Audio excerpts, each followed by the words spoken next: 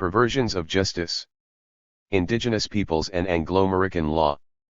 By Ward Churchill. In memory of Nilak Butler. Contents. Foreword by James W. M.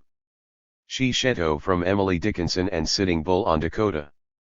Introduction by Sharon Helen Van. The Creator knows their lies, and so should we. Ward Churchill's Pursuit of Juridical Truth.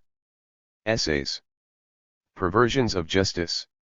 Examining U.S. rights to occupancy in North America.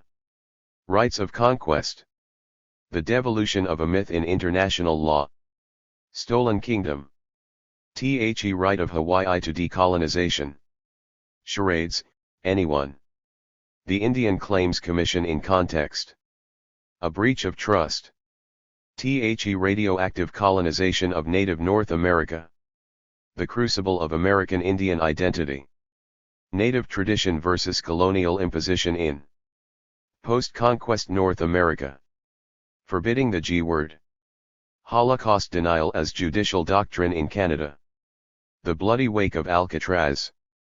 Repression of the American Indian movement during the 1970s. To judge them by the standards of their time. America's Indian fighters, the laws of war and the question of international order. Forward. Emily Dickinson sings OFWARD Churchill. Kathleen Norris is fine BUTWARD Churchill is better, I love his Sabbath sounds hooped together. He sits in an ancient tree, talking like God with hair, a forbidden voice in our hills, hidden from eyesight there. O Churchill of sun-flecked questions sown with a J-O-int hand, behind W.A. Can's eclipse and watchful land, you arrived with Delphic gold not vanquished by the birds. I love your Sabbath mind in the half-light of God's W.A. road. James W. M. Sheto. 1999. Excerpted from the fragment of a play entitled Emily Dickinson and Sitting Bull on Dakota, published in the Connecticut Poetry Review, Volume 18, No. 1, 1999. 11. Introduction. Lithe Creator knows their lies, and so must we. Word Churchill's Pursuit of Truth and Justice. Colonialism by any other name is still colonialism, a crime against nature, peace, and humanity. John Trudell. 1988. This continent has not entered a post-colonial era.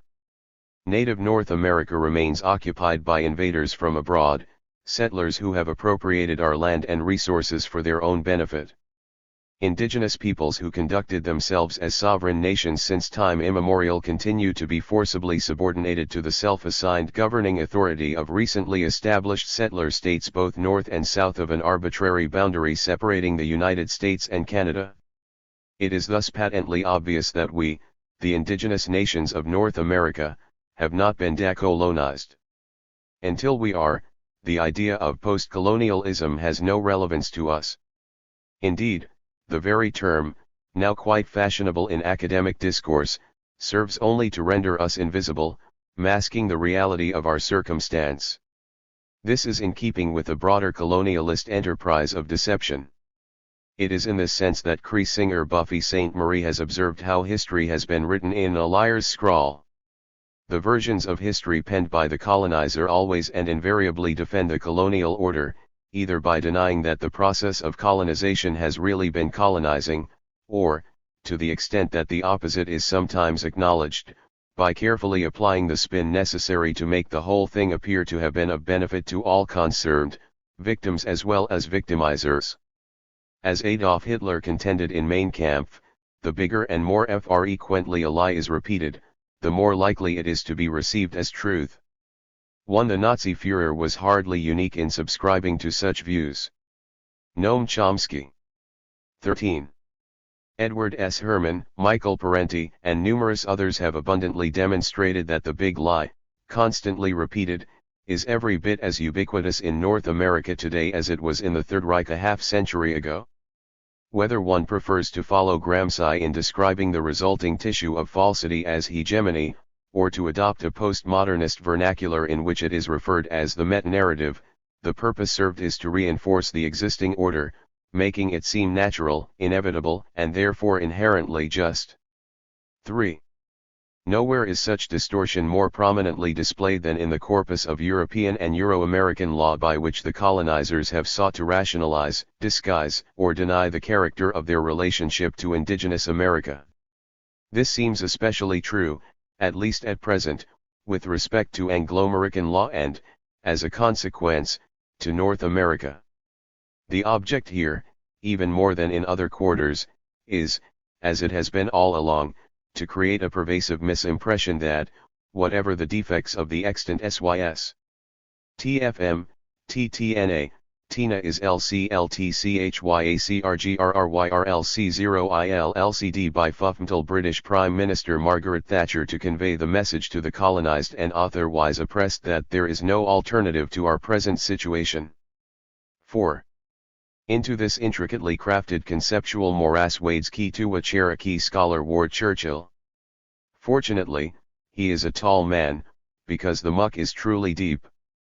Fortunate, too, is the fact that he has over the years acquired considerable experience in confronting and debunking the web of interconnected falsehoods which comprise Euro-America's historical, political, and anthropological meta-narratives.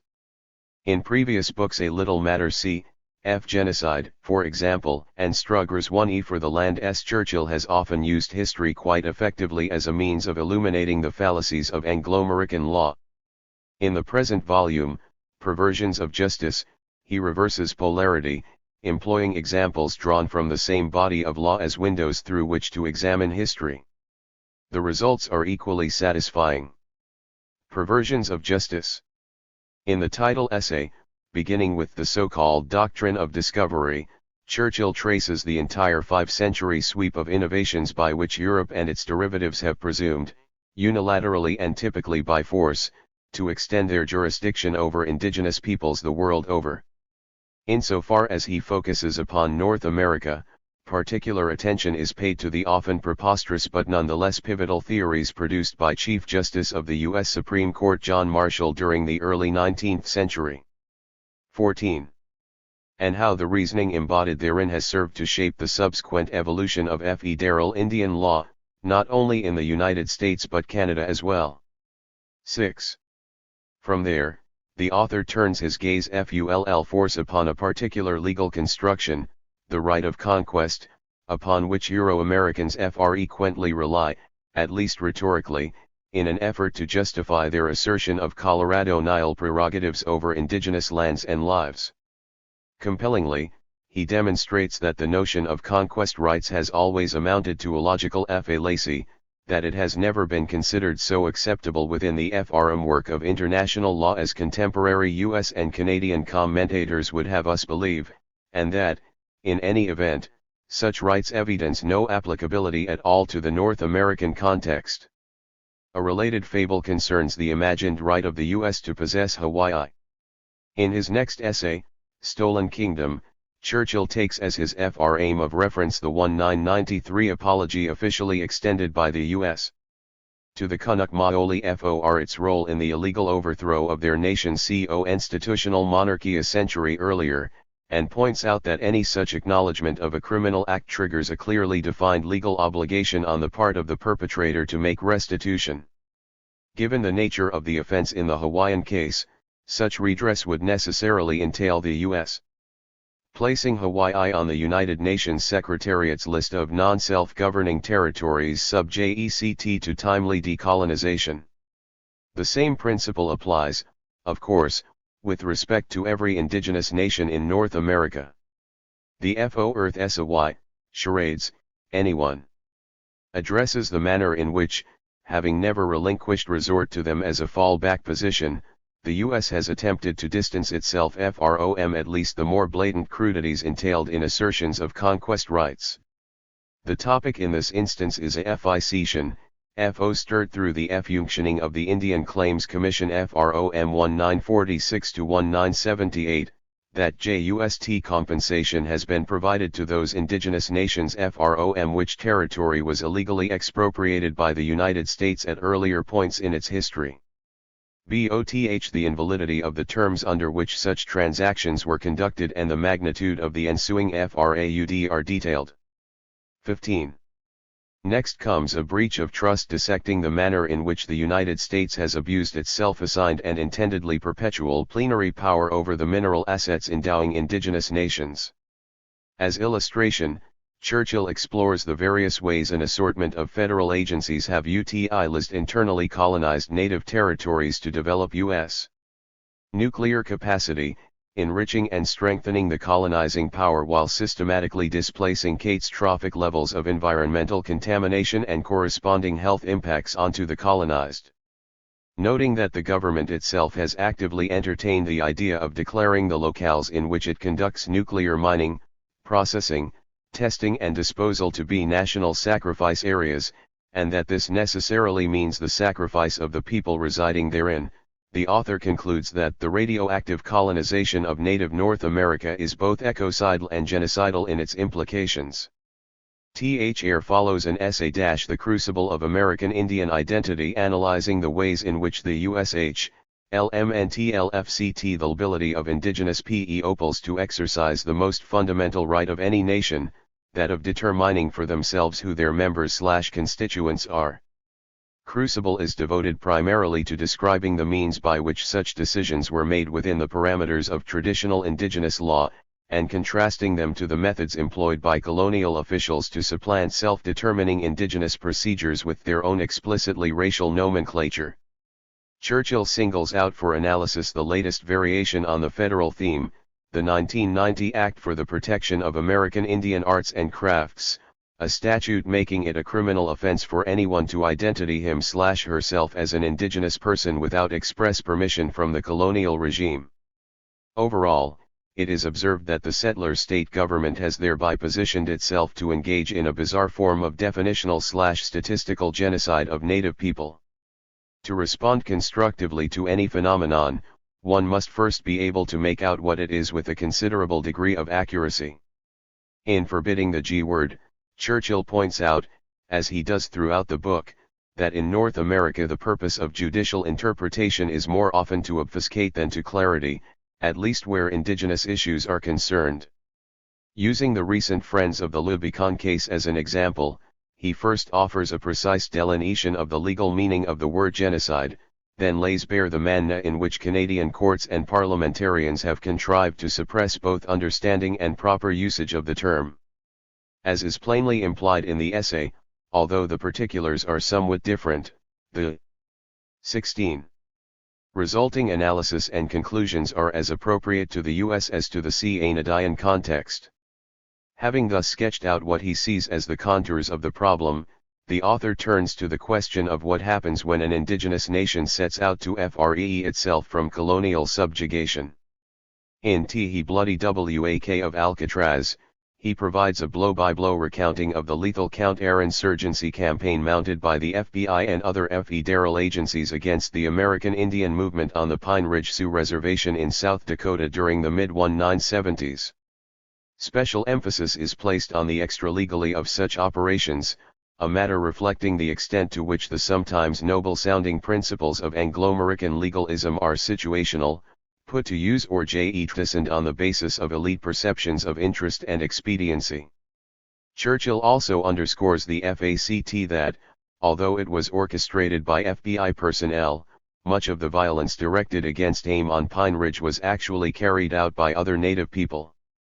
This, he attributes to the effects of the 1934 Indian Reorganization Act, a statute designed in classic colonialist fashion to create puppet governments on reservations across the U.S. In the present volume, he further develops such analyses in Crucible, and in The Bloody Wak of Alcatraz he offers an explicit comparison of the Vichy governments installed throughout North America's Indian country to the raft of treasonous regimes set up by the Nazis to administer the occupied countries of Europe during World War. New York. Rounding out the collection, the author turns his gaze fullforce upon the most patently criminal dimension of all the wrongs Anglo-America has 17. done unto others.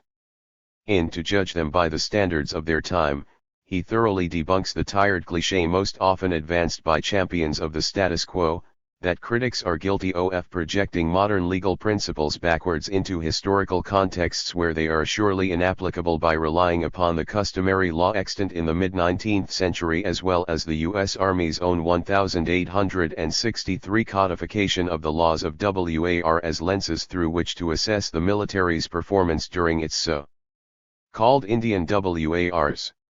The relevance of this exercise to the world is then demonstrated when Churchill traces the conflicting evolutionary tracks of law and U.S. aggression forward in time, from the Wounded Knee massacre of 1890 to the present preparations for an invasion of Iraq, displaying the costs and consequences to humanity at every step along the way.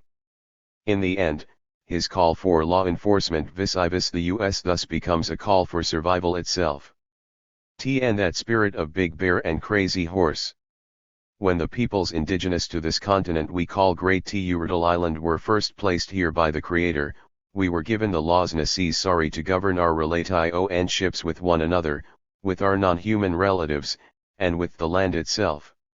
While each people has evolved its own particular articulation of these laws, and its own unique way of applying them, it is safe to observe that every indigenous legal code devolves upon an identical set of requirements that humans shoulder an individual collective responsibility to preserve the balance of the natural order into which we have been introduced, and that we do so in the only way possible, by conducting our affairs on the basis of mutual respect, not only among and between peoples, but between people and the world in which we reside.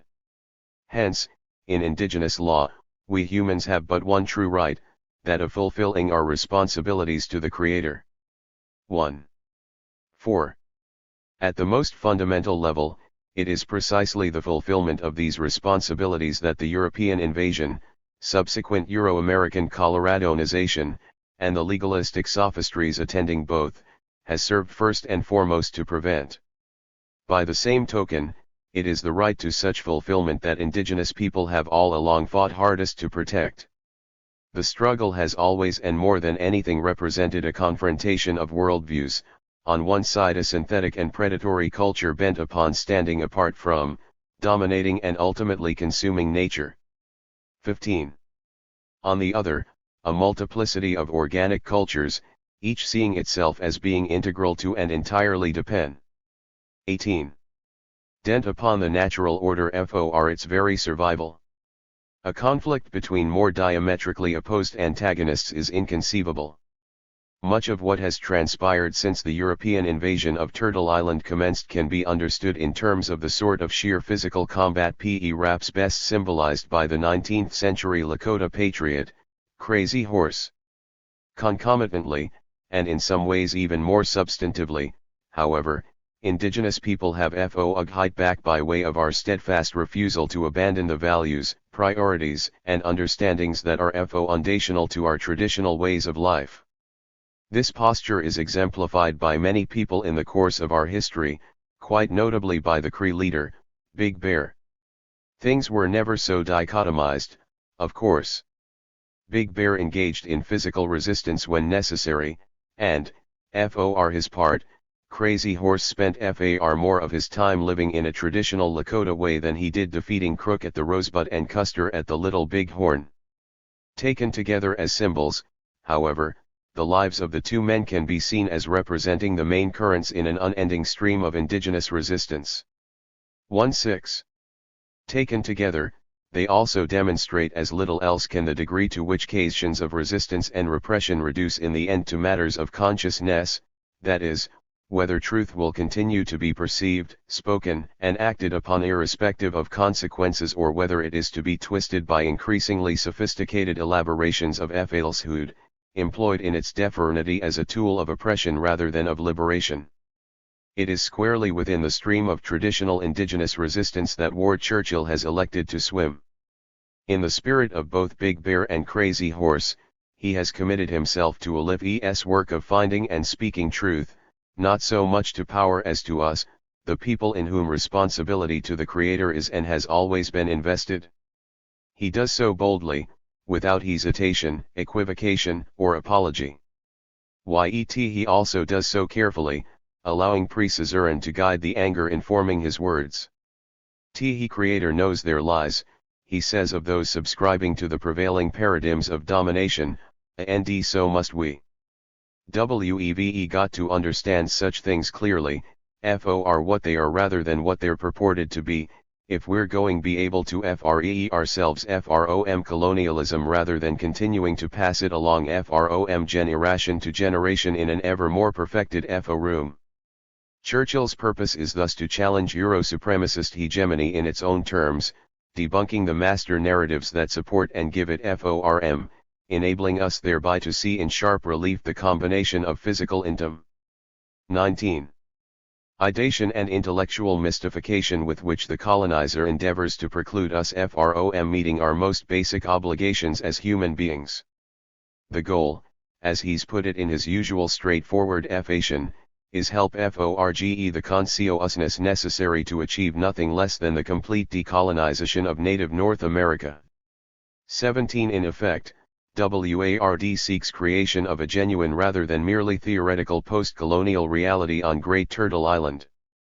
Nor is this all.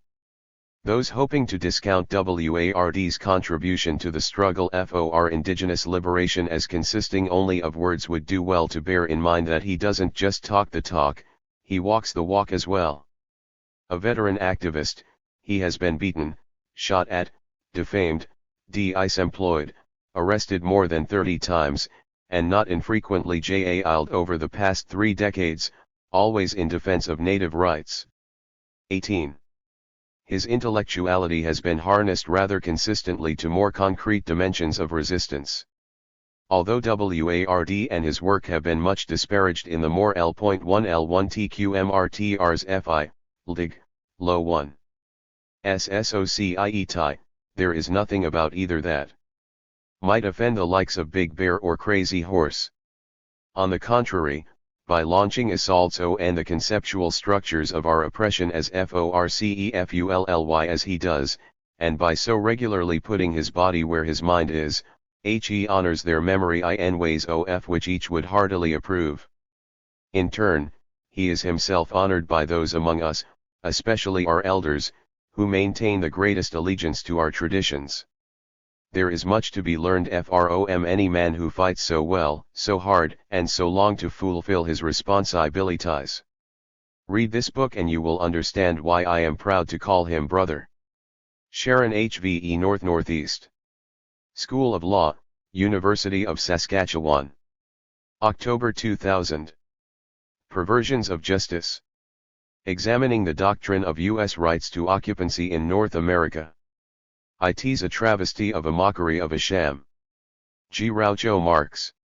Our recognition of the legal and moral rights by which it occupies whatever land base it calls its own is one of the most fundamental issues confronting any nation. Typically, such claims to sovereign and proprietary interest in national territorialities devolve, at least in considerable part, upon supportable contentions that the citizenry is preponderantly composed of persons directly descended from peoples who have dwelt within the geographical area claimed since time immemorial. The matter becomes infinitely more complex in situations where the dominant or dominating population is comprised either of the representatives of a foreign power, or of immigrants who can offer no such assertion of aboriginal lineage to justify their presence or ownership of property in the usual sense. History is replete with instances in which various peoples have advanced philosophical, theological, and juridical arguments concerning their alleged entitlement to the homelands of others, only to have them rebuffed by the community of nations as lacking both moral force and sound legal principle. In such cases, the trend has been that international rejection of imperial pretensions has led to the inability of the nations extending such claims to sustain them. 3. Modern illustrations of this tendency include the dissolution of the classic European empires those of France, Netherlands, Portugal and Great Britain in particular during the post-World War II period, as well as the resounding defeat of the Axis powers' territorial ambitions during the war itself. Even more recent examples may be found in the breakup of the Soviet and Yugoslavian states, and in the extreme controversy attending maintenance of such settler states as Northern Ireland, Israel, and South Africa. The purpose of this essay is to examine the basis upon which another contemporary settler state, the United States of America, contends that it possesses legitimate, indeed, inviolate rights to approximately 2.25 billion acres of territory in North America.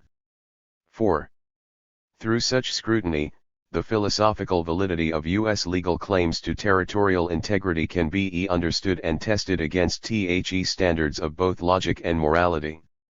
This, in turn, is intended to provide a firm foundation from which readers may assess the substance of that image generated by the sweeping pronouncements so frequently offered by official America and its adherents over the years, that this is a country so essentially peaceful, so uniquely enlightened in its commitments to the rule of law and concept of liberty, that it has inevitably emerged as the natural leader of a global drive to consolidate a new world order in which the conquest and occupation of the territoriality of any nation by another cannot and will not sn. 5. Rights to territorial acquisition in international law. From the outset of the Age of Discovery precipitated by the Columbian voyages, the European powers, eager to obtain uncontested title to at least some portion of the lands their emissaries were encountering, quickly recognized the need to establish a formal code of juridical standards to legitimate what they acquired. 6. To some extent, this was meant to lend a patina of civilized and therefore, it was imagined, inherently superior legality to the actions of the European crowns in their relations with the peoples indigenous to the desired geography. More importantly, however, the system was envisioned as a necessary means of resolving disputes between the crowns themselves, each of which was vying with the others in a rapacious battle over the prerogative to benefit from wealth accruing through ownership of given regions in the new world. 7. In order for any such regulatory code to be considered effectively binding by all old world parties, it was vital that it be sanctioned by the Church. 8. Hence, the mechanism deployed for this purpose was a theme embodied in a series of papal bulls begun by Pope Innocent IV during the Crusades of the late 13th century. The bulls were intended to define the proper relationship between Christians and infidels in all such worldly matters as property rights. Beginning in the early 16th century, Spanish jurists in particular did much to develop this theory into what have come to be known as the doctrine of discovery and an attendant dogma, the right of conquest. 10.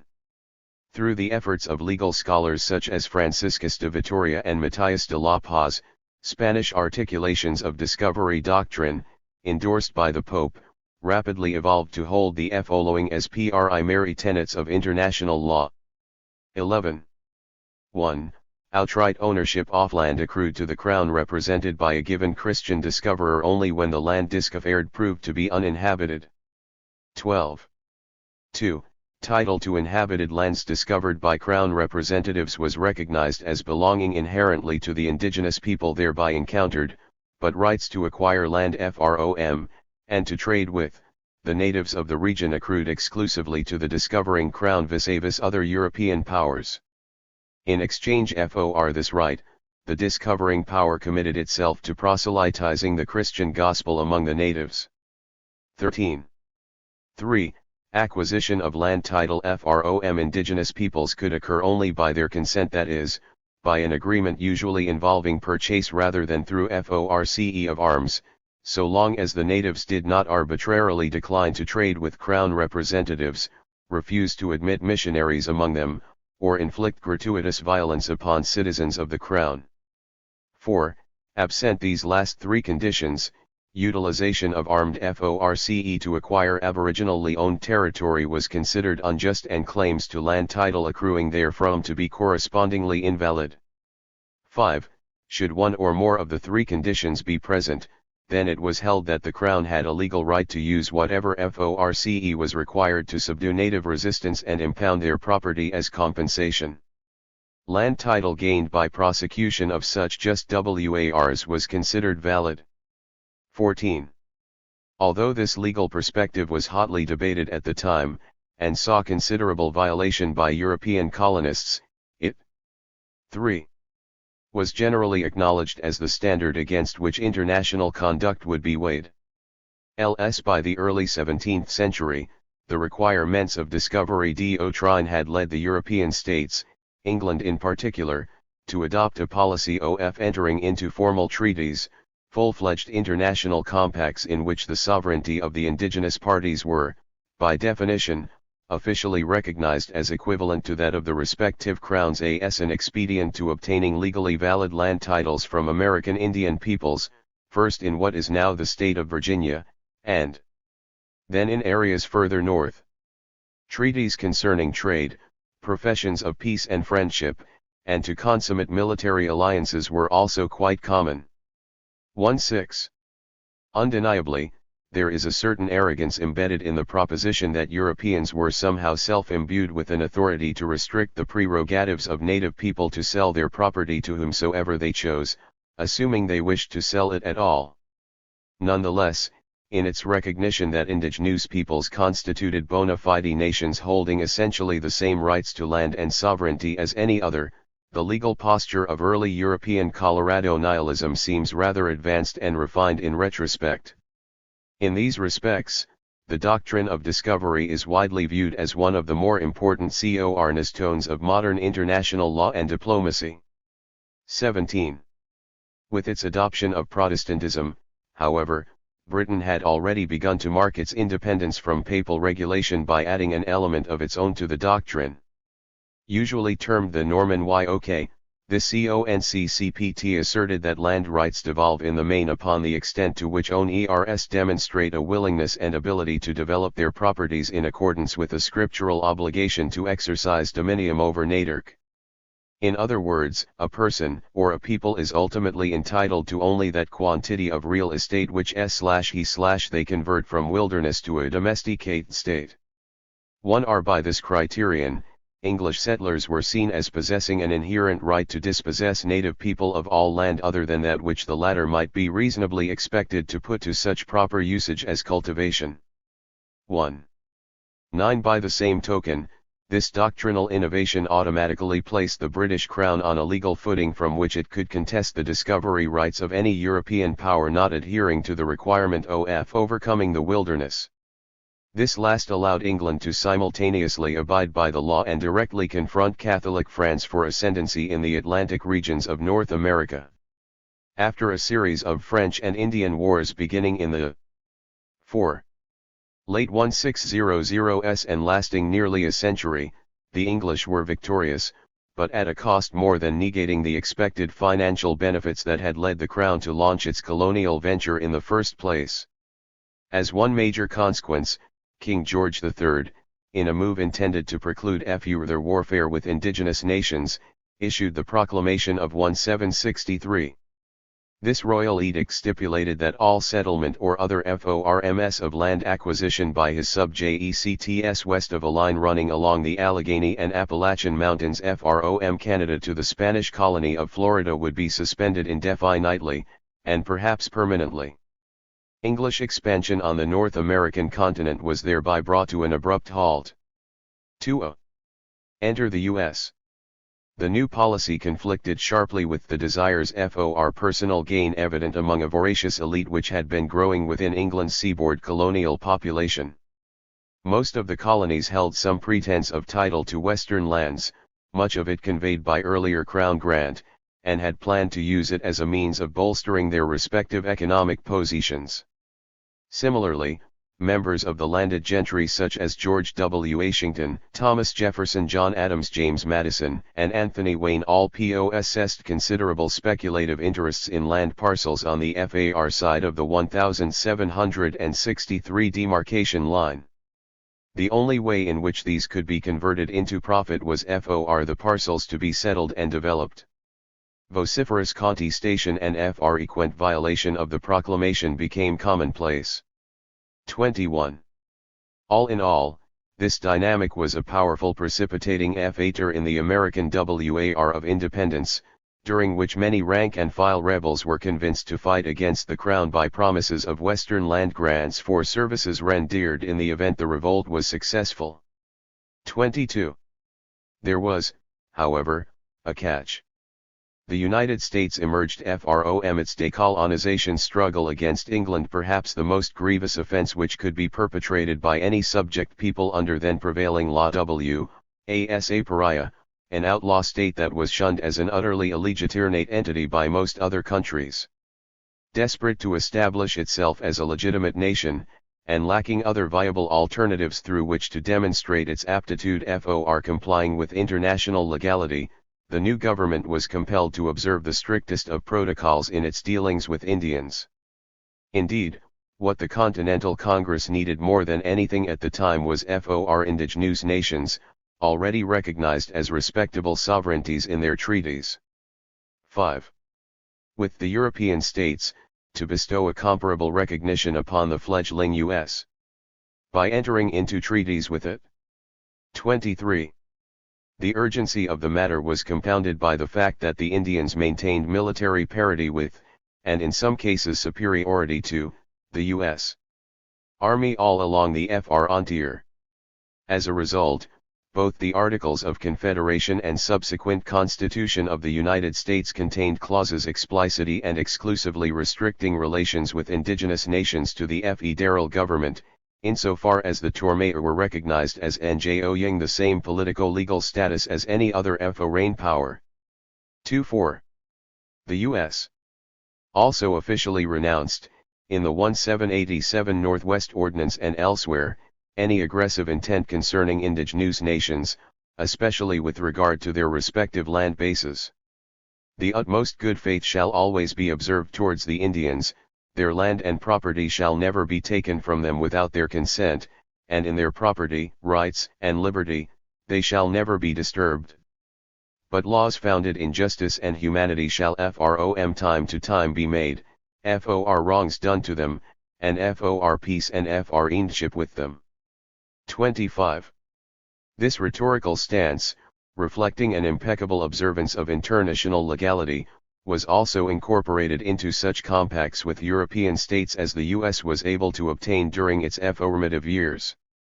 In the 1803 Louisiana Purchase of much of North America west of the Mississippi from France, for instance, the federal government solemnly pledged itself to protect the inhabitants of the ceded territory in the free enjoyment of their liberty, property, and the religion they profess. 26 Other phraseology in the purchase agreement makes it clear that federal authorities understood they were acquiring from the French, not the land itself, but France's monopolies, trade rights and prerogative to buy any acreage within the area its indigenous owners wished to sell.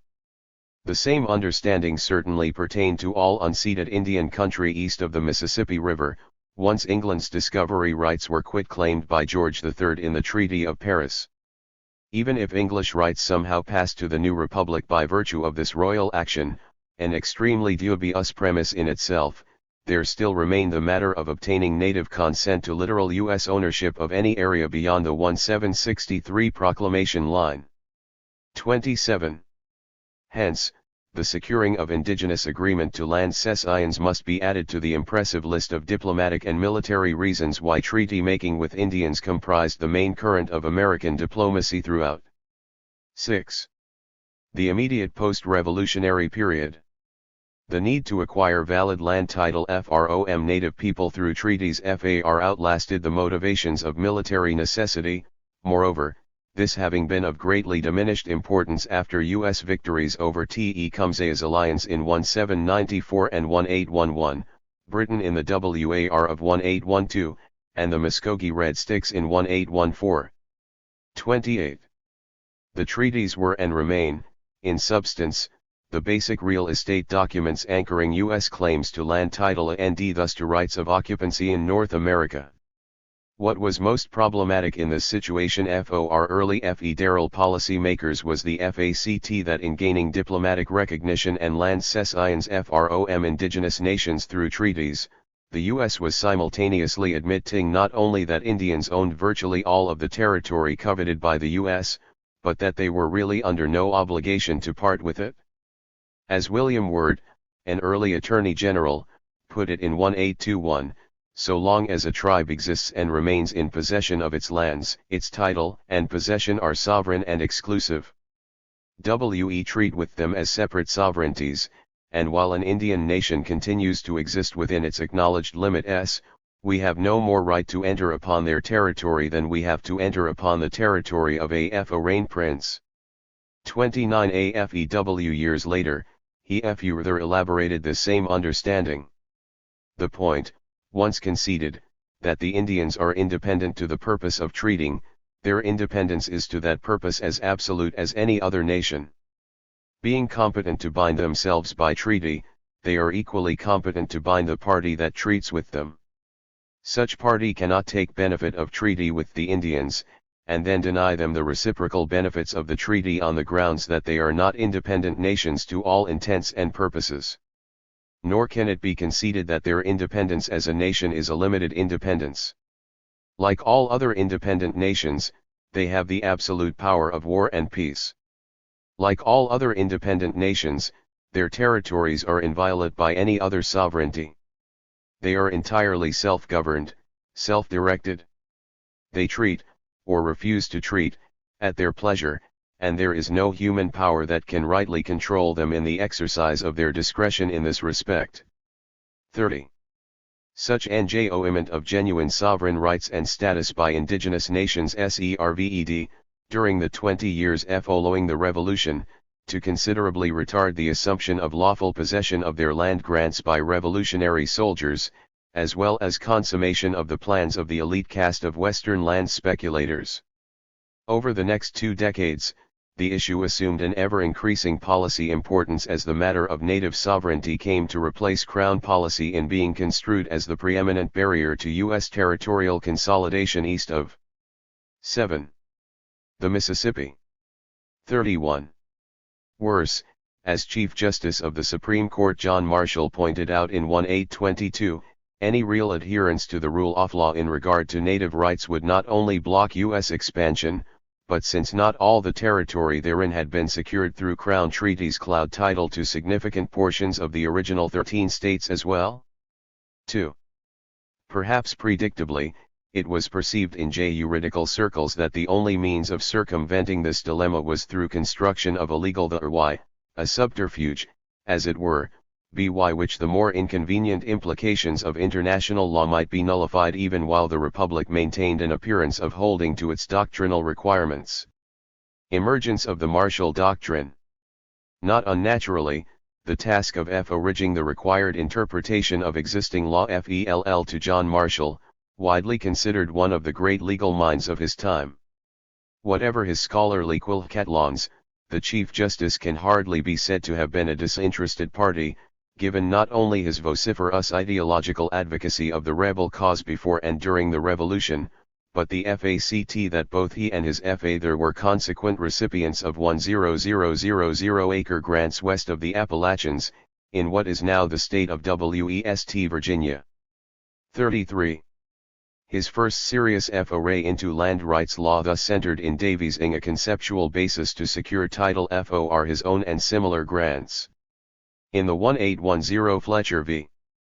Peck case, he invoked the Norman Yok tradition in a manner which far exceeded previous English applications, advancing the patently absurd contention that the areas involved were effectively vacant even though very much occupied and in many instances stoutly defended by indigenous inhabitants.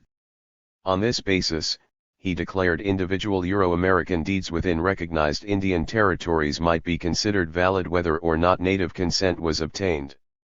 3-4.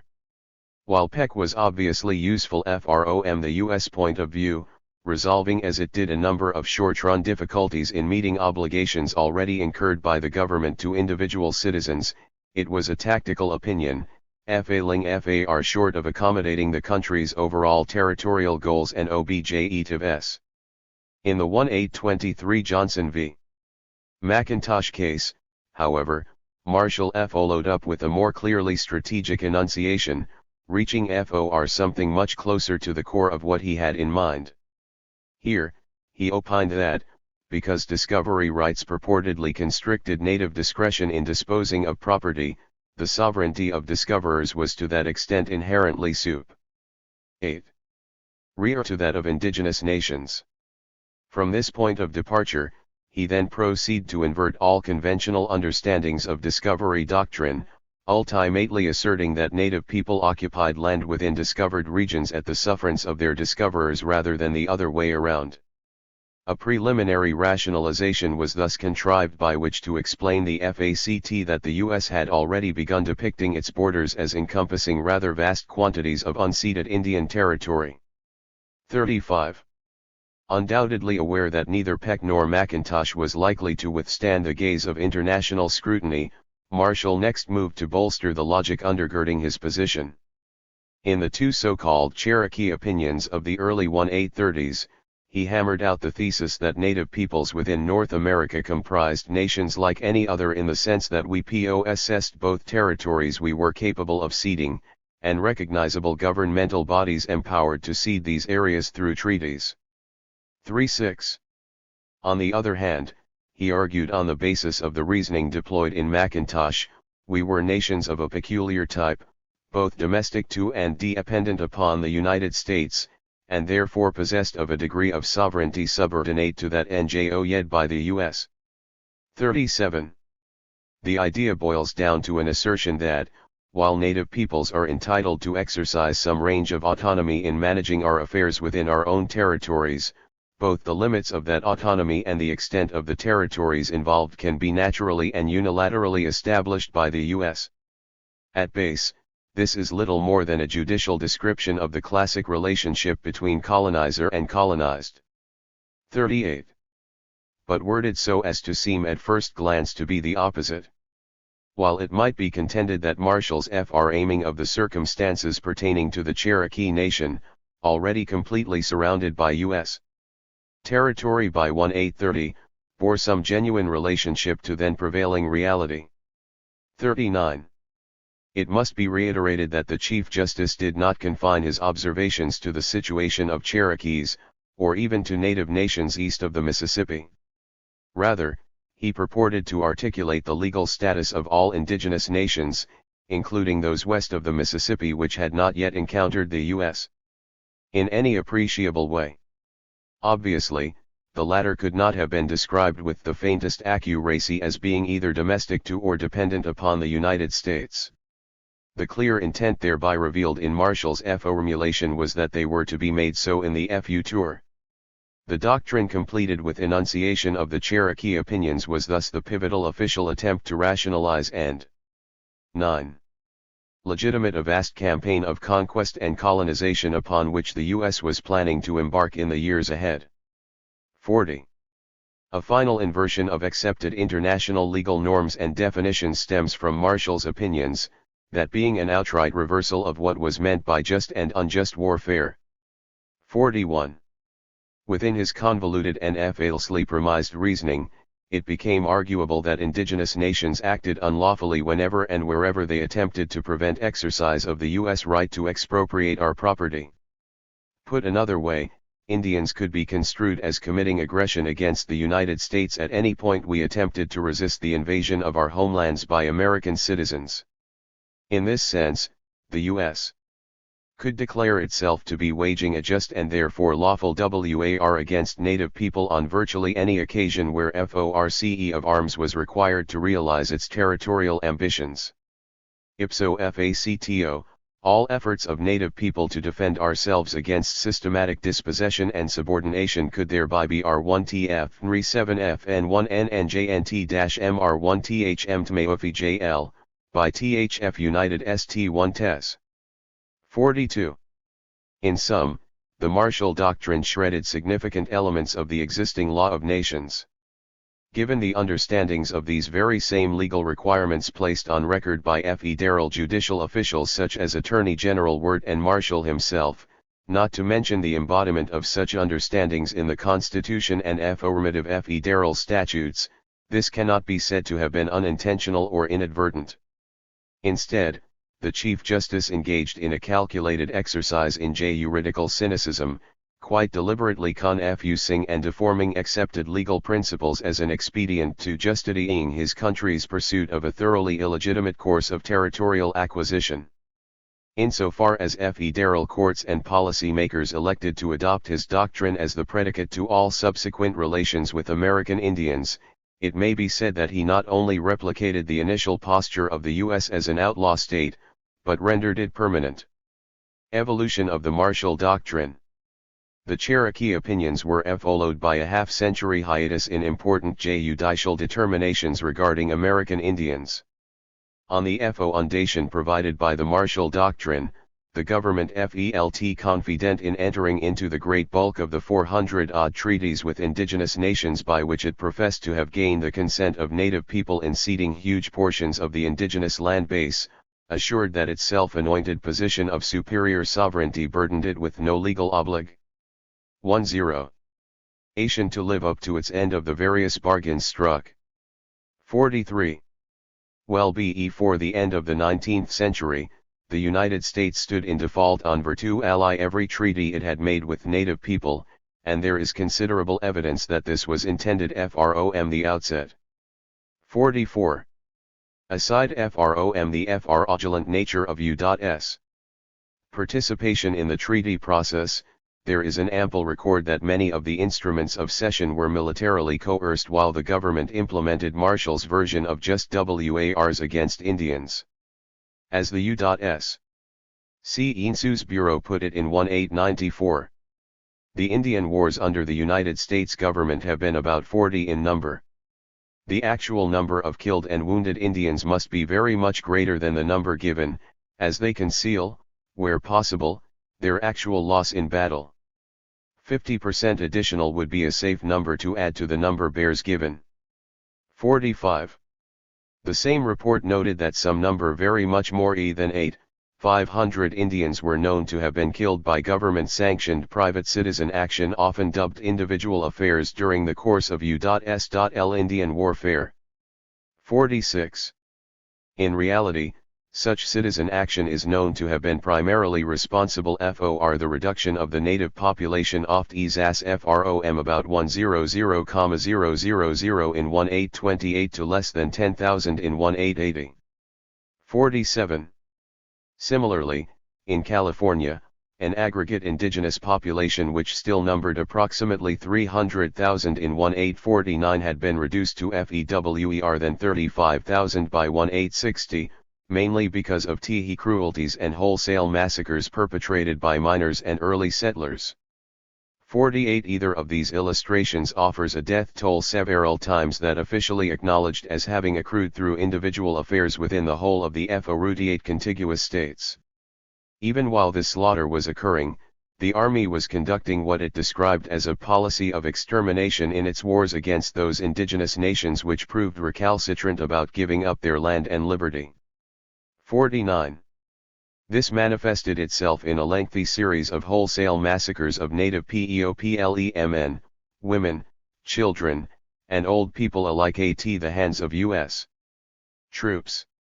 Among the worst were those at Blue River, Bear River, Sand Creek, Washita River, Marias River, Sapa Creek, Camp Robinson, and Wounded 50. Somewhat different, but comparable, methods of destroying indigenous peoples were evidenced in the FORCED march of the entire Cherokee Nation. 1-1. Along the T-rail of TERs to Oklahoma during the 1830s. 5-1. And the internment of the bulk of the Navajo Nation under abysmal conditions at the Bosque Redondo from 1864 to 1868. 52. Such atrocities against humans were coupled with an equally systematic extermination of an entire species, the North American bison, as part of a strategy to starve resistant Indians into submission by destroying their commissary. S3 All told, it is probable that more than 250,000 Indians perished as a direct result of the exterminatory campaigns directed against us. 54. By the turn of the century, only 237,196 native people were recorded by census as still alive within the United States. 55. Perhaps 2% of the total indigenous population of the U.S. portion of North America at the outset of the European invasion. 56. Correlating rather precisely with this genocidal reduction in the number of native inhabitants was an erosion of Indian landhold. Small wonder that, barely 30 years later, Adolf Hitler would explicitly anchor his concept of Lebensraumpolitik upon U.S. practice against American Indians. 58. Meanwhile, even as the census figures were being tallied, the U.S. had already moved beyond the manifest destiny embodied in the conquest phase of its continental expansion, and was emphasizing the development of colonial administration over residual indigenous territories through the Bureau of Indian Affairs, a subpart of the WARD Department which had been reassigned for this purpose to the Department of Interior. This was begun as early as 1871, when Congress, having determined that the military capacity of native peoples had been sufficiently reduced by incessant wars of attrition, elected to consecrate Marshall's description of their domestic status by suspending further treaty making with them. 59. In 1885, the U.S. moved for the first time to directly extend its internal jurisdiction over reserved Indian territories through passage of the Major Crimes Act. 60. When this was challenged as a violation of international standards, Supreme Court Justice Samuel E. Miller rendered an opinion which consolidated and extended Marshall's earlier assertion of federal plenary power over indigenous nations, contending that the government held an incontrovertible right to exercise authority over Indians as it saw fit and for their own good. 61. Miller also concluded that Indians lacked any legal recourse in matters of federal interest, their sovereignty being defined as whatever Congress 1-2 did not remove from us through specific legislation.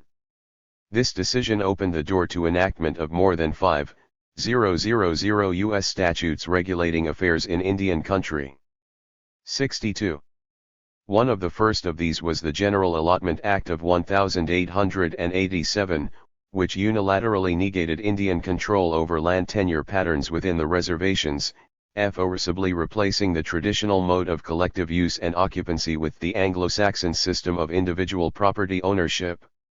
63. The Act also imposed for the first time a formal race code, dubbed blood quantum, by which native identity would be federally defined on racial grounds rather than in accordance with the traditional means of identification/group membership employed by indigenous peoples. 64. The Allotment Act set forth that each American Indian recognized as such by the federal government would receive an allotment of land according to the following formula: 160 acres for family heads, 80 acres for single persons over 18 years of age and orphans under 18, and 40 acres for children under 18. Mixed blood Indians received title by fee simple patent. Full bloods were issued trust patents, meaning they had no control over their property for a period of 25 years. Once each person recognized by the government as belonging to a given Indian nation had received his or her allotment, the surplus acreage was open to non-Indian homesteading or conversion into the emerging system of national parks, forests, and grasslands. 65. Needless to say, there proved to be FAR-FEWER Indians identifiable as such under federal racial criteria than there were individual parcels available within the reserved land areas of the 1890s. Hence, not only was the cohesion of indigenous society dramatically disrupted by allotment, and traditional government prerogatives preempted, but it led to the loss of some 2/3 of all the acreage still held by native people at the time it was passed.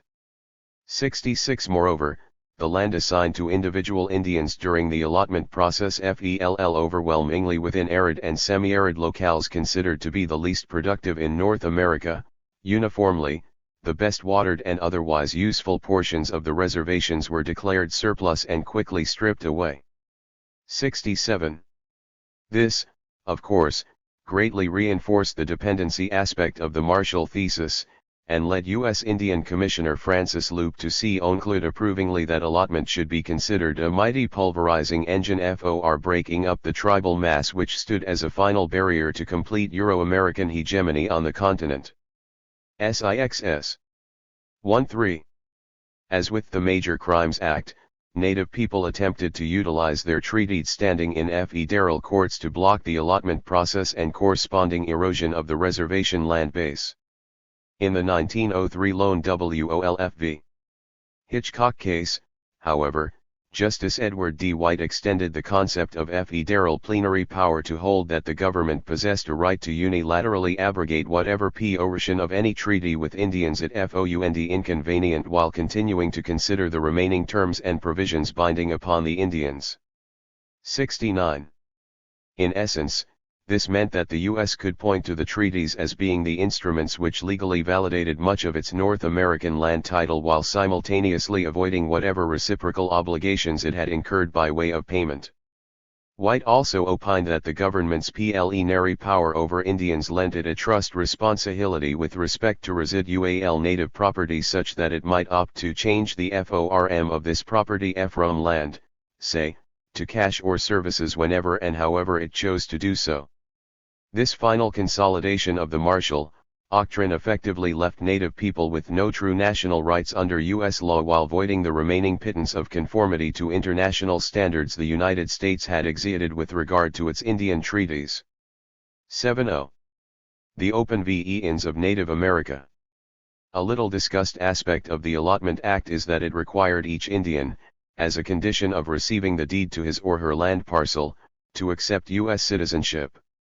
By the early 1920s, when most of the allotment the U.S. wished to accomplish had been completed, there were a significant number of Native people who were still not naturalized, either because they'd been left out of the process for one reason or another, or because they'd refused to participate. Consequently, in 1924 the Congress passed a clean-up bill entitled the Indian Citizenship Act which imposed citizenship upon all remaining indigenous people within U.S. borders whether they desired it or not. 71. The Indian Citizenship Act greatly confused the circumstances even of many of the blooded and federally certified Indians insofar as it was held to bear legal force, and to carry legal obligations, whether or not any given Indian or group of Indians wished to be U.S. citizens. As FOR the host of non-certified, mixed-blood people residing in the U.S., their status was finally clarified, they had been definitionally absorbed into the American mainstream at the stroke of the congressional pen. And, despite the fact that the act technically let certified Indians occupying the status of citizenship within their 1-4 own indigenous nation as well as the U.S., the juridical door had been opened by which the weight of Indian obligations would begin to accrue more to the U.S. than to themselves. 72. All of this suspension of treaty-making, extension of federal jurisdiction, plenary power and trust prerogatives, blood quantum and allotment, and the imposition of citizenship was bound up in a policy officially designated as being the compulsory assimilation of American Indians into the dominant society. 73. Put another way, U.S. Indian policy was carefully designed to bring about the disappearance of all recognizable native groups, as such. 4. The methods used included the general proscription of indigenous languages, sevens and spiritual practices. 76. The systematic and massive transfer of Native children into non-Indian settings via mandatory attendance at boarding schools remote from their communities. 77. And the deliberate suppression of reservation economic structures. 78. As Indian Commissioner Charles Burke put it at the time, it is not consistent with the general welfare to promote characteristics and organization. 79. The assimilationist policy trajectory culminated during the 1950s with the passage of House Concurrent Resolution 108, otherwise known as the Termination Act of 1953, a measure through which the U.S. moved to unilaterally dissolve 109 indigenous nations within its borders. 80.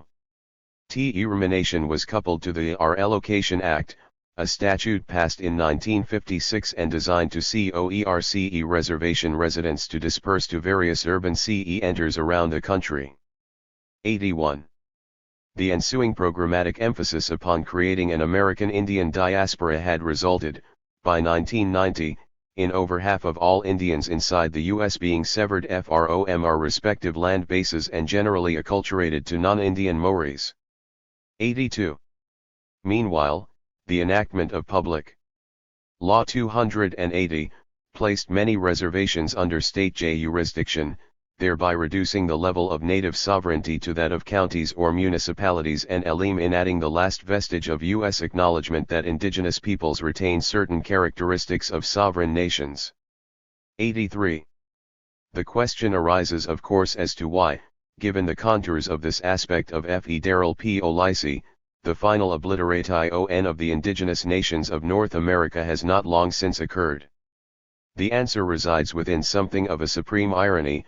Unbeknownst to the policy makers who implemented the allotment policy during the late 19th century, much of the ostensibly useless land to which native people were consigned has turned out to be some of the most mineral-rich on earth. It is presently estimated 1.5. Mated that 2/3 of all U.S. domestic uranium deposits lie beneath reservation lands, as well as 1/4 of the readily accessible low-sulfur coal, and about 1/5 of the oil and natural gas. In addition, the reservations are now known to be endowed with substantial quantities of copper, zinc, iron, nickel, molybdenum, bauxite, zeolites, and gold, among other mineral assets. 84. By the early 1920s, federal economic planners had discerned a distinct advantage in retaining these abundant resources within the framework of governmental trust control, an expedient to awarding mining licenses to preferred corporations in ways which might have proven impossible had the reservations been liquidated altogether. 85. Hence, beginning in 1921, it was determined that at least some indigenous nations should be maintained in some semblance of existence, and Washington began to experiment with the creation of tribal governments intended to administer what was left of Indian country on behalf of an emerging complex of interlocking federal corporate interests. 86. This resulted, in 1934, in passage of the Indian Reorganization Act, a statute serving to usurp virtually every remaining traditional native government, supplanting them with federally designed tribal councils structured along the lines of corporate boards and empowered primarily to sign off on mineral leases and the like. 87. The arrangement led to a recapitulation of the Marshall Doctrine's principle of indigenous quasi-sovereignty in slightly revised form. Now, native nations were cast as always being sovereign enough to legitimate Euro-American mineral exploitation on their reservations, never sovereign enough to prevent it. Predictably, under such circumstances the BIA negotiated extractive leases, duly endorsed by the puppet governments it had installed, in behalf of its Indian wards which have typically paid native people 15% or less of market royalty rates on minerals taken from their lands. 88. The upper profits thus generated major corporations have had a significant positive effect on U.S. economic growth since 1950, a matter amplified by the fact that the BIA also neglected to include worker safety, land rehabilitation, and other environmental protection clauses into contracts pertaining to reservation land. 89. One consequence of this trend is that, on reservations where uranium mining has occurred, Indian country has become so contaminated by radioactive substances that the Gov. 16. Government has actively considered designating them as national sacrifice areas unfit for human habitation. 90. At this juncture, several reservations are also being used as dump sites for high-level nuclear wastes and toxic chemicals which cannot be otherwise easily disposed of. 91. Further indication of the extent and virulence of the colonial system by which the United States has come to rule native North America is not difficult to find.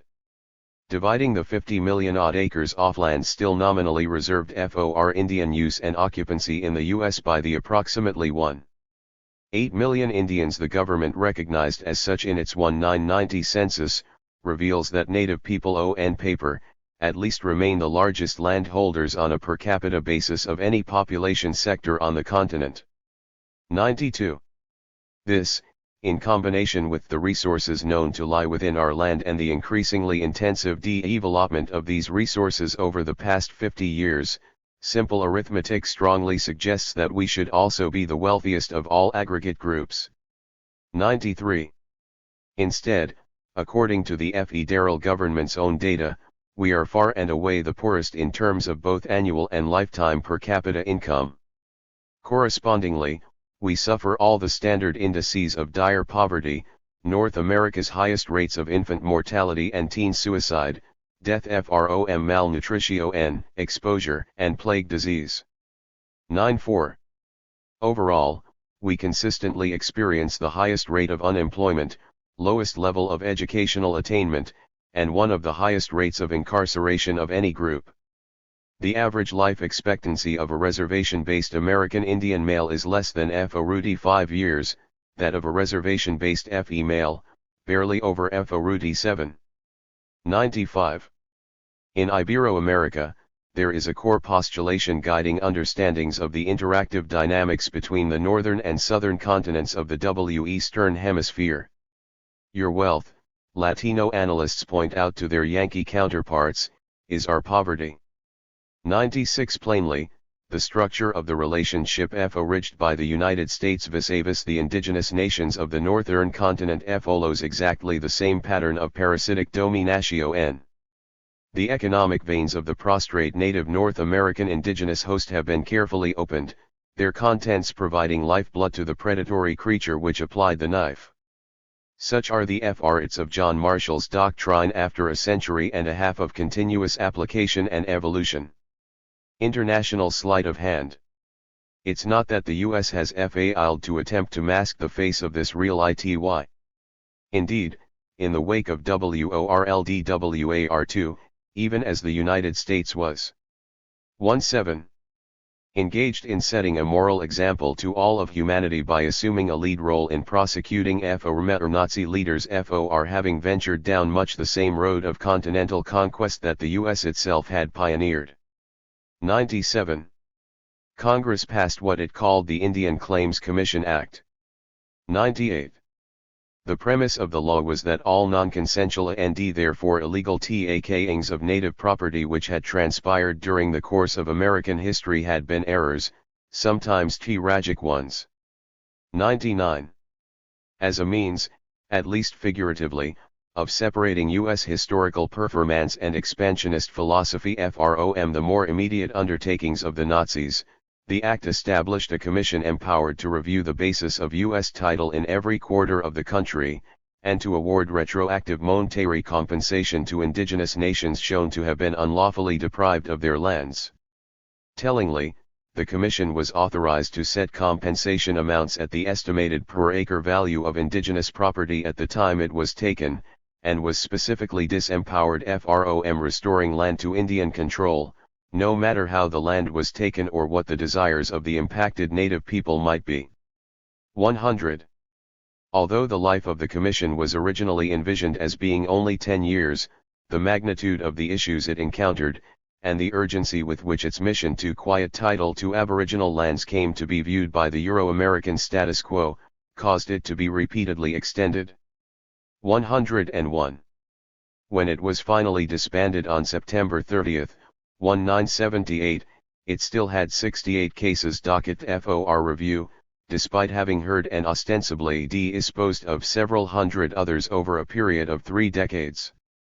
11L2 in the end, while its intent had been the exact opposite, it had accomplished nothing so much as to establish with graphic clarity how little of North America the United States could be said to legally own. The fact is that about half the land area of the country was purchased by treaty or agreement at an average price of less than $1 an acre, another third of acres, mainly in the West, were confiscated without compensation, another 2/3 of a billion acres were claimed by the United States without pretense of even a unilateral action extinguishing native title. 103. This summary, of course, says nothing at all about the approximately 4 million acres of land recently taken from the Indians, Aleuts, and Inuits of the Arctic North under provision of the 1971 Alaska Native Claims Settlement Act. 104. or the several million acres of Hawaii stripped away from the natives of those islands. 105. Similarly, it ignores the situation in such U.S. 1/8 possessions as Guam, Puerto Rico, the U.S. Virgin Islands, American Samoa, and the Marshall Islands. I-06 serious challenges to Commission findings have been mounted in federal courts, based largely in the cumulative contradictions inherent to federal Indian law. As a consequence, the Supreme Court has been compelled to resort to ever more convoluted and logically untenable argumentation as a means of upholding certain U.S. assertions of legitimate land title.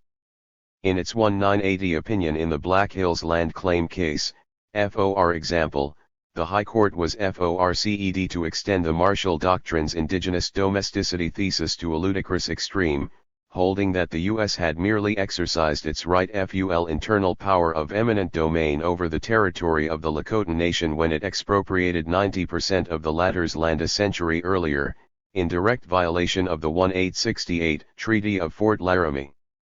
107. Similarly, in the W. E. Stern Shoshone land claim case, where the government could show no documentation that it had ever even pretended to assume title to the land at issue, the Supreme Court let stand the Claims Commission's assignment of an arbitrary date on which a transfer supposedly took place. LOS during the 1970s, the American Indian Movement, an organization militantly devoted to the national liberation of Native North America, emerged in the United States. In part, the group attempted the physical decolonization of the Pine Ridge Reservation in South Dakota, but was met with a counterinsurgency war waged by federal agencies such as the FBI and U.S. Marshals Service, and surrogates associated with the reservation's IRA Council. 109. Although unsuccessful in achieving a resumption of indigenous self-determination at Pine Ridge, the tenacity of AIM's struggle attracted considerable international attention. This led, in 1981, to the establishment, under auspices of the UN Economic and Social Council, the so-called Blue Water thesis, specifies that in order to be defined as a colony a nation must be separated from its colonizer by at least 30 miles of open ocean. L13 The representatives of both countries have also done everything in their power to delay or prevent completion of the Declaration of the Rights of Indigenous Peoples, arguing, among other things, that the term peoples, when applied to native populations, should not carry the force off law implied by its use in such international legal instruments as the Universal Declaration of Human Rights, the Convention on the Elimination of All Forms of Racial Discrimination, the International Covenant on Economic, Social, and Cultural Rights, and the International Covenant on Civil and Political Rights. 114. The United States in particular has implied that it will not abide by any declaration of indigenous rights which runs counter to what it perceives as its own interests, a matter which would replicate its posture with regard to the authority of the International Court of Justice. 115. And elements of international law such as the 1948 Convention on Prevention and Punishment of the Crime of Genocide. 116. Meanwhile, the U.S. set out to resolve things internally through what may be intended as a capstone extrapolation of the Marshall Doctrine. This assumed the form of a drive to convince Indians to accept the premise that, rather than struggling to regain our self-determining rights to separate sovereign existence embodied in our national histories and treaty relationships, we should voluntarily merge ourselves with the U.S. polity. 117. In this scenario, the IRA administrative apparatus created during the 1930s would assume a position as a third level of the federal government, finally making indigenous rights within the U.S. inseparable from those of the citizenry as a whole. This final assimilation of native people into the American socio-political mainstream would obviously void most potential utility for Indian rights which exist or might emerge from international law in 20. The years ahead. The idea has therefore been seriously pursued by the Senate Select Committee on Indian Affairs, chaired by Hawaii's Senator Daniel Inouye. 118. U.S. out of North America. During the fall of 1990, President George Bush stepped onto the world stage beating the drums for what he termed a just war to roll back the naked aggression of Iraq's invasion and occupation of neighboring Kuwait. Claiming to articulate universal principles of international relations and human decency, Bush stated that such aggression cannot stand, that occupied territory must be liberated, legitimate governments must be reinstated, HB 5FH. BD. D. 119 TEENE its 0 TL regression must aim to aggressive powers. Given the tone and tenor of this Bushian rhetoric and the undeniable fact that Iraq had a far better claim to Kuwait, than the US has to virtually any part of North America. 120. ONE could only wait with bated breath for the American president to call airstrikes in upon his own capital as a means of forcing his own government to withdraw from Indian country. Insofar as he did not, the nature of the new WORLD order his war in the Persian Gulf tends to speak for itself. 121. The United States does not now possess, nor has it ever possessed, a legitimate right to occupancy in at least half the territory it claims as its own. It began its existence as an outlaw state and, given the nature of its expansion to its present size, it has adamantly remained so through the present moment. In order to make things appear otherwise, its legal scholars and its legislators have persistently and often grotesquely manipulated and deformed sound and accepted legal principles, both internationally and domestically. They have done so in precisely the same fashion, and on the same basis, as the Nazi leaders they stood at the forefront in condemning FOR crimes against peace and humanity at Nuremberg. 122. In no small part because of its success in consolidating its position on other people's land in North America, the United States may well continue to succeed where the Nazis failed. With the collapse of the Soviet Union, it emerged as the ascendant military power during the late 20th century. As the sheer margin of its victory over Iraq revealed, it now possesses the capacity to extend essentially the same sort of relationships it has imposed. 2-1. Upon American Indians to the remainder of the world. And, given the experience it has acquired in Indian affairs over the years, it is undoubtedly capable of cloaking this process of planetary subordination in a legalistic attire symbolizing its deep-seated concern with international freedom and dignity, the sovereignty of other nations, and the human rights of all peoples. At a number of levels, the Marshall Doctrine reckons to become truly globalized in the years ahead. 123. This is likely to remain the case, unless and until significant numbers of people, within the United States as well as without, come to recognize the danger and the philosophical system which underpins it, for what they are. More importantly, any genuine alternative to a consummation of the Bushian vision of world order is predicated upon these same people acting upon their insights, opposing the order implicit to the U.S. status quo both at home and abroad. Ultimately, the dynamic represented by the Marshall Doctrine must be reversed, the structure it fostered dismantled, within the territorial corpus of the United States itself. In this, nothing can be more central than the restoration of indigenous land and national rights in the fullest sense of the term. The U.S., at least as it has come to be known, and in the sense that it knows itself, must be driven from North America. In its stead resides the possibility, likely the only possibility, of a genuinely just and liberatory future for all humanity. The right of conquest. The devolution of a myth in international law. It is clear from the facts of this century's history that states did not renounce conquest as a means of gaining territory, only conquest as a lawful means of doing so.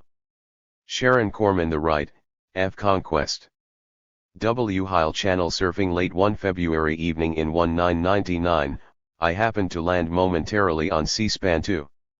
Seeing there the familiar face of LaDonna Harris, the Comanche wife of former Progressive Senator Fred Harris, herself a one-time Citizens Party vice presidential candidate behind Barry Commoner, and longtime head of Americans for Indian Opportunity, a lobbying enterprise based in the US Capitol, LI decided to stop browsing long enough to find out what was happening. As it happened, the segment was a replay of a panel convened by Harris to dialogue on questions of native rights. Interest piqued, I opted to watch it through. Prominent among the ostensible Indian experts assembled for the event was Leonard Garment, a personality whose main claim to fame in this connection is to have served, along with future CIA Director Frank Carlucci, as Richard Nixon's bag man in November 1, 1972, delivering some $66,650 in illegally obtained funds to facilitate the speedy departure of a couple hundred American Indian Movement members who'd occupied the Interior Department's Bureau of Indian Affairs building in the government quarter of Washington, D.C., garnering considerable press attention in the process. 2. Nixon, embarrassed by their presence, wanted them quickly gone. AIM wanted to negotiate with the administration about establishing mechanisms to ensure U.S. compliance with the terms and provisions of its 400-odd ratified treaties with indigenous nations. Garment played a not insignificant role in achieving the first agenda item while subverting the latter. But that's another story. 33.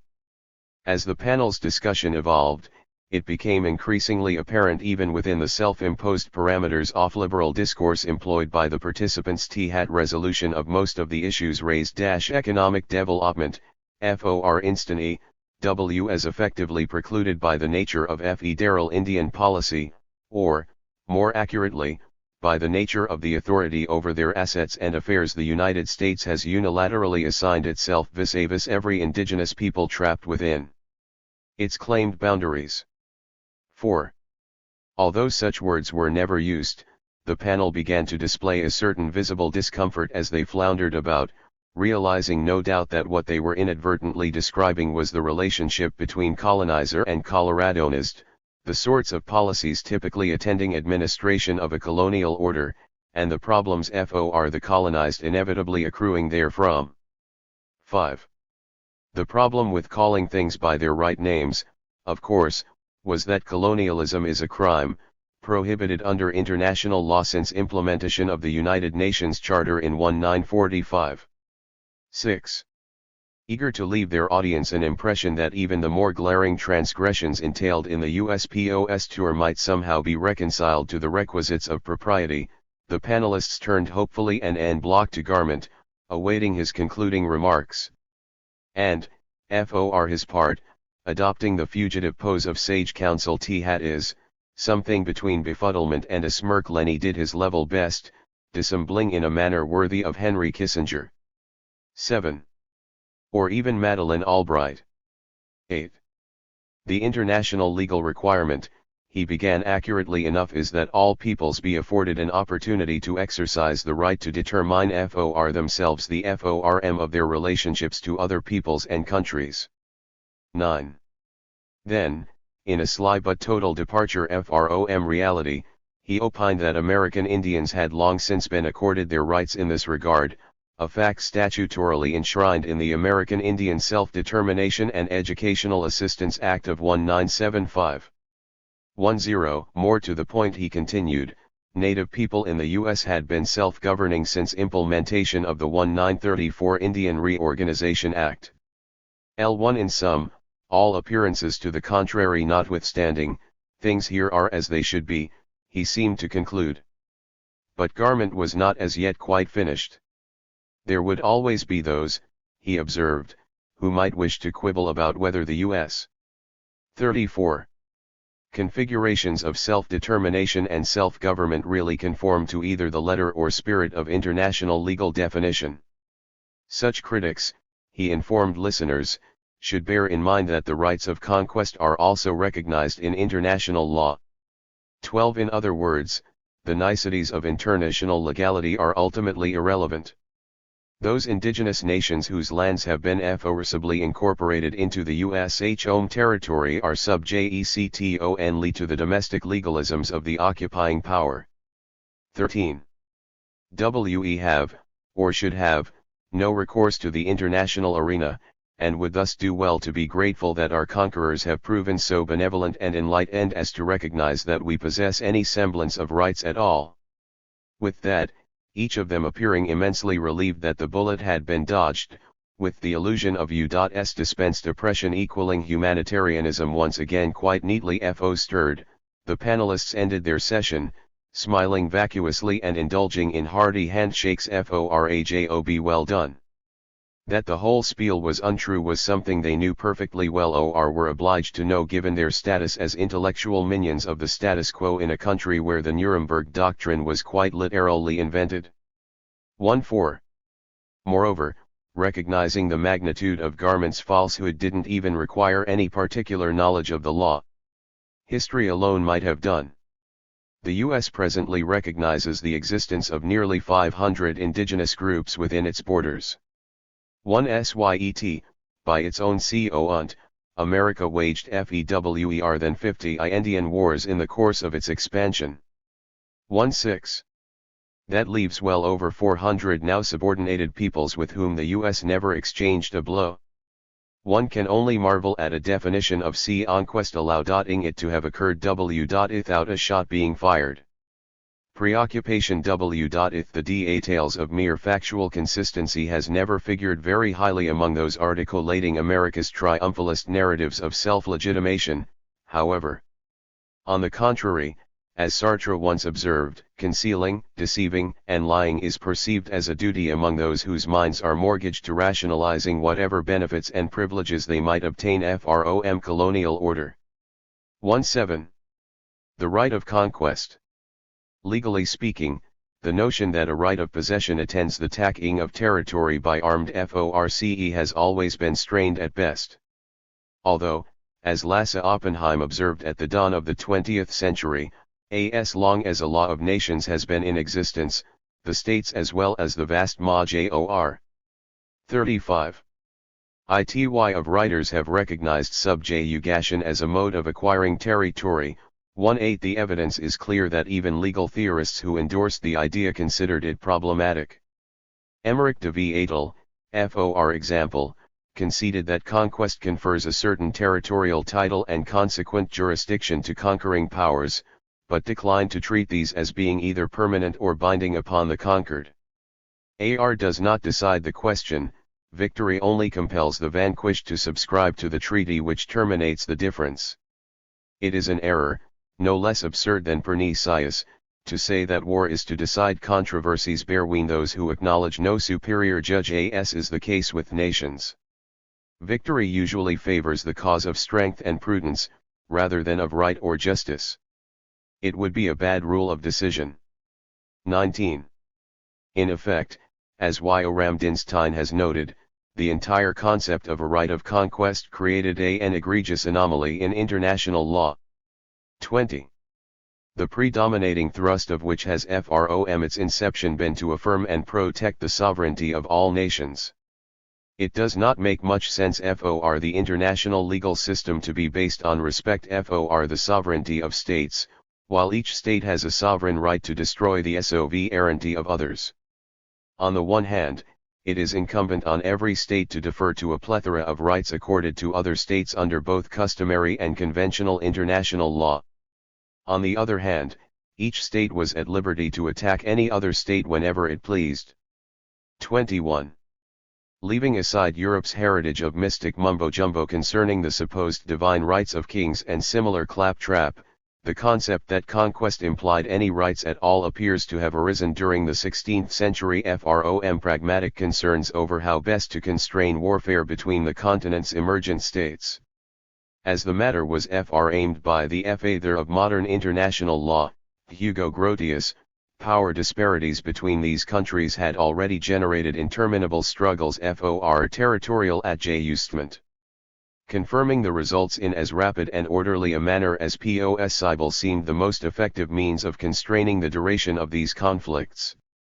Unless this rule was adopted, Grotius wrote in his landmark 1625 study, De jure belli ac paces, no limit or termination could have been fixed for such wars, which are extremely frequent. 22. One difficulty with the expediency embodied in Grotius' formulation was that it flatly contradicted the bedrock juridical principle of ex injuria jus non obituar, that rights cannot arise from a wrong or unjust act in a manner, which equated law to power, rewarding violators for their violations in 36. A way creating strong disincentives to generalized legal compliance. 2. The problem had been recognized as early as 1539 by the Spanish legal philosopher Franciscus de Vitoria. Whod sought to resolve it through the stipulation that conquest rights might be enjoyed yet only by those acquiring territory during prosecution of a just war. 24. Those seizing territory by the waging of unjust, unprovoked or aggressive wars. Vitoria fully delineated the criteria by which the just should be distinguished from the unjust. 25. Would incur no such benefits. 26. Beginning in the early 1670s. 27. Samuel Pufendorf not only elaborated upon Vitoria's position, but explicitly rejected the Grotian premise that conquest rights applied as much to territory seized through aggression as that acquired justly, questioning whether the idea was even rooted in law. Grotius: the custom has become the law of nations. Yet what has been extorted by an unjust war cannot be kept with good conscience. So it does not appear clear that there is any law of nations which of an unjust victor. 28. And even if such a law were to be found, it does not seem that to neglect it would mean any great loss for the peace of mankind. 4. According to Grotius, the effect of formal war, whatever the nature of the justifying cause, is this, that external domination, to use his phrase, is secured over the possessions of one's enemies. Therefore, if a man later wage a war on his former victor, even though he have no justifying cause beyond, he will still, when fortune smiles upon him, not only get back what he lost in an unjust war, but also acquire all his enemies' property. 9. In other words, by inverting legal logic to facilitate a realpolitik approach to the curtailment of warfare, Grotius had accomplished the opposite, contriving instead a recipe that all but guaranteed perpetual bloodletting.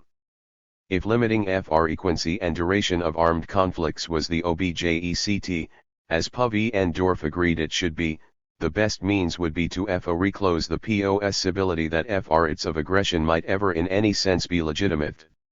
Not only would the conform with the broader demands of legal coherence in the international arena, it would ultimately remove the motive forces generating many if not most wars. In substance, Pufendorf argued that the shortest possible war would be no war at all, and that the law of nations should therefore be consciously designed to attain precisely that result. 3. He was hardly alone.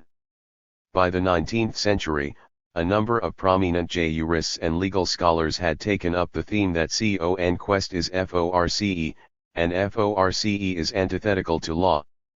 Therefore, conquest cannot give legal title. 37. To territorial acquisitions. 3.1. Among those taking this position were Montluc, Pascal Ferry, Pierre Perdierfeder, Henry Bonfils and Franz d'Espagnet. 32. The political philosopher Jean-Jacques Rousseau had also joined in the chorus of condemnation, observing that it would be absurd to argue seriously that one can at one's pleasure transfer people's from master to master, like herds of cattle, without consulting their interests or their wishes. 33. Such positions might well have eclipsed the Grotian tradition altogether, save for a question of law enforcement. As Viatel put it in 1758, in a manner more reminiscent of Vitoria than of Grotius, the conditions necessary for rendering an acquisition, made by arms, just and irreproachable before God and our conscience are these: justice in the cause, and equity in the measure of satisfaction. 34. He then went on to frame what he saw as the decisive problem confronting proponents of such legal niceties. However, can this rule be judged? They acknowledge no superior.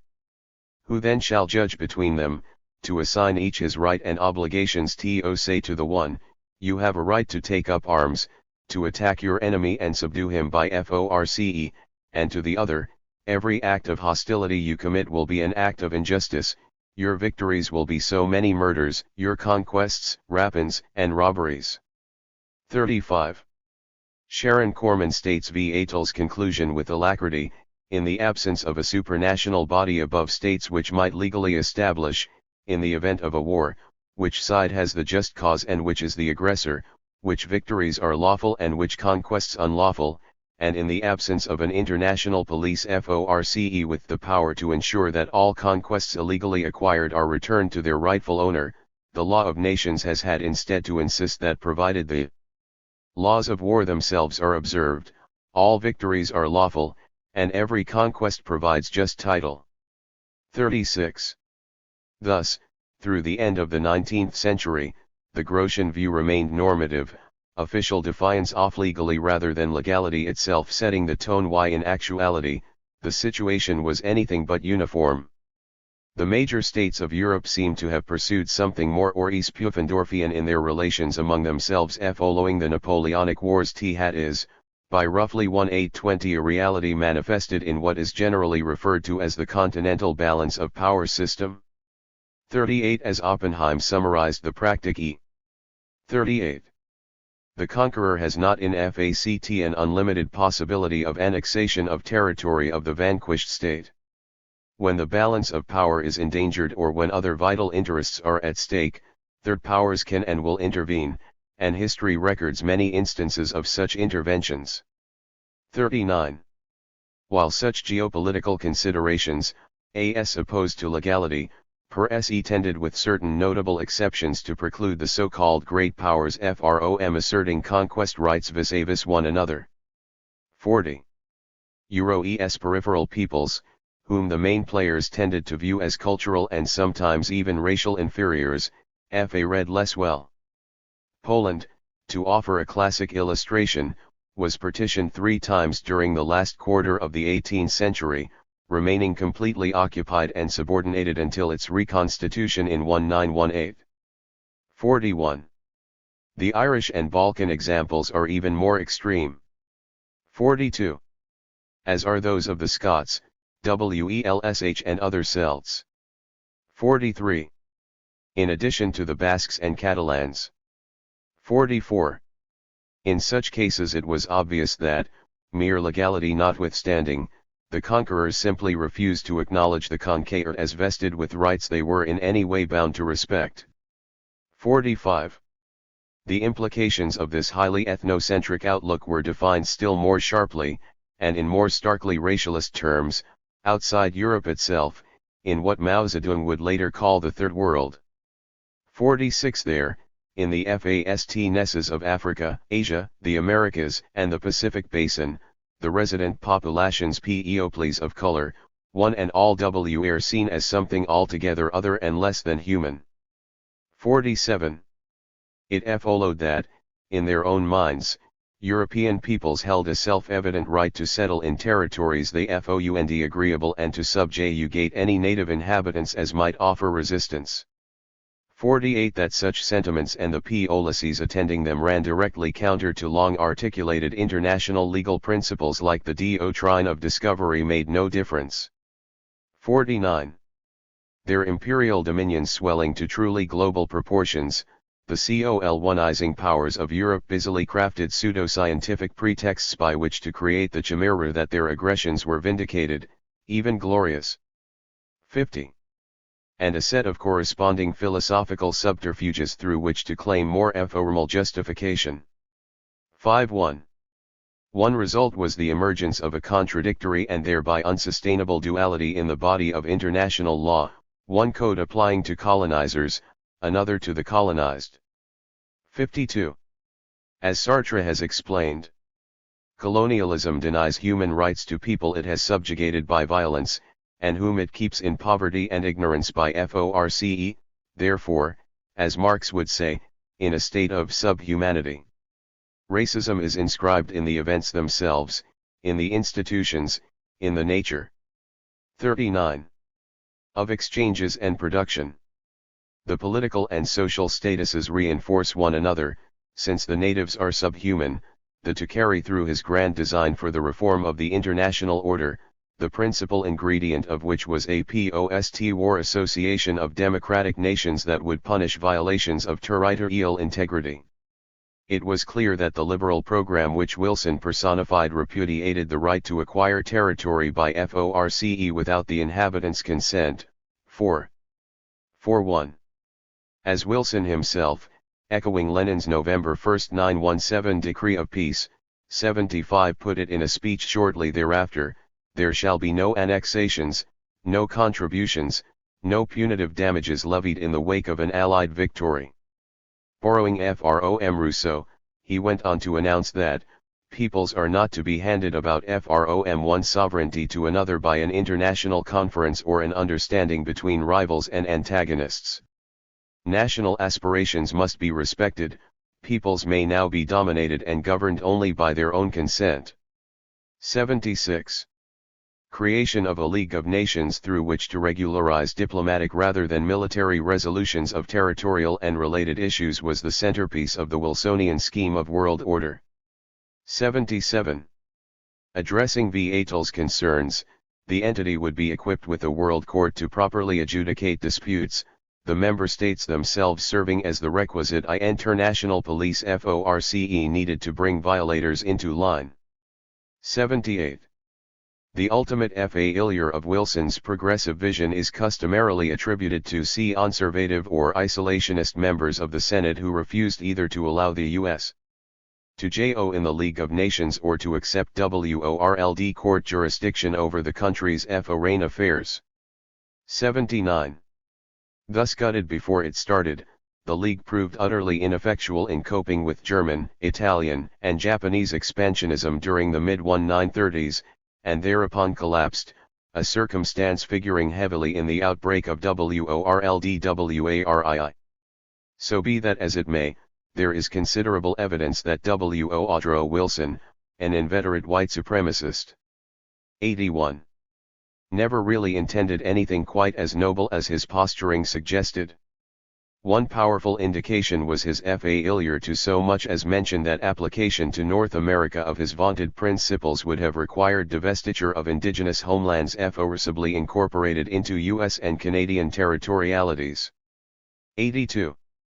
That this was no oversight became abundantly clear when Dieskhe, a Cayuga statesman representing the Haudenosaunee, sought to bring his people's case before the League in 1923. U.S. diplomats supported those of Great Britain in blocking his appearance. 83. The double standard involved was rendered still more explicit in December 1, 1918, that is, while Wilson was still in office, and before the U.S. declined to join when the incipient League accepted without objection a. 42. Practical suggestion from South Africa's General.C. Smuts that third-world peoples should be denied the rights accorded whites on the basis that the colonies in the Pacific and Africa are inhabited by barbarians, who not only cannot possibly govern themselves, but to whom it would be impracticable to apply any idea of political self-determination in the European sense. 84. Exactly how the barbarians had gone about governing themselves for millennia prior to being invaded by Europeans, or why, as non-Europeans, they should be legally required to conduct themselves in a manner mimicking Europe, was left unstated.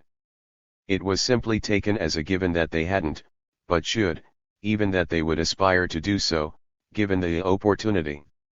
S5 as a compromise with Wilson's and the Soviets' proclamations that peoples should not be handed about as if they were property, the AIIIEs carved up the colonial holdings of their vanquished foes, primarily those of Germany and the Ottoman Empire. 86. Not through outright annexation, but by assigning them to one another as mandates. 87. The deeper purpose underlying the maneuver has been spelled out elsewhere. European conflict over colonies ought to be eliminated in the future, hence Allied non-annexation pledges should be respected, so as to avoid providing a pretext for a new war to reconquer lost colonies, and to establish the precedent that war should not be used as an instrument of colonial rivalry. 88. In effect, the principle of self-determination applied. only where the interests of national and imperial policy permitted, but not when the principle came in conflict with those interests. 89 While this was undoubtedly far less than Wilson had in hope to achieve, a more sweeping repudiation of classic colonial pretension might have served to accelerate U.S. neocolonial penetration of the Third World. 90. It set things in el locio n. As Corman has pointed out, the proclamation of Wilsonian principles may not have served to abolish title by conquest, but public opinion was undoubtedly moving in that direction by the mid-1920s. 91. And, tellingly, the rationalization by which both ends were played against the middle in this regard was couched in language essentially paraphrasing that employed by Chief Justice Marshall in 1831. 92. Outlawing conquest. Because of its adamancy in rejecting propositions that there might be a source of authority on the planet superior to that vested in itself, the overall objectives and dilemmas of U.S. foreign policy during the interwar period. 43. Became how to advance the nation's perceived vital security interest in promoting international law, without participating in the League of Nations. 93. Thinking along the same line had led the United States to use the First International American Conference as a platform upon which to instigate a treaty requiring the compulsory arbitration of disputes rather than resort to armed conflict throughout the hemisphere, a position it was still building upon during the fifth such conference in 1923. 94. The treaty included a provision, originally proposed jointly by Argentina and Brazil, that acts of conquest should thereafter be considered a violation of the public law of America. 95. In its final form, the treaty held that the principle of conquest shall not be recognized as admissible under American public law. All cessions shall be void if made under threats of war or the presence of armed force. Any nation from which such cessions shall be exacted may demand that the validity of the cessions be submitted to arbitration. Any renunciation of the right to arbitration made under threats of war or presence of armed force be null and void. 96. This was followed, in 1928, by negotiation and ratification of the U.S./French-sponsored Kellogg-Briand Pact, otherwise known as the General Treaty for the Renunciation of War, or the Pact of Paris-Arctic, of which stated that the high contracting parties solemnly declare in the names of their respective peoples that they condemn recourse to war for residential solution of international controversies and renounce it American Samoa an instrument of national policy in their relations with one another. 97. That this provision of the pact served for all intents and purposes to outlaw conquest remains a matter of juridical consensus, the first practical evidence Corning for years later, when the U.S. announced a new foreign policy doctrine crafted High Secretary of State Henry Stimson. The U.S. sought to effectuate the Kellogg-Briand Pact proclaiming the illegality of conquest with reference to the Japanese invasion of Manchuria by means of promulgating the so-called Stimson Doctrine on January 7, 1932. Pursuant thereto, the U.S. government would not recognize as valid any legal effects flowing from a violation of the Kellogg-Briand Pact. The Stimson Doctrine was unanimously adopted by the Assembly of the League of Nations on March 1, 1932. According to this resolution, the Assembly declared it incumbent upon the members of the League of 44 nations not to recognize any situation, treaty, or agreement which may be brought about by means contrary to the Covenant of the League of Nations or the Pact of Paris. 98. On August 3, 1932, the Stimson Doctrine was manifested once again in the Chaco Declaration, which stated in part that 19 countries in the Americas would not recognize any territorial arrangement which has not been obtained by peaceful means, nor the validity of territorial acquisitions which may be obtained through occupation or conquest by force of AR 111s. 99. Then, on October 1, 1933, 11 European countries joined all 21 of their American counterparts in consolidating the principle through the Saavedra-Lamas Pact.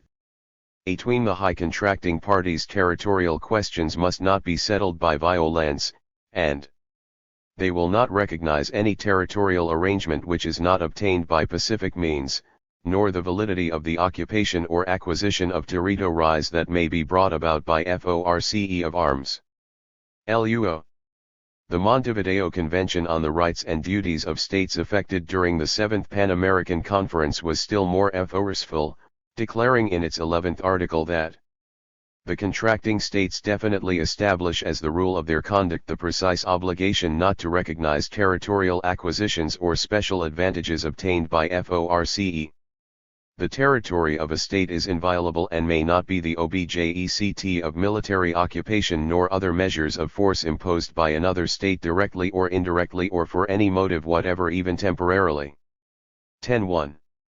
At the 1936 Inter-American Conference for the Promotion of Peace, the law was refined still further, a declaration being issued that entered a flat proscription of territorial conquest.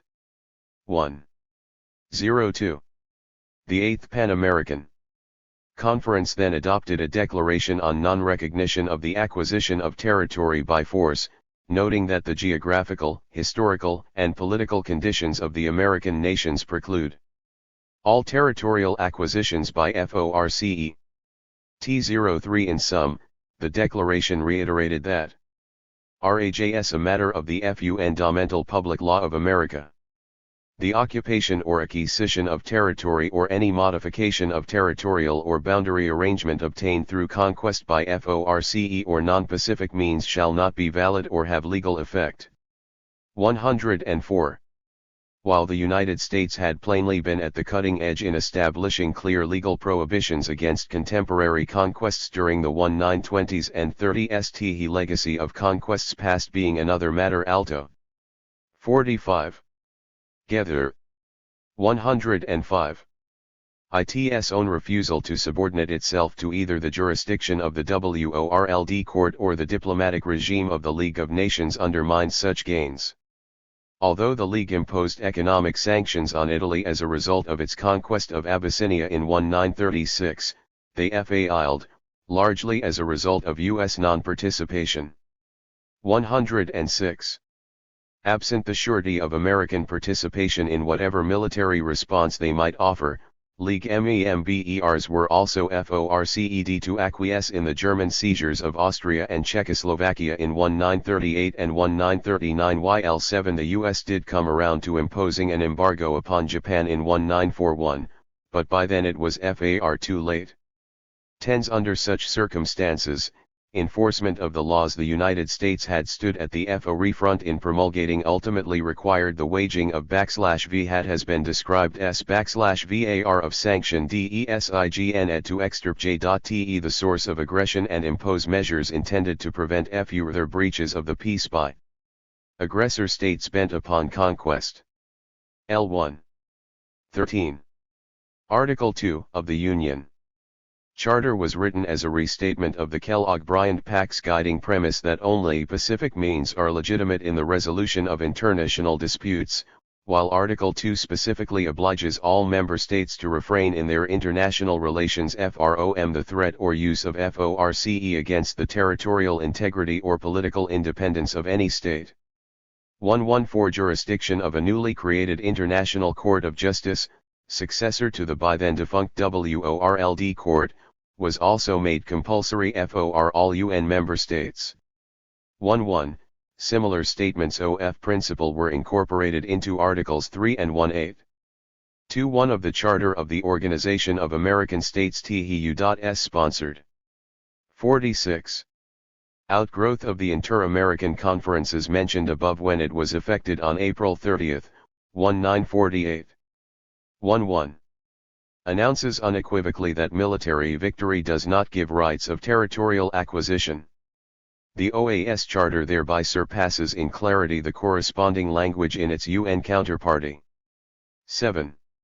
Meanwhile, punctuating its purported point concerning the place of conquest under the rule of law, the U.S. also took the lead in assembling an international tribunal to prosecute surviving leaders of the vanquished Axis powers most saliently, the illegality of the policies bound up in their territorial aggressions. 11H While Japanese and, to a much lesser extent, Italians were taken to trial and convicted of such charges. 119. By far the most presidential proceeding was conducted in 1945-46 with respect to 22 members of the Nazi hierarchy in Nuremberg, Germany. 120. There, the provisions of the Kellogg-Briand Pact were declared to constitute customary international law, binding upon all the governments of all countries, whether or not they were signatories to it. 121 Those found guilty of violations were sentenced to execution or imprisonment. 122 An affirmation of the principles of international law recognized by the Charter of the Nuremberg Tribunal was unanimously adopted by the United Nations General Assembly on December 1, 1946. 123. In the most resounding imaginable repudiation of the tradition of legal compromise and expediency represented by Grotius and Vital. Conversely, to say that the line of reasoning embodied by Vittoria, Pufendorf, and Rousseau was validated at that point is to seriously understate the case. This was underscored yet again in the General Assembly's 1970 Declaration on Principles of International Law. 124. And, since matters of customary law were plainly brought to the FORE at Nuremberg, it is fair to argue that the thinking of Pufendorf, not Grotius, must be taken as the lens through which the validity of claims to conquest rights are assessed at points as far removed in time as the early 16th century. 125. On the matter of decolonialization. At some levels, the U.S. posture with regard to the UN amounted to little other than a rather retarded actualization of Woodrow Wilson's design to use the League of Nations and international law to undermine the extant structure of European imperialism, thus paving the way for America's pre-47 FERRED and more sophisticated mode of neocolonial domination in the Third World. Hence, Chapter 11 of the United Nations Charter sets forth the requirement that member states presiding over territories whose peoples have not yet attained a full measure of self-government, otherwise referred to as non-self-governing territories, ensure their progressive development towards self-government or independence, the freely expressed wishes of the peoples concerned. 12.6.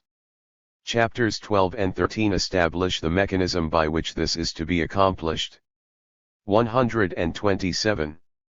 In 1960, these provisions were further clarified and strongly reinforced by the UN's declaration of the granting of independence to colonial countries, which asserted as a matter of law that all peoples have an inalienable right to freedom, the exercise of their sovereignty and the integrity of their national territory, and that an end must be put to Colorado nihilism in all its manifestations. 128. 1. The U.J.T.V.O. Why? 4. The problems attending U.S. possession of two other non-self-governing territories, Alaska and Hawaii, were resolved during the late 1950s.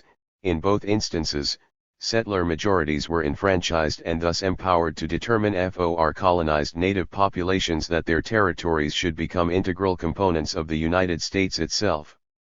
135. VA riotations on the procedure, albeit concerning statuses well short of statehood, were employed in Puerto Rico, Guam, and elsewhere. 136. That the United States was fully aware such maneuvers violated black-letter law was evident in its refusal to acknowledge the legitimacy of French resorts to almost identical subterfuges in Algeria and New Caledonia during the same period. 137. Other contradictory outcomes accrued from growing U.S. geopolitical concerns that Lenin had been right, alignment with the Soviet bloc, a descriptor encompassing China as well as the USSR, nearly 2 decades after the Maoist revolution of 1949 was in many cases proving more attractive to Third World peoples than new forms of subordination to the Free World.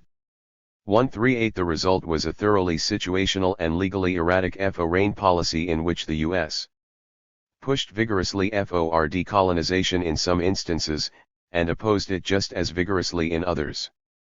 139. Probably the most striking illustration of the latter was in Vietnam, where the U.S.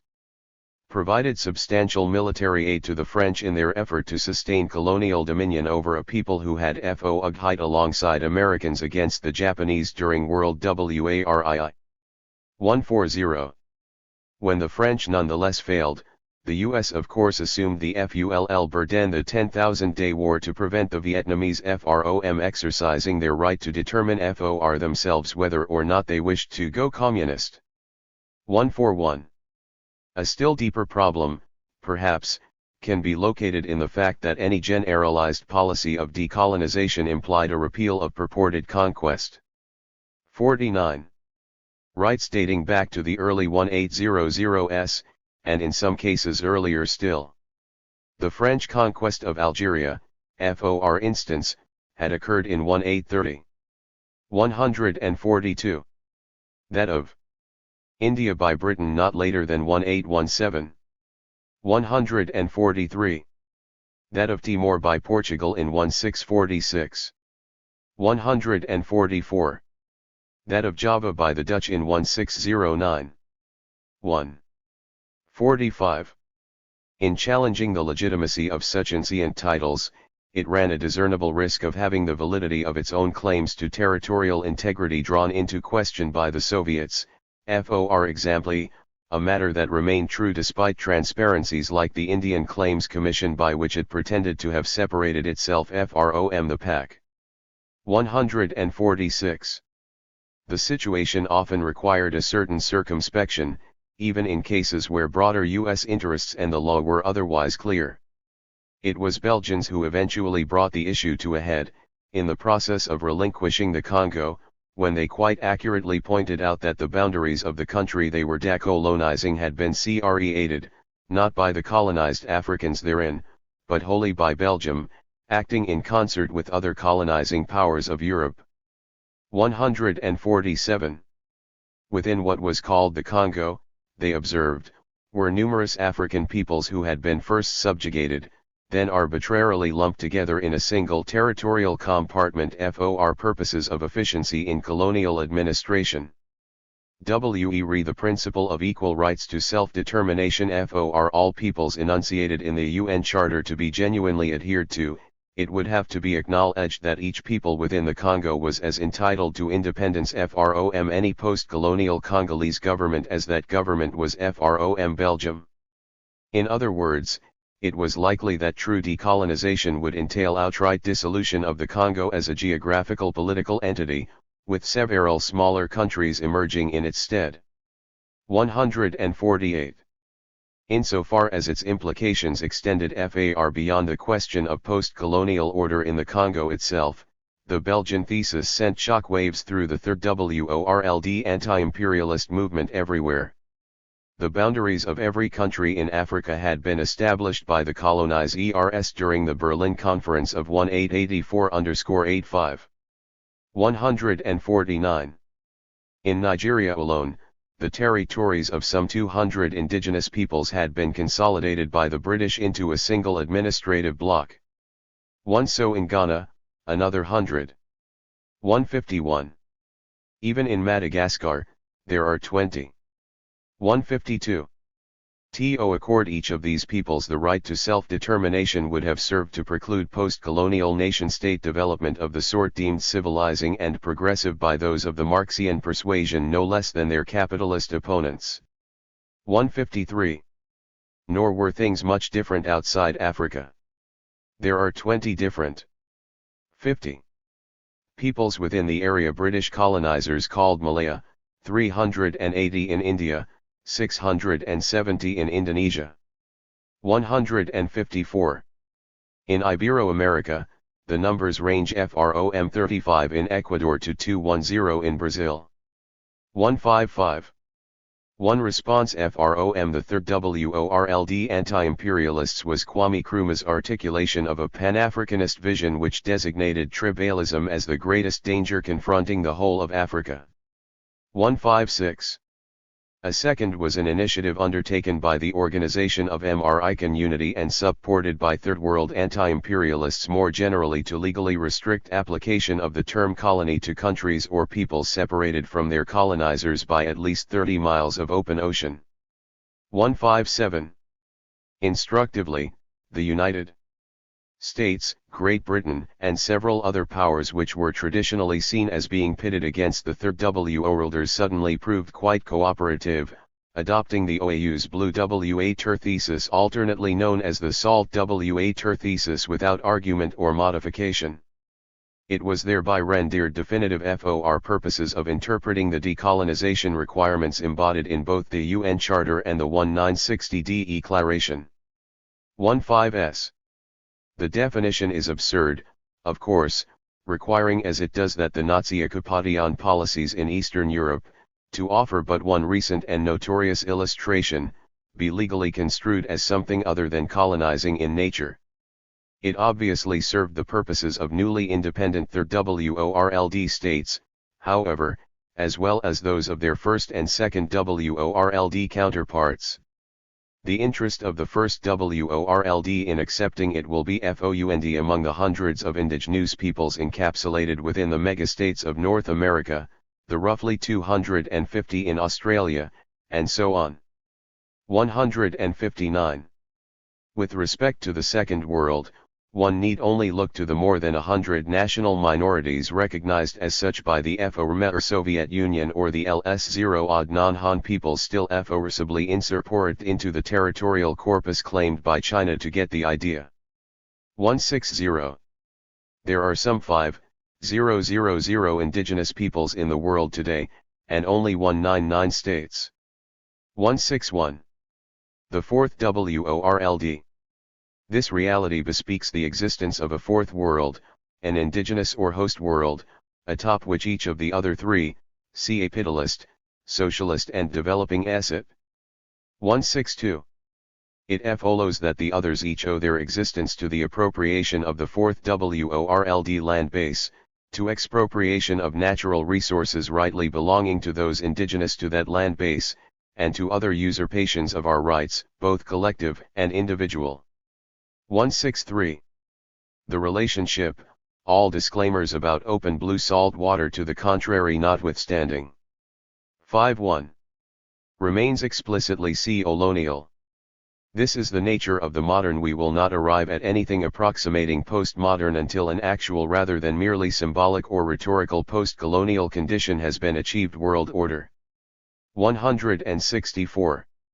That such facts have gone for the most part unacknowledged, disacknowledged might be a better term, has precipitated a variety of rather dire consequences. Much of the ongoing warfare in post-colonial Africa, the bloody struggle of Katanga against the Congo during the mid-60s, for example. 165. Or that of the Biafran Wahos against Nigeria AFEW years later. 166 resulted from the attempts of one or more indigenous peoples to secede from the states to which they'd been consigned without consent, and within which they were subordinated. The sustained struggle for independence waged by the Nagas in India fits much the same mold. 167. As do those of the Karens in Myanmar. 168. The so-called montagnards of upland Vietnam. 169. The Rama in Nicaragua, L72. The Berbers of the Western Sahara. 173. The Chechens of the former USSR. 174. The Mayas of Chiapas. 175. And a host of others. Much the same can be said about the Indonesian slaughter of Timors. 176. That of the Mayas by Guatemala. 177. The Aches by Paraguay. 178. And, most recently, of the Tutsis by Hutus in Rwanda. 17. The lists could be extended to great length. ISO of the 122 armed conflicts recorded by cultural geographer Bernard Nietzschmann as occurring on the planet in 1993, only one was between states, while 97 involved efforts by indigenous peoples to free themselves from domination by states and military operations aimed at subjugating them. 18.1. Some 20 million native people had been turned into refugees by statist encroachments upon their dwindling homelands since 1945, another 7.3. 5 million killed during the wars and outright extermination campaigns by the time of Nietzsche's study. 182. The death toll would be far higher if those attributable to the degraded living standards imposed as a matter of course under any colonial system were factored in. Worldwide, indigenous peoples comprise far and away the most impoverished of all population groups, experiencing correspondingly truncated lifespans. 183. A more eloquent confirmation of Sartre's controversial equation of colonialism to genocide is difficult to conceive.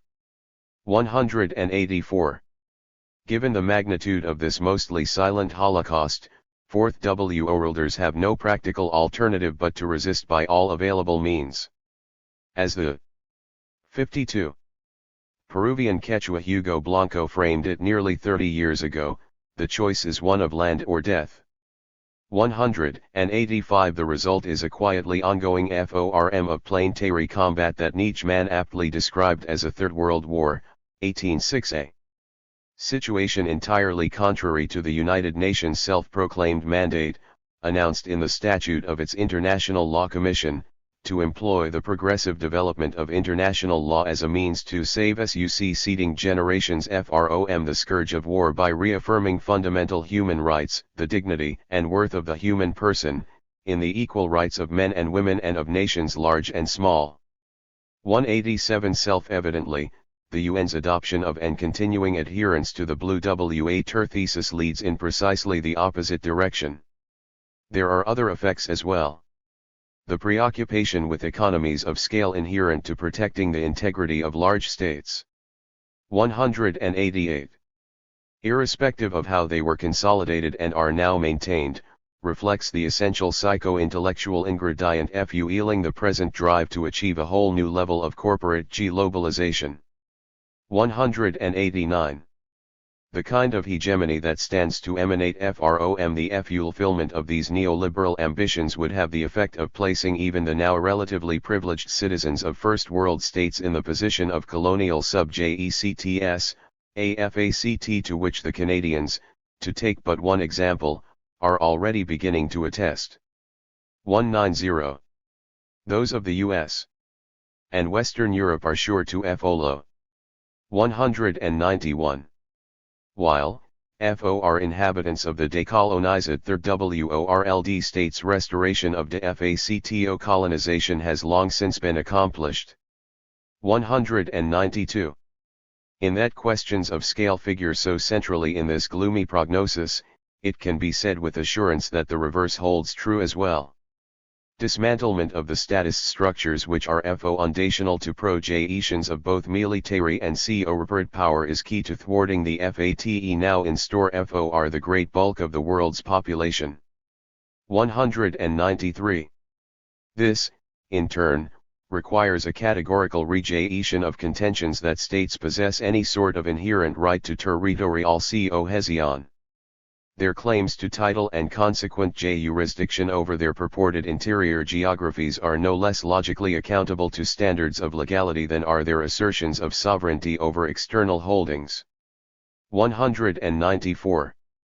The conquest and colonization or absorption of contiguous nations is, as the Nuremberg precedent clearly established, no more justified or legitimate than crossing a body of water to do so. 195.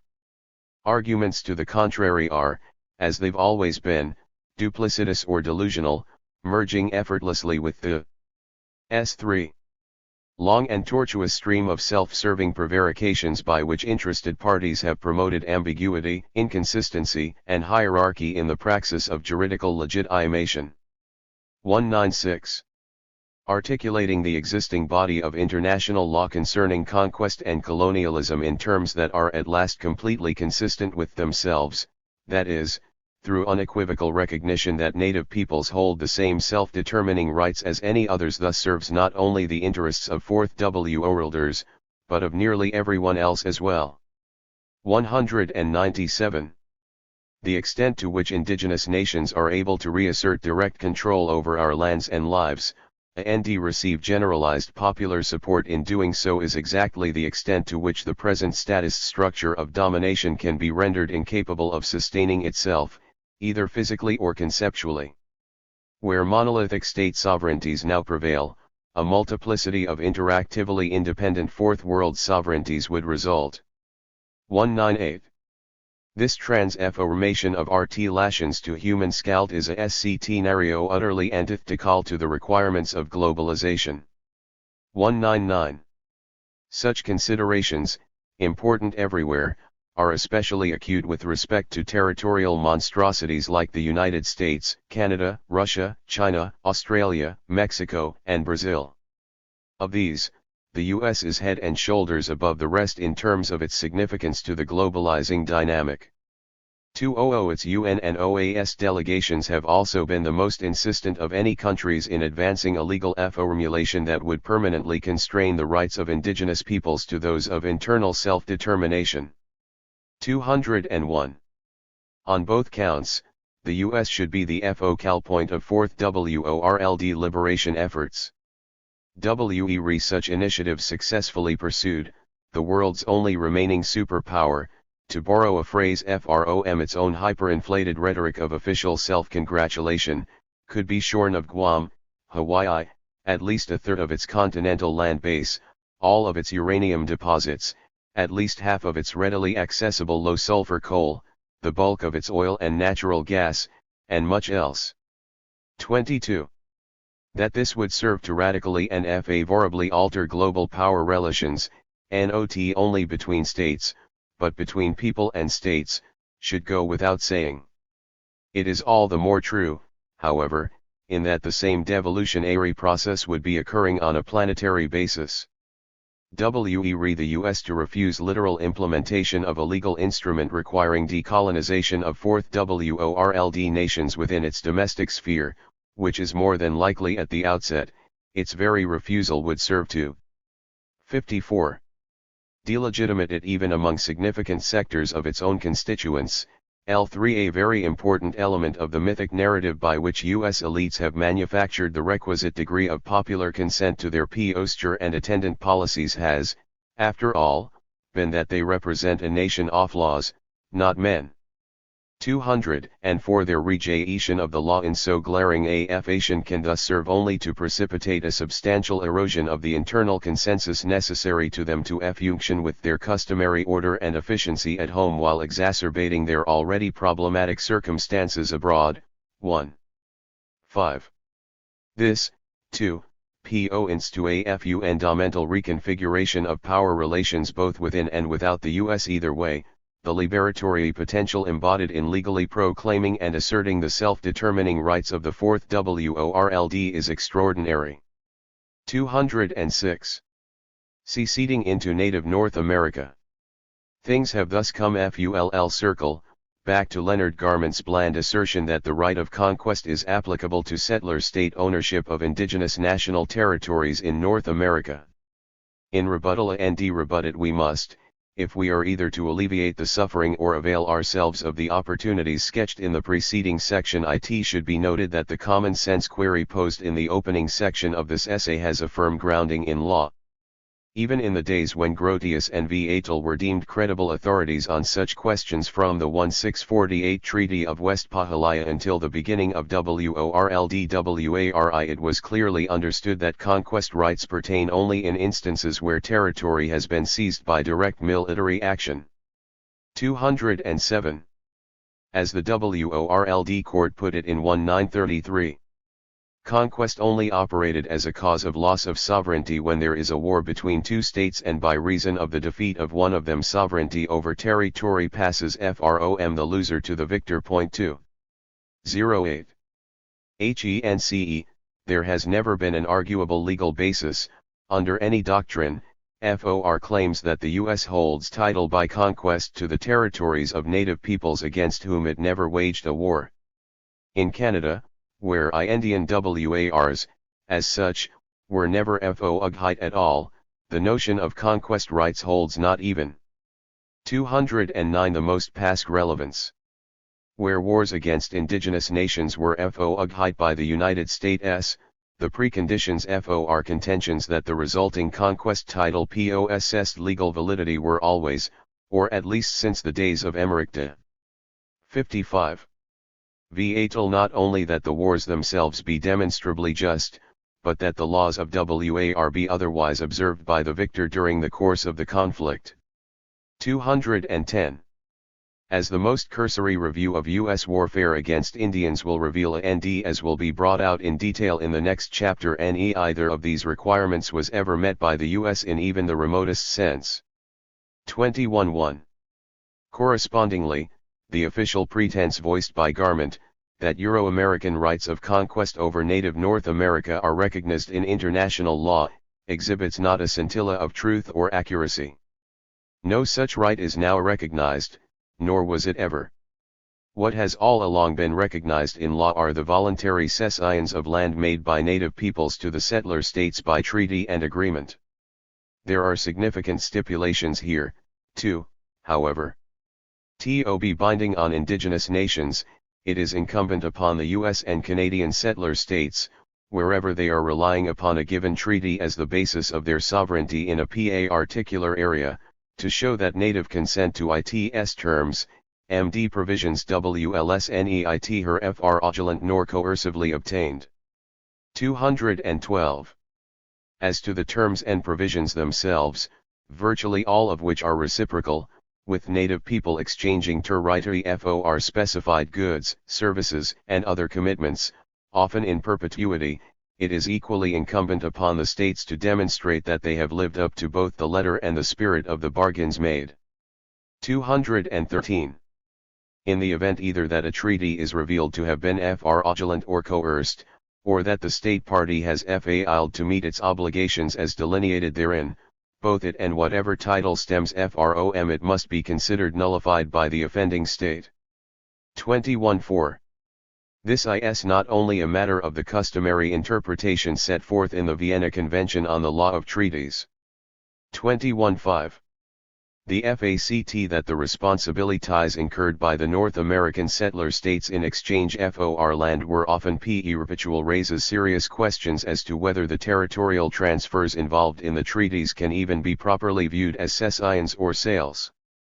Insofar as the states committed themselves to doing certain things for so long as they continue to use and occupy the property in question, TOPRent, in other words treaty instruments more nearly resemble long-term or open-ended leases than actual transfers of title.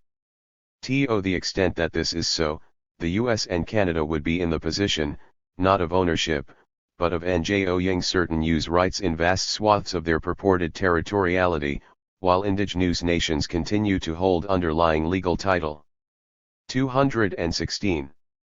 Each of the more than 400 treaties with 4th WORLD please ratified by the Senate between 1778 and 1871, each of which imparted 56. Formal recognition by the U.S. under its own constitution as well as customary law that these peoples comprised fully sovereign nations in their own right. 217. Will have to been scrutinized in this light. 2 is only where both the treaties and U.S. compliance with them meet international legal standards can it be said that they convey rights to the United States in terms either of land ownership or of rental prerogatives. Where they do not, the native peoples or defrauded into ceding our homelands have every legal entitlement to recover our property and to secede from a jurisdiction which was never legitimately extended over us in the first place. 21.9. The situation in Canada is no different on its face. 22. There is no real legal basis for either settler state to prevent such processes from taking place. Their most time-honored defense, that a fundamental change of circumstances warrants their non-compliance with treaty obligations to indigenous nations, entitling them to unilaterally abrogate inconvenient articles or clauses while insisting the treaties nonetheless remain in force and native peoples are bound by them, is flatly disallowed by the Vienna Convention. 22L. Nor is it consistent with the Vienna Convention to argue, as have both the US and Canada, that treaty obligations are in any way subordinate to or alterable by their domestic legislation. As this is fr aimed in the Convention's 27th article, a party may not invoke the provisions of its internal law as justification for its failure to reform a treaty obligation. 222. As SEEMS clear enough in Article 46, this principle applies as much at the constitutional as the statutory level. 223. All that is left, then, is the Italian question of how the law will be enforced. Re. The thinking of Supreme Court Justice Robert H. Jackson, during his stint as lead U.S. prosecutor at Nuremberg, is surely germane. To the extent that the citizenry of any country supports or acquiesces in the criminal comportment of its leaders, Jackson reasoned, is precisely the extent to which they are implicated in the crimes. 224. Conversely, not only the right but the obligation inheres in each citizen to do whatever is required to ensure that the policies of his/her government conforms to the rule of law. Thus were ordinary Germans indicted for what the Nazis had done. 225. The traitors and conspirators who sought to assassinate Hitler glorified. 226. On that essential formulation, it can be stated without hesitancy or equivocation that there are no valid legal limits constraining the actions of FCHI. 227. AMIIX. Citizens MN or seeing TEA. As ACOM once put it, any means necessary are appropriate. 228. 57. The conceptual tools needed for the task are thus in our hands, and have been for the past half-century and more.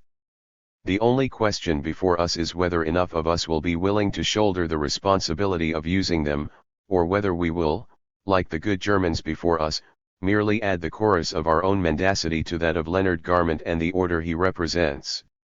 Either we make the FATE of First Nations our collective first priority, seceding and thereby succeeding into the fourth WORLD of native North America.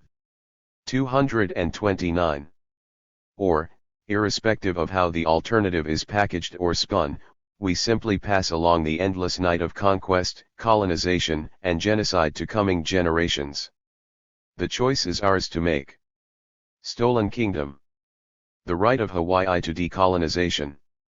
It may be assumed that the colonizer will resort to any subterfuge to maintain the order of his domination of the colonized. Frantz Fanon, A Dying Colonialism.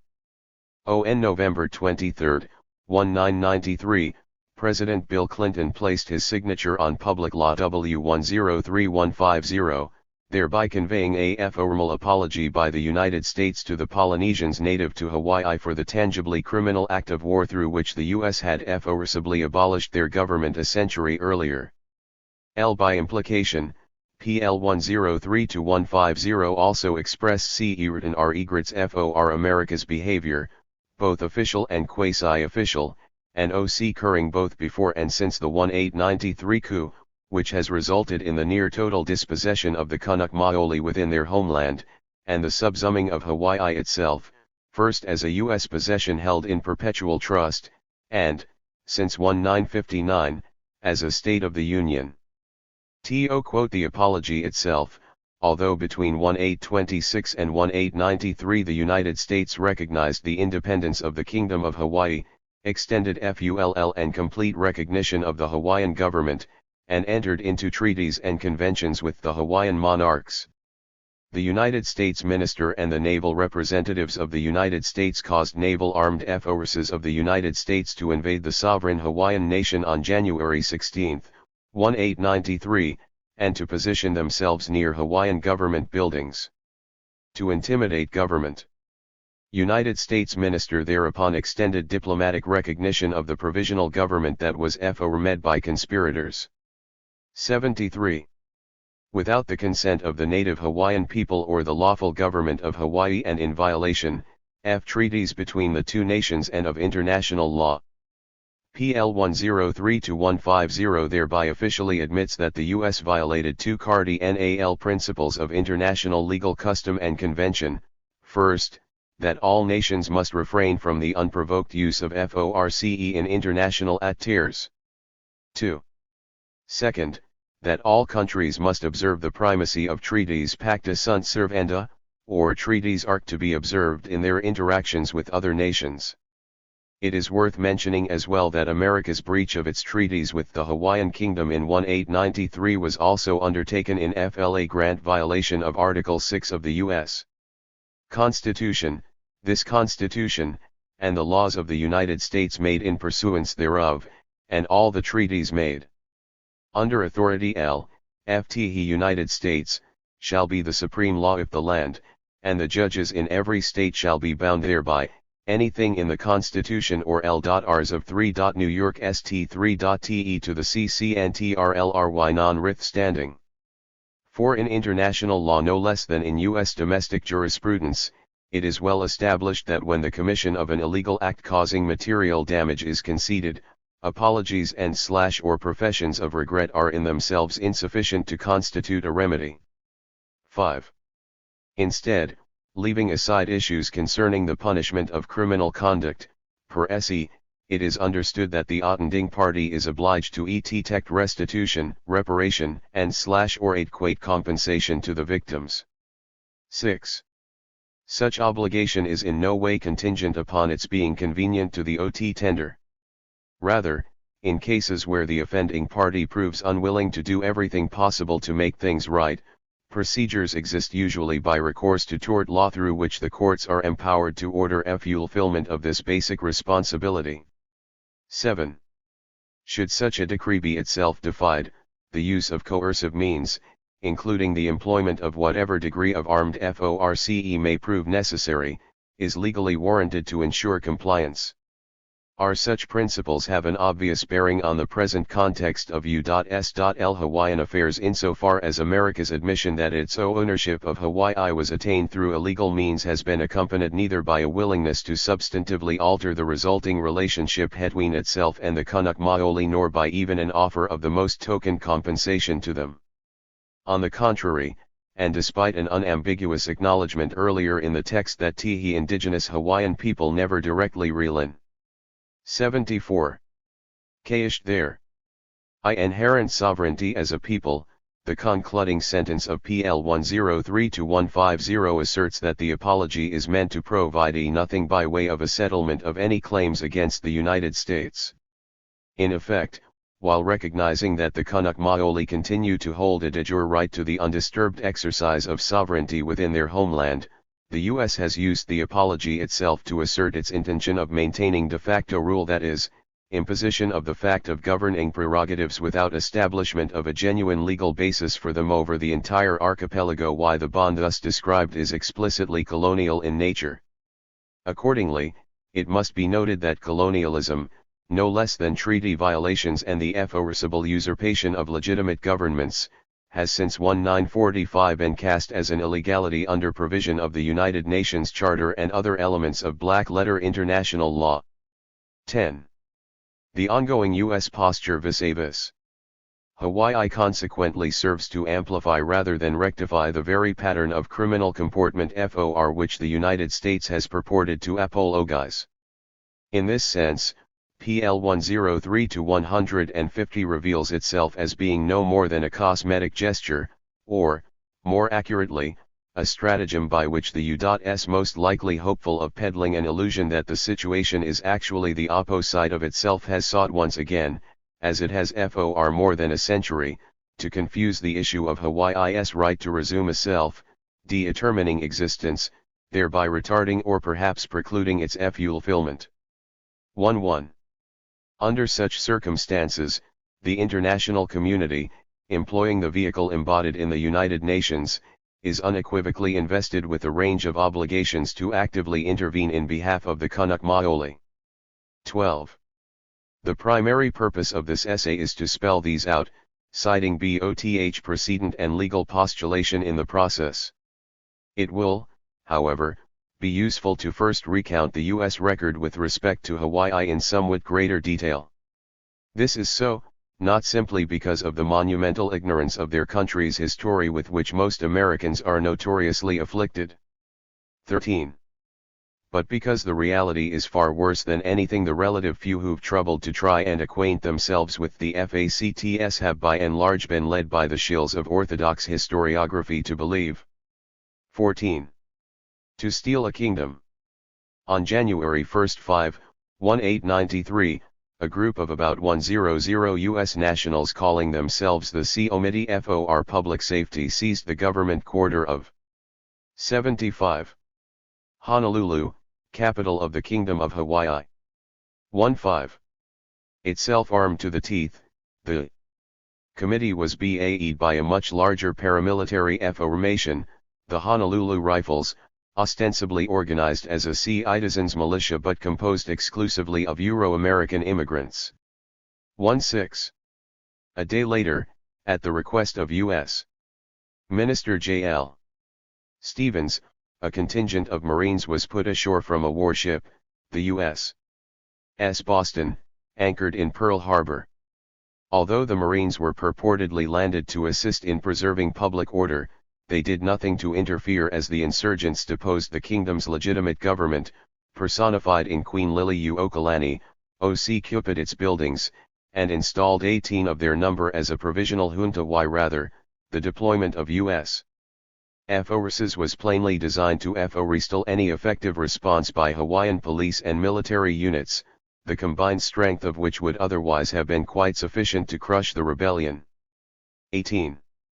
That those on the scene were well satisfied with the results of their handiwork is readily evidenced in the observation of Lt. Lucien Yong. Viho Col1ll1L tunded the L\1 Arene detachment, that his men's presence had allowed the best citizens and 9/10 of the property owners of the country i.e. whites to assume complete control over the islands. 19. In the aftermath, although President Grover Cleveland heatedly regaled the whole affair as an unprovoked act of war and a gross violation of international morality, he adamantly refused Liliuokalani's repeated requests that he enforce the rule of law by reinstating her authority. 21. Instead, with what can only be described as utter duplicity, Cleveland bestowed approval on the result of what he'd condemned with a letter recognizing the usurper's new Republic of Hawaii as a lawful state. 22. In July 1, 1898, coincidental to America's openly expansionist war with Spain, Congress followed up with the Newlands Resolution, thereby acceding to a desire expressed by the government of Hawaii that the islands be annexed as a permanent trust territory of the United States. 23. The Gibraltar of the Pacific, as Commodore George Melville described it, was thus officially added to the Philippines, Guam, the Caroline Samoa. To complete the chain or bridge upon which U.S. policymakers were then loudly proclaiming their intent to realize their country's imperial destiny in Asia. 24. Few Americans, needless to say, asked or apparently cared in the least how the Kanaks felt about their homelands being incorporated into the growing galaxy of U.S. territorial possessions. 25. The illegal and aggressive pattern of Haole, 26 behavior in Hawaii. 76. In the last decade of the 19th century did not emerge from a vacuum, of course. Rather, in the words of Lauren Thurston, a key figure in both the 1893 coup and the Republic's subsequent drive to annexation, it was not a change, a consummation of 70 years of steadily increasing Euro-American belligerence and subversion in the islands. More accurately still, the process culminating in the Newlands Resolution can be said to have begun in 1788, when the English naval captain cum explorer James Cook reputedly became the first European to happen upon what he dubbed the Sandwich Islands. 28. Within AFEW years, England had set about building the archipelago into a rapidly developing military/commercial linkage between its Australian and Canadian colonies. 29. In no small part, This initiative involved direct intervention in the internal affairs of the Kanak Maoli, as when, in 1795, Captain George V Vancouver provided artillery and other such support to Chief Kamehameha during a dispute between the latter and rivals on the islands of Maui and Kauai. The result was establishment of a more or less European-style kingdom presided over by Kamehameha and heavily indebted to Great Britain. 3. As analyst Noel Kent has observed, such cooptation of the Hawaiian elite was the essential prerequisite for integration of the Hawaiian economy into the emerging global economy. 31. By 1810, Hawaii's utility as a base for whaling operations and its lush sandalwood forests brief but immensely profitable trade in this commodity was then in full swing had combined to make control of the islands attractive to the US as well as Britain. 32. While their relationship with Kamehameha afforded the British a distinct advantage at the outset, the Americans adopted a longer range and ultimately far more insidious approach. In 1820, a group of Congregationalist missionaries arrived from the US and, playing upon insecurities engendered by a precipitous drop in the Kanak Maoli population size brought on by the introduction of old world diseases, made rapid progress in converting grassroots Hawaiians. 33. Their efforts were significantly enhanced by a concomitant undermining of the island's traditional economic system, resulting not only from the population decline, but from the environmental ravages of wholesale sandalwood harvesting and a steadily accelerating influx of Western development capital. 34. Also at issue were the effects of American gunboat diplomacy, beginning in 1826, when Captain Thomas A. P. Gatesby Jones anchored a sloop of war, the U.S.S. Peacock, in Pearl Harbor for several days to press the point that the U.S. would abide nothing but its own version of free trade. 35 Under such circumstances, the missionaries were able to rapidly expand their influence, becoming by the late 1830s the closest advisors to Hawaii's royal family, not only in spiritual matters, but with respect to political and economic affairs as well. By the early 1840s, Richard Armstrong, pastor of Honolulu's Kauai Church, was in charge of the Hawaiian school system, missionary, and former Maine Congressman Elisha Allen had become Minister of Finance, and executive prerogatives and functions been assumed by constituting themselves as a privy council.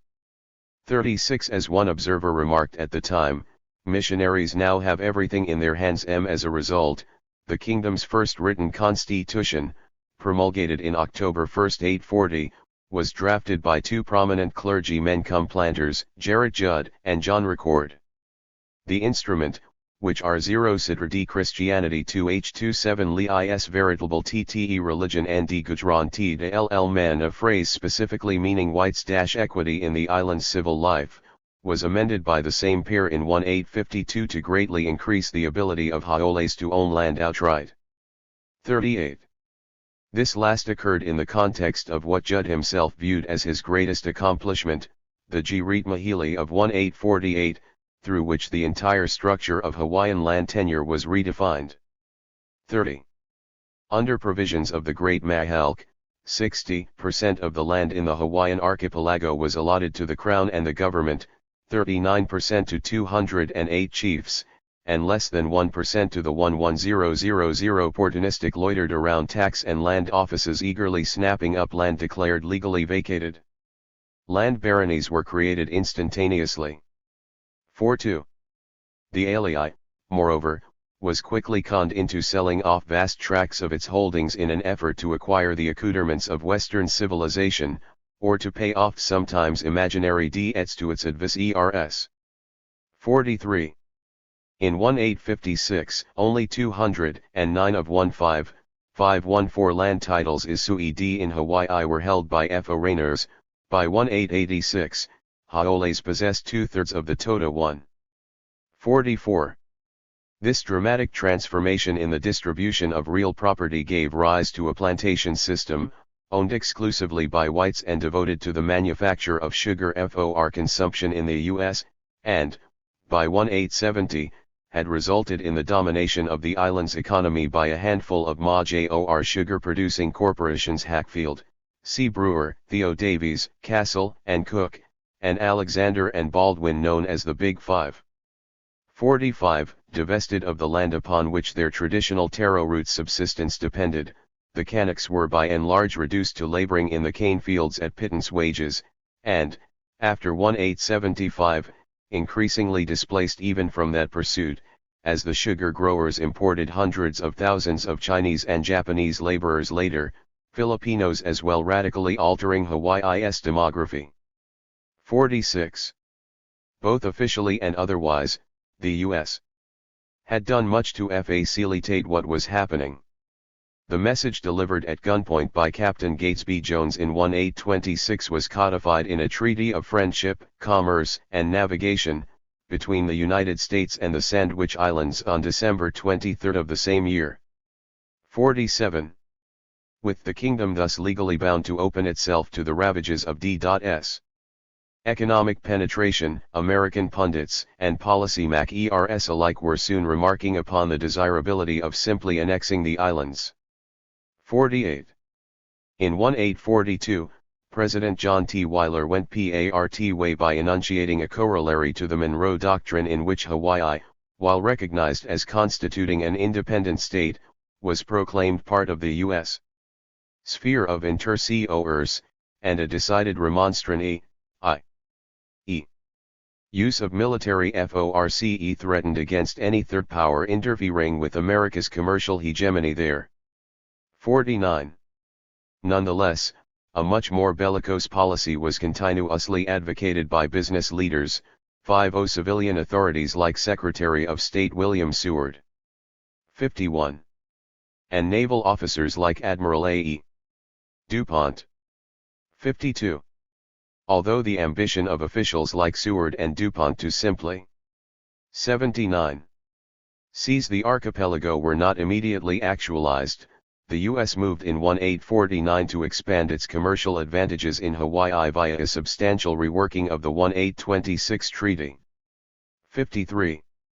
To all intents and purposes, the U.S. negotiated the new compact with itself, at least to the extent that the kingdom was represented by a Euro-American special envoy, James Jackson Jarvis, and all discussions were conducted in Washington rather than Honolulu.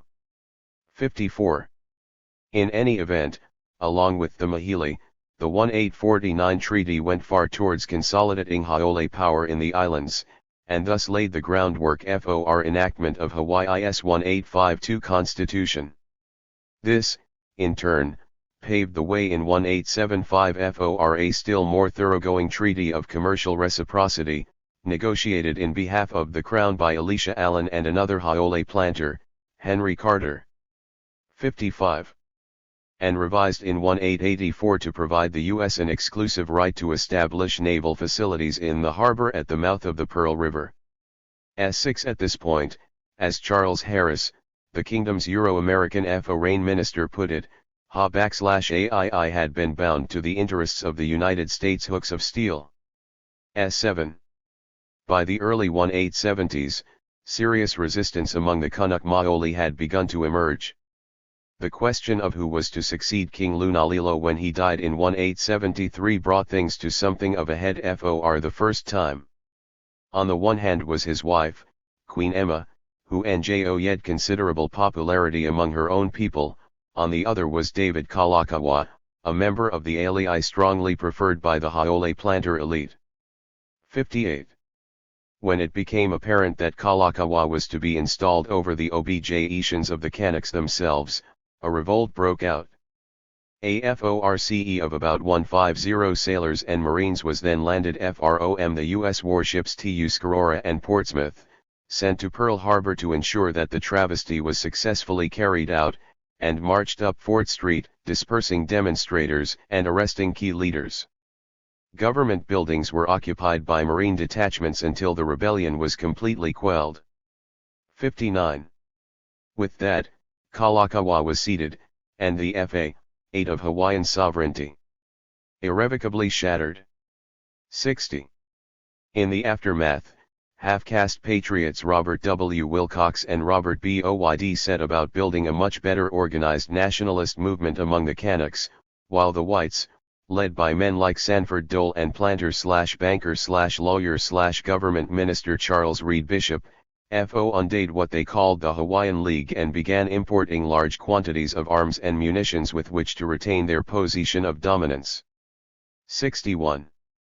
In July 1, 887, this weaponry was used to impose a 80 bayonet constitution on Kalakaua, formalizing the figurehead status to which the crown had long since been reduced and concretizing haole control over every aspect of the kingdom's functioning. 62. TWO years later, almost to the day, Wilcox, Boyd and their followers responded with an insurrection intended to depose Kalakaua and replace him with his sister, Liliuokalani. 63. Only the deployment of a contingent of Marines from the U.S. Adams temporarily averted this outcome. 64. The U.S.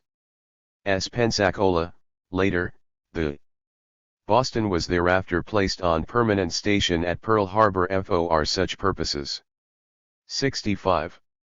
The death of Kalakaua on January 20, 1891, nonetheless propelled Liliuokalani onto the throne, and, as was anticipated by Wilcox and other nationalists, she quickly undertook initiatives designed to reassert Canuck rights in civil affairs. 66.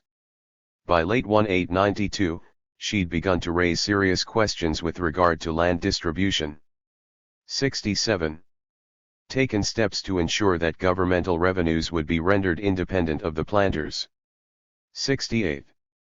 And had initiated preliminary discussions with U.S. officials aimed at an overhaul of the Reciprocity Treaty. 69. Against this backdrop, tension mounted steadily, plots and counterplots abounding. The long-awaited crisis erupted on January 1, 1893, when Liliuokalani, in the wake of a series of cabinet shake-ups, mounted the throne and read a declaration promulgating a new constitution. It asserted the power of the monarchy over the government and declared that all cabinet members would henceforth serve at her pleasure. This was nothing less than a blunt repudiation of the plantation bourgeoisie and the institutions it had established in the half-century since the Constitution. 70. With that, U.S. Minister Stevens concluded that intelligent and responsible men here, unaided by outside support, are too few in numbers to control political affairs and serve good government, and inquired of Secretary of State James Blaine whether, in such contingencies, be justified in responding affirmatively to the call of the members of the removed government to restore them to power. 71. In other words, Stevens wanted to know whether it might be justifiable to use the United States forces here to restore the government buildings here to the possession of the displaced officials, and, if so, how far deviate from established international rules and precedents in doing so? 72. Months later, he apparently determined the latter issue to be irrelevant, announcing in a letter to Blaine's successor, John Foster, that, legal niceties. 81. Notwithstanding, since the value of the Hawaiian Islands to the United States for commercial and naval purposes has been well understood by American statesmen for more than half a century, the golden hour is at hand to completely Americanize the islands and assume control over Crown lands. 73. Although there is no record of Stevens receiving an official go-ahead, it is instructive that he was neither replaced in his position nor instructed not to proceed with what was by late 1892 an open collaboration with the conspirators plotting to overthrow the Hawaiian government. 74. Instead, additional naval forces were posted to Pearl Harbor, and there is considerable evidence that Captain G.C.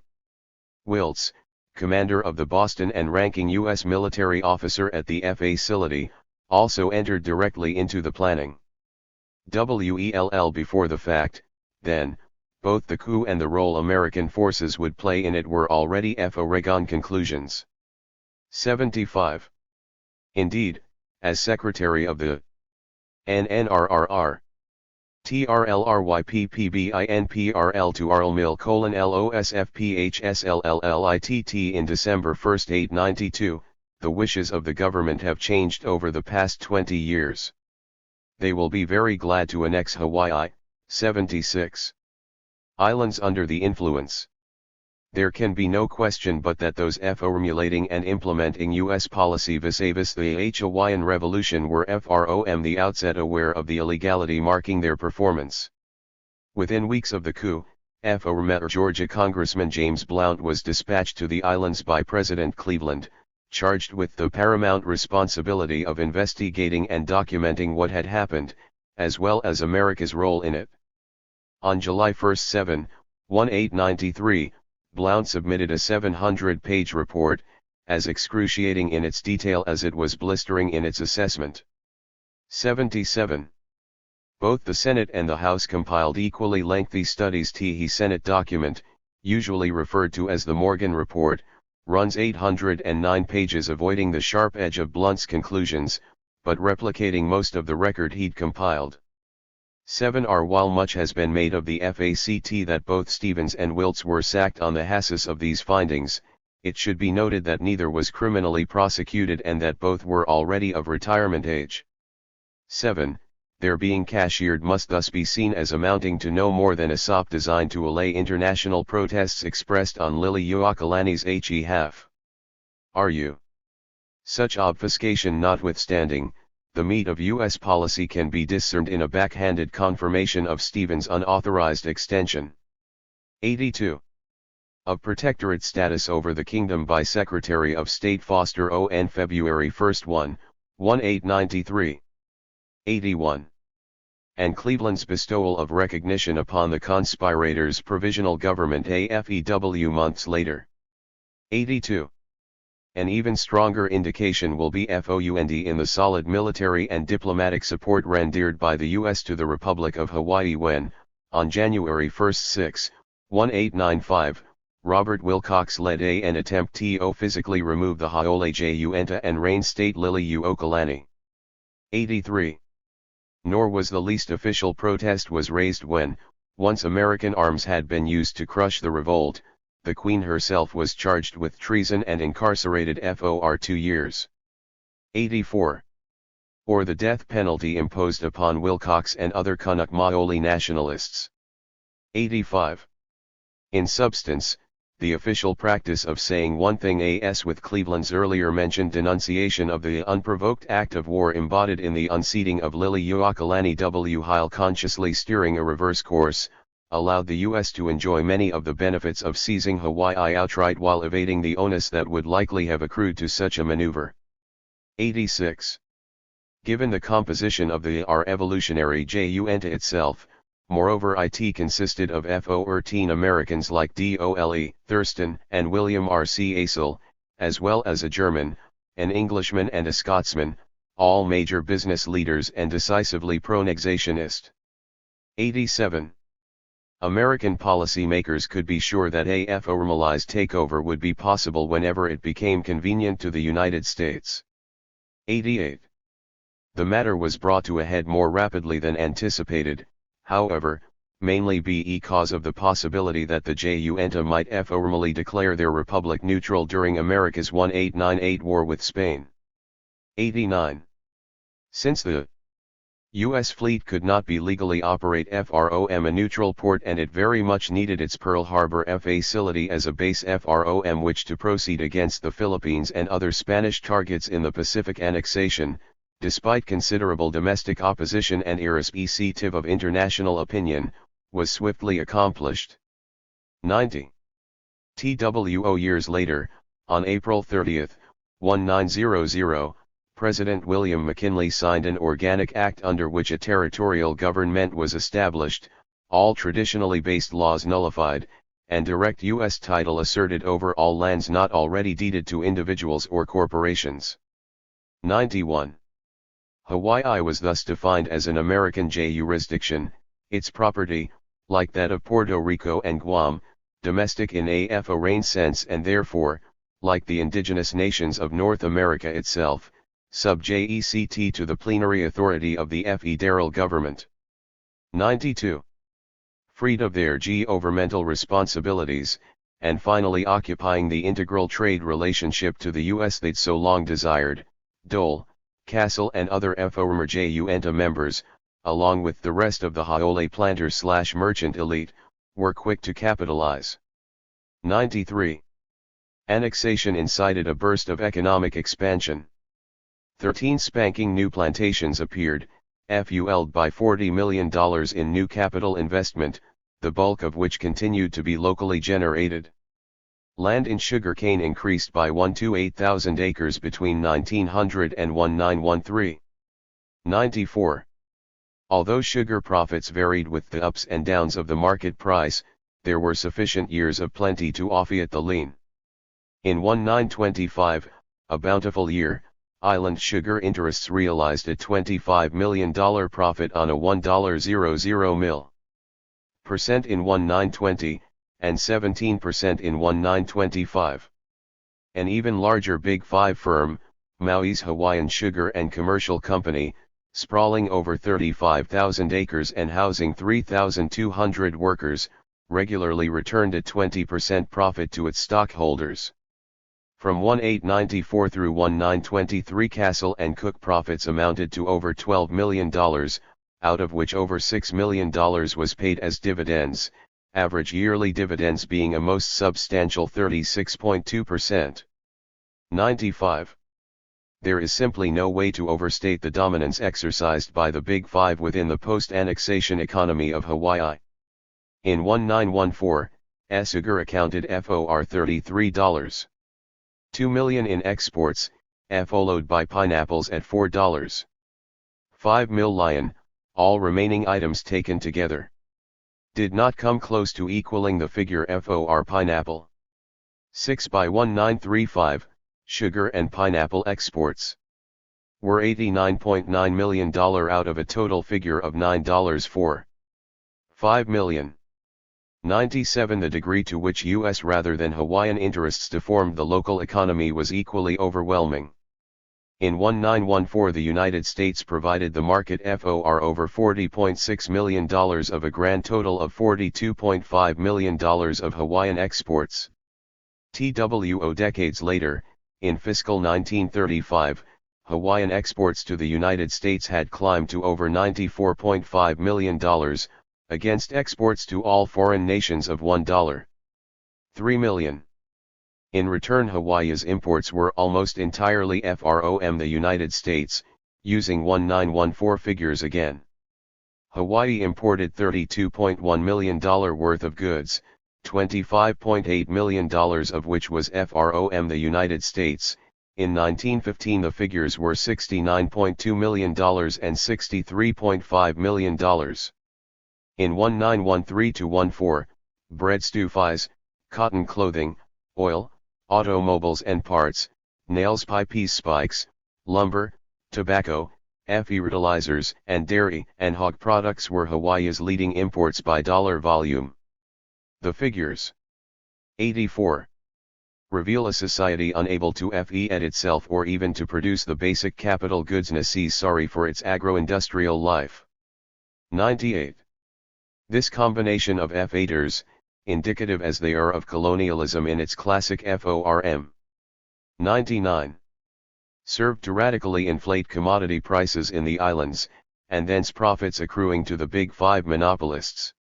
In 1930, bread cost 10 cents per pound, butter 58 cents per pound, eggs 78 cents per dozen and milk 20 cents per quart in Honolulu, more than twice the price of identical foodstuffs in San Francisco. 100.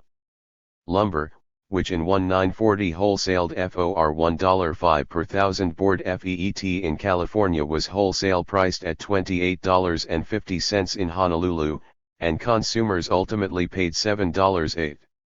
101. Meanwhile, wages were driven through the floor, with adult plantation laborers paid $31 on average per month, cannery workers $21, construction workers $20, and longshoremen as little as $1 too. 102. Those at the bottom struggled to alter their situation, of course, but were met head-on with tactics drawn from the Bloody 1B. HU. DS-10, or Wars Umqui to TEMTE Tates.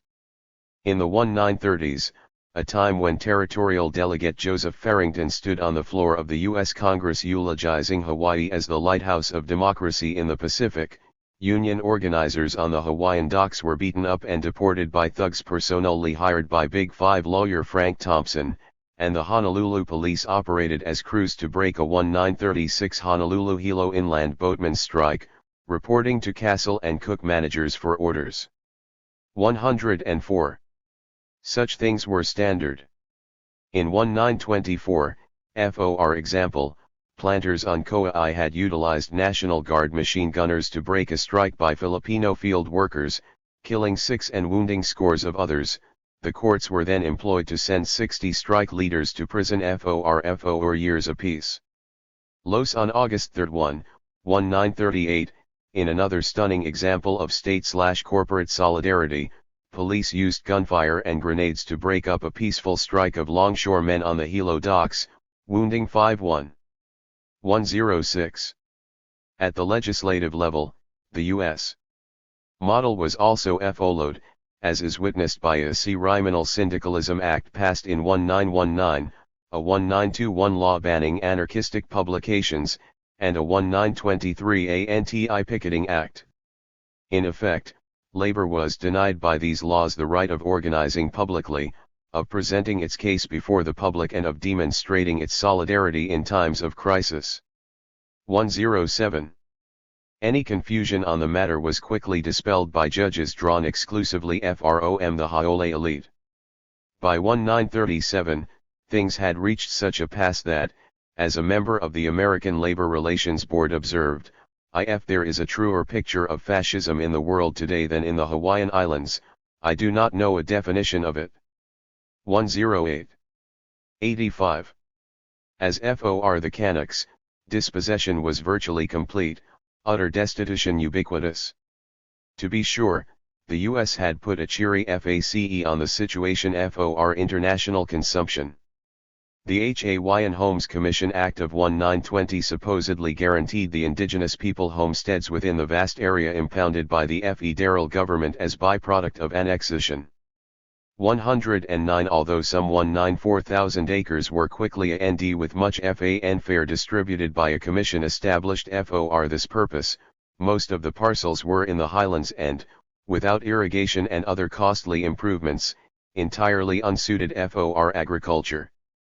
The law contained no provision for the kind of subsidy plainly necessary for the Kanaks to make use of their allotments. 11. A provision was included, however, allowing the commissioners to release huge blocks of Hawaiian homes land to Haole planters for as little as 2 cents per acre annually. See Astle and Cook alone bled up 95,000 acres in this fashion as the native allottees predictably failed in that IRTFFNRTTNTKTT live ING from THIR tiny plot LLL. Under these circumstances, almost half the total land area in Hawaii was in the hands of 80 privat owners by 1940, while the landless Hawaiians occupied shanties and hovels around Honolulu, their population plummeting to fewer than 25,000. 112. Meanwhile, the U.S. was busily militarizing the portion of Hawaii's land mass it had retained for its own usage. Aside from the Navy's Pearl Harbor facility, the first step in this process came with the establishment of the Army's Camp McKinley, near Diamond Head, in 1898. This was followed, in 1905, by the establishment of Fort D.C. Russi, also on Oahu, and a year later, by Fort Ruger. In 1907 came Forts Armstrong and Shafter, in 1908, the Schofield Barracks. 1913 saw the establishment of Fort Kamehameha, and 1933, Bellows Airfield. In 1934, the Pearl Harbor complex was expanded to accommodate the Lu'uliale Naval Magazine, and in 1937 the Army established Wheeler Airfield. In 1938, Hickam Airfield was added. During WORLDWAR2, the Barbers Point Naval Air Station was established, while two entire valleys on Oahu Mekua and Wa'akon were converted into a bombing practice range and a live fire training area for the Army and Marine Corps, respectively. After the war, in 1953, an entire island, Keho'ola, sacred to Canucks, was condemned for use by the Navy as a gunnery range. By the time all was said and done, there were 46 MAJOR military installations encompassing approximately 500,000 acres in the archipelago. 1I3. 86. The statehood scam. If anything, America's emergence at the end of the Second WORLDWAR in a position of incipient global primacy dramatically increased Hawaii's strategic importance to the United States.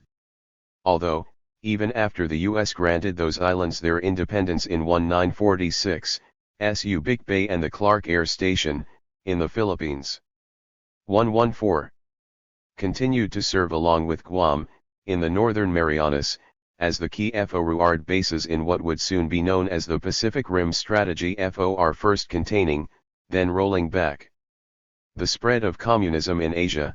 Hawaii constituted the geographic hub for the entire Far Eastern theater of operations. L1s the military's doctrinal emphasis upon retaining its massive facilities there, and the magnitude of its investment in expanding and refining the capacity of these bases for both communications and force projection purposes, therefore increased steadily during the 1940s and 50s. 116.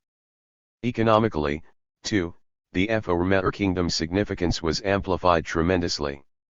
Arguably, the military dimension of U.S. containment/rollback policy was itself harnessed to the aspirations of U.S. business leaders to realize a collective vision of converting all the Pacific into an American lake from which profits would accrue at previously unheard of levels. After 1945, a capitalism undergoing an unprecedented expansion in its productive and distributive capacity, and consequently in dire need of huge new resource inputs and markets, found it imperative to integrate the Pacific Basin into the world economy to an extent unimaginable before the war. Although exploitation of Pacific resources had occurred for half a millennium, and had intensified with the development of the world capitalist system, it still lacked the comprehensive and systematic character it took 011 after World War II. Now Pacific Basin oil, rubber, hardwoods, copper, tin, uranium, etc., together with F-8 girls assembling electrical components in Penang and Taiwan and hundreds of millions of eager consumers from sold to Sumatra.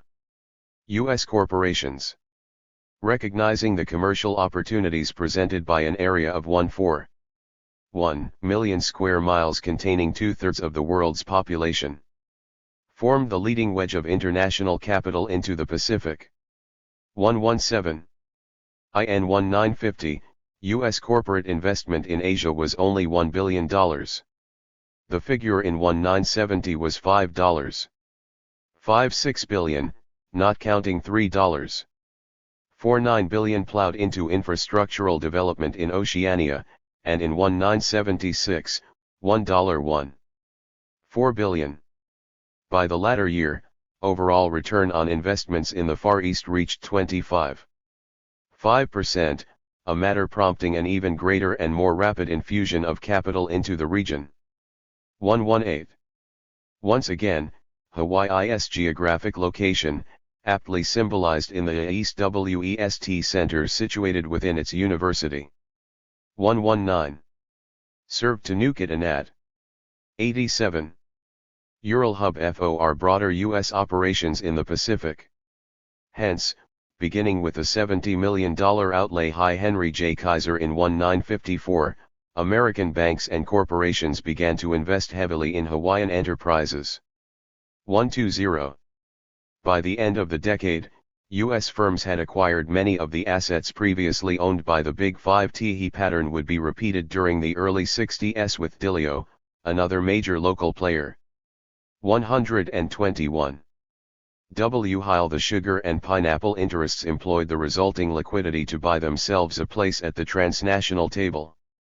Castle and Cooke, FOR example, while selling off many of its local holdings, and transferring much of its pineapple production to the cheaper terrain of the Philippines, used the proceeds along with considerable international financing to buy up agribusiness concerns in Central America, Brazil, and California, as well as more diversified enterprises. The resulting multinationalized corporation, whose 1 NTPRPT 1T NT Jenner TED, BO.LT $1.0 me T2.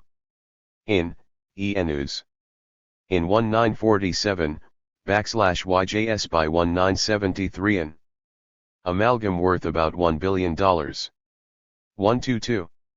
The success of AMFAC, ONCE the Big 5 company, Hackfield has been even more spectacular.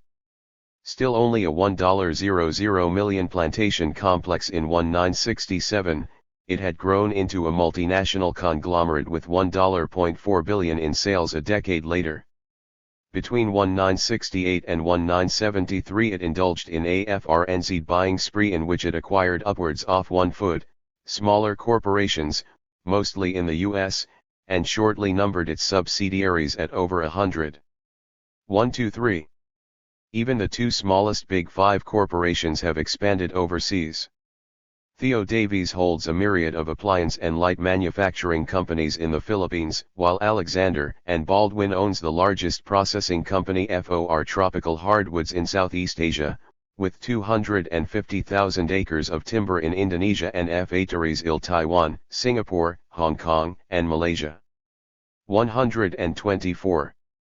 The island's 2 major financial institutions, First Hawaiian Bank and Bank of Hawaii, followed a more or less parallel trajectory. Bringing in high-powered executives like Figure Bank of America President Rudolph Peterson, Bank of Hawaii utilized its new capital along with a range of third-country financing schemes to underwrite a series of investments throughout the Pacific Basin, doubling its earnings between 1954 and 59. 125. First Hawaiian had done the same, meanwhile establishing branch offices in Guam, Tona, Micronesia, and a number of other locations. 126.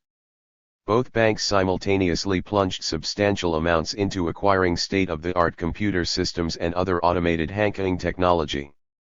127. So. 88. Swift was the transition from the relaxed atmosphere of plantation banking to the frenetic environment of international finance that by the early 60s Hawaii was already being referred to as the Switzerland of the Pacific. 128. Thus, by the mid-to-1950s, the process was well underway by which the traditional haole economy of Hawaii was completely subsumed and redeployed as a component in preliminary U.S. globalization initiatives, the archipelago itself redefined as a meeting place/playground for the world's corporate elite, doubling as world-class tourist destination. 129. The only real fly in the ointment concerned the illegitimate nature of America's purported ownership of/jurisdiction over the islands, a problem deriving not simply from the specifics of America's historical interaction with the Hawaiian Kingdom but, somewhat paradoxically, from the broader design through which U.S. strategists had set out to fulfill their dream of placing the United States in a position of unfettered planetary ascendancy. 130. At the FONDing meeting of the United Nations it sponsored in San Francisco in 1945, the U.S. had, in the name of preventing the scourge of war and reaffirm faith in fundamental human rights, the dignity and worth of the human person, the equal rights of men and women, and of nations large and small, promote social progress and better standards of life in larger freedom, endeavored to concretize elements of international law which would serve to preclude reconstruction of the old European empires with which it might otherwise have to compete in the post-war environment. 13.1. This took the FORM, as articulated in Article 1 and 55 of the UN Charter, of guaranteeing the right of self-determination to all peoples. 132. Consequently, Chapters 11 and 12 of the Charter were explicitly aimed to bring the colonial world generally within the sphere of international responsibility. 133. Procedurally, as explained in Chapter 11 of the Charter, it was legally required that all such an self-governing territories be inscribed by the administering power on a list maintained by the UN Secretariat, which would then receive regular reports concerning the progress made towards the timely realization of self-government in each case. 134. SELF government, construed as being in many respects synonymous with the exercise of self-determination, was interpreted as the attainment of FULL and complete independence by each country/people inscribed on the 89. Secretariat's list from the country administering it. 135. In cases where arrangements other than complete independence were proposed as the outcome of the self-determining process, the Secretariat was charged with the responsibility of ensuring that it was the colonized rather than the administering authority who proposed it, and that the latter had neither coerced nor manipulated the result. 136. Finally, in cases where colonizers openly refused to grant independence to their colonial subjects, the Secretariat incurred the responsibility of undertaking such measures as were necessary to compel compliance with the law. 137.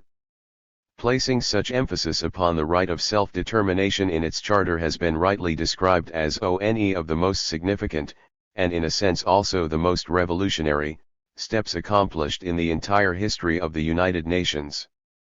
138.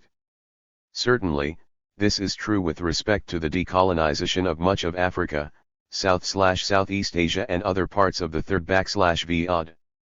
139. Oil the Article 11 DLLJ, it D was eligible to decide such matters. 147. By virtue of the interpretation of Chapter 11 advanced in General Assembly Resolution 742, 148 moreover, election of an alternative to independence, especially if that alternative is a union or association with the former or colonial parent, viewed with a jaundiced eye. 149. The insistence on independence without any conditions or reservations is also based on the rejection of the concept of trusteeship, and the unwillingness of the majority of the states to, as it were, consent to the efforts of assimilationist policies implemented under the guise of the trusteeship principle. There was a general suspicion on the part of the most ardent supporters of decolonization that the choice of a dependent people for any stakes other than independence was not genuine but rather the result of Colorado-Nile machination. 1. So, since any such outcome as that obtaining in Hawaii was/is, by law, deemed to be inherently reversible rather than final, the UN itself was obligated to defer removal of Hawaii from the Secretariat's list until a full investigation of the referendum procedure had been completed. 151. The extent to which this was so is revealed in the General Assembly's rejection of the attempt by France, using a referendum procedure not dissimilar to that employed by the US in Hawaii, to incorporate Algeria into its home compartment in 1954. 152. So, too, the argument put forth by Portugal from 19550 n-word that, since Portuguese law applied as much to its colonial subjects as to its citizens, the peoples indigenous to colonies like Angola and Mozambique should be considered assimilated, their territories integral parts of the nation, and the colonies themselves thus sharing in the independence of the Portuguese state. 153. Instructively, both Algeria and the Portuguese colonies remained inscribed on the Secretariat's list until genuine decolonization occurred.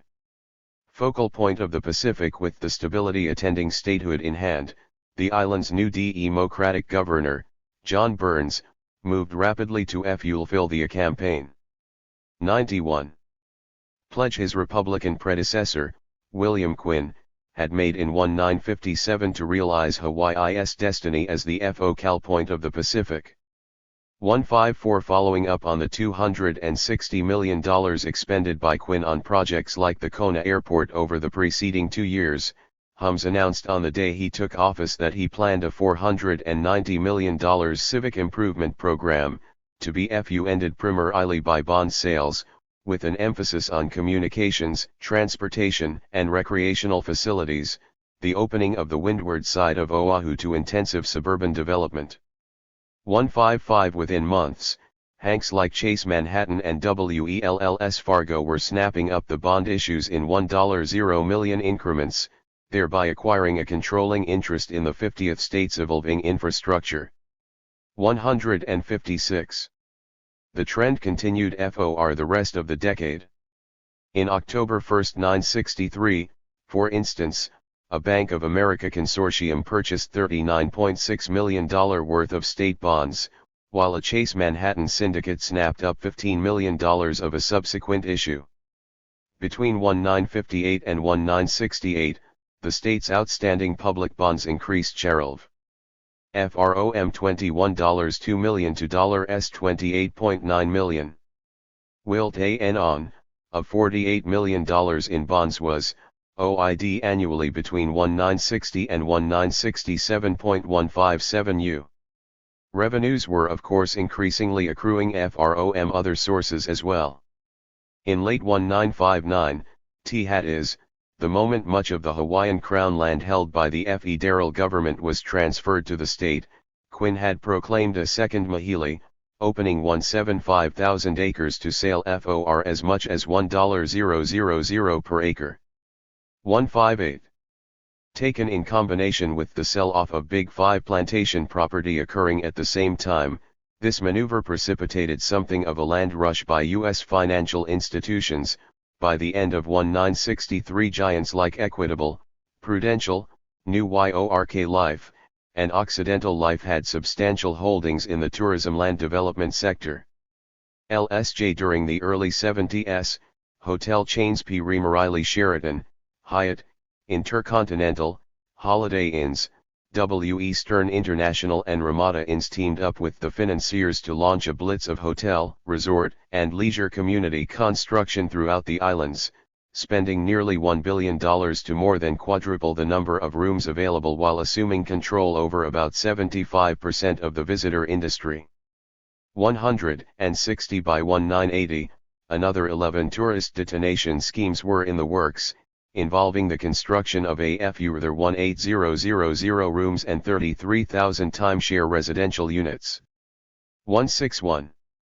All this, in turn, caused an almost vertical climb in real estate prices, paralleled rather closely by an influx to state coffers of monies from land sales and property taxes. 92. Intense speculation pushed the price of Kaanapali Whaler one-bedroom condominium units up from $86,000 in 1975 to $534,000 4 years later. At Kapalua Bay Villas, condominium apartments increased from $135,000 to $500,000 between 1976 and 1979.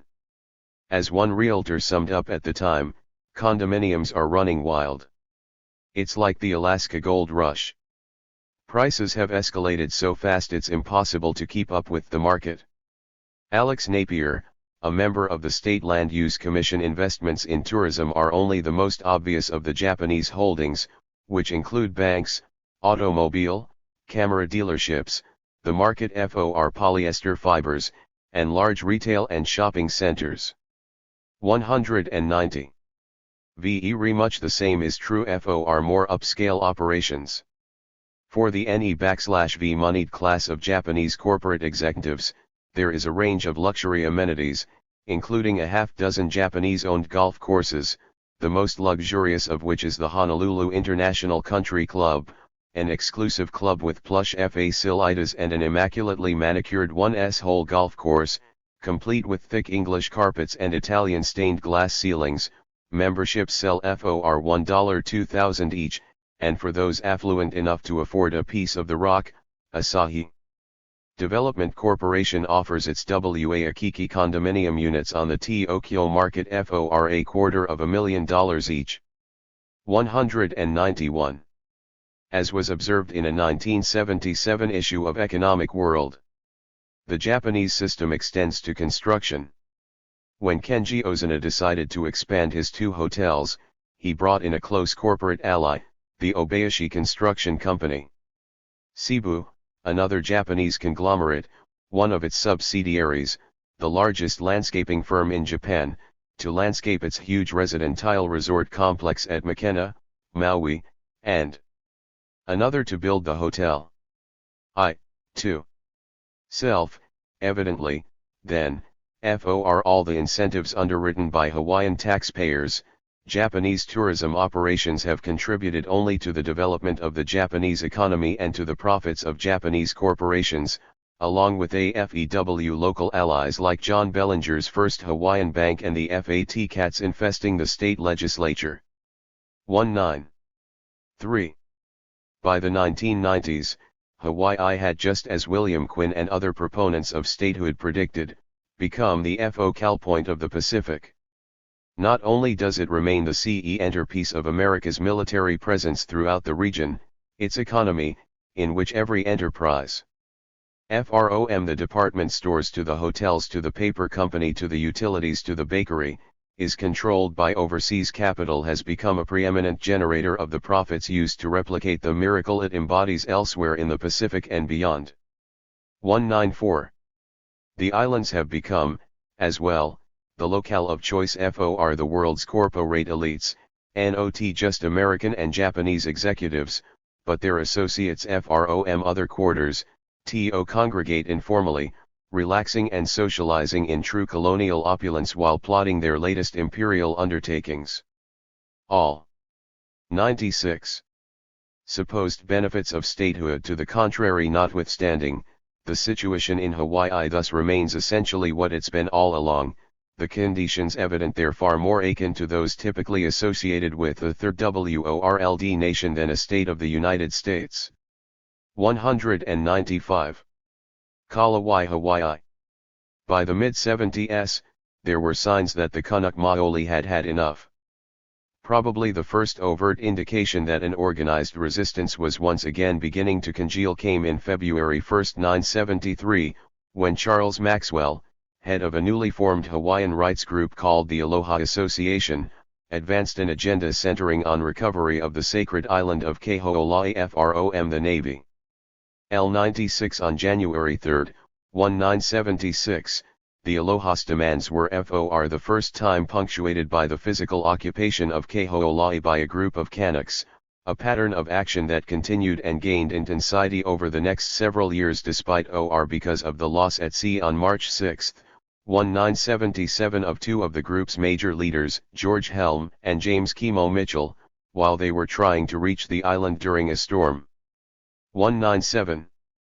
By 1980, moreover, the Aloha had both broadened its outlook to include a wide range of indigenous issues and spun off several organizations committed to confronting such things as the TH3 highway construction project and new resort development head-on. 198. As a National Institutes of Health team studying ethnic Hawaiians discovered to its surprise in 1980, these new Hawaiians were as a rule quite serious about their struggle over the absorption of their land. They expressed a willingness to fight by any means necessary. There is definitely a strong potential for violence. 199. In actuality, however, although they were well aware of their legal prerogative as a people forcibly deprived of the right of self-determination, freedom and independence by a colonial and racist regime foreign occupation to employ armed force, including methods otherwise proscribed under the rubric of terrorism, to liberate themselves from their circumstances. 200. Tihi Kanak activists were moving in an altogether different direction.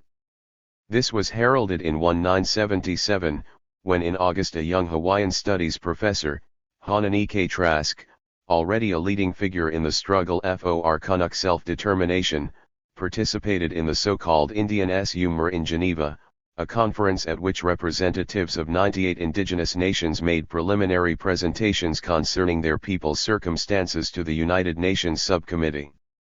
97. On Racism and Decolonization.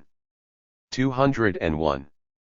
In 1981, as a follow-up to the 1977 conference, The UNFO remed the Working Group on Indigenous Populations as a subpart of its Economic and Social Council and mandated it both to make global studies of the conditions prevailing among indigenous peoples, an aspect of which process was to conduct biannual meetings at which native delegations co-old report on developments within their territories, make recommendations concerning remedies, and, under certain circumstances, request direct UN intervention, and to draft a universal declaration on the rights of indigenous peoples.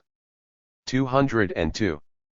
While Trask and other Kanak activists continued to serve as delegates to the UN proceedings, 20.3 her sister, Mililani, took the lead in forging a viable nationalist organization. This resulted, in 1987, in the FO Undaying of Kalawai Hawaii, by FAR, the most broadly based and politic, daily FFFFTIF, WHDD in more THML century. 204. With Mililani Trask serving as Kiaina, Kalawai, moved swiftly to galvanize Kanak Maoli throughout the islands as citizens of their own polity, employing traditional genealogical criteria rather than Haole-imposed blood quantum standards in determining the composition of its constituency. 205. This move compelled recognition in the 1990 U.S. Census of the FACT that there were actually 138,742 native Hawaiians rather than the FEWER than 100,000 officially recorded only a decade earlier. 206. Casting off the shackles of governmental low counting allowed the Kanaks to develop a certain critical mass in their own right, forging alliances on an equal footing with local environmental and anti-development organizations for the first time, and thereby gaining an ability to strategically engage in a bit of electoral muscle flexing. The hugely successful campaign to save Oahu's sandy beach from unsightly development was one straw in the wind. The intense debate a waste fuel and unneeded fixed rail system in Honolulu marked the first setback for unlimited growth on Oahu. On Maui, Kauai, and the Big Island, proponents of limited growth and environmental concerns challenged airport road expansion, gained popular support, and captured public offices. Lanaians for sensible growth have emerged to challenge enclave resort plans there. Running on an anti-development grassroots democracy community-based economics platform, Hawaii's fledgling Greens Party did surprisingly well in the 1992 election. 207. On January 1, 1993, Tihi 100th anniversary of Queen Liliuokalani's overthrow, a truly massive sovereignty march by Kalawai and its sub. 98. Porters was conducted through downtown Honolulu, ending in a rally of over 15,000 people at the Iolani Palace. 208. It was under these circumstances that the U.S. apology to the Kanak Maoli was issued. By then, Kalawai had joined with a smaller sovereigntist organization, Kapakako, headed by Dr. Kakuni Blaisdell, to convene an international people's tribunal composed of prominent legal scholars and human rights activists from around the world to receive evidence and hear testimony on site in Hawaii. 209.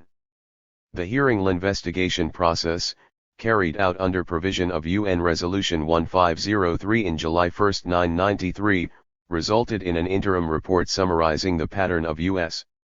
illegality in the islands and unequivocally affirming the right of the Kanaks to resume a fully self-determining existence. 2J. A much more comprehensive and detailed report of findings and recommendations was transmitted to the working group a year later. 211. In 1995, responding to an islands-wide poll indicating that well over half of all Kanaks actively favored such an initiative and that almost none opposed it, Kalawai crafted a master plan for the resumption of outright Kanak Maui sovereignty. 212. While accepting the 1993 congressional apology on its FACE, the plan clarified the ingredients of the reconciliation called for by U.S. legislators as a matter of public law. 1. Final resolution of the historic claims relating to the overthrow, to state and federal misuse of native trust lands and resources, to violations of human and civil rights, and to federally held lands and resources. 2. Elimination of the U.S. policy of non-recognition of Native Hawaiian self-determination, including repudiation of the policy of wardship. 3. Federal recognition of Kalawai Hawaii as the indigenous sovereign Hawaiian nation, including recognition of the jurisdiction of Kalawai Hawaii over its national assets, lands, and natural recourses. 4. A commitment to decolonize Hawaii through the United Nations process for non-self-governing territories. 5. Restoration of traditional lands, natural resources, ocean, and energy resources to the Kalawai National Land Trust. These lands include the Hawaiian homelands, the ceded lands, and federally held lands. These lands shall be segregated from other public lands. 213. In substance, the Kalawai Master Plan demands restoration of the Kanak right to function as a nation within a nation exercising sovereign jurisdiction over some 1.6 million acres, including the 200,000 acres of Hawaiian homes land they were supposed to have retained all along. All 99 of it subject to reparation of damages done during the years of the Kanak's dispossession, and with adequate compensation for damage that proves irreparable. 214. Among the many specific parcels at issue is Keho'ola, the most shot-at island in the Pacific, which, under a 1980 consent decree resulting from litigation undertaken by Native activist Noam Italolai, is in the process of environmental restoration and is scheduled to be returned to the state of Hawaii. 21.5. Predictably, the U.S. has made no official response to the Ho'okipu, opting instead to try and divert attention to the self-determining functions of the state's own Office of Hawaiian Affairs, and a blatantly co-optive Hawaiian Autonomy Act put forth by the state legislature in the FORM of a 1998 referendum. 216. Kalawai responded with a Taro Roots organizing campaign of such effectiveness that not only was the act itself overwhelmingly voted down, but the state was forced, in 2001, to appoint Mililani Trask herself to the board overseeing the OHA. 217. Ktihli, Meanwhile, has said about actualizing aspects of its FR Arenas of Sovereignty program. 21.8. Primarily by pursuing re-establishment of the base's FOR Kanak Maoli self-sufficiency, by once again placing hundreds of acres in taro and breadfruit cultivation, 21T1 FOR example, and resurrecting some of the traditional fish ponds that had long fallen into disuse and disrepair. 219. Community control has been asserted over several schools, making instruction in the Hawaiian language a priority. 22.0 And revitalization of traditional spiritual/healthcare practices is well underway. 221. In some instances, entire communities have been reconstituted on their customary sites, with or without permission of Haole authorities. 222.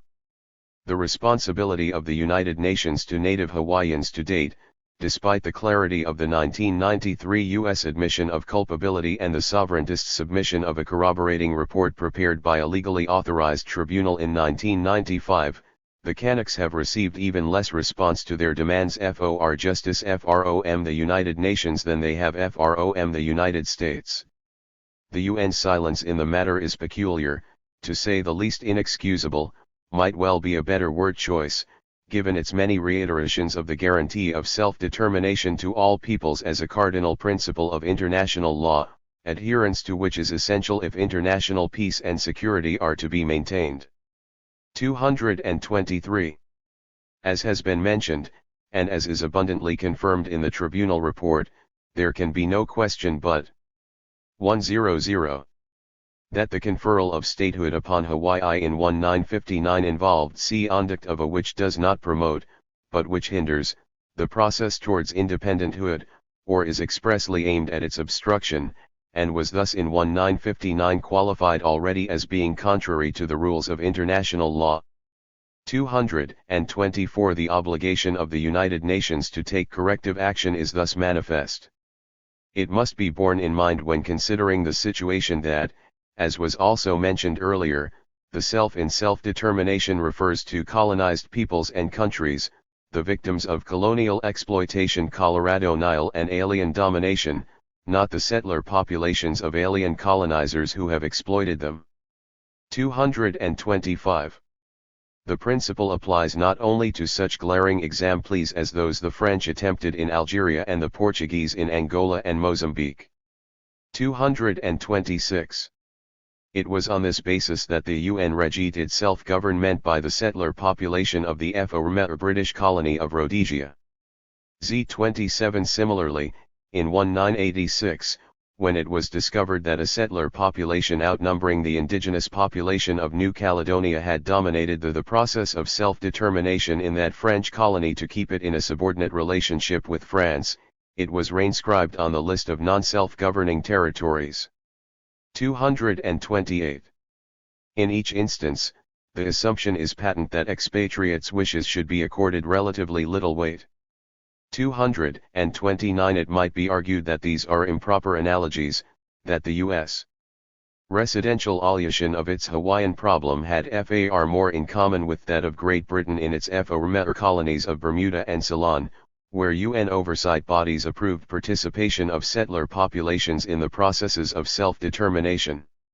In Bermuda, however, the UN Special Committee on Decolonization effected extraordinary measures to prevent the expatriate vote from having a decisive influence on determining the island's political destiny. 23. In Sri Lanka, where the settlers were not even British, but Tamils relocated there from southern India by the colonizers, a special arrangement was nonetheless effected to leave the island's indigenous people with the decisive voice in the outcome. 231.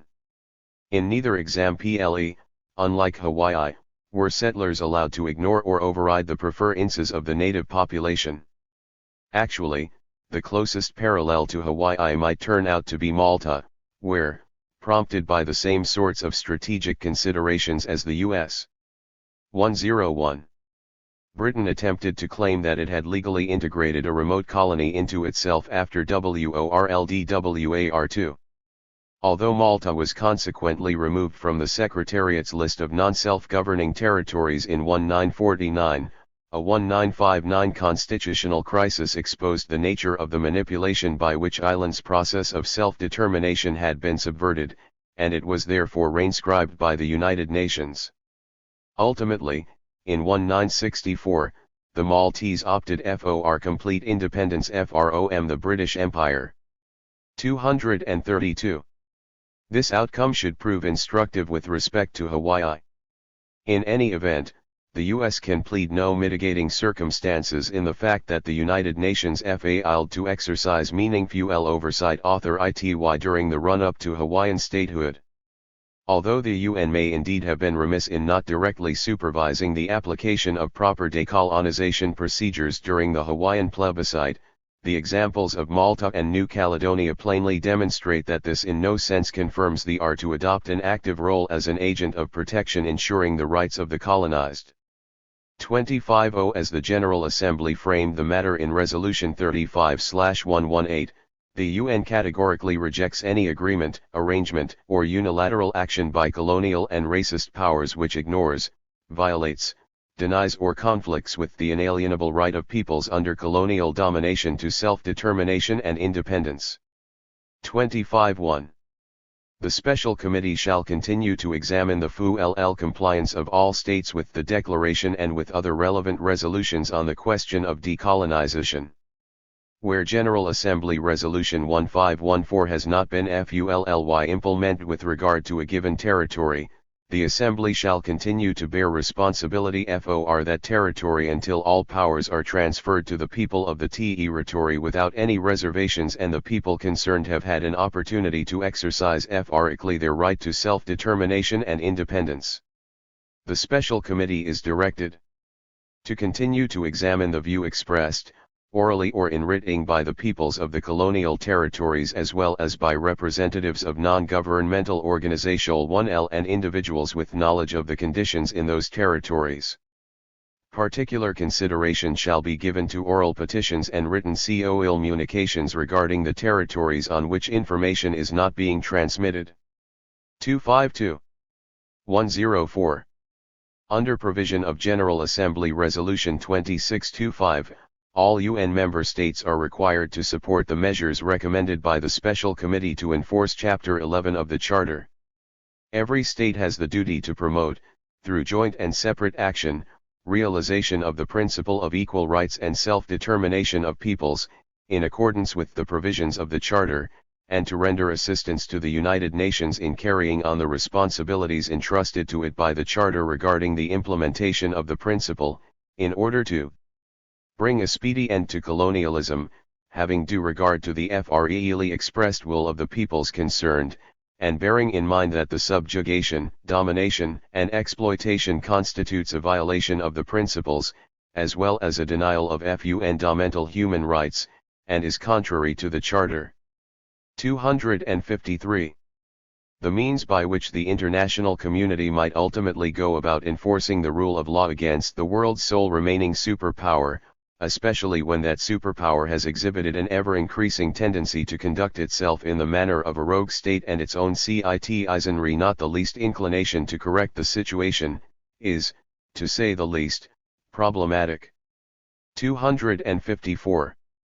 Such circumstances neither negate nor qualify the obligation of the United Nations to try, however. Indeed, it is arguable that it is under precisely such conditions that the UN's obligation is greatest. 255. Reinscribing Hawaii on the list of non-self-governing territories, and assembling an appropriate plebiscite to implement the archipelago's actual decolonization, are therefore imperatives, both legally and morally. 256. Even though the U.S. will likely reject such an intervention in its purported domestic affairs, the statement thus made would be a potent one, likely to generate a tangible enhancement of the Kanak Maoli negotiating position vis-a-vis their colonizers, and lending a sorely needed credence to the tattooed image of international law. 257. It would also expose as little else could the truth lurking behind the shop-worn U.S. F.A. 8 of being a nation of laws. 258. The benefits of such a precedent speak for themselves, not only with regard to the instant case, but many others. The long-suffering people of Puerto Rico and the Chamorros of Guam. 259. Present ready examples, as do the several hundred internal colonies of native North America. 260. So, too, the literally thousands of indigenous nations comprising a planetary fourth world. 261. Most of them outside the immediate sphere of U.S. domination, but none free of colonization by similarly minded statist overlords. 262. And all of their situations steadily worsened by the U.S. driven onslaught of Corpo. 105. Rate globalization. 263. By these terms, what has happened in Hawaii represents in microcosm the very worst the system has in store, not just for the proverbial natives, Buletin as the Kanaks erstwhile working-class Haole neighbors have long since been able to attest virtually everyone. 264. Reinscription of Hawaii as a non-self-governing territory and advancement by the community of nations of the formal demand that they be genuinely decolonized could thus serve as what Marcuse once described as Tihi Archimedean (r. 1. 2 VL lit y of a. L underscore underscore. Underscore underscore. O. Dot L. U. Dash JJ. L dash dash JV1 JLUTI L21C1C IEPU dash L breakdown of more generally, the reordering of the world on something more nearly resembling a human scale, and much more. 268. If, on the other hand, the UN remains mute with regard to Hawaii, its default can only be construed as a tacit endorsement of what it is the US has done there and, thence, a license for it to do the same to anyone and everyone, anywhere and everywhere. The UN, and international law in the bargain, will forfeit thereby all potential of serving as anything other than tools of American foreign policy. 269. Together constituting the perfect companion to empire. 27. In that case, those like the Kunuk Maoli who are correspondingly consigned like so much refuse to the rubbish can of history will have no alternative but to adopt other means of asserting their rights. 271. That events such as that of September 1, 201 will under such circumstances recur, and perhaps become commonplace, is inevitable. 272. The stakes are thus, and unmistakably very high. There are choices to be made and no place for bystanders to the consequences of their making. For individuals, as for the UN, the acquiescence implied by silence serves as endorsement of the crimes of state at issue, and thereby of complicity in their perpetration. 273. We are, all of us, as Eldridge Cleaver once put it, either 106. Part of the solution, or part of the problem. 274 For the Kunuk Maoli, and for the host of other peoples sharing the essentials of their circumstance, there can be no serious question as to the road that must be traveled in the years ahead. They owe it, not only to themselves but to their future generations to move in that direction. And they have every right, to demand that all persons of good conscience jo in them in their jo earning. 107. Charades, anyone. The Indian Claims Commission in context. For the nation, there is an unrequited account of sin and injustice that sooner or later will call for national retribution. George Carlin. 1844. One of the more pernicious myths shrouding the realities of Indian/white relations in the United States is that the U.S. has historically comported itself according to uniquely lofty legal and moral principles when interacting with its indigenous peoples. The idea has been around in the form of official rhetoric since at least as early as 1787, when the Congress, already pursuing a practical policy going in exactly the opposite direction, used its enactment of the Northwest Ordinance as an opportunity to pledge itself to conducting its Indian affairs in utmost good faith. One as President Harry S. Truman would put it 159 years later, it should be perfectly clear that in our transactions with Indian tribes we have set for ourselves the standard of fair and honorable dealings, pledging respect for all Indian property rights. 2. In 1985, the late William E. W. Ashburn, then preeminent American Indianist historian for the Federal Government's Smithsonian Institution, waxed a bit more expansive when he observed that because U.S. Indian policy is supportive of Indian values and aspirations, questions that in other countries would not arise are the subject of intense debate in the United States. In broad, general perspective, one is impressed with the extraordinary recognition to the now powerless Indian tribes of this country not only to maintain a secure trust-guaranteed and tax-free land base, but to exercise aspects of sovereignty that normally derive from the control of territory held by a powerful sovereign. 3. Lest it be argued that views like Truman's and Washburn's represent literally at this point beyond quaintly jingoistic anachronisms, note should be 125. Taken that the United States is presently engaged at the United Nations in pushing its own version of Indian law as the model upon which the U.N.'s incipient Universal Declaration on the Rights of Indigenous Peoples should be based, its own Indian policy as that most worthy of emulation by the rest of the world. Conversely, the U.S. has threatened to block any codification of native rights in international law which fails to conform to its own purportedly exalted standards of enlightened humanitarianism. 4. The expression of such sentiments is by no means a uniquely conservative vice. They are continually voiced by more moderate commentators. Few great powers, observed liberal policy analyst Harvey D. Rosenthal in 1990, have acknowledged such fundamental moral or legal debts, especially from a small, powerless minority in their midst, as has the United States with respect to American Indians. 5. Nor, by and large, will one encounter much of an alternative among what are ostensibly the more radical sectors of the FNRO-LMFRIRMINI-111A. 18. BOTH resources and profits have correspondingly flowed into the U.S. economy while Indians have been left destitute. The term by which such relations between nations or peoples are customarily described is colonialism, albeit in this case of a sort in which the colonized are encapsulated within the claimed domestic territoriality of the colonizer rather than of the more classical overseas variety. 19. Internal Colorado nihilism is colonialism nonetheless, and it has been prohibited under international law since the UN Charter was effected in 1945. 20. In no small part, this is because to be colonized, whether externally or internally, is to be denied that range of self-determining prerogatives which, as a matter of law, comprise the most fundamental rights of any nation. 2.1 Colonialism is thus the very obverse of the sovereignty Washburn and his colleagues contend is exercised by indigenous nations in the United States.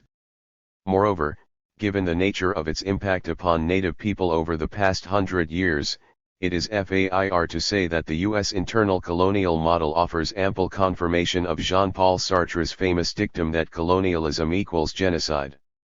22. Necessary illusions.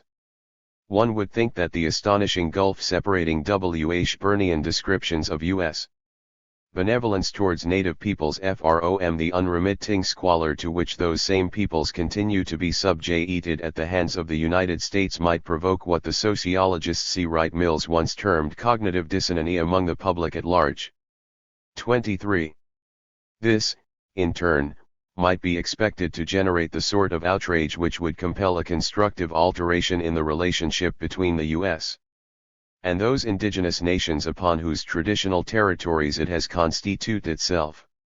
As Vine Deloria, Jr. long ago observed, however, it is a characteristic aspect of contemporary North American society that no significant number of people will be stirred from their inertia to accomplish anything. They will not think. They will not question. And, most importantly, they will not object to whatever happens until it directly affects the manner in which they view their own personal survival. 24. More charitably, Imre Sutton has remarked that their faters inhibit our fullest perception of tribal. 128. Grievances. Perhaps apathy or indifference prevails. Yet I am inclined to think that most Americans too readily believe that the same time the right to redress claims was being circumscribed for the Indian it was being expanded for the white man against the red man. The claims of whites for depredations committed against them by Indians under treaty were first recognized in an act of 1796. This act and ones following it in 1834 and 1859 provided for indemnification of losses from Indian depredations to be paid out of Indian annuities or out of any money in the treasury not otherwise appropriated. Thus, though the Indian could not sue the government, he could be sued by it in the name of its citizens and be subject to forced payment of claims from his treaty funds. By 1872 close to 300 claims were settled against the Indians for over $434,000. This amount was 55% of what was claimed. 34. Indeed, although they were obviously considered human enough to convey land title by treaty and to compensate Euro-Americans for losses, U.S. courts never formally conceded that Indians were actually persons capable of legal standing in their own right until the Standing Bear case of 1879. 35. This led, in 1881, to an act permitting native people to sue in the Court of Claims, but only in the event that they obtained specific legislative authorization whenever they sought to do so. 36.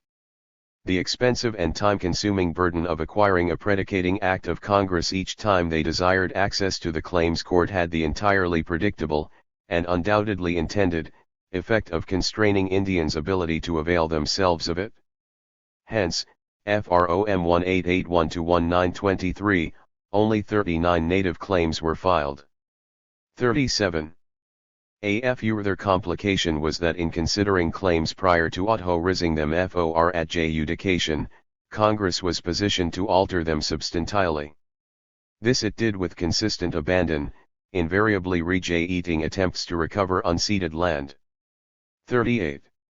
Legislators habitually deleted provisions for payment of interest, even on matters dating back a century or more. 39. And, with equal frequency, they introduced provisions requiring that judicial awards forth coming to the native plaintiffs, if any, be subject to gratuitous offsets equal to whatever monies the government could be said to have already expended in their behalf. 40. The gratuitous offsets constituted an especially onerous imposition insofar as they placed Indians in the position of retroactively subsidizing services they'd never wanted and, in many cases, vociferously opposed. Gratuities allowed, Rosenthal notes, included the payment of Indian agents' police, judigas, interpreters, maintenance and repair of agency buildings, teachers, and prorated expenses for education of Indian children at various institutions. 41. He concludes, with typical understate. 130. Meant, that most of these gratuities were more for the benefit of the government than the Indians. 42. For its part, the U.S. Department of Justice devoted itself to delaying and otherwise obstructing Indian claims cases by all possible means.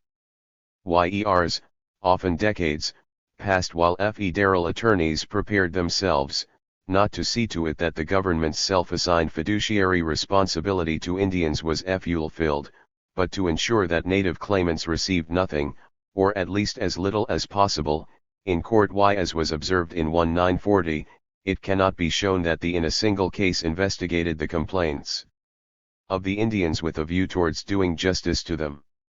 44. On the contrary, the energy of Justice Department personnel was spent prodding the General Accounting Office to dig up offsets with which to diminish or nullify awards expected to accrue from claims they knew to be valid. 45. The efforts of such tactics are altogether unsurprising. The Wichita of Oklahoma first gained the right to sue in an act of 1895 but were stalled until a jurisdictional act of 1924 led to a final dismissal in 1939. The Klamath in Oregon gained their act in 1920, were dismissed in 1938. The Northwestern Band of Shoshone of Utah and Idaho received their act in 1926, and saw dismissal in 1942. The Osage of Oklahoma gained a jurisdictional act 1921, and were dismissed in 1928. 46. And so it went. By the latter year, Senator Lynn Frazier of North Dakota, a member of the Committee on Indian Affairs, was estimating that at the then current rate it would take another 172 years to wade through the 86 pending cases he believed would eventually go to trial. 47. In the 16 instances where awards had actually been made at that point, the court had allowed a mere $1.36 million against claims totaling $346 million. Offsets amounting to $1 million were then deducted, leaving Indians with a paltry $2.65 million overall. 148. All told, by 1946, the Attorney General was able to report that Indians had been awarded only $49.40 million, well under 10% of the gross amount claimed in the cases involved, offset by $29.4 million in gratuity deductions. 49. This afforded those indigenous nations filing the suits an aggregate payout of only $20 million, from which they had to absorb legal costs, the expense of lobbying Congress to gain authorization, and so on. At 131. Best, the federal government's vaunted due process was for Indians' entirely a break-even endeavor, while a number of people lost large chunks of their lives and appreciable sums attempting it. 50. Truly, the U.S. proved itself an UN-sympathetic foe of indigenous nations, a tough and clever opponent when using its own courts to defend against the claims of its native wards, no matter how legitimate. 51. It can be argued and has been often enough, this is exactly as it should be in an adversarial system of justice like that of the United States. 52. Perhaps so, but the blatant systemic conflict of interest with which the process was rigged led from top to bottom should really suggest something else. 53. In any event, the portrait thus presented is anything but that of a government/society committed by its conscience to doing the right thing, either morally or legally. Foot-dragging in the first degree. It's not that the government lacked alternatives to the courts in dealing with Indian land claims, even within its own politico-judicial structure and experience. During the 19th century, 16 separate commissions were created by the United States under various treaties, conventions, and agreements, to dispense settlements from foreign nations and/or to resolve mutual claims. 54. The last of these, convened in 1901, had barely completed its work when, in 1910, former Indian Commissioner Francis E. Loop recommended establishing something like a claims commission to expedite the processing of Indian claims cases. 55.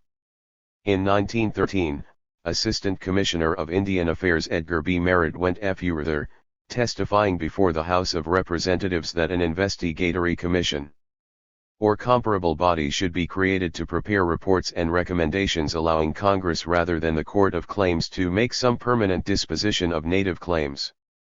This approach, he argued, would not only be more prompt and efficient than the judicial process, but produce more equitable outcomes.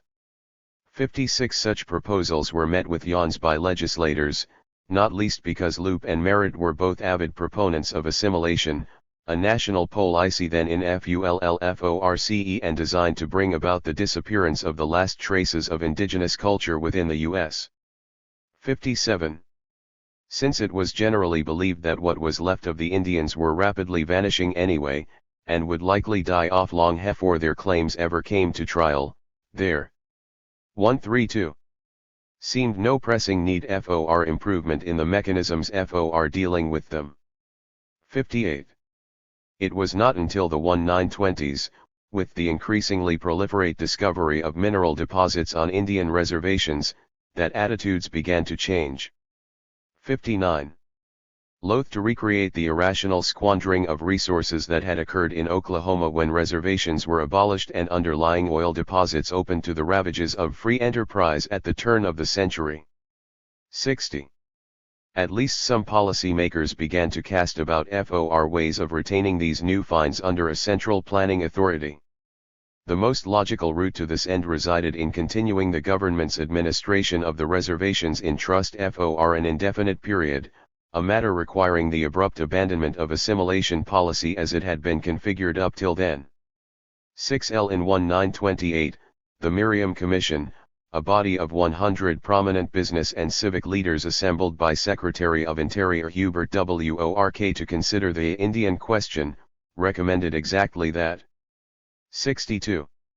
The group, echoing Loop's earlier suggestion, also urged that a special commission be created, separate from the courts, to investigate and draft legislation by which Congress could resolve whatever Indian claims were deemed meritorious. 63. The idea was seconded a year later by Nathan R. Margold, a new York attorney specializing in Indian law and policy, who had been retained by the Institute for Government Research to study the situation. 64. Although Congress was relatively quick to reorganize the reservations for long-term existence, passing an act for this purpose in 1934, it consistently balked at addressing the claims issue. 65.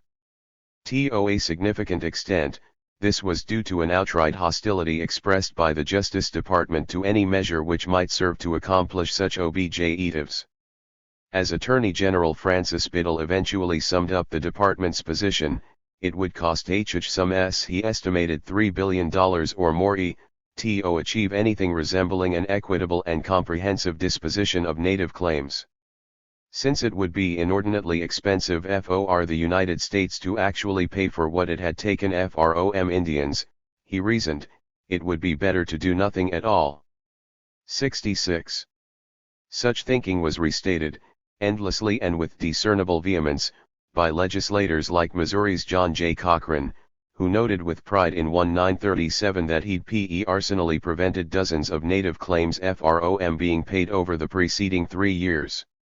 Congress, he said, could disregard millions and think of billions if the Indian claims ever got in the hands of done to Indians in the past. It would be unfair to some 130,000,000 American citizens who are taxpayers to make any serious contemporary effort to set things right. 69. O'Malley chimed in that it was absolutely necessary for Congress to prevent some shyster lawyer from dig up a descendant of some blanket Indian and make $1 million claim against the government over Manhattan Island. 70. PFR's PF tips of TS sort, were WFRFLJ1itis, received substantial reinforcement from the Supreme Court. As late as 1945, Justice Robert H. Jackson, writing for the majority in the Northwest Bands of Shoshone case, held that the ongoing expropriation of native land was not compensable because any injuries done to Indians were committed by our forefathers in the distant past against remote ancestors of the present claimants. 71. Moreover, Jackson asserted, such claims as a general rule should not be considered legally actionable, since Indians, unlike whites, had traditionally possessed no true conception of property ownership. 72. In arriving at the latter conclusion which, if applied consistently rather than being trotted out only when convenient to nullify a native claim, would have served to void the legitimacy of all transfers of property from indigenous peoples to the U.S. Jackson and his colleagues resorted to what has been called the menagerie theory. At base, this is the notion that Indians are less than human and that their relations to their lands is not the human relation of ownership but rather something similar to the relation that animals bear to the areas in which they may be temporarily confined. 73. President Franklin D. Roosevelt also made it clear on several occasions that he was unsympathetic to creation of a commission or comparable mechanism by which Indian claims might be resolved in an equitable manner. Purporting to be more preoccupied with the future than with the past. 134. He announced in 1936 that he would be unlikely to sign any bill which might lead to the government's paying out monies on account of wrongs done to the dead. 74. Given the negative consensus dominant in all three branches of the federal government, proposals to establish a claims commission went nowhere for more than a third of a century after Francis Loop's initial recommendation.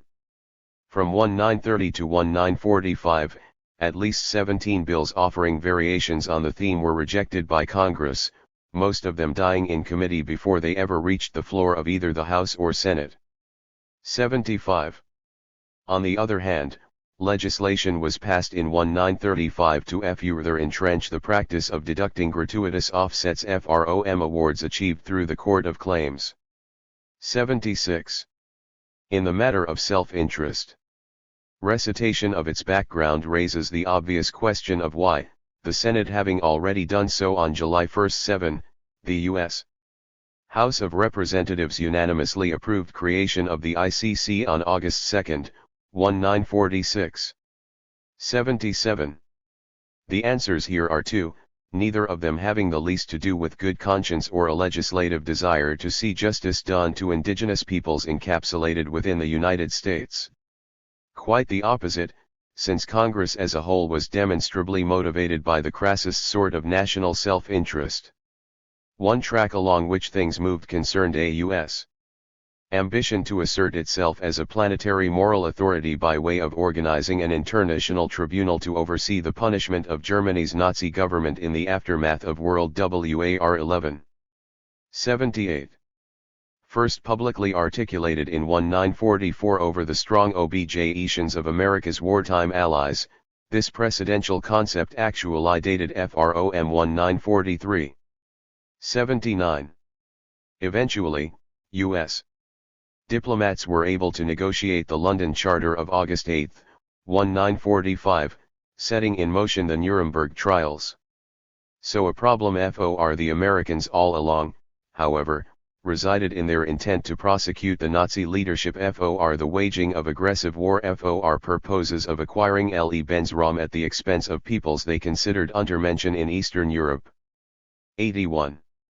The sticking point was that, from at least as early as the publication of Mein Kampf in 1925, Adolf Hitler himself had been at pains to explain that he was basing the Nazi Lebensraumpolitik directly on the U.S. design of militarily dispossessing American Indians during the 19th century. 82. 135. As historian Norman Rich has summarized the thesis openly proclaimed therein, neither Spain nor Britain should be the models for German expansion, but the Nordics of North America, who had ruthlessly pushed aside an inferior race to win for themselves soil and territory for the future. To undertake this essential task, sometimes difficult, always cruel, this was Hitler's version of the white man's burden. 83. So well known was the correlation between U.S.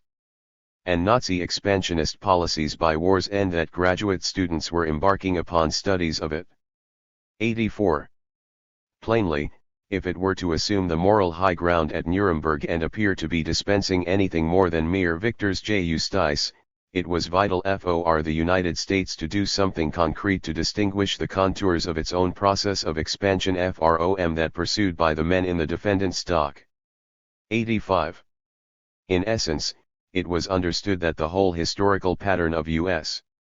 territorial growth needed to be placed, post hoc, on a FOOTLLGLLIDLULJUE pro JECREJ as consisting or acquisition by purchase rather than by conquest, and the sooner the better.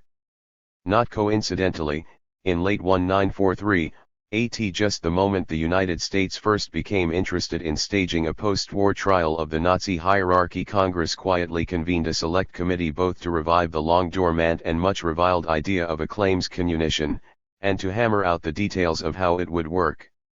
86.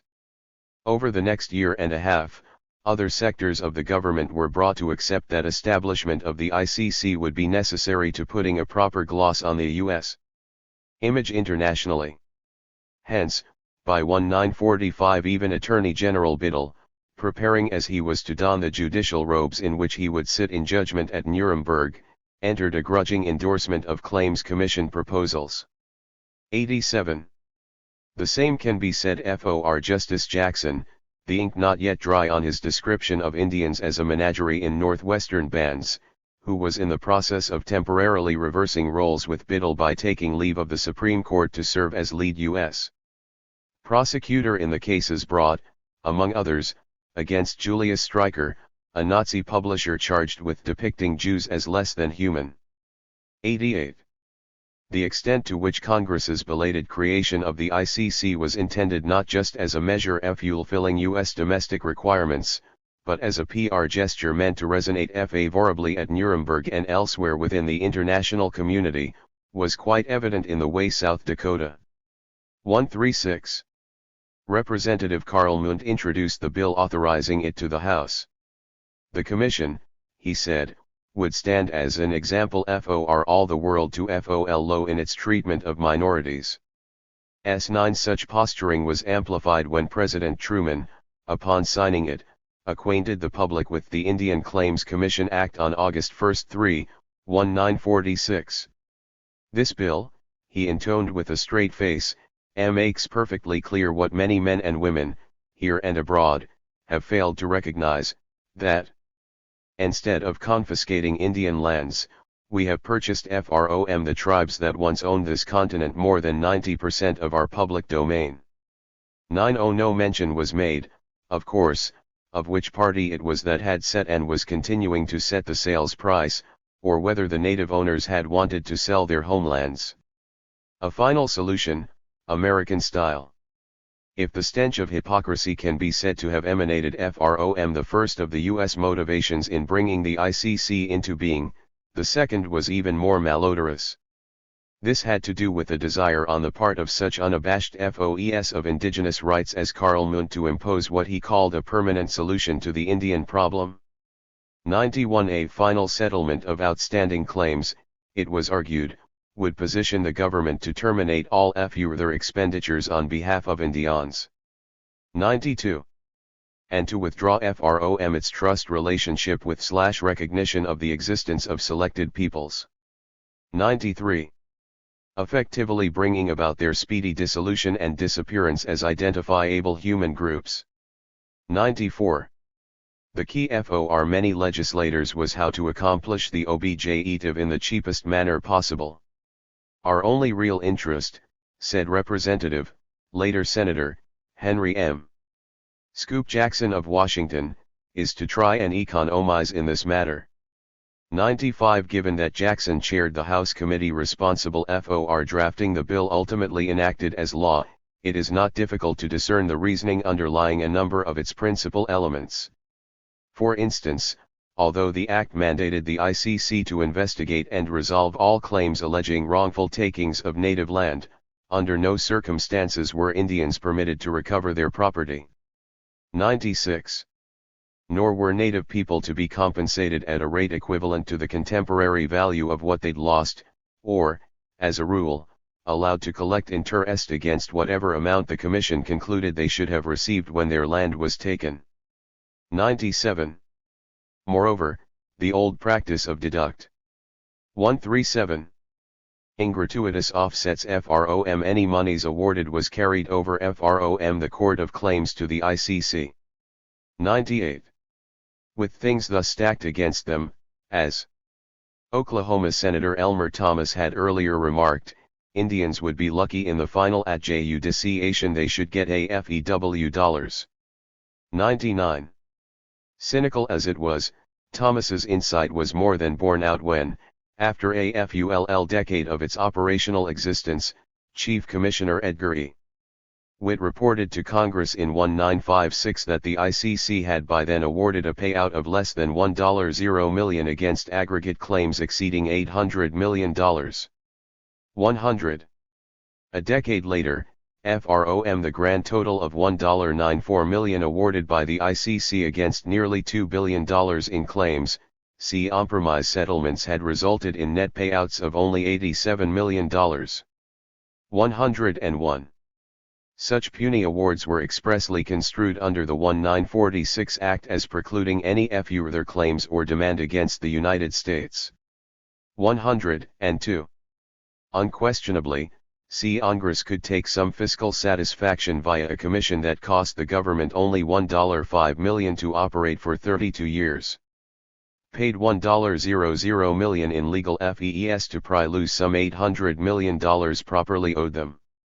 For 30 years most of this sum remained in the U.S. Treasury, interest free, at a benefit to the government. 120. At the same time, the Department of Justice and its collaborators in the GAO expended approximately $200 million, an amount equal to 1/4 of total awards, on efforts to block or minimize each and every settlement. 121. So obstinately did they pursue these ends that when in 1955 the O's actually won a significant concession in legal principle from the ICC, federal attorneys stalled the resulting award for some months while lobbying Congress to rewrite the law in their favor. 122. Such data cast in bold relief the contradictions inherent to the kind of subterfuge in which, as a matter of policy, any government sets out to play both ends against the middle. They do not, however, begin to address the real magnitude of the stakes involved in the ICC process. Aside from the sheer volume of claims which emerged, a development which seems to have genuinely taken all official parties by surprise, there is the matter of the scope of questions raised with respect to U.S. territorial legitimacy. 123. As early as 1956, the Justice Department warned Congress that the country's legal ownership of about half the area of the lower 48 states was subject to serious challenge. 124. By the mid-1960s, based in large part on research undertaken by the ICC in its struggles to document the basis FORUS. Assertion of title to each area within its putative domain. Informed observers were reckoning that the United States had never acquired a valid proprietary interest in some 750 million acres. 125. In other words, 1/3 of the nation's land, as the Interior Department put it in 1970, still legally belonged and belongs, to native people. 126. If the ICC accomplished anything of positive utility, it was, according to Vine Deloria, Jr., to update the legal parity of Indian land rights by clear out the underbrush which had obscured an accurate view of who actually owns which parts of the United States. 127. Thereby, it can be said to 140. Have set the stage for the resolution of title questions, but not in any defensibly legal, moral, or ethical sense to have settled them.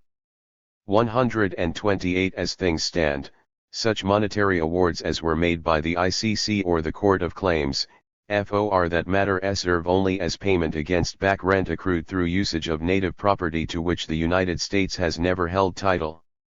129. This has led many observers to conclude, along with American Indian Movement leader Russell Means, that the U.S. portion of native North America continues to be illegally occupied in exactly the same way France and Poland were illegally occupied by Germany during the Second WORLDWAR. In Means' view, post hoc U.S. awards of cash compensation for the expropriation of native territory no more puts things right than if the Nazis had issued a check to the Vichy government in exchange for France after the fall of Paris. Anyone suggesting otherwise is either ignorant of the facts, delusional, or playing an elaborate game of charades to try and hide the truth. 130. From being unrepresentatively extreme, Means' position, or something closely akin to it, has been repeatedly manifested in the reactions of indigenous nations to contentions that ICC awards might serve to uncloud title to their lands. 131. The Suquamish, Puyallup, and Stillaquamish refused their judgments on the grounds that their claims were never adjudicated, only those pushed upon them by their attorneys and the Commission. At a tribal council, they voted to reject their settlement, claiming preference for land rather than money. The Oneida Indians of New York filed strong land claims for nearly 6 million acres of that state. 132. Under the premise that the Black Hills are not for sale, Means' own Oglala Lakota people have adamantly refused to accept any part of an award which now totals well over $1.30 million, insisting that recovery of their treaty-guaranteed land base rather than monetary compensation is and always was the basis of their claim. 133. Hopi traditionals have taken an even harder line, observing that their land was already theirs long before Columbus' great-great-grandmother was born and that they would not dignify an upstart entity like the ICC by petitioning it for a piece of land that is already ours. 134. It follows that even if the U.S. were suddenly to evince a willingness to pay something like a fair price for the native property upon which it has constituted, expanded, and consolidated itself, something it has never shown the least interest in doing, it is unlikely that title questions would be much affected. To be from Richard A. Nielsen, land, not money, is the 141. Only remedy to many Indian claims. 135. As the sentiment was expressed in the Declaration of Purpose of the 1961 American Indian Chicago Conference. L1. It should come as no surprise, given the ubiquitousness of such circumstances, that alcoholism and other addictions take an inordinate toll. Although FEWER Indians drink than do non-Indians, the rate of alcohol-related accidental deaths among native people is 10 times that of the general population, while the rate of fetal alcohol syndrome among the newborn is 33 times greater. 1-2. The suicide rate among Indians is 10 times the national norm, while, among native youth, it is 1,000% higher than among our non-Indian counterparts. 1-3. All told, the current life expectancy of a reservation-based American Indian male is less than 50 years in a society where the average man lives 7.18 years. Reservation-based Indian women live approximately 3 years longer than their male counterparts, but general population women enjoy an average life expectancy 7 years longer than non-Indian men.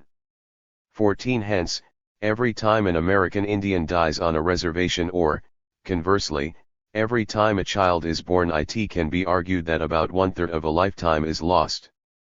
This 30% until attrition of the native population has prevailed throughout the 20th century, a situation clearly smacking of genocide. 15 This last is, of course, a policy-driven phenomenon, not something inadvertent or merely unfortunate.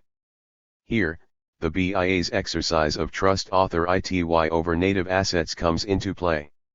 While it has orchestrated the increasingly intensive development of reservation lands since 1945, a matter which might logically have been expected to alleviate at least the worst of the symptoms sketched above, the Bureau's role in setting the rates at which land was leased and royalties for extracted minerals are paid by major corporations has precluded any such result. 16. Instances in which the BLA has opted to rent out the more productive areas on reservations to non-Indian ranchers or agribusiness interests for as little as $1 per acre per year, and for as long as 99 years, are legion, and notorious. As to mineral royalties, the Bureau has consistently structured contracts in behalf of Indians which require payment of as little as 10% of market rates while releasing participating corporations from such normal. 155. Overhead expenses as the maintenance of minimum standards for worker/community safety and environmental safeguards. In fact, most such arrangements have not even provided for a semblance of post-operational cleanup of mining and processing sites. 18. Such savings accrue to U.S. corporations and the FORMOF super profits indistinguishable from those gleaned through their enterprises in the Third World, a matter which has unquestionably facilitated the emergence of the United States as the world's dominant economic power in the post-World War II context. 19.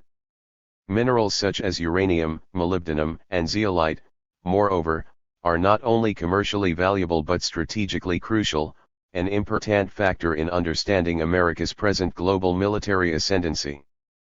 All of this has been obtained, as a matter of policy, at the direct expense of native North America as well as other underdeveloped regions of the world. As Eduardo Galeano once explained to mainstream Americans, with respect to the in-1PCTF their lifestyle 81ILDIN.LL/Merrick your / the land upon which their subsistence economy was based is itself to be destroyed, a circumstance barring even the possibility of their reconstitution as a viable human group at some future date. 22. The coal, once mined, is slurried to the Four Corners power plant and other generating facilities where it is burned to produce electricity. This product is then transported over massive power grids to meet such socially vital needs as keeping the air conditioners humming in the Phoenix Valley and the neon lights lit 24 hours a day at Las Vegas casinos. Meanwhile, 46% of the homes on the Navajo reservation have no electricity at all. 156. 23. No more fitting illustration of Galeano's equation seems conceivable. Internal colonialism. Historically, the term colonialism has been employed to describe this sort of relationship between nations. Since ratification of the United Nations Charter in 1945, however, such structural domination/exploitation of any nation or people by another, even when it is disguised as the exercise of a perpetual trust, has been deemed illegal within the canons of international jurisprudence. The principle has been clarified, and has received considerable amplification, in subsequent instruments, most unequivocally in United Nations General Assembly Resolution 1514, also known as the Declaration on the Granting of Independence to Colonial Countries and Peoples, 1960. 24. 1. The subjection of peoples to alien subjugation, domination, and exploitation constitutes a denial of fundamental human rights, is contrary to the Charter of the United Nations and is an impediment to the promotion of world peace and cooperation. 2. All peoples have the right to self-determination. By virtue of that right they freely determine their political status and freely pursue their economic, social, and cultural development. 3. Inadequacy of political, economic, social, or educational preparedness should never serve as a pretext for delaying independence. 4. All armed action or repressive measures directed against dependent peoples shall cease in order to enable them to exercise peacefully and freely their right to complete independence, and the integrity of their national territory shall be respected. 5. Immediate steps shall be taken in trust or non-self-governing territories or all other territories which have not yet attained independence, to transfer all powers to the peoples of those territories, without any conditions or reservations, in accordance with their freely expressed will and desire, without any distinction as to race, creed or color, in order to enable them to enjoy complete independence and freedom.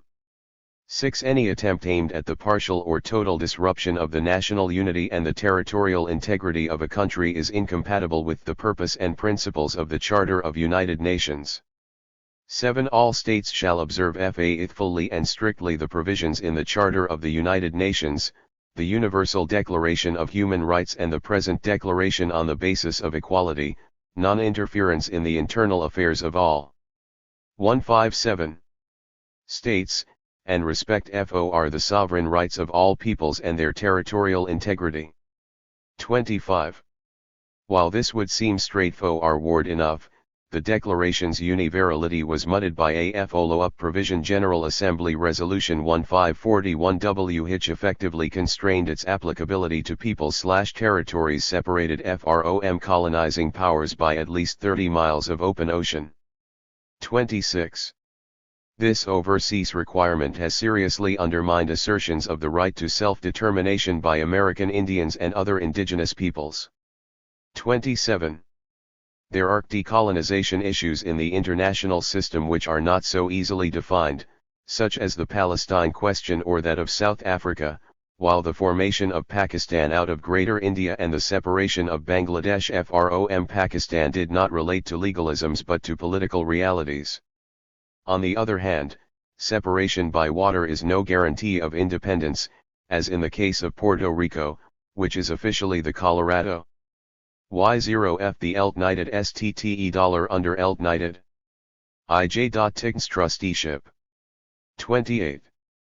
This last could as easily be said of Hawaii, or such protectorates as Guam, American Samoa or the U.S. Virgin Islands. 29. In any event, the Blue Water thesis institutionalized in Resolution 1541 has afforded the US, Canada, and other UN member states a useful pretext upon which to construct the pretense that their ongoing colonization of indigenous nations/peoples is not really colonialism at all.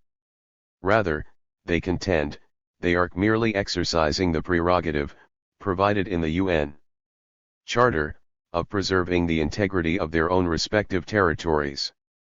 3. At present, the U.S. in particular is endeavoring to have native rights defined in international law in a manner conforming to its own practice of maintaining American Indians in a condition of domestic subjugation. While it is true that the internal variety of colonialism visited upon native peoples by modern settler states differs in many respects from the C models of external colonization developed by European empires over the past several centuries, it is colonialism nonetheless.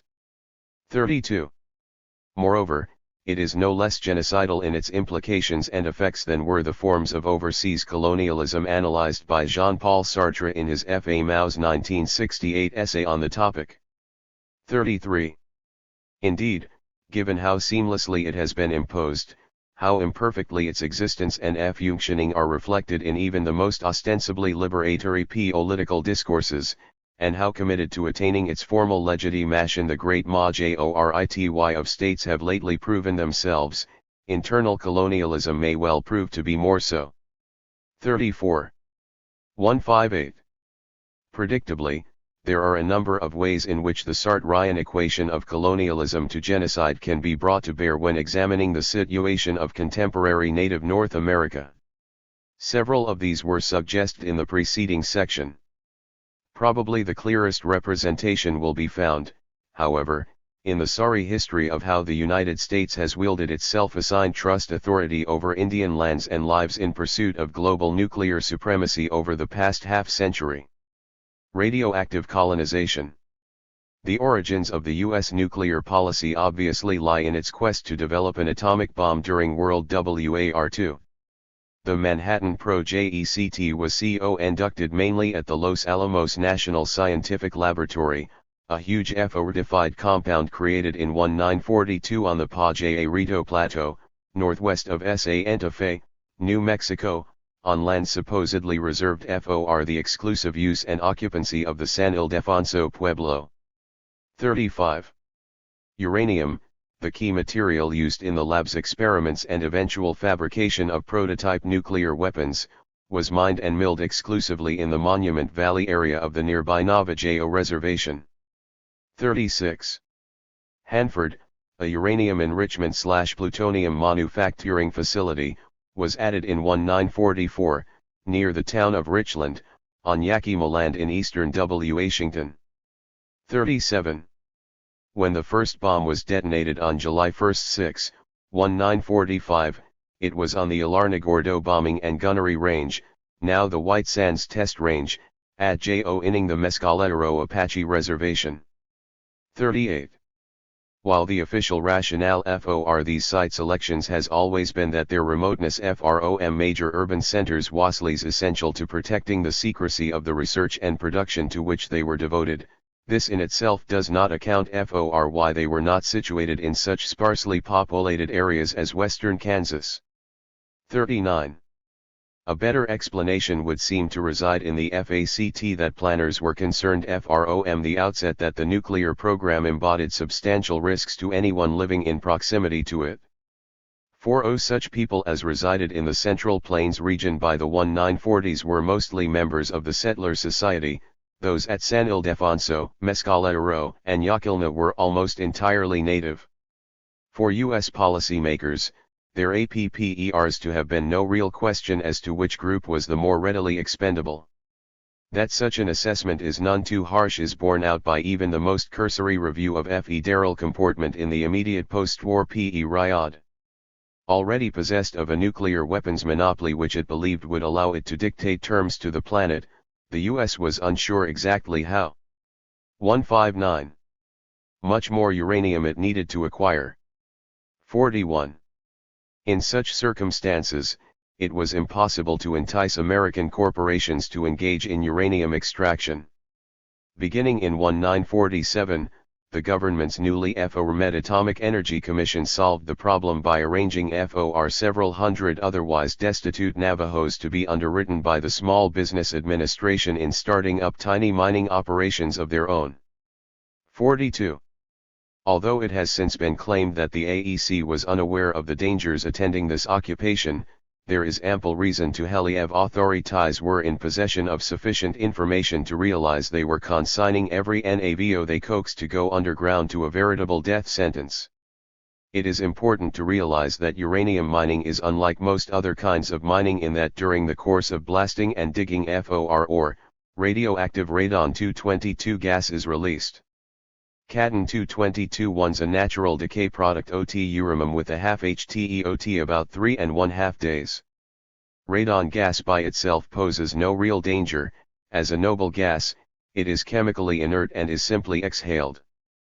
But its radioactive daughter products can set TLE in the lungs and injure the tissues. The primary hazard comes from polonium-218 and 214, alpha-emitting radionuclides that lodge in the lining of the lung. Uranium miners are also bombarded by gamma radiation, but the primary danger, again, stems from the ingestion and inhalation of alpha emitters. Robert J. Roscoe of the National Institute for Occupational Safety and Health has shown that non-smoking uranium miners FOLOD FROLIL 1950 to 1984 were 13 times more likely to die from lung cancer than a comparable group of non-smoking U.S. veterans. 3. Dr. Roscoe's test group included a significant proportion of miners who had worked in relatively large, well-ventilated shafts and even open-air uranium stripping operations. The initial group of Navajos worked in tiny, unventilated shafts where radon concentrations were often hundreds of times higher than average. As a consequence, all the AEC/SBA miners were dead or dying of lung cancer and/or other respiratory ailments by the mid-1980s. 44. As early as 1556, Austrian physician Georgius Agricola had described the extraordinary incidence of death by consumption of the lungs among Carpathian silver miners digging ores laced with radium. 45. In 1879, F.H. Harding and W. Hesse correctly diagnosed what had by then become known as B-Krankheit as lung cancer, and demonstrated that 160. Approximately 3/4 of all miners in the Schneeberg region of Saxony died of the disease within 20 years of entering the shafts. 46. By 1924, German researchers P. Ludwig and S. Lorenzer had linked the Schneeberg miners' cancers to radon inhalation. 47. A connection explored more fully by American physician Wilhelm C. Hupper, F.O. Undying director of the American Cancer Institute's Environmental Cancer Section, in his seminal 1942 book, Occupational Tumors and Allied Diseases. 48. Nor was Hupper's study the only one readily available to the AEC. In 1944, Egon Lorenz published an article in the journal If the National Cancer Institute which concluded that the radioactivity of the ore and the radon content of the air of the mines are generally considered to be the primary cause of lung cancer among uranium miners. 49. Occupational cancer expert Fred W. Stewart went further in a 1947 issue of the Bulletin of the New York Academy of Medicine, predicting that there would likely be epidemic cases of cancer and leukemia in our newest group of industrialists, workers in the field of fissionable materials. So even Bernard W. Olf and M. E. Eisenbud, directors of the AEC's own medical division, were warning their superiors of such dangers. Why the Navajos, of course, were told none of this. On the contrary, when Wolf and Eisenbud tried to establish minimum safety standards for miners in 1948, they were told by W. Washington that the health problems of the mines were not the responsibility of the AEC, and should be left to the jurisdiction of the local authorities. S2. The AEC had been assigned by Congress the responsibility for radiation safety in the nuclear program, but, according to a bizarre interpretation of the 1946 Atomic Energy Act, the Commission was bound only to regulate exposures after the ore had been mined. Responsibility for the health and safety of uranium miners was left up to individual states, a situation that Merrill Eisenbud rightly recognized as absurd, given their lack of equipment and expertise to deal with the expected health problems. Hazard. We did not want to rock the boat. Companies to reduce the hazard led PHS scientists to characterize their study as a death watch or dead body approach. A.F.E. Darrell, judge involved in the Navajo case, charged that U.S. atomic authorities had failed to warn the miners in order to guarantee a constant, uninterrupted, and reliable flow of uranium ore for national security purposes. 62. An efficient system for delivering huge quantities of uranium had become an especially high priority for the U.S. military when the Soviet Union, years ahead of expectations, tested a nuclear device of its own on September 23, 1949. This set in motion a mad scramble to amass ever greater numbers of increasingly more powerful and sophisticated atomic weapons, as well as a burgeoning number of nuclear reactors, on both sides of the Atlantic. 63. Thus guaranteed the sustained profitability of such enterprises, and shortly immunized against any liabilities they might entail, America's major corporations entered with a vengeance into uranium mining, milling and related activities, completely supplanting the first generation of Navajo miners' mom-and-pop operations by the end of 1951. 64. This sudden and massive corporate tie-in to the expansion of U.S. uranium production did not, however, signal a shifting of the burden of supplying it from the shoulders of native North America. Rather, such weight was increased dramatically. Although only about 60% of uranium deposits in the United States were/are situated on American Indian reservations, most of it in the so-called Grants Uranium Belt of northern New Mexico and Arizona. Well over 90% of all the uranium ever mined in the U.S. had been taken from such sources by the time the AEC's domestic ore buying program was phased out in 1982. 65. Hence, while the USSR and its satellites relied on slave labor provided by hundreds of thousands of political prisoners in meeting their production. 163. Quotas, the U.S. utilized its internal, indigenous colonies for the same purpose. 66. Not only did the workforce harnessed to the tasks of uranium mining and milling remain disproportionately native, but the vast majority of extraction and processing facilities were situated in Indian country as well, conveniently out of sight and mind of the general public, their collateral health impacts concentrated among indigenous populations. Much the same can be said with respect to weapons research, testing and, all along, the disposal of radioactive waste byproducts. We will examine each of these components of the nuclear process in turn. Mirling. The first large-scale uranium mine in the United States was opened under AEC/BIA sanction by the Kerr-McGee Nuclear Corporation in 1952, on the Navajo Reservation, outside the town of Shiprock, New Mexico. AHUNC1RFC1N, NLJ05URLI read to PEFCRM. The underground labor at about two-thirds the prevailing off-reservation pay scale for comparable work in what was ostensibly a ventilated mine shaft. 67. When a federal inspector visited the mine a few months after it opened, however, he discovered the ventilator fans were not functioning. When he returned 3 years later, in 1955, they were still idle. SIXS by 1959, radon levels in the mine shaft were routinely testing at 90 to 100 times maximum safe levels, a circumstance which remained essentially unchanged until the ore played out and Kerr-McGee closed the mine in 1970. 69. Of the 150-odd Navajo miners who worked below ground at Shiprock over the years, 18 had died of radiation-induced lung cancer by 1975. 5 years later, another 20 were dead of the same disease, while the bulk of the rest had been diagnosed with serious respiratory ailments.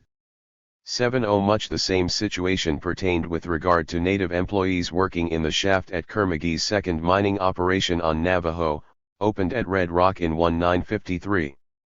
By 1979, 15 were dead of lung cancer and dozens of others had been diagnosed with that malady and/or respiratory fibrosis. 71. The same rates prevail among the well over 700 men who worked underground for Kerr-McGee at Grants, New Mexico, the largest uranium shaft mining operation in the world. 72. Of the original 6,000 or so miners of all races employed below ground in the Grants Belt, Victor Archer has estimated 1,000 will eventually die of lung cancer. 73. Nonetheless, such mines proliferated on the reservation throughout the 164. Remainder of the 1950s, as the AEC, with the active complicity of the BIA, entered into a host of additional contracts, not only with Kerr-McGee, but with corporations like Atlantic Richfield, Amex, Foot Mineral Utah International, Climax Uranium, United Nuclear, Union Carbide, Gulf, Conoco, Mobil, Exxon, Getty, Sun Oil, Standard Oil of Ohio, and Rockwell International. 74. As of 1958, the Bureau of Indian Affairs reported that over 900,000 acres of tribal land were leased for uranium exploration and development. 75. From 1946 to 1968, well over 1.3 million tons of uranium ore were mined on Navajo, some 2.5 million tons at Shiprock alone, and still the rate of increase grew. 76. By late 1976, the year which turned out to have represented the very peak of the uranium frenzy affecting the Colorado Plateau, the BIA had approved a total of 303 leases encumbering 250,000 acres of Navajo land for corporate mining and milling purposes. 77. Aside from the effects of all this upon those working underground, the shaft mining on Navajo had an increasingly negative impact upon the physical well-being of their families and communities on the surface. One indication of this resides in the fact that, once real ventilation of the mines began to occur during the mid-60s, the vents were often situated right in the mid-DLE of residential areas, the inhabitants of which were then forced to breathe the same potent mixtures of radon, thoron and other toxic substances which were plaguing their husbands, fathers and neighbors below. 78.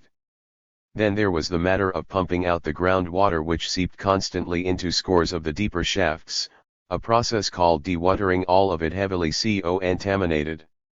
To appreciate the volume of this outpouring, it should be considered that just one site, Kermagee's Church Rock No. 1 mine, was pumping more than 80,000 gallons of irradiated effluents per day into the local supply of surface water in 1980. 79. The millions of gallons of radioactive water carry deadly selenium, cadmium, and lead that are easily absorbed into the local FOOD chain, as well as emitting alpha and beta particles and gamma rays. Human ingestion of radioactive water can result in alpha particles recurrently bombarding human tissue and eventually tearing apart the cells comprising that tissue, causing cancer. 80. Small wonder that, by 1981, the Navajo Health Authority had documented increasing rates of birth defects, notably cleft palate and 165. Down syndrome, among babies born after 1965 in mine adjacent reservation communities like Shiprock, Red Rock, and Church Rock. 81. At the same time, it was determined that children living in such localities were suffering ring bone cancers at a rate 5 times the national average, ovarian cancers at an astonishing 17 times the norm. 82. Another study concluded that, overall, there was a twofold excess of miscarriages, infant deaths, congenital or genetic abnormalities, and learning disabilities among uranium area families. 83. Although funding was requested from the Department of Health, Education and welfare with which to conduct more extensive epidemiological studies throughout the Grants Belt, the request was promptly denied.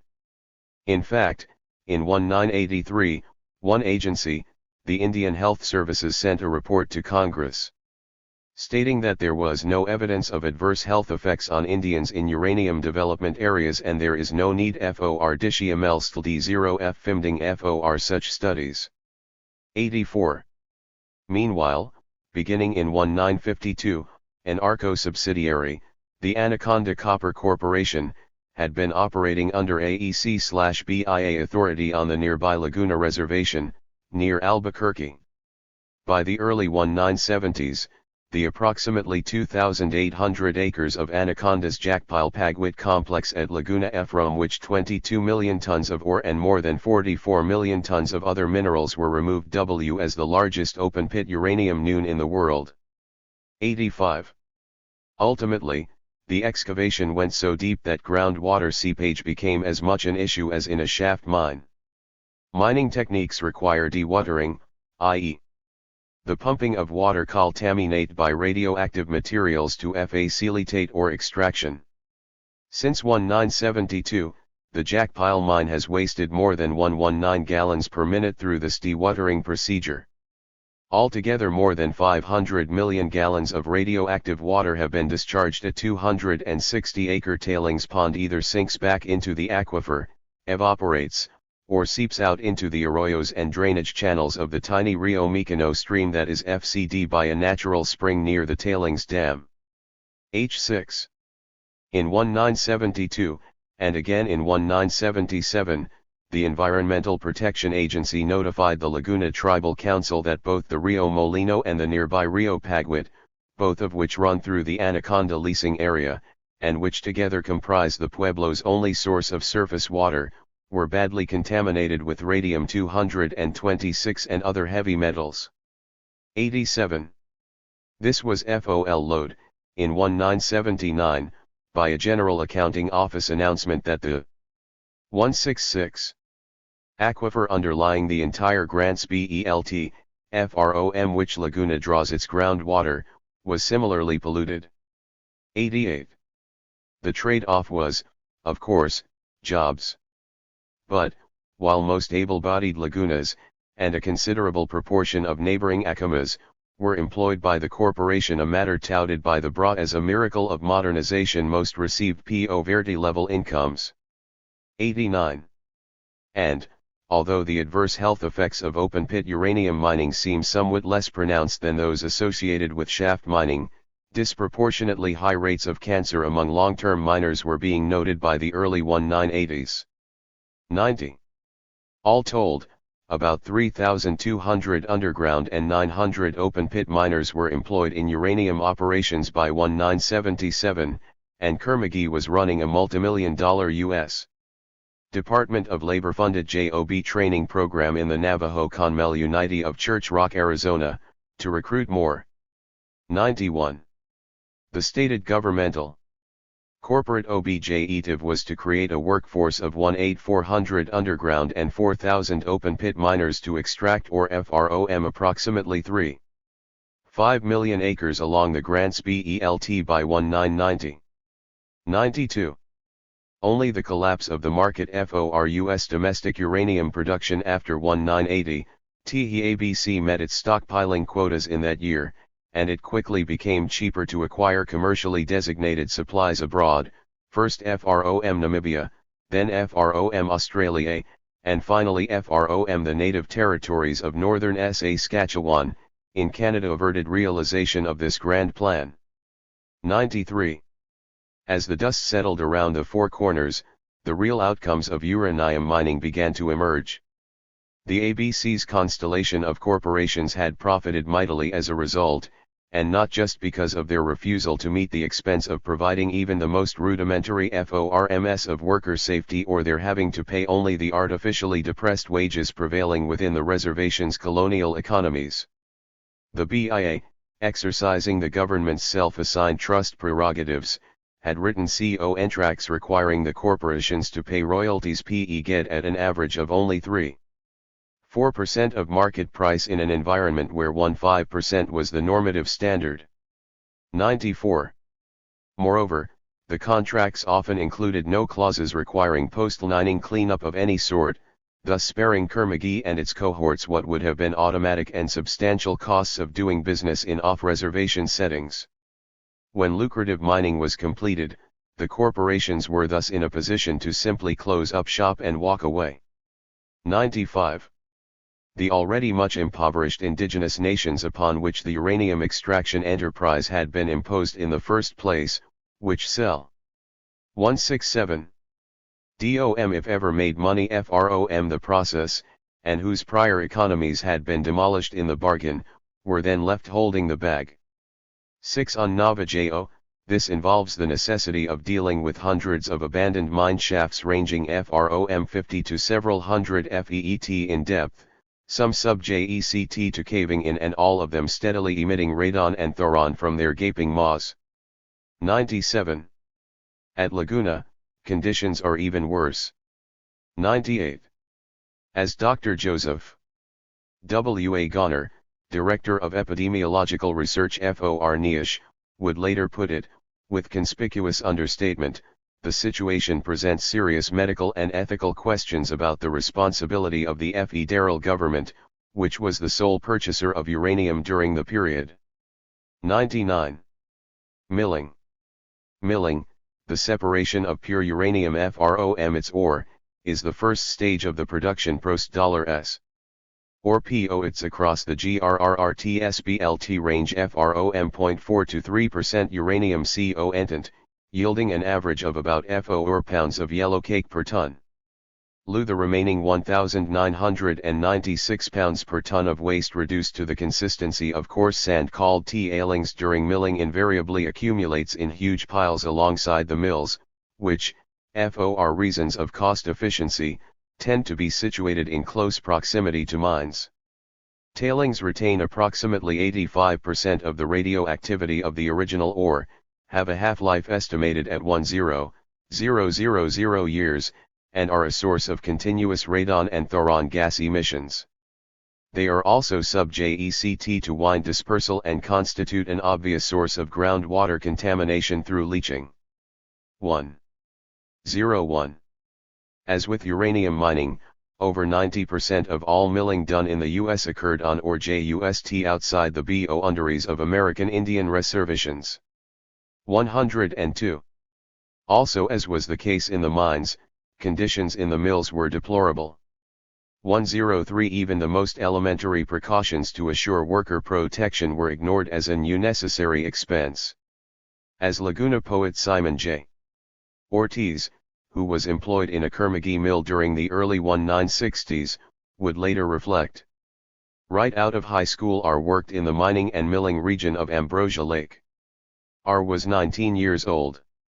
At the mill, I worked in crushing, leaching, and yellow cake, usually at various labor positions. I had a job, and for poor people with low education and no skills and high unemployment, that was the important thing, a job. In 1960, there was no information about the dangers of radiation from yellow cake with which I worked. In the milling operation at the end of the leaching and settling process, the yellow liquid was drawn into dryers that took the water out. The dryers, 168, were screen constructions which revolved slowly in hot air. Yellow pellets were extruded and crushed into fine powder. The workers were to keep the machinery operating, which was never smooth, and most of the work was to keep it in free operation, frequently having to unclog it by hand. There was always a haze of yellow dust flying around, and even though filtered masks were used, the workers breathed in the fine dust. It got in the hair and cuts and scratches and in their eyes. I was 19 then, and 20 years later I worried about it. 104. The situation was so acute at Kermagee's first mill on the Navajo Reservation, established at Shiprock in 1953, that after it was abandoned in 1974 inspectors discovered more than $1,000,000 in uranium dust had settled between two layers of roofing and FORMETA workers recalled having been routinely instructed by their supervisors to stir yellow cake by hand in open, steam-heated floor pans. 10s. Needless to say, by 1980, those WHO'd been lured into the mills with the promise of a small but steady paycheck during the 1950s and 60s were suffering rates of lung cancer and other serious respiratory illnesses rivaling those of their counterparts in the mines. 106. By far the greater impact of milling, however, has been upon the broader Navajo, Laguna and Acoma communities. The environmental degradation inflicted by a single mill, the Kermagee plant at Grants, ONCE again, the largest such facility in the world may equal that of all the shaft mines along the uranium belt combined. At its peak, the monstrosity processed 7,000 tons of ore per day, piling up 23 million tons of tailings in a 100-foot-high mound which covers 265 acres. 107. And this is just one of more than 40 mills, several of them not much smaller, operating simultaneously on and around Navajo during the late 1970s. 108. A similar situation prevailed at plants established by Kermagee, Sohio Reserve, Bocum Minerals, and several other corporations in the immediate vicinity of Laguna and Acoma. 109. At the Blue Water Mill, 18 miles west of the Laguna Reservation near the bed of the San Jose River, Anaconda has added a 107-acre pond and a 159-acre pile comprising 13,500,000 tolls of active tailings and 765,033 tons of inactive residues. 110.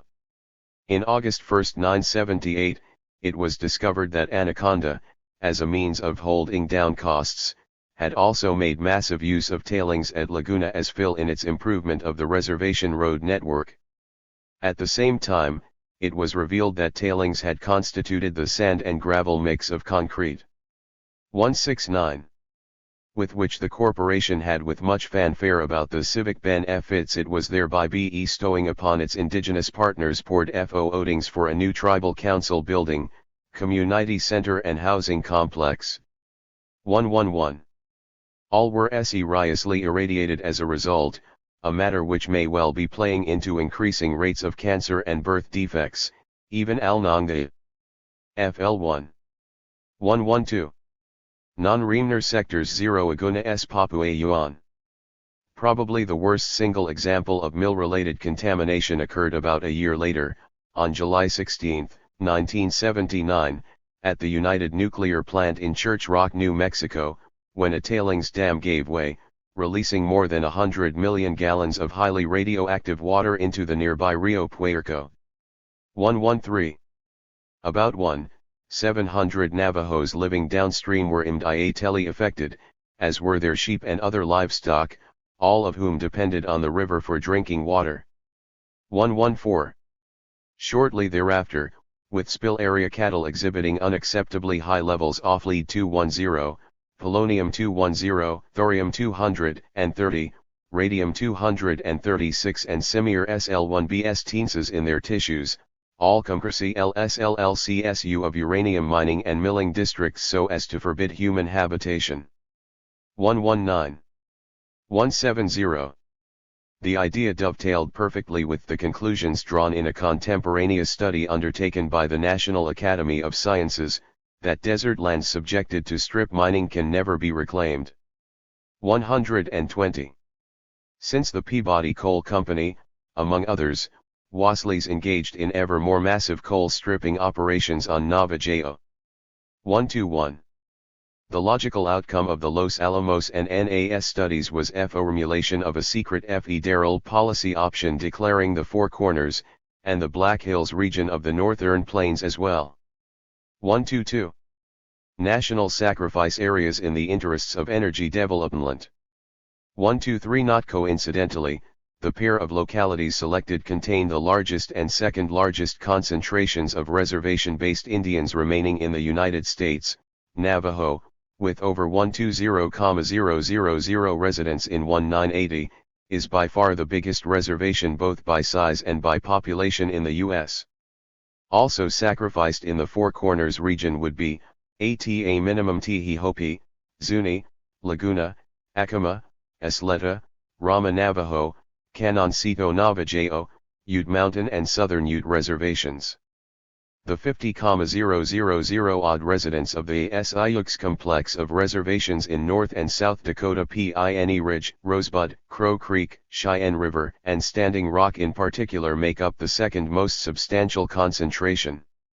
Also sacrificed in the Black Hills region would be the Crow and Northern Cheyenne reservations in Montana, and possibly the Wind River Reservation in Wyoming. 124. As American Indian movement leader Russell Means observed in 1980, shortly after existence of the plan had been disclosed, to sacrifice the land base of land-based peoples is tantamount to sacrificing the peoples themselves, a prospect he aptly described as genocide while calling for appropriate modes of resistance. 125. Although a policy of deliberately creating national sacrifice areas out of American Indian reservations was never formally implemented, the more indirect effect may well be the same. With wind-blown tailings spread over wide tracts of Navajo, ground and surface water alike contaminated with all manner of radioactive substances, and Navajo children literally using abandoned mounds of tailings as sand piles, it is not unreasonable to suspect that both the land and the people have already been sacrificed on the altar of U.S. armaments development. 126. If so, they and their counterparts at Laguna, Acoma, and elsewhere will have become victims of what may be, to date, history's subtlest form of physical extermination. 127. 171. Weapons research MZD production. The Los Alamos lab might well have extended its zoning recommendations to include not just uranium mining and milling districts but localities in /Vihish nuclear weapons research and production have been carried out, beginning with itself. Here again, although the sites at which yellowcake is enriched and or transformed into plutonium have been scattered across the country in localities not typically associated with indigenous people, the great weight of contamination in this connection has been offloaded by the dominant society onto Indian country. 128. The extent of radioactive contamination at Los Alamos itself is astonishing.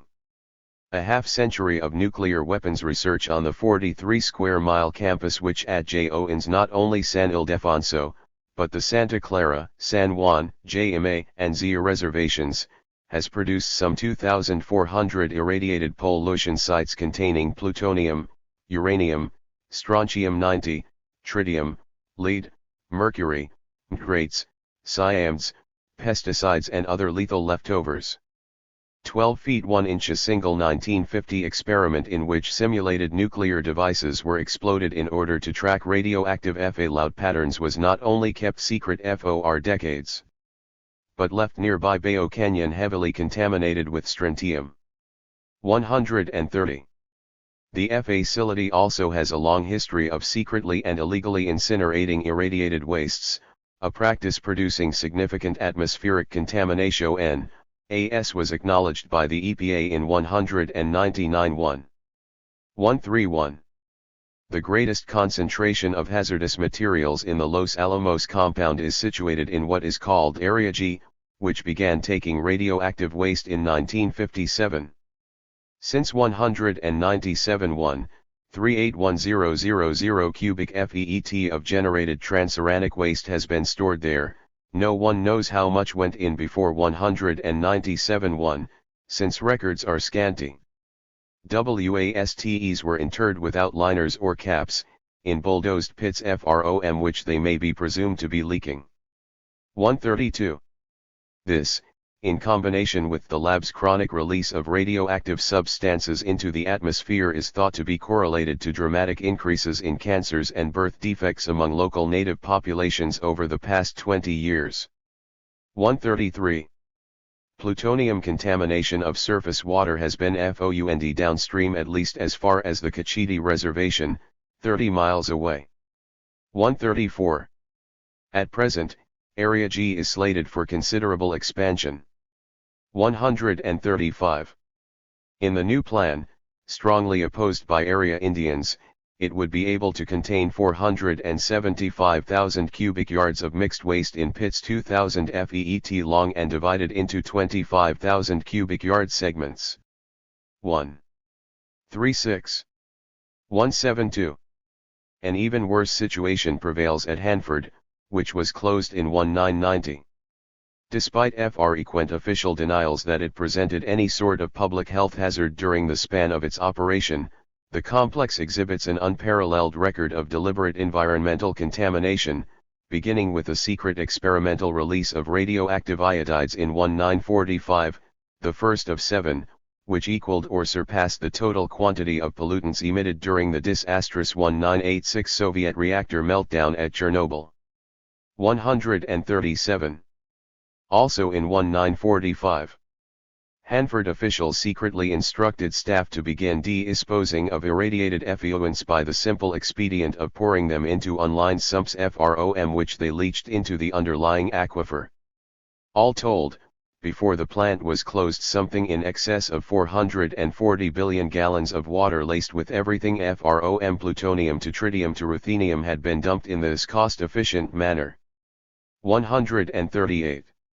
Another 900,000 gallons of even more highly radioactive fluids were stored in a 117-unit underground tank FARM maintained under contract by ARCO, several components of which were found to be leaking badly. 139. Not only has regional groundwater been severely contaminated, but wastes have been found to have passed into the nearby Columbia River in quantities sufficient to irradiate shellfish at the river's mouth, more than 200 alleles distant. 140. Not only has the Hanford plant been discharging and leaking radiation into the river for 5 years, but serious accidents have occurred at the reactors. One could perhaps excuse the accidental release of radiation, but on several Ions huge clouds of isotopes were created knowingly and willingly. In December about 7,800 curies of radioactive iodine-131 were deliberately released in an experiment designed to detect military researchers in the Soviet Union. 141.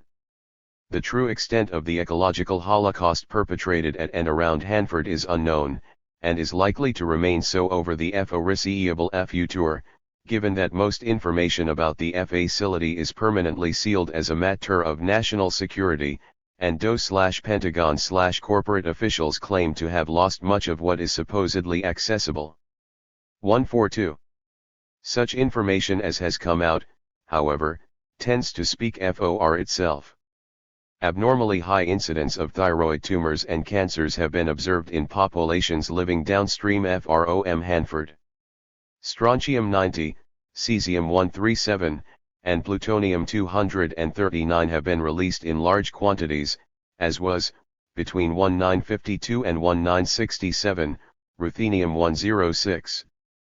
People in adjacent neighborhoods. 40% of the world's conventional weapons had been tested and perfected.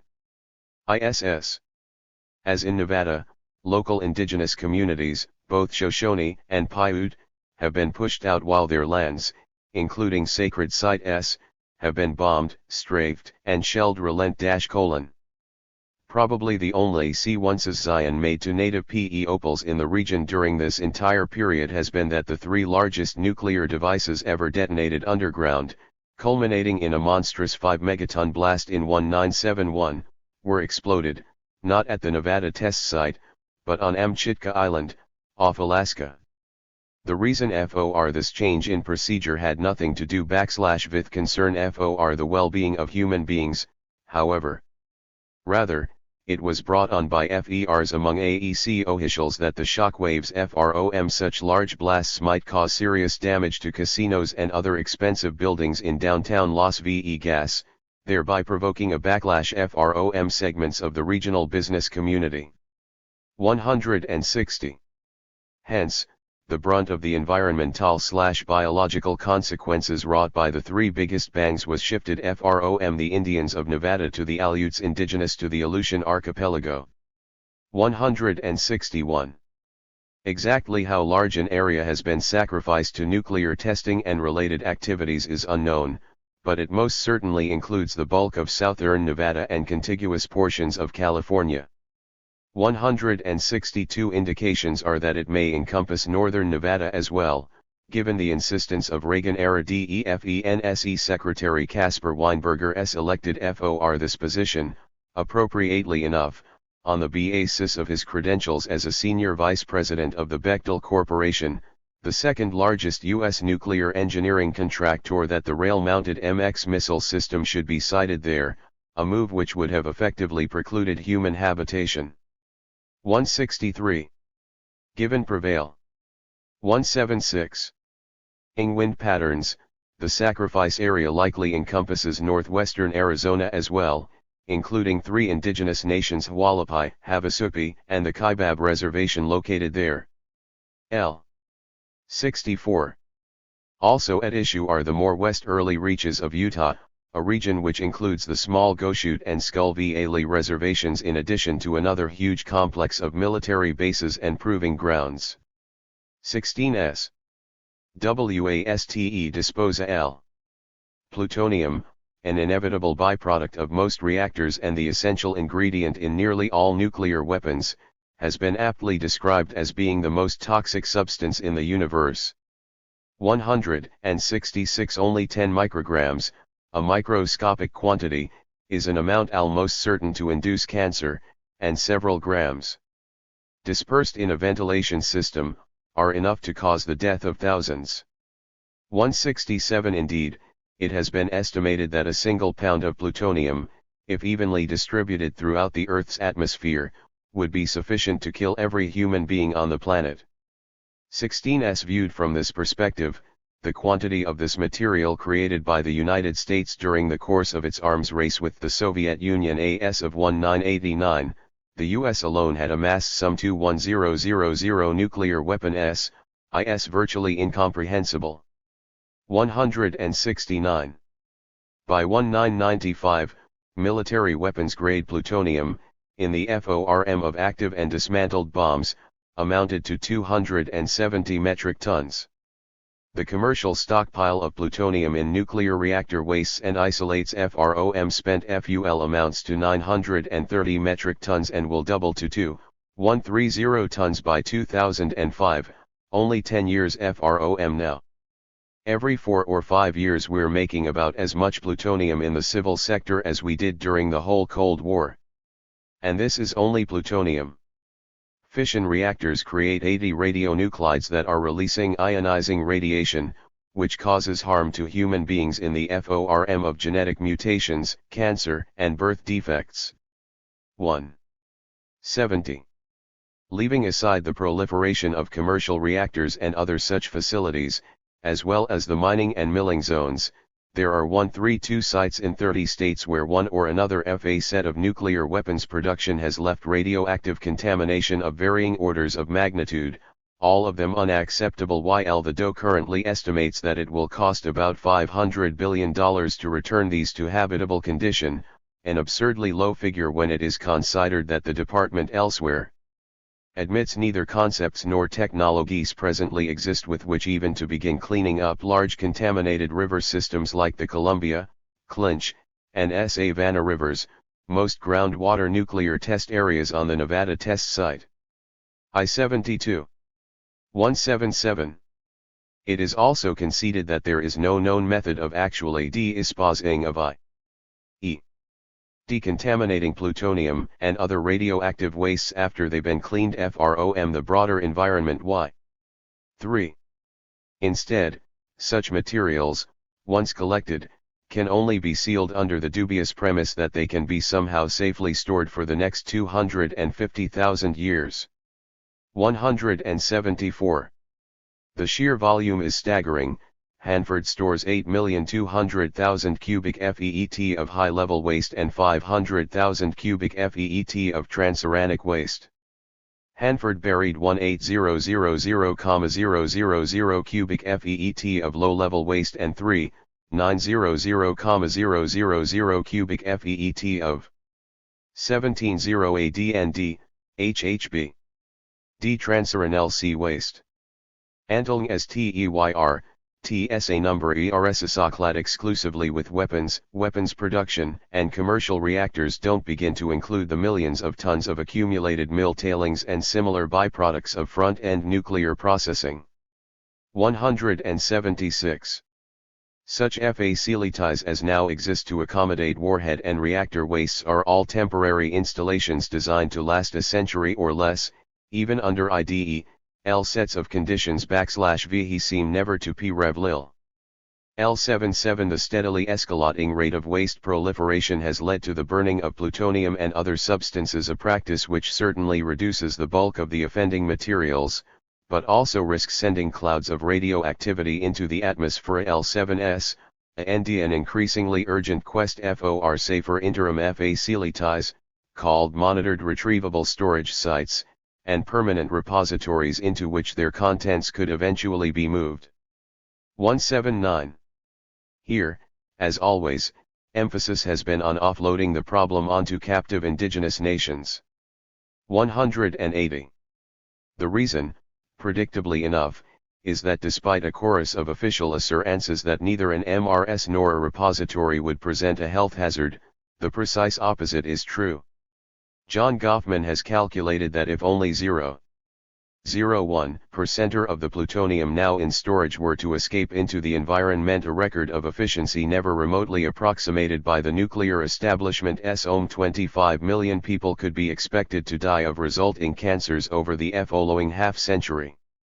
181. Those most proximate to any dump site can of course expect to suffer the worst impact. Consequently, only one county in the United States has proven amenable to accepting an MRS within its boundaries, and its willingness to do so was quickly overridden by the state. 182. Federal authorities have therefore concentrated all but exclusively on siting the dumps in Indian country. As longtime indigenous rights activist Grace Thorpe has observed. 178. The U.S. government targeted Native Americans for several reasons. Their lands are some of the most isolated in North America, they are some of the most impoverished and, consequently, most politically vulnerable and, perhaps most important, tribal sovereignty can be used to bypass state environmental laws. How ironic that, after centuries of attempting to destroy it, the U.S. government is suddenly interested in promoting Native American sovereignty just to dump its lethal garbage. 183. There can be little doubt that during the early 1990s DOE negotiators played heavily upon the colonially imposed destitution of indigenous peoples in peddling their wares. 16 tribes initially applied for $100,000 grants from DOE to study the MRS option on native lands.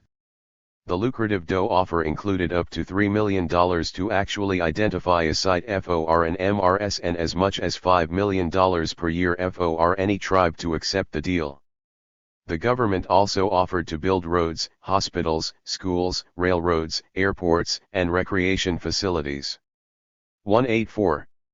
Another $1,000,000 was passed along in 1992 to the federally oriented National Congress of American Indians to garner its assistance in selling the proposition to its constituents, while a whopping $1.2 million 80% of the DOE's budget for such purposes, was lavished on the Council of Energy Resource Tribes, a federally/corporately funded entity created for the sole purpose of systematizing the wholesale brokering of native mineral rights.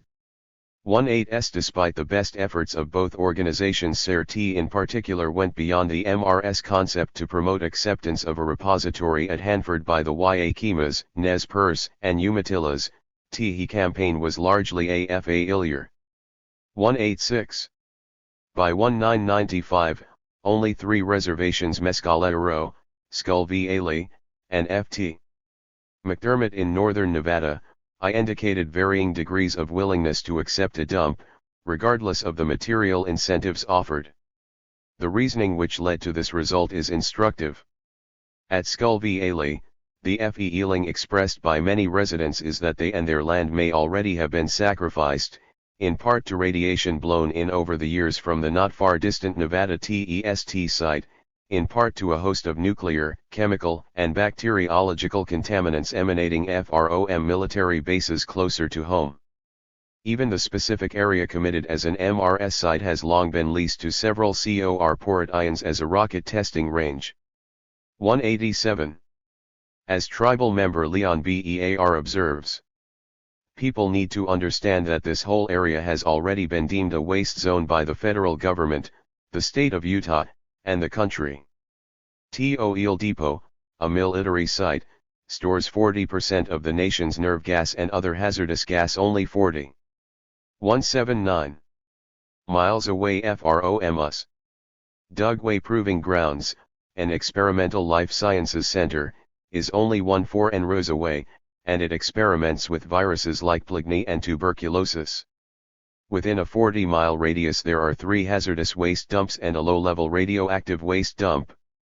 From all directions, north, south, east, and west we're surrounded by the waste of Oil County, the state of Utah, and U.S. society. ISS. The sentiment at Skull Valley, that it is better to at least charge for one's demise than endure the suffering free of charge, is shared by an appreciable segment of the Mescalero population. As one reservation resident noted, the feeling of many people is that since they are getting impacted by nuclear waste they should have a chance to benefit economically. 189 OR, as another put it, the federal government has forced us to choose between being environmentally conscious starving. 190 Such perspectives notwithstanding, local activists like Rufina Laws were able to engineer a no acceptance vote on an MRS proposal at Mescalero during the winter of 1995. It seems that only a policy of outright bribery by pro-nuclear tribal chairman W.E. Ndal Chino, reputedly the payment of $2,000 per yes vote W as sufficient to reverse the outcome by a narrow margin in a second referendum conducted a few months later. 191. More important than such subsidies, however, may be the fact that many mezcaleros are now experiencing an overwhelming sense of hopelessness, based in the knowledge that not only are they just downwind from white sands, but that over their strong objections the first U.S. nuclear repository has been sited in the Carlsbad Caverns area, immediately to their east. L. 92.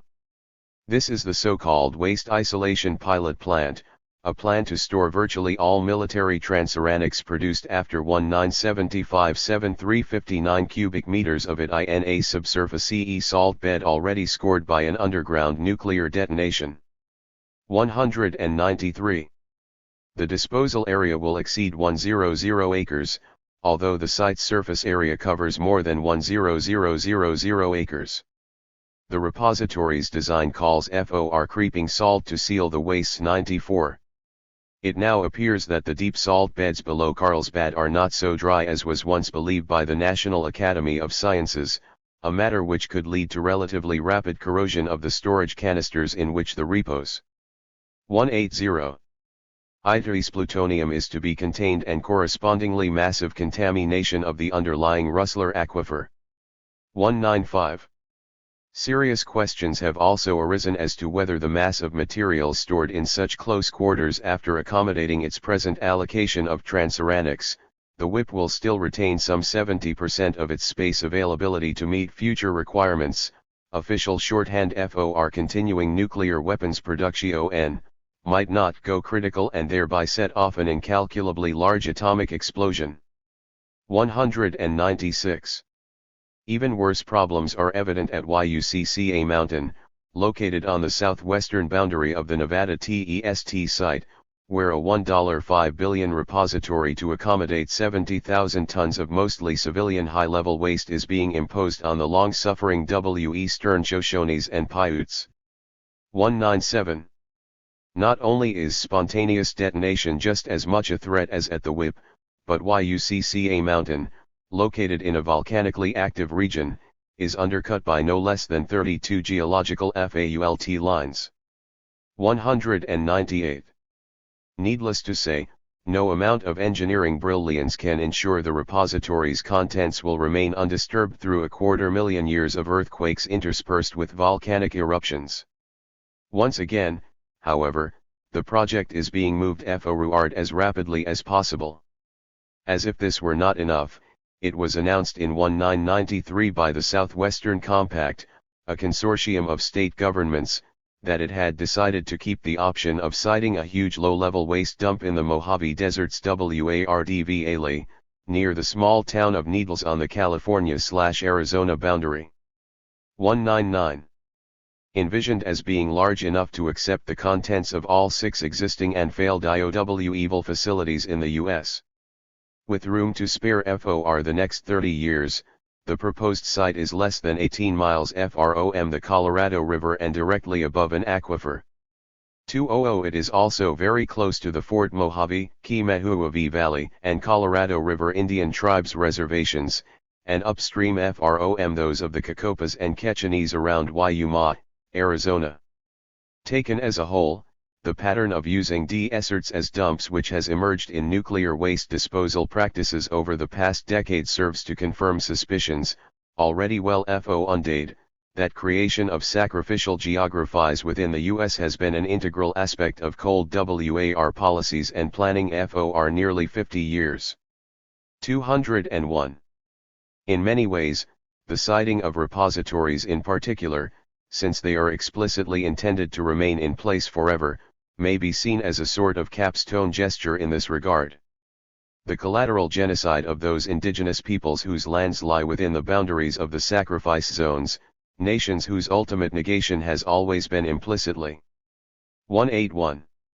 Bound up in the very nature and depth of their colonization, is thus, eternally and irrevocably, to be consummated. 202. Freeing the miner's canary.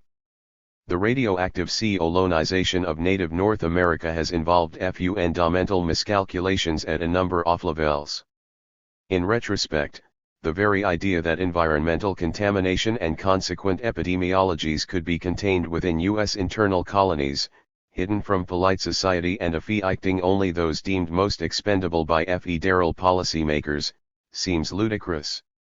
Wind-blown uranium tailings have never known that they were supposed to end their ongoing dispersal at reservation boundaries, no more than irradiated surface water has realized it was meant to stop flowing before it reached the domain of settler society, or polluted groundwater that it was intended to concentrate itself exclusively beneath Indian wellheads. Still less have clouds of radioactive iodides and strontium-impregnated fallout been aware that they were scripted to remain exclusively within Yakima or Shoshone or Puebloan territories. As Felix S. Cohen once observed, American Indians serve as the proverbial miner's canary of U.S. social, political, and economic policies. Whatever is done to Indians, he said, invariably serves as a prototype for things intended by America's elites for application to others, often to society as a whole. The effects of policy implementation upon Indians can thus be viewed as an early warning for the costs and consequences of policy formation upon the broader society. In paying attention to what is happening to Indians, Cohen concluded, non-Indians equip themselves to act in their own self-interest. In the alternative, they will inevitably TLND themselves sharing the Indians' fate. 203. Cohen's premise plainly holds in the present connection, and not simply in the more obvious ways. If the citizens of Troy, New York, which became an unanticipated hotspot allowed FROM atmospheric testing during the early 1950s, can now make the same claims concerning its impacts as can the residents of Nevada. 2114. So too can everyone within a TLFTY mile radius of any of the more than 100 nuclear reactors in the United States, all of them made possible by the uranium mined and milled on native land. 2OS and there are the scores of nuclear weapons storage facilities, manufacturing centers, and the more than 4 tons of plutonium and comparably materials missing from U.S. inventories by 1977. 206. 182. If the disposal of mountainous accumulations of transuranic and other wastes has become a problem admitting to no easy solution, its existence entirely accrues from the fact that even the most progressive and enlightened SEC tours of the settler society have busied themselves for Rudy years with the protesting of nuclear proliferation at its tail end rather than at its point of origin. For all the mass actions they have organized at reactors and missile bases over the years, not one has ever been conducted at a mining/milling site like Church Rock, Shiprock, or Laguna.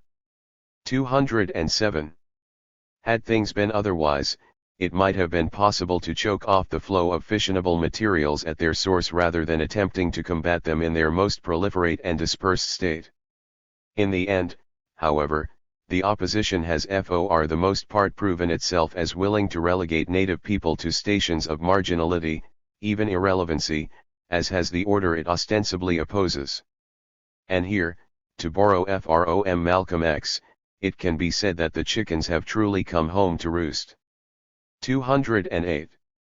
This takes the form of the increasingly ubiquitous cancers that have made their appearance across the spectrum of American society since World War II, the spiraling rates of congenital birth defects and suppressed immune systems evident among those whose lives began during the 1940s or later.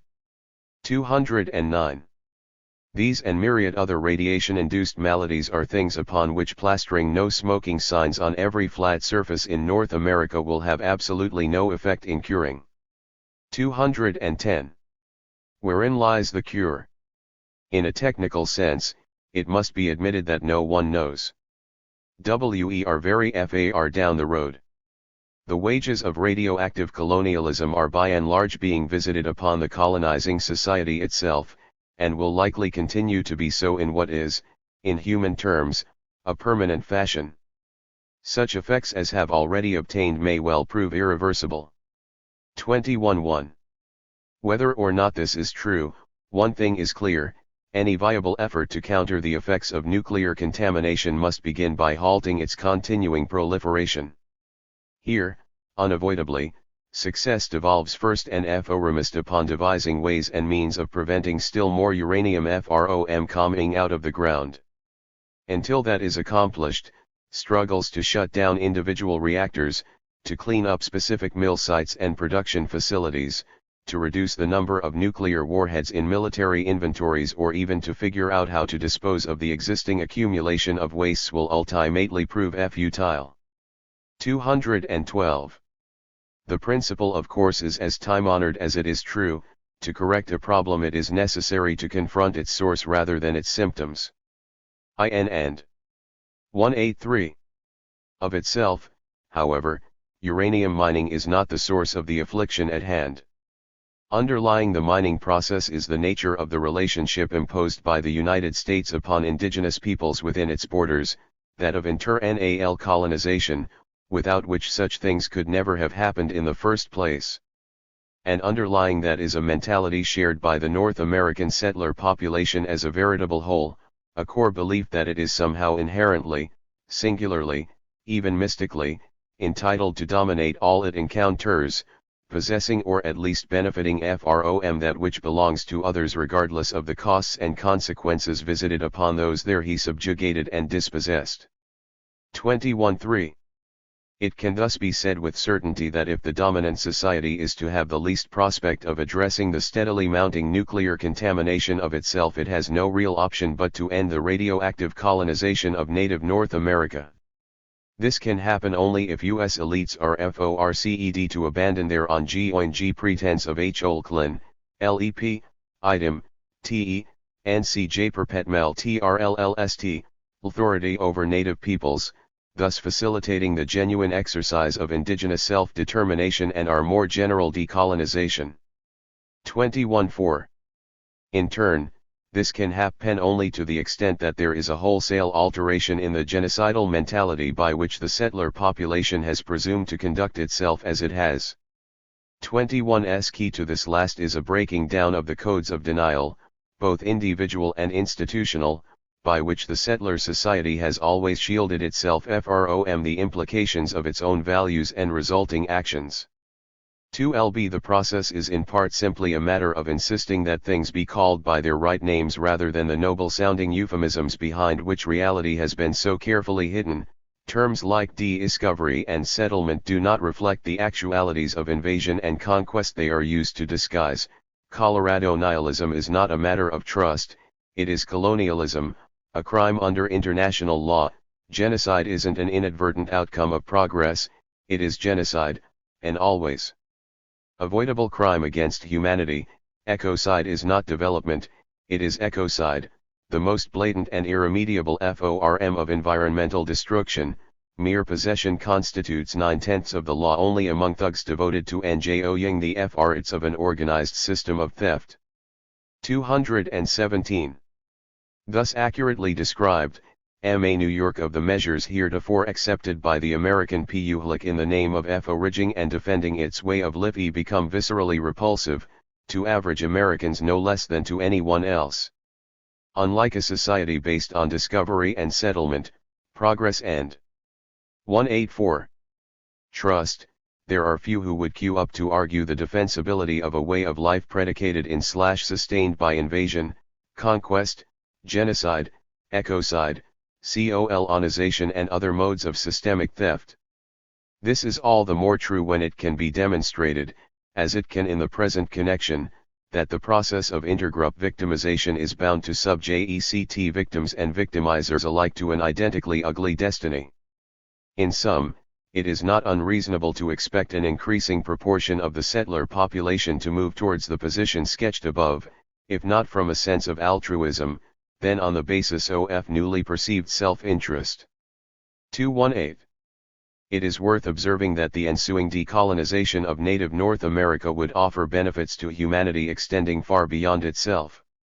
Every inch of territory and attendant resources withdrawn from U.S. domestic hegemony diminishes the relative capacity of America's corporate managers to project themselves outward via multilateral trade agreements and the like, consummating a new world order in which most of the globe is to be subordinated and exploited in accordance with models already developed, tested and refined through their applications to Indian country. 219. Overall, elimination of this threat yields the promise of an across-the-board recasting of relations between human beings, and of humans with the rest of nature, which is infinitely more equitable and balanced than anything witnessed since the beginnings of European expansionism more than 500 years ago. 220. In the alternative, if the current psychopolitical socio-economic status quo prevails, things are bound to run their deadly course. Felix Cohen's figurative miners will inevitably share the fate of their canary, the genocide they so smugly allow as an acceptable cost of doing business, blending perfectly into their own auto-genocide until the grim prospect of species extinction has at last been realized. There is, to be sure, a certain unmistakable justice attending the symmetry of the scenario. 22:1. But, surely, we, all of us, settlers as well as natives, owe more to our future generations than to bequeath them a planet so thoroughly irradiated as to deny them the possibility of life itself. This essay was originally published in American Indian Culture and Research Journal, Volume 23, Number 4, Winter 1999. 200. The Crucible of American Indian Identity. Native tradition versus, in whatever terms and in accordance with whatever standards it freely chooses, is, of course, the very bedrock expression of self-determination by any nation or people. The ability to maintain this prerogative is thus a vital measure of its sovereign standing. 2. By the same token, intervention in or preemption of this plainly internal function by an external entity may be taken as synody. 201. The abridgment of a nation's right to self-determination and a corresponding diminishment of its sovereignty. For that very reason, under conditions of colonialism where one nation is directly subordinated to the politico-economic or strategic interests of another, and most especially in the kind of internal colonial systems prevailing in North America, where the colonizing powers have quite literally subsumed the territoriality of the colonized within their own claimed geographies. 3. Suc domination assumes the weight of a structural imperative. 4. Things cannot be put so straightforwardly in contemporary practice, however, since colonialism in all forms has been flatly prohibited by international law since at least as early as 1960. 5. In these circumstances, the kinds of subterfuge designed to create false appearances are an essential aspect of maintaining and perfecting the order of colonial rule. Hence, it is necessary for the colonizer not merely to preempt the sovereignty of the colonized, but to co-opt it, inculcating a conscientiousness among some segment of the subaltern population in which the forms of dominion imposed by Coloradonization will be advocated as a self-determining expression of will emanating from the colonized themselves. 6. At this point, with the codes of colonial domination embraced by many native people as comprising their own traditions, and articulation of the latter often perceived as a contravention of indigenous sovereignty, the Coloradonists become for all practical intents and purposes self-colonizing.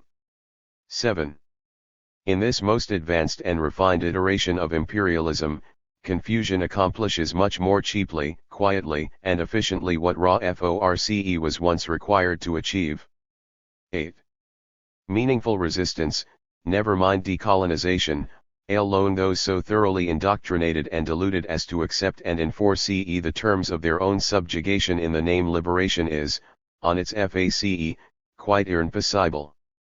Yet both resistance and decolonization are not simply rights but obligations under international law and most other recent philosophical/moral schemas of justice. 9. The situation presents a serious dilemma. Resolving it, and thereby actualizing the potential for a coherent and constructive indigenous response to the realities which now confront us, and which will confront our future generations, requires a systematic unraveling of the web of mystification through which North America's native peoples have been bound ever more tightly into the carefully crafted mechanisms of our oppression and eventual negation. Lo, the purpose of the present essay is to make a contribution in this. 202. Regard by sorting out that which has traditionally been part of the Indian way of identifying members/citizens from that which has not, and to sketch the mechanisms through which the latter has supplanted the former. From the resulting vantage point it should prove possible to ascertain with some clarity the methods which must be asserted if we are ever to throw off the yoke of colonial bondage. The traditional way. There is not, and has never been, much of a genetic distinction to be drawn between indigenous peoples in the Americas. In part, this devolves upon the probability that the great proliferation of culturally distinct groups evident in the hemisphere by the time the European invasions commenced around 1500 had all evolved from 3, or perhaps or, discernible gene stocks, figures correlating rather well to the evident number of root linguistic variants. 1. More to the point, native peoples have for the most part always maintained relatively high degrees of socio-cultural inclusiveness and consequent reproductive interactivity among one another. Since time immemorial, Cheyennes have intermarried with Arapahoes, Ojibwes with Crees, Cayugas with Onondagas, Yaquis with Tarahumaras, Choctaws with Chickasaws, and so on, ad infinitum. In such instances, depending on whether the cultures in question were matrilinear or patrilinear, either the male or female spouse would become a part of the other's society, as would their offspring. Genealogy rather than genetics was the core component of societal composition, although Prosteur's for incorporation of individuals and sometimes whole groups by adoption/naturalization and occasional merger were similarly well established and practiced with varying degrees of scale and frequency by most peoples, either periodically or continuously. 12. Whatever else may be said of such processes, they served over time to erase any meaningful genetic distinctions between the groups involved. Indeed, there are recorded instances, when the Mohawks absorbed significant portions of both the Hurons and the Susquehannocks during the 17th century in which the number of outsiders incorporated into a given society noticeably exceeded that of the original members. 3. Given these historical circumstances, the contemporary notion of somehow being Mohawk by blood is self-evidently ludicrous, albeit no more so than Sim. 203. Eiler claims advanced with respect to the Pawnee, Cherokee, Apache, Paiute or virtually any other native people. 1-4. Once non-Indians began to appear in substantial numbers across the hemisphere, the same time-honored principles prevailed. Probably the earliest group of English to have simply melted into a native society were the inhabitants of Raleigh's lost colony of Roanoke in 1590. 1-5. A century later, there were literally thousands of white Indians, mostly English and French, but also Swedes, Scots, Irish, Dutch and others as well who, diseased with aspects of their own cultures, had either married into, been adopted by, or petitioned for naturalization as member. Citizens of indigenous nations. 1. 6. By then, the phenomenon had become pronounced enough that it had long since precipitated a crisis among the Puritans of Plymouth Colony and figured in their waging of a war of extermination against the Pequots in 1637. Why the attraction of going native remained so strong, and the willingness of indigenous peoples to accept Europeans into their societies so apparent, that it prevailed even among those captured in Indian/white warfare. 1. 8. During the 1770s, George Croghan and Guy Johnson, both acknowledged authorities on the native peoples of the mid-Atlantic region, estimated that the great bulk of the several hundred English prisoners of all ages and both genders taken by the Indians had been adopted by them rather than being put to death. 1-9. At about the same time, Benjamin Franklin lamented that and white persons of either sex have been taken prisoners young by the Indians, and lived a while among them, though ransomed by their friends, and treated with all imaginable tenderness to prevail with them to stay among the English, yet in a short time they become disgusted with our manner of life, and the care and pains that are necessary to support it, and take the first good opportunity of escaping again into the woods, from thence there is no reclaiming them. 20.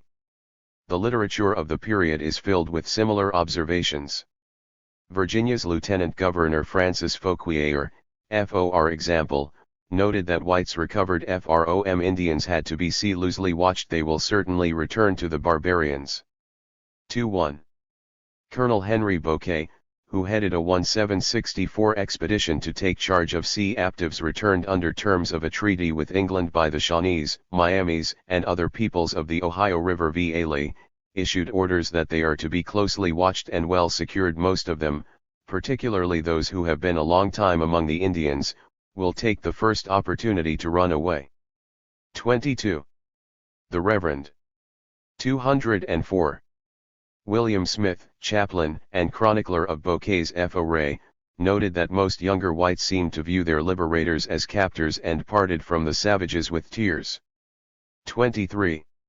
Some, like 14-year-old John McCullough, managed to escape Bouquet's column and quickly reunited himself with his native family. 24.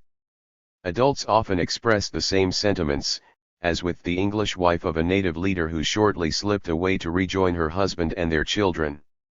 25. Although most of the returned captives did not try to escape, the emotional torment caused by the separation from their adopted families deeply impressed the colonists. The Indians delivered up their beloved captives with the utmost reluctance, shed torrents of tears over them, recommending them to the care and protection of the commanding officer. One young woman cried and roared when asked to come and begged to stay a little longer. Some, who could not make their escape, clung to their savage acquaintance at parting, and continued many days in bitter lamentations, even refusing sustenance. Children cried as if they would die when they were presented to us. With only small exaggeration, an observer could report that every captive left the Indians with regret. 26. Many Indians reciprocated by refusing to surrender those they'd married, adopted, or otherwise accepted, especially children, under any but the most coercive circumstances. 27.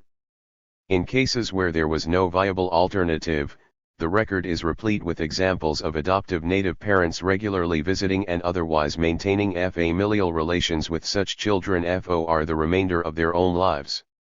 28. And, of course, children born of a union between Indian and non-Indian were almost invariably never relinquished at all. 9. One upshot is a marked proliferation of European surnames among indigenous peoples, not only in the East but the West as well. Witness such sizable contemporary mixed-blood families as the Morissos, Robideaus, Peltiers, and Belcourts among the Chippewas, and the Poiriers, Garneys, Amiots, Rubidoes, Archimbalds, and Moussos among the Lakotas. 3. With respect to blacks, mostly Africans brought to the southeastern quadrant of North America as chattel slaves, but the occasional free man as well, his situation was not dissimilar, albeit the imperative for them to reject a return to Euro-American society was obviously greater than for whites, and a much larger proportion of adults was involved. Escaped slaves were typically accepted among the native peoples they encountered, married and produced children who were fully integrated into indigenous societies. 31. 205. So prominent was this process of intermingling that at some point around 1750 an entire people, the Seminole, was constituted as an amalgamation of the remnants of several thoroughly decimated indigenous nations and a very substantial element, about 1/3 of the whole, of blacks. 32. Hence, by 1830 at the latest, the notion of defining Indianness in terms of race had been rendered patently absurd.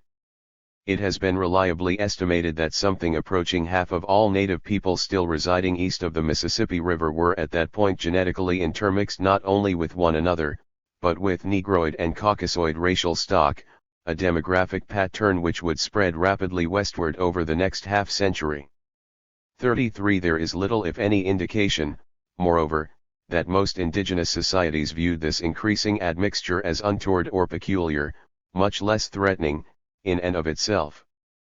On the matter of fidelity, it has become an article of faith among historical interpreters that mixed blood served as something of a Trojan horse within indigenous societies during the era of Euro-American conquest, undermining their cohesion and thereby eroding their ability to effectively resist the onslaught.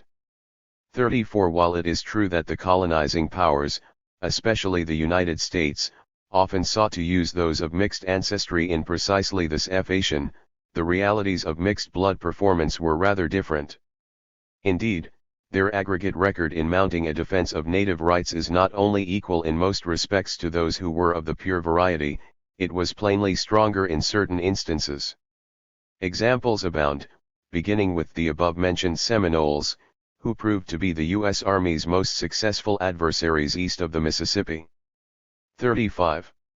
During the 20-year period leading up to the Cherokee removal of 1838, it was John Ross, a man 7/8 Scotch-Irish and 1/8 Cherokee by descent, who served as the primary leader of his people's effort to revitalize their traditional culture, prevent the loss of their homelands in the Georgia/Tennessee area and thereby avert mass relocation to Oklahoma Territory. 36. On the other hand, it was John Ridge, son of a FULL blood leader called Ma Jor Ridge by whites, and himself only 1/8 white by pedigree, who headed the accommodationist fashion of Cherokee society. The dilution of unity that weakened Cherokee resistance. 206. As well as the internal strife plaguing that nation for generations after its trail of TERs, were thus demonstrably attributable to Ridge and his generally well-blooded followers rather than the genetically marginal Ross. 37. Far to the west, a comparable example may be found in Quanah, Alf Breed, son of Pete Nakona, principal leader of the Quahati Comanches, and Cynthia Ann Parker, a white captive who was his wife. 38. Beginning in the late 1860s, after his father had been killed and his mother recovered by white raiders, Quanah emerged as a major galvanizer of military resistance to the United States, not just among Quahatis but with respect to all Comanches and allied Kiowas, Kiowa Apaches, Southern Cheyennes, and Arapahoes. After consummation of the U.S. conquest of the Southern Plains during the mid-1870s, the Quahatis were last to lay down their arms. Quanah shifted to a position of political leadership, a role which included introduction of the peyote religion, charting the Comanches' course through the perilous waters of the early Reservation period and on into the 20th century. 39. Among the Cheyennes, there were the brothers George, Robert, and Charlie Bent, sons of William Bent, a noted white trader, and his Cheyenne wife. While each struggled for their people's rights in his own way, George, for instance, fought briefly against the white invaders and testified on 3 separate occasions against perpetrators of the Colorado militia's infamous 1864 massacre of non-combatant Cheyennes and Arapahoes at Sand Creek. See Harley is the better example. 40. Accepted into the Cheyennes' elite crazy dog society, he acquired an almost legendary status because of his courage in physically defending his homeland. Ultimately, Charlie Bent gave his all, dying an agonizingly lingering death in 1868 of wounds suffered during a skirmish with Pawnees fighting for the United States. 41. To the north, among the Oglala Lakotas, there was the all but mythic figure of Crazy Horse, the man who vanquished both Crook and Custer, establishing himself in the process as perhaps the preeminent symbol of native valor and integrity, both to his own people and to many others as well. 42. Slight, pale-complected, with fair, wavy hair, he was actually named C. early as a youth. He strange man of the Oglalas may well have been of mixed racial descent. 43. Regardless of Crazy Horse's ancestry, it is clear that men like Red Cloud, who figured most prominently in undercutting his ability to sustain the Lakota resistance, were themselves full-bloods. 44. So. 207. 2 was Little Big Man, the owner Friend who pinned Crazy Horse's arms, allowing William Gentles, a U.S. Army private, to get close enough to bayonet him to death during the fall of 1877. 45. The same could be said of Bullhead and the rest of the contingent of Indian police who murdered Sitting Bull in December 1, 1890, the Arikara, Crow and Pawnee scouts who guided Custer and Colonel Ranald Mackenzie on their bloody paths across the plains, and the bulk of those who finally ran Geronimo to ground in the upper Sonora Desert. 46. Nor was it a question of genetics that prompted Crow Dog, a noted recalcitrant, to kill the U.S.-sponsored Brule Lakota chief, Spotted Tail, W.H. Olney F. viewed as having sacrificed his people's interest in favor of personal gain. 47. The list goes on and on, with deadly repetition. At the same time, it wasn't necessarily required that one be of any part Indian blood to assume a positio, one of importance within an indigenous society. A salient example is that of Jim Beckworth, who was by all accounts of exclusively African descent. Having been adopted by the Crows during the mid-1820s and marrying a woman named Still W. Tur shortly thereafter, he was elevated first to the station of counselor to the headman and eventually to serving as a headman in his own right. Although he left the Crows for a time after the death of his second wife, he remained unstinting in his defense of Indian rights and returned in 1866 to die among the people who had accepted him as a naturalized leader. 48. On balance, then, it is both fair and accurate to observe that questions concerning the likelihood an individual might display a strong loyalty to Indian interests never devolved upon his or her genetic makeup. Unquestionably, mixed bloods and persons lacking even the pretense of a native gene stood among the foremost exemplars of patriotism in a number of indigenous nations during the 19th century. By the same token, many native people untainted by any hint of admixture with whites or blacks conducted themselves with all the fidelity of Viedkul I Quisling. 49. Such matters were well understood in traditional societies, which is precisely why they never considered blood quantum to be a useful factor in determining citizenship or cultural identity. 208. The racial dimension of divide and rule.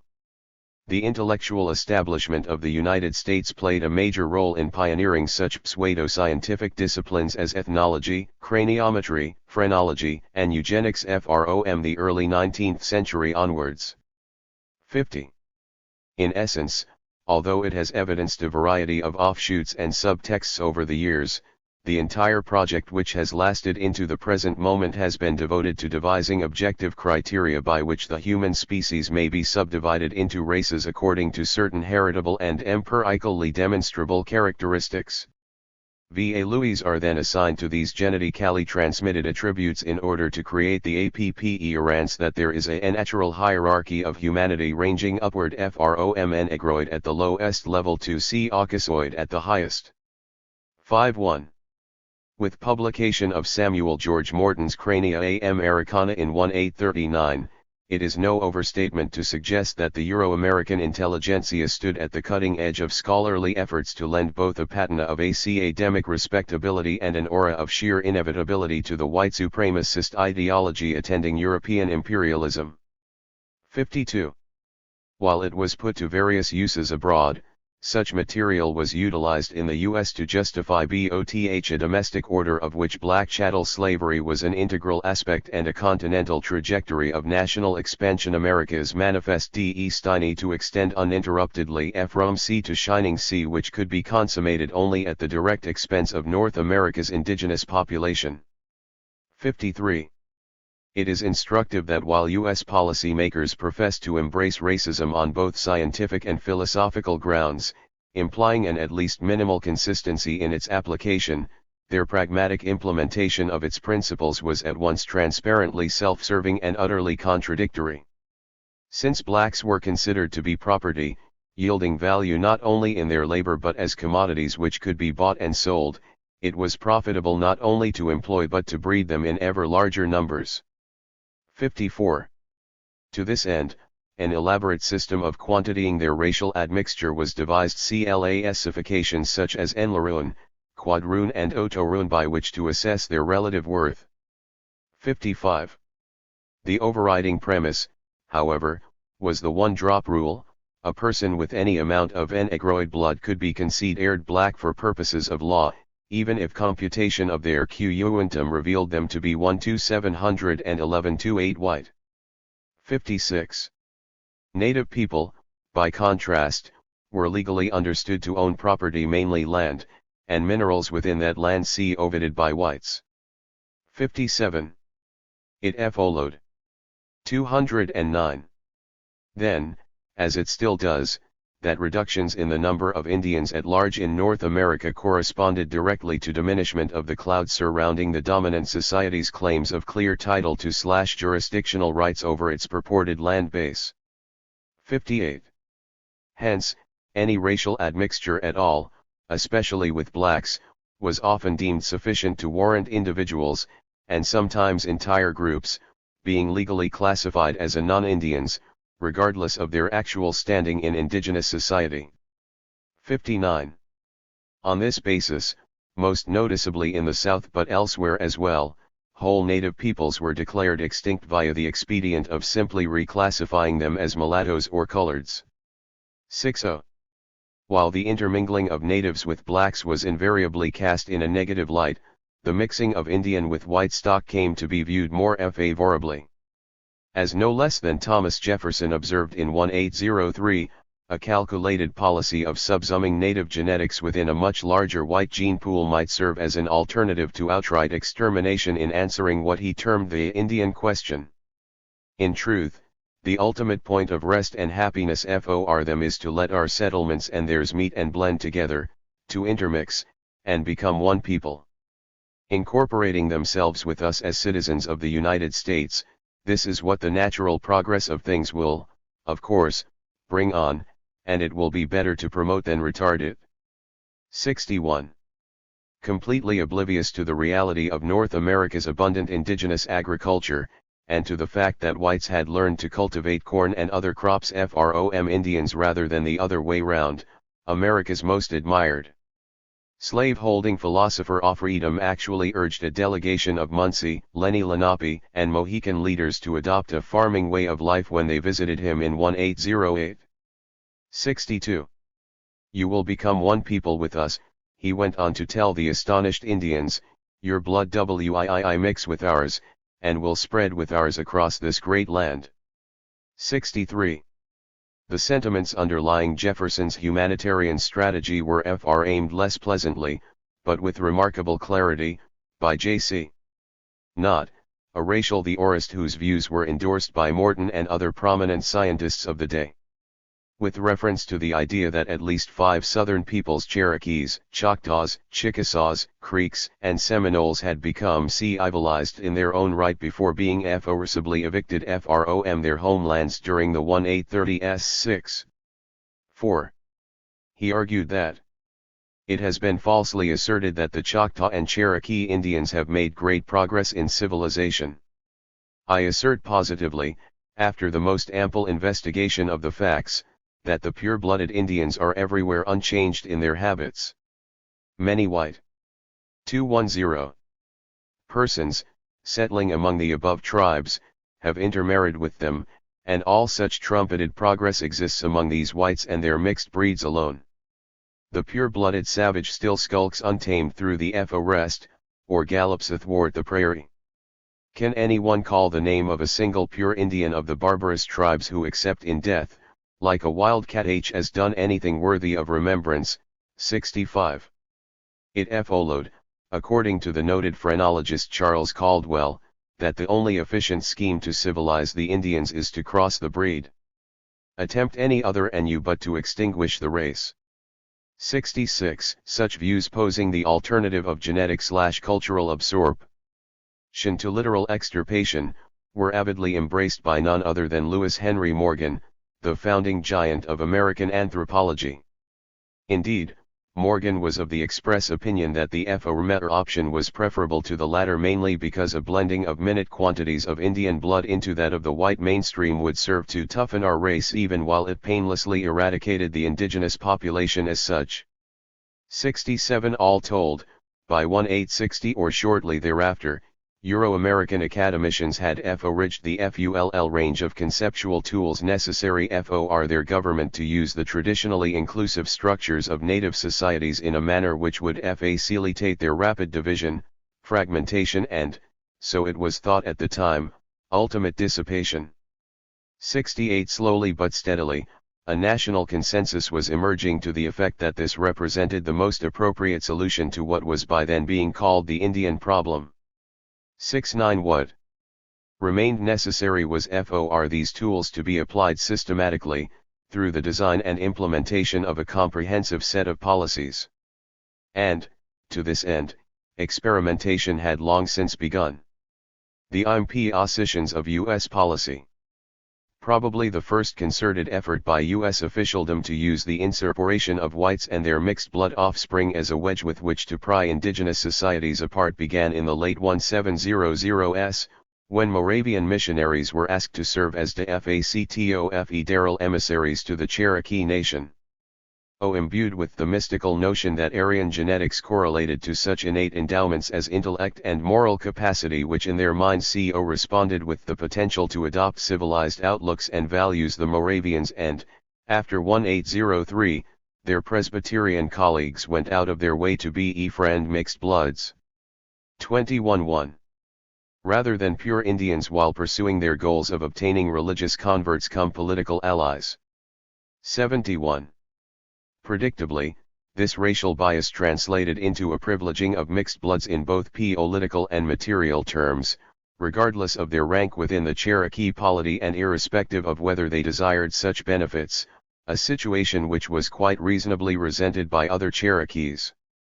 The result, obviously intended by the United States, was the opening of deep cleavages among Cherokees that greatly weakened them in military as well as political and cultural terms, circumstances which amplified considerably the decisive advantages the U.S. already enjoyed in its drive to dispossess them of their property. 72. Meanwhile, similar initiatives had been undertaken vis-a-vis the Creeks, Choctaws, Chickasaws, and others. 73. The U.S. largely refrained from attempting such maneuvers in a more be considered Chippewas, is their acknowledgement of the right of indigenous nations to naturalize citizens as they saw fit. 77. In the great bulk of cases, such treaty provisions are plainly designed to accomplish the opposite effect, distinguishing those of mixed ancestry from the rest of their people, almost always by unilaterally privileging them in a material fashion. Usually, this fell load upon the model established in the 1817 treaty, the 8th article of which provided that while the Indians themselves would hold certain lands in common, those connected with said Indians, by blood or adoption would receive individual tracts averaging 640 acres each. 78. There were several variations on the theme. In one, exemplified by the 1818 treaty with the Miami, chiefs as well as mixed bloods and intermarried whites were assigned individual parcels, 1 to 6 sections each in this case, while the rest of the people were assigned a tract in common. Thus, not only were mixed bloods figuratively elevated to the same standing as chiefs by external fiat, but the Miami's actual leaders were implicitly linked to them rather than to their people as a whole. 79. On other occasions, as in the 1855 treaty with the Winnebago, missionaries were substituted for chiefs. So on still others, as in the 1837 treaty with the Sioux, money and / or other special provisions was substituted for land. S1. Even in cases like that of the 1861 treaty with the Cheyenne and Arapaho, where FULL bloods and mixed bloods were nominally treated the same i.e., everyone was allotted a parcel and / or monetary award, mixed bloods were singled out to receive larger quantities. 82. In a number of instances, as in the 1857 treaty with the Pawnee, provisions were explicitly designed to induce an outright physical separation of mixed bloods from their people, a particularly odious practice in cases such as that addressed by the 1865 treaty with the Osage, where breeds were the only group allowed to remain within a traditional homeland from which the rest of their nation was removed. 83. In the 1831 treaty with the Shawnee, the notion of blood quantum was first applied in a formal way to determine who would, or, more importantly, who would not be recognized by the U.S. as a real Indian. 84. And, racism aside, the treaties often employed a virulent sexist bias, tracking descent, acknowledging authority, and bestowing land titles along decidedly patriarchal lines even in contexts where female property ownership, political leadership and matrilinearity were the indigenous norms. When combined with the usual racial manipulations, such gender criteria represented an extraordinarily potent means of subverting the integrity of native cultures, undermining their socio-political cohesion and confusing or nullifying their procedures for identifying members/citizens. 85. In 1871, sensing that the capacity of most indigenous nations to offer effective military resistance was nearing an end, Congress suspended their treaty making with Indians. 86. There then followed a decade of reorganization during which the government shifted from what had been primarily a policy of subjugating native peoples to an emphasis upon assimilating what remained of them, both geographically and demographically. 87. There were a number of aspects to this transition, notably the extension of U.S. criminal jurisdiction over reserved native territories via the Major Crimes Act of 1885. 88. Its Hall. 213. Mark, however, was passage of the 1887 General Allotment Act, a measure expressly intended to dissolve the collective relationship to land which was the endowment of traditional cultures by imposing the allegedly superior Anglo-Saxon system of individuated property ownership. The main ingredient of the Allotment Act was that each Indian recognized as such by the U.S. would be assigned an individually deeded parcel of land within existing reservation boundaries. These varied in size, depending on whether the Indian was a child, unmarried adult, or head of a family.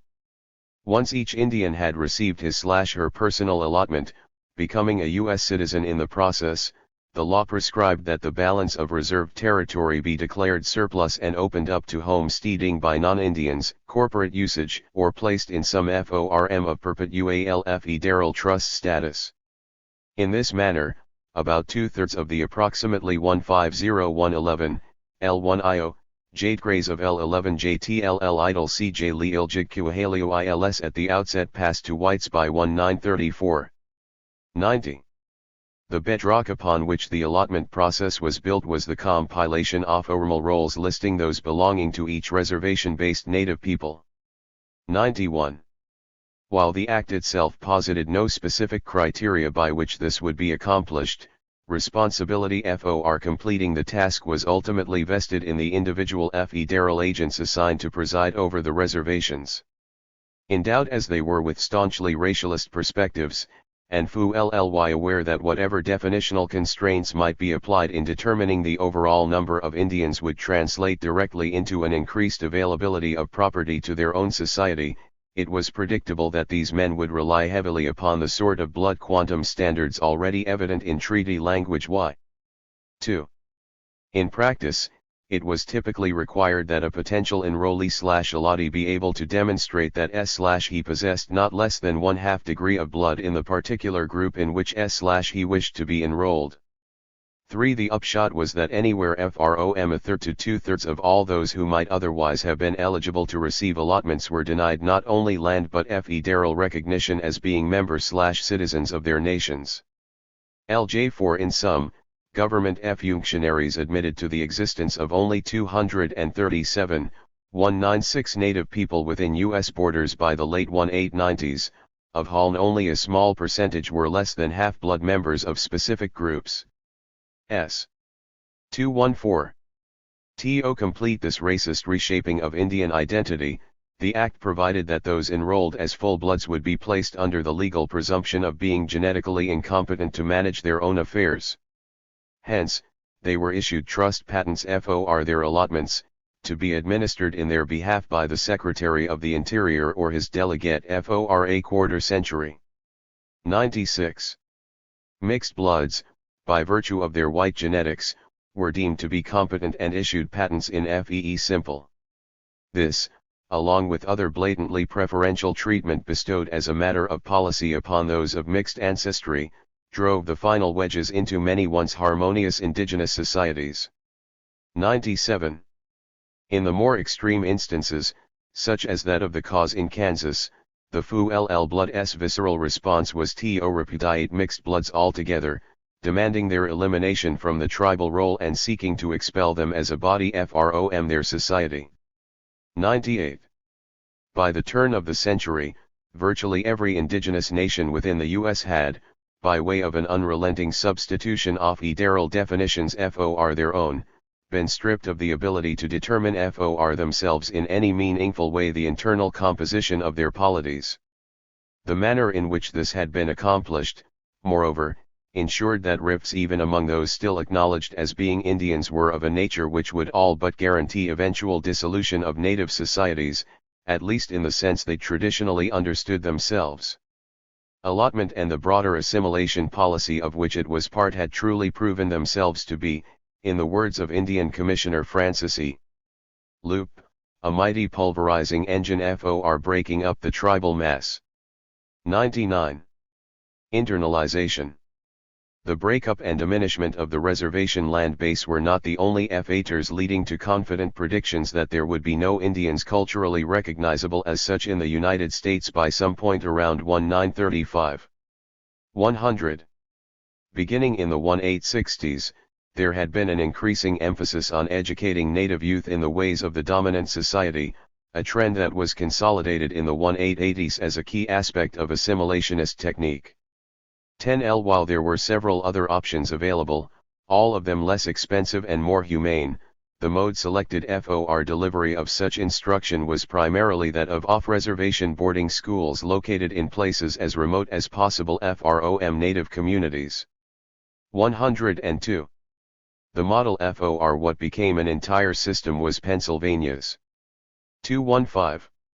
Carlisle Indian School, established in 1875 by Captain Richard Henry Pratt, a man whose main qualification for the task seems to have been that he served as warden of a military prison at Fort Marion, Florida.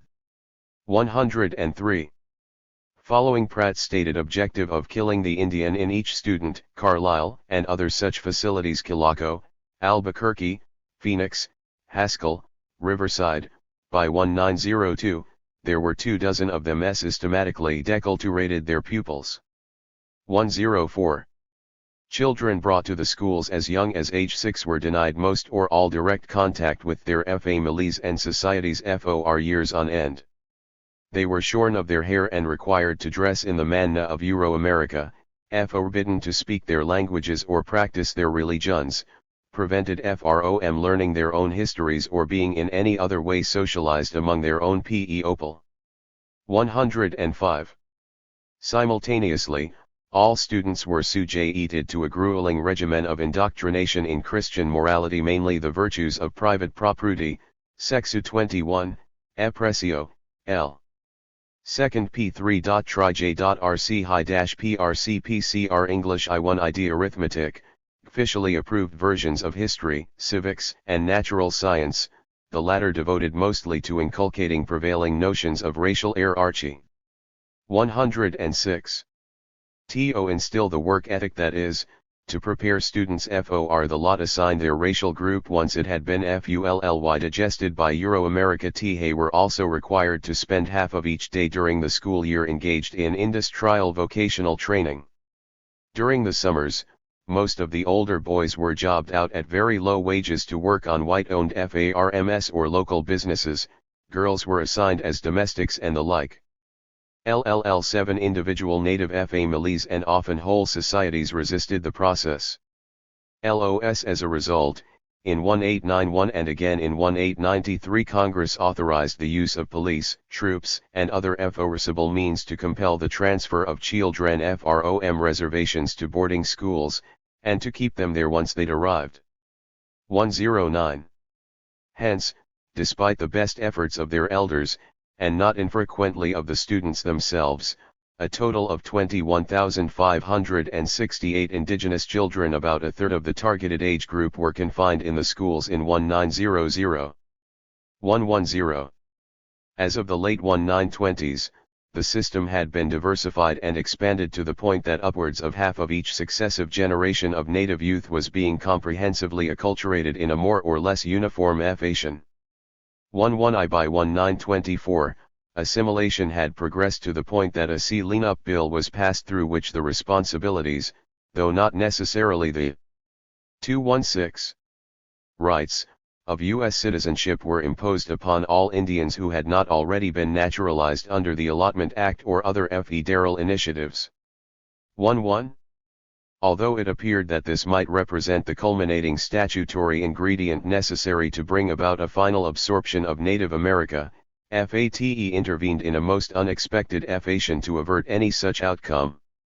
This, rather ironically, took the FORM of resources, the mostly barren tracts of land left to Indians after allotment, thought to be worthless by 19th-century policymakers, had by the late 1920s been revealed as some of the more mineral-rich territory in the world. L13. Loath to see these newfound assets thrown into the public domain, the more forward-looking federal economic planners quickly perceived the utility of retaining them in trust, where they might be exploited at controlled rates by preferred corporations for designated purposes and in the most profitable fashion imaginable. This resulted, in 1925, in the recommendation by a committee of 100 officially selected academic experts and business leaders that allotment and the more draconian objectives of assimilation policy be abandoned in favor of preserving the reservations in some permanently subordinated capacity and inaugurating a policy of carefully calibrated economic development therein. 114. This, in turn, led to passage of the 1934 Indian Reorganization Act, through which what remained of traditional native governments were for the most part supplanted by federally designed tribal councils meant to serve as the medium for long-term administration of the freshly conceived internal colonial domain. 115. Although the IRA was imposed behind the democratic facade of reservation by reservation referenda, the record reveals that BIA field representatives obtained favorable results by presenting skewed or patently false information to voters in a number of instances, flatly rigging the outcomes in others. 116. And, while democratic appearances were reign forced by the FACT that the government of each reorganized reservation functioned on the basis of its own tribal constitution, the reality is that these founding documents were essentially boilerplate contraptions resembling corporate charters hammered out on an assembly line basis by Bureau Person 1. 117.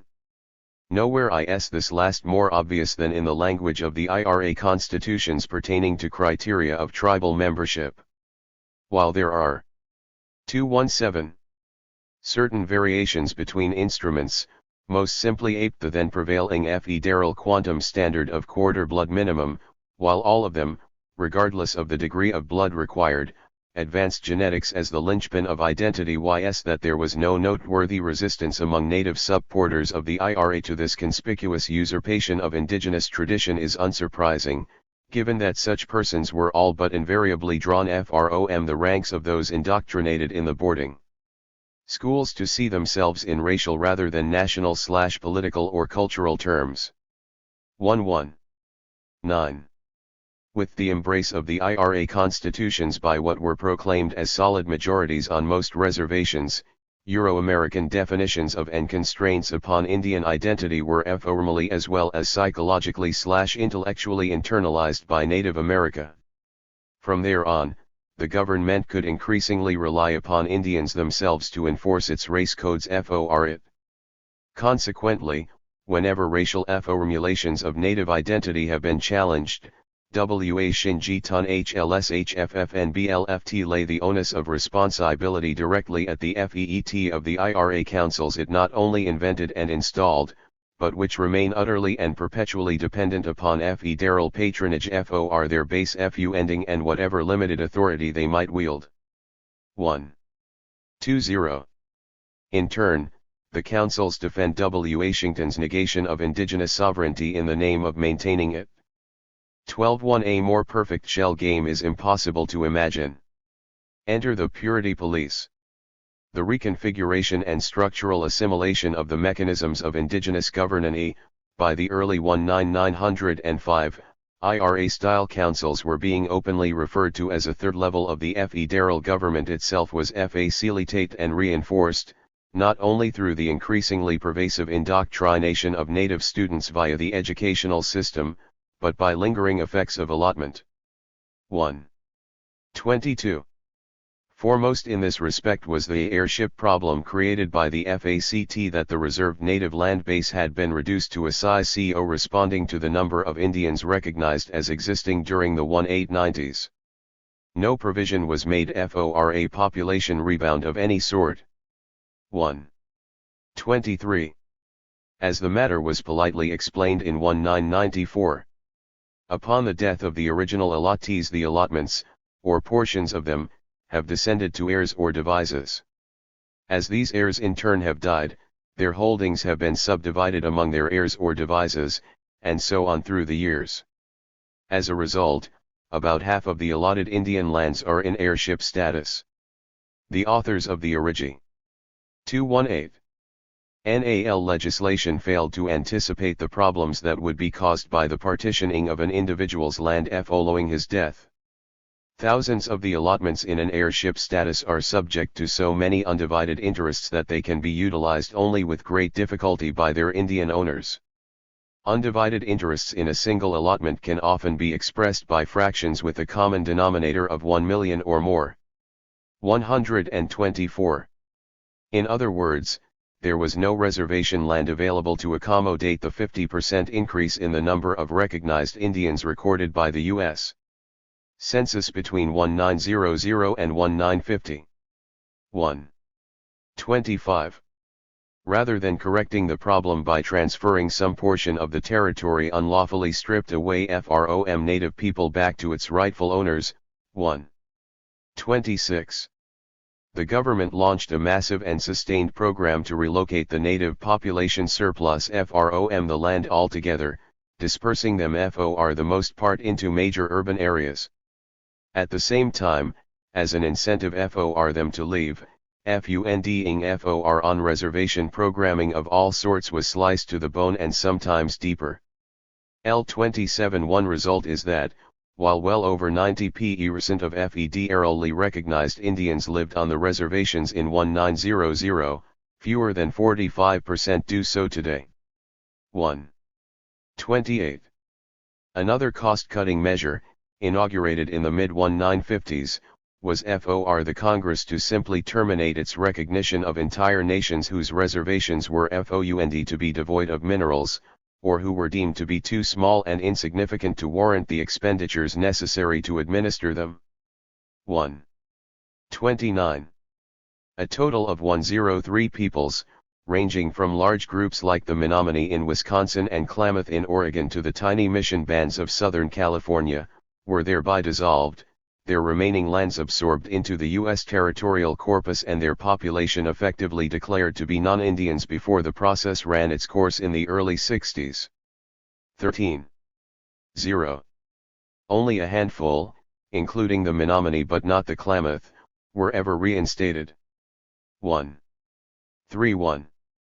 Predictably, far from seeking to combat such trends. Federally installed and supported tribal councils amplified them. In the face of declining federal appropriations to Indian affairs, the councils by and large set out to reduce the number of Indians eligible to draw upon them. Arguing that the FEWER people entitled to receive benefits such as health care and commodity FOODSTUFFI, or to receive per capita payments against mineral extraction, water diversions, and past land transfers, the larger the share for those who remained, the councils were able to peddle their bill of goods to many of 219. Their increasingly impoverished reservation constituents, T32 in short order. The IRA constitutions on many reservations were amended or rewritten to reflect higher blood quantum requirements for tribal enrollment. 133.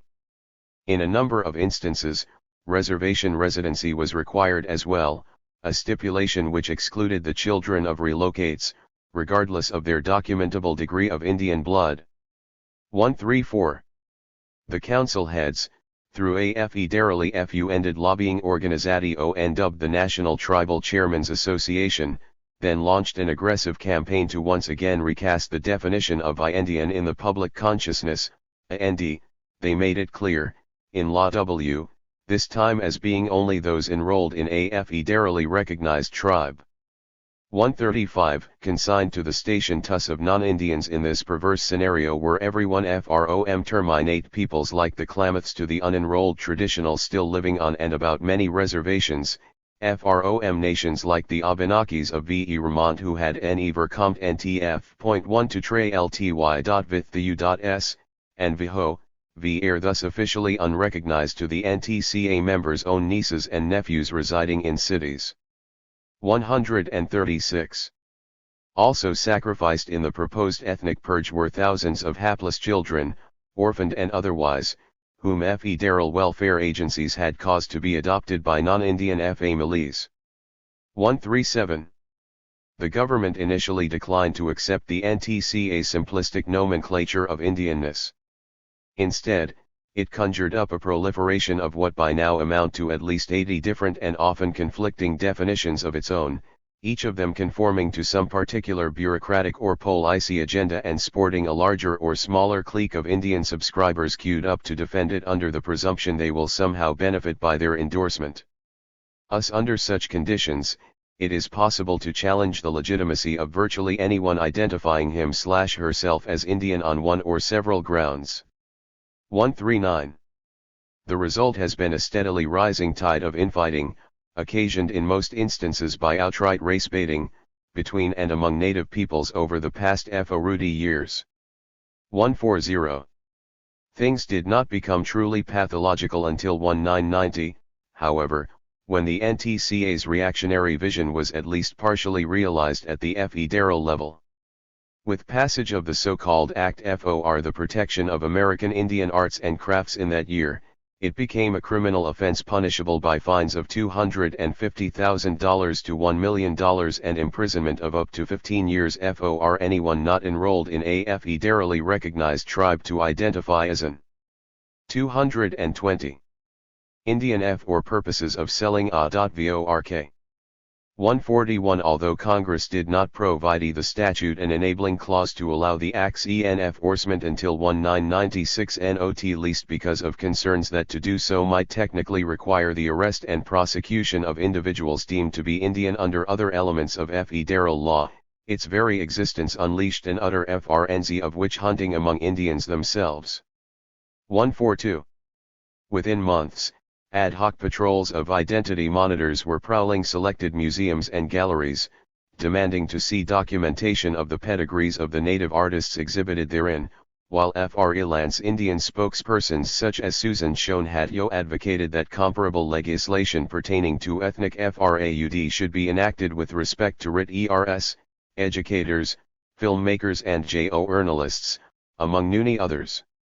143. The theme was quickly picked up, tabloid style, by papers like Indian Country Today and News from Indian Country, while the internet came figuratively alive with a swarm of essentially anonymous rumors that dozens of Native America's most distinguished artists, authors, thinkers, and activists weren't really Indians after all. 144.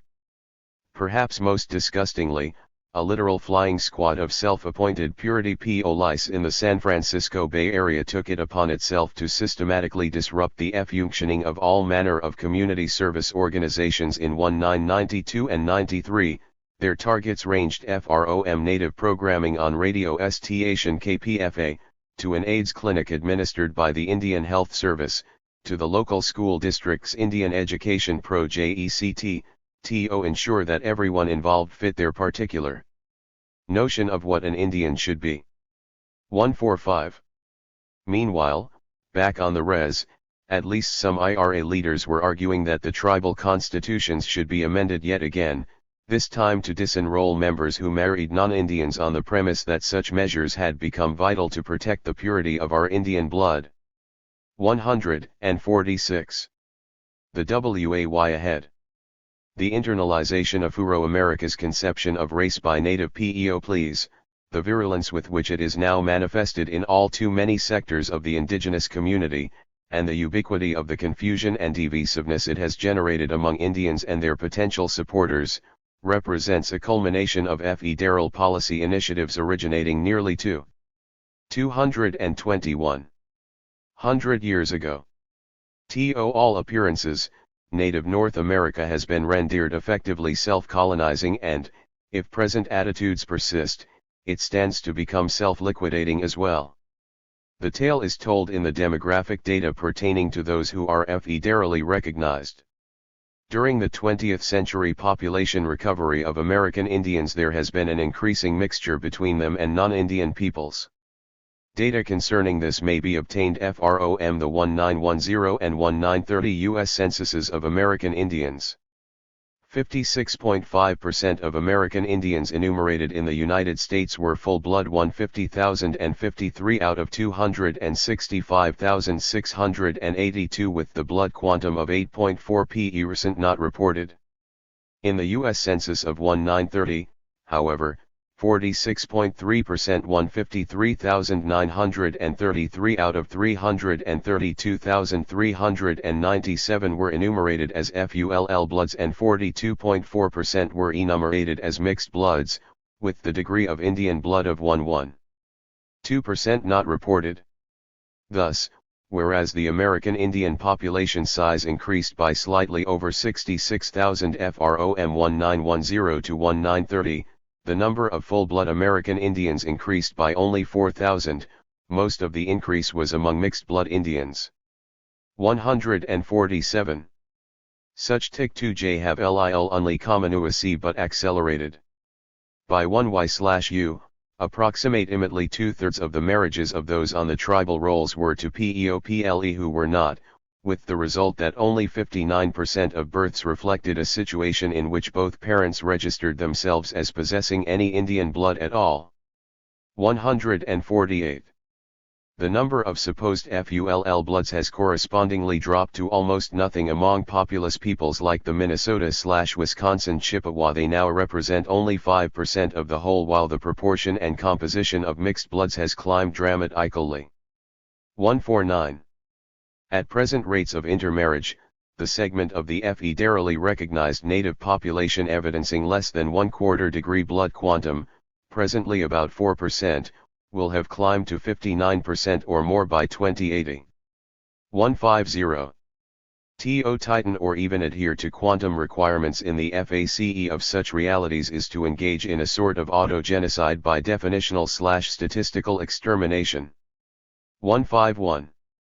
As historian Patricia Nelson Limerick has observed in this connection, set the blood quantum at 1/4, hold to it as a rigid definition of Indians, let interlinearage proceed as it for centuries, and eventually Indians will be defined out of existence. When that happens, the federal government will be freed of its persistent Indian problem. 152. Cognizant of this, some smaller peoples like the Umatillas in Oregon have already undertaken to preserve racial cant while offsetting the consequent prospect of definitional self-extinguishment by proposing revision of 222. Their constitutions to require that FU-tour enrollees demonstrate some degree of Umatilla blood, no matter how minute, in addition to at least 1/4 degree of blood in another federally recognized tribe or tribes. 153. Left conspicuously unexplained in such convoluted formulations is exactly how being a 1/4 blood Lakota or Mohawk supposedly makes a person 1 whit more Umatilla than does being a FULL blood Irishman, Igbo, or Han. Nor is it explained why a person genealogically connected to the group should be less Umatilla in orientation, absent some sort of generic Indian genetic structure, than a person who has it. The implications of such nonsense become most striking when it is considered in juxtaposition to the actual other than federally recognized size of the present indigenous population of the United States, and the potential power deriving from its scale. Jack Forbes, perhaps the closest examiner of the issue, has noted that since 1969, the Bureau of the Census, conspiring with the Office of Management and Budget and political special interests, has the racial character of the U.S. population and, as part of the process, has lost some 6 to 8 million persons of Native American ancestry and appearance with a scientifically useless Hispanic/Spanish category. In addition, persons of mixed African and Native American ancestry remain uncounted as such because of the way census questions were asked and the answers one lied. 154. Forbes estimates that, even using standard blood quantum criteria, the actual native population of the lower 48 in 1980 was well over 15 million rather than the 1.4 million officially admitted by the Census Bureau. 155. Employing traditional indigenous methods of identifying population rather than racial criteria would have resulted in an even higher number. And, as of 1990, when the official count reached nearly 2 million, inclusion of these most rapidly growing sectors of the native population results in an aggregate of as many as 30 million persons overall. 156. The ability to wield political and economic clout inherent to the latter tally, as opposed to the FORMER which comes to less than 0.5% of the overall U.S. population is self-evident. Fortunately, there is at least one concrete example of how things might be taken in the direction of realizing this potential. The Cherokee Nation of Oklahoma, in its 1975 Constitution, took the unprecedented step, still unparalleled by other 20th-century indigenous governments, of completely dispensing with blood quantum requirements in its enrollment pro. 223. Sedurs. Instead, the CNO placed its reliance upon the more traditional genealogical mode of determining citizenship. 157. This had the effect of increasing the number of persons formally identified as Cherokees FROMFEWER than 100,000 during the late 1950s to slightly over 232,000 by 1980. 158.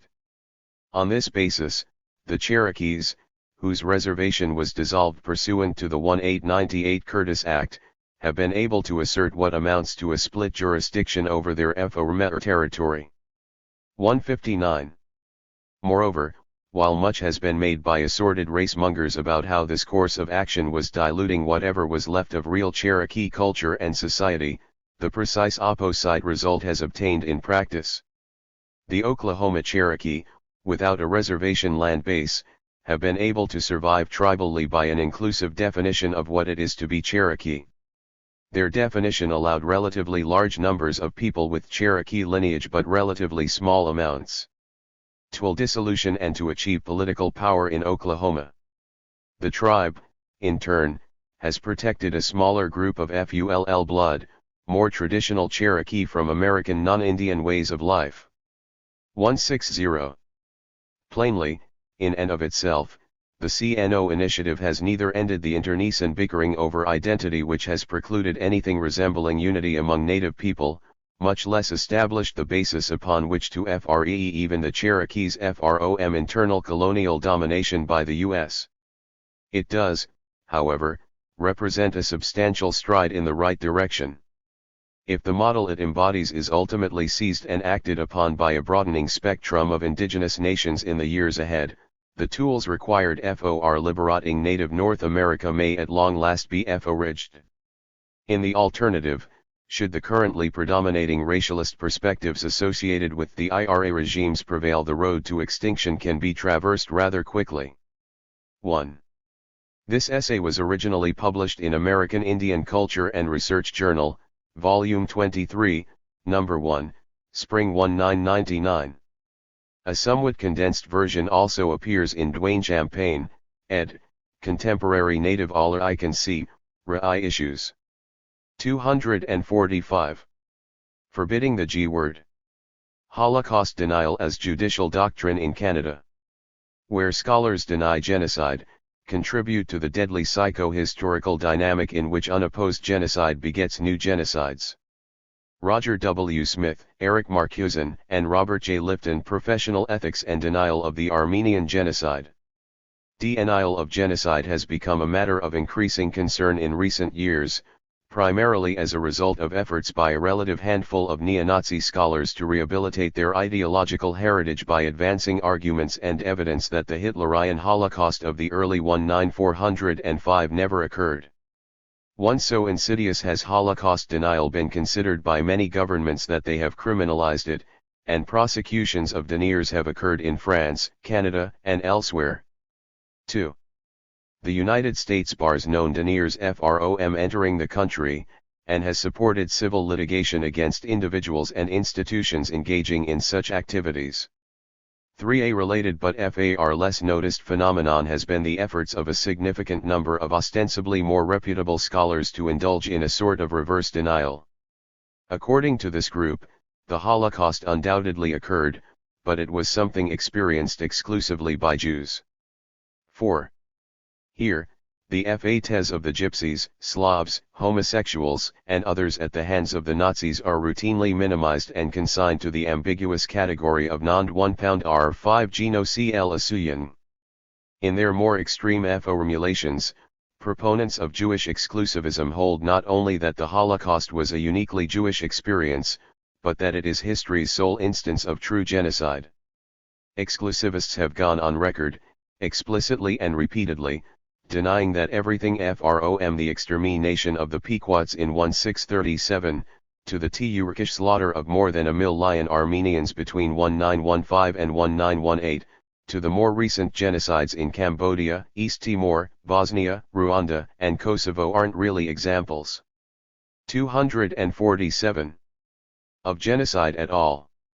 6. Hence, while neo-Nazis deny a single genocide, exclusivists deny many.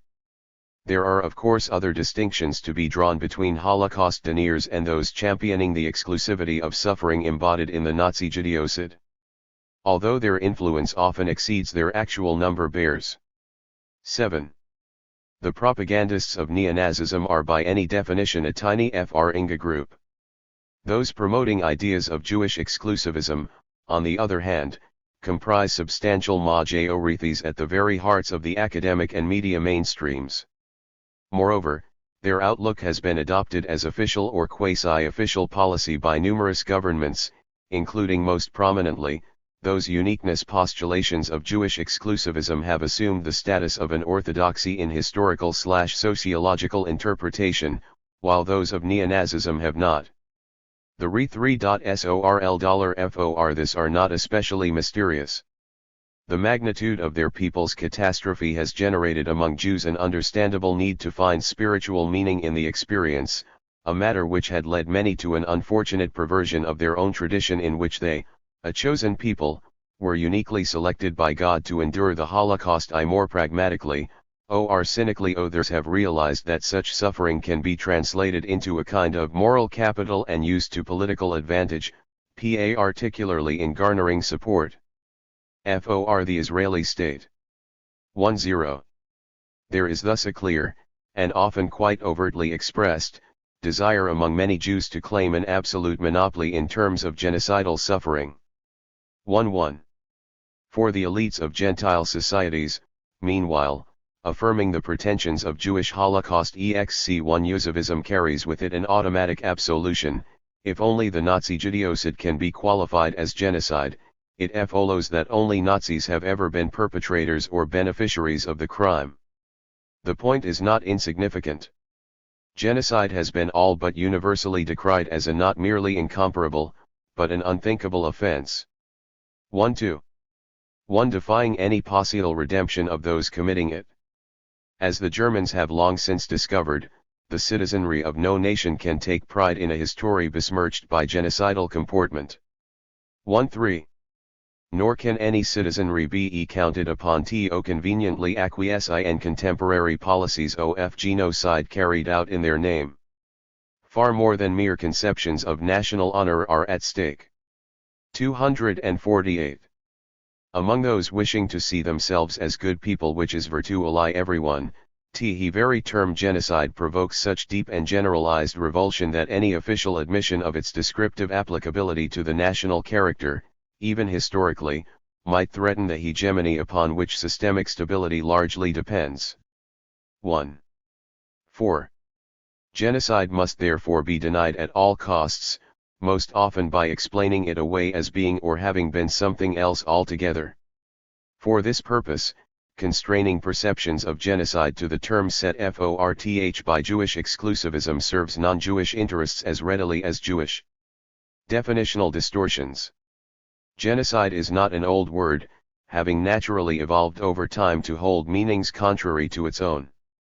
Nor was it meant to serve as a synonym for mass killing. When Raphael Lerkin coined the term in 1944, he went to considerable lengths in explaining that it was intended to describe policies and processes designed to bring about the dissolution and disappearance of targeted human groups. As such, genocide has two phases, he wrote, one, destruction of the national pattern of the oppressed group, the other, the imposition of the national pattern of the oppressor. 1.5 If these two conditions have been fulfilled, a genocide has occurred, even if every member of the targeted group has survived the process in a physical sense. Generally speaking, genocide does not necessarily mean the immediate destruction of a nation, except when accomplished by mass killings. It is intended rather to signify a coordinated plan of different actions aimed at the destruction of the essential foundations of the life of national groups, with the aim of annihilating the groups themselves. The objectives of such a plan would be a disintegration of political and social institutions, of culture, language, national feelings, religion, and the economic existence of national groups, and the destruction of personal security, liberty, health, dignity, and even the lives of the individuals belonging to such groups. Genocide is directed at the national group as an entity, and the actions involved are directed at individuals, not in their individual capacity, but as members of the national group. 16. In 1946, Lemkin was retained by the United Nations Secretariat to draft an international convention codifying the crime. Therein, genocide, that is, policies aimed at eradicating targeted ethnical, racial, national, religious, or political groups, was defined in a twofold way: the destruction of a group, and preventing its preservation and development. 17 The offending policies were themselves grouped in three categories, all of equal gravity. 249. Physical genocide, meaning outright extermination as well as the imposition of slow death measures. Biological genocide, meaning the prevention of births among the target group. Cultural genocide, meaning destruction of the specific characteristics of the group Y. The DRLFT/VLS then turned over to L Corm 1 TCCMPC ed of nation-state delegates to be revised and condensed before its submission to the UN General Assembly. During this process, the United States and Canada, acting in concert, were able to arrange deletion of almost the entire provision on cultural genocide, as well as all explicit references to slow death measures. 19 As the matter was finally framed in international law on December 9, 1948, genocide means any of the following acts committed with intent to destroy, in whole or in part, a national, ethnical, racial or religious group, as such. Killing members of the group. Causing serious bodily or mental harm to members of the group. Deliberately inflicting on members of the group conditions of life calculated to bring about its physical destruction in whole or in part. Imposing measures intended to prevent births within the group. Forcibly transferring children of the group to another group. 2. 0. Strikingly, even in this greatly truncated delineation, only 1 in 5 criteria pertain to direct killing. 80% of the legal definition of genocide thus devolves upon non-lethal policies and activities. The responses of the US and Canada to this are instructive. The United States simply refused for years to accept the result. Finally, in 1988, embarrassed at being the only country so openly rejecting the rule of law, it attempted a ratification in which it claimed a right to exempt itself from compliance whenever convenient. 1. 250. Canada also submitted an invalid ratification, but much earlier, in 1952. The subterfuge in this case was to write domestic implementing legislation in such a way as to excise from the country's legal understanding those classifications of genocidal policy in which Canada was actually engaged. 22. Retaining only those involving physical destruction, killing, or its substantial equivalents, and of the 1948 Convention. For purposes of Canadian law, we believe that the definition of genocide should be drawn somewhat more narrowly than in the 261. The Bloody Wake of Alcatraz. Repression of the American Indian movement during the 1970s. The only way to deal with the Indian problem in South Dakota is to put a gun to aim leaders' heads and pull the trigger. William Janklow, South Dakota Attorney General. 1975. In combination with the fishing rights struggles of the Puyallup, Nisqually, Muckleshoot, and other nations in the Pacific Northwest from 1965 to 1970, the 1969 to 71 occupation of Alcatraz Island by the San Francisco Bay Area's Indians of All Tribes Coalition ushered in a decade-long period of uncompromising and intensely confrontational American Indian political activism. 1.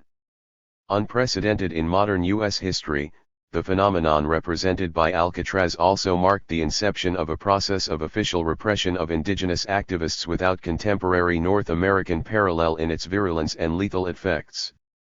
2. The nature of the post-Alcatraz federal response to organized agitation for native rights was such that by 1979 researchers were describing it as a manifestation of the U.S. government's continuing Indian wars. 3. For its part, in secret internal documents, the Federal Bureau of Investigation, the primary instrument by which the government's policy of anti-Indian repression was implemented, concurred with such assessments, abandoning its customary counterintelligence vernacular in favor of the terminology of outright counterinsurgency warfare. 4. The result, as the U.S. Commission on Civil Rights officially conceded at the time, was the imposition of a virtual reign of terror upon certain of the less compliant sectors of indigenous society in the United States. 5. In retrospect, it may be seen that the locus of both activism and repression in Indian country throughout the 1970s centered squarely upon 1. 263. Group, the American Indian Movement. Moreover, the crux of AIM activism during the 1970s, and thus of the FRIS campaign to neutralize it. 6. Can be found in a single locality, the Pine Ridge Reservation, in South Dakota. The purpose of the present essay, then, is to provide an overview of the federal counterinsurgency program against AIM on and around Pine Ridge, using it as a lens through which to explore the broader motives and outcomes attending it. Finally, conclusions will be drawn as to its implications, not only with respect to American Indians, but concerning non-Indigenous Americans as well. Background. AIM was founded in 1968 in Minneapolis, by a group of urban Anishinabes including Dennis Banks, Pat Balanger, Clyde Belcourt, Eddie Benton Benet and George Mitchell. Modeled loosely after THPRBRKP, MTHPRPRDFORSPLFL, PFPMP, PTLALE, HPO by HLLLYPNIOWT0N and Bobby Seale in Oakland, California. 2 years previously, the group took as its first tasks the protection of the city's sizable native community from a pattern of rampant police abuse, and the creation of programs on jobs, housing, and education. 7. Within 3 years, the organization had grown to include chapters in several other cities, and had begun to shift its focus from civil rights issues to an agenda more specifically attuned to the conditions of in native North America. What AIM discerned as the basis of the latter was not so much a matter of socio-economic discrimination against Indians as it was their internal colonization by the United States. This perception accrued from the fact that, by 1871, when federal treaty making with native peoples was permanently suspended, the rights of indigenous nations to distinct, self-governing territories had been recognized by the U.S. more than 370 times through treaties duly ratified by its Senate. 9. Yet, during the intervening century, more than 90% of treaty-reserved native land had been expropriated by the federal government, in defiance of both its own constitution and international custom and convention. 10. One consequence of this was creation of the urban diaspora from which AIM itself had emerged. By 1970, about half of all Indians in the U.S. had been pushed off their land altogether.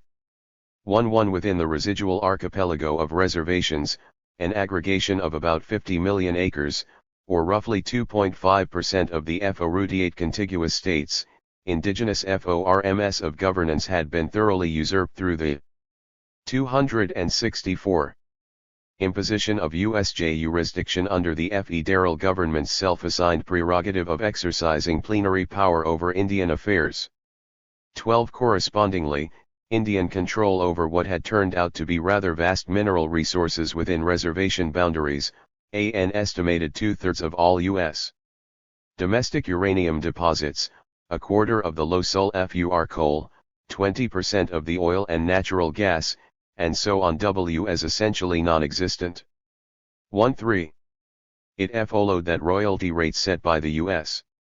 Bureau of Indian Affairs, in its exercise of federal trust prerogatives vis-a-vis corporate extraction of Indian mineral assets, amounted to only a fraction of what the same corporations would have paid had they undertaken the same mining operations in non-reservation localities. 1.4.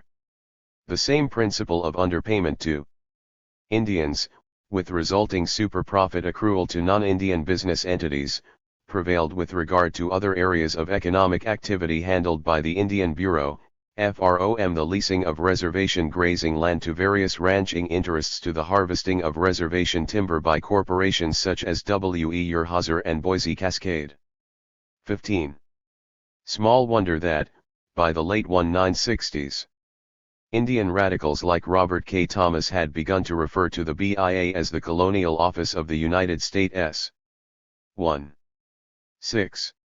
In human terms, the consequence was that, as an aggregate, American Indians, WHO, on the basis of known resources, comprised what should have been the single wealthiest population group in North America, constituted by FAR the most impoverished sector of U.S. society.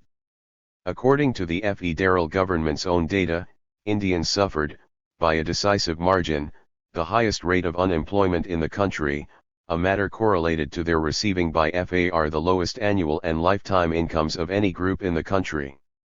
17. It also corresponded well with virtually every other statistical indicator of extreme poverty, a truly catastrophic rate of infant mortality and the highest rates of death from malnutrition, exposure, plague disease, teen suicide and accidents related to alcohol abuse.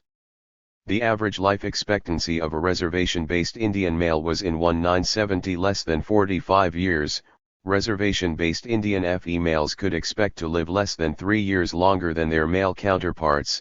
Urban Indians of either gender were living only about 5 years longer on average than their relatives on the reservations. 1s. AIM's response to its growing apprehension of this squalid panorama was to initiate a campaign consciously intended to bring about the decolonization of native North America, only by re-establishing our rights as SOV. 265. Aryan nations, including our right to control our MVN territories and resources, and our right to genuine self-governance, as one, Ennis Banks put it in 1971, can we hope to successfully address the conditions currently experienced by our people. 19. Extrapolating largely from the example of Alcatraz, the movement undertook a multifaceted political strategy combining a variety of tactics. On the one hand, it engaged in activities designed primarily to focus media attention, and thus the attention of the general public, on Indian rights issues, especially those pertaining to treaty rights. On the other hand, it pursued the sort of direct confrontation meant to affirm those rights in practice. It also began to systematically reassert native cultural/spiritual traditions. 2. Eventually, it added a component wherein the full range of indigenous rights to decolonization/self-determination were pursued through the United Nations venue of international law, custom, and convention. 21. In mounting this comprehensive effort, AIM made of itself a bona fide national liberation movement, at least for a while. 22. Its members consisted of the shock troops of Indian sovereignty, to quote Oglala Lakota activist Virgil Kilstraight. 23. They essentially reframed the paradigm by which U.S.-Indian relations are understood in the late 20th century. 24. They also suffered the worst physical repression at the hands of the United States of any domestic group since the 1890 massacre of Bigfoot's Minneconjos by the 7th Cavalry at Wounded Knee. 25. Prelude. AIM's seizure of the public consciousness may in many ways be said to have begun at the point in 1969 when Dennis Banks recruited a young Oglala named Russell Means to join in the movement. Instinctively imbued with what one critic described as a bizarre knack for staging demonstrations that attracted the sort of press coverage Indians had been looking for, too. Means was instrumental in AIM's achieving several of its earliest and most important media coups, painting Plymouth Rock red before capturing the Mayflower replica on Thanksgiving Day 1971, for example, and staging a 4th of July counter-celebration by occupying the Mt. Rushmore National Monument the same year. 27. Perhaps more importantly, Means proved to be the bridge which allowed the movement to establish its credibility on a reservation for the first time. In part, this was because when he joined AIM he brought along Vertu. 266. Ally an entire generation of his family brothers Ted, Bill, and Dale, cousin Madonna Gilbert, and others each of whom possessed a web of friends and acquaintances on the Pine Ridge Reservation. It was therefore rather natural that AIM was called upon to set things right concerning the torture murder of a middle-aged Oglala in the off-reservation town of Gordon, Nebraska, in late February 1, 1972. 28. As Bill Means would later recall, when Raymond Yellow Thunder was killed, his relatives went first to the BTA, then to the FBI, and to the local police, but they got no response. Severed Wyoming Bear, as well as helicopters, phantom jets, and personnel. Military officers, supply sergeants, maintenance technicians, chemical officers, and medical teams. 300 miles to the south, at Fort Carson, Colorado, the Army had billeted a full uniformed assault unit on 24-hour alert S3. Over the next 71 days, the AIM perimeter at Wounded Knee was placed under siege. The ground cover was burned away for roughly a quarter mile around the AIM position as part of the federal attempt to staunch the flow of supplies, food, medicine, and ammunition backpacked into the Wounded Knee defenders at night. At one point such material had to be airdropped by a group of supporting pilots. 54. More than 500,000 rounds of military ammunition were fired into AIM's JERRY-rigged bunkers by federal forces, killing 2 Indians, an Apache named Frank Clearwater and Buddy Lamont, and Oglala and wounding several others. 55. As many as 13 more people may have been killed by roving goon patrols, their bodies secretly buried in remote locations around the reservation, while they were trying to carry supplies through federal lines. 5-6. At first, the authorities sought to justify what was happening by claiming that AIM had occupied Wounded Knee, and that the movement had taken several hostages in the process. 57. When the latter allegation was proven to be false, a press ban was imposed, and official spokespersons argued that the use of massive force was needed to quell insurrection. Much was made of 2 federal casualties who were supposed to have been seriously injured by AIM gunfire. 5-8. In the end, it was Dickie Wilson who perhaps expressed matters most candidly when he informed reporters that the purpose of the entire exercise was to see to it that AIM dies at Wounded Knee. 5-9. Despite Wilson's sentiments, and those of FBI senior counterintelligence specialist Richard G. Held, expressed in a secret report prepared at the request of his superiors early in the siege. 60 an end to the standoff was finally negotiated for May 7, 1973. Ames' major condition, entered in behalf of the Pine Ridge Traditionals and agreed to by government representatives, was that a Federal Commission would meet with the chiefs to review U.S. compliance with the terms of the 1868 Fort Laramie Treaty with the Lakota. 271. Cheyenne and Arapaho Nations. 60. The idea was to generate policy recommendations as to how the United States might bring itself into line with its treaty obligations. A White House delegation did in fact meet with the elders at the home of Chief Frank Fools Crow, near the reservation town of Manderson, on May 1, 7. The delegates' mission, however, was to stonewall all efforts at meaningful discussion. 1I. 2. They promised a follow-up meeting on May 30, but never returned. 63. On other fronts, the authorities were demonstrating no comparable lack of vigor. Before the first meeting at Fools Crows, the FBI had made 562 arrests of those who had been involved in defending Wounded Knee. 6. 4. Russell Means was in jail awaiting release on $150,000 bond. OS Crow leader Pedro Bissonette was held against $152,000. AIM leaders Stan Holder and Leonard Crow Dog against $32,000 and $35,000 respectively. Scores of authors were being held pending the posting of lesser sums. 65. By the FALL of 1973, Ames had amassed some 31600. 67. Although in 1974 AIM and the Traditionals used the 1868 treaty as a basis upon which to challenge in federal court the U.S. government's jurisdiction over Pine Ridge, the trials of the Wounded Knee leadership went forward. 6. 8. Even after the FBI's and the prosecution's willingness to subvert the judicial process became so blatantly obvious that U.S. District Judge Fred Nickel was compelled to dismiss all charges against Banks and Means, cases were still pressed against Crow Dog, Holder, Carter Camp, Madonna Gilbert, Lorelei Decorah, and Phyllis Y. Oung. 6. 9. The whole charade resulted in a meager 15 convictions, all of them on such paltry offenses as trespass and interference with postal inspectors in performance of their lawful duties. 7. Still, in the interim, the virtual entirety of Ames' leadership was tied up in a seemingly endless series of arrests, incarcerations, hearings and trials. Similarly, the great bulk of the movement's fundraising and organizing capacity was diverted into posting bonds and mounting legal defenses for those indicted. 7. 1.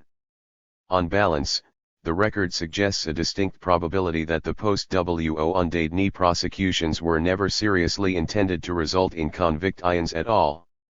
Instead, they were designed mainly to serve the time-honored, and utterly illegal, expedient of disrupting, misdirecting. 272. Destabilizing or otherwise neutralizing a politically objectionable group. 72. There is official concurrence with this view, as Army counterinsurgency specialist V. Olaney W. Aerner Fr. aimed matters at the time. Ames' best leaders and most militant members are under indictment, in jail or warrants are out for their arrest. The government can win, even if nobody goes to. 73. The Reign of Terror. While Ames' notables were being forced to slog their way through the courts, a very different form of repression was being visited up the movement's rank-and-file membership and grassroots traditionals of Pine Ridge. During the 3-year period beginning with the Siege of Wounded Knee, at least 69 members and supporters of AIM died violently on the reservation. 74. During the same period, nearly 350 others suffered serious physical assault. Overall, the situation on Pine Ridge was such that, by 1976, the U.S. Commission on Civil Rights was led to describe it as a reign of terror. 75. Using only documented political deaths, the yearly murder rate on the Pine Ridge Reservation between March 1, 1973, and March 1, 1976, was 170 per 100,000. By comparison, Detroit, the reputed murder capital of the United States, had a rate of 20.2 per 100,000 in 1974. The U.S. average was 9.7 per 100,000. In a nation of 200 million persons, the murder rate comparable with that on Pine Ridge between 1973 and 1976 would have left 340,000 persons dead for political reasons alone in 1 year, 32 million in 3. The political murder rate at Pine Ridge was almost equivalent to that in Chile during the 3 years after a military coup supported by the United States killed President Salvador Allende. 6.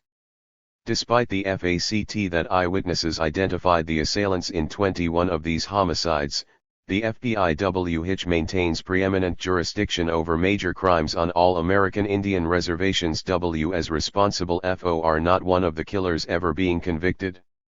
77. In many cases, no active investigation of the murder of an AIM member or supporter was undertaken by the Bureau. 78.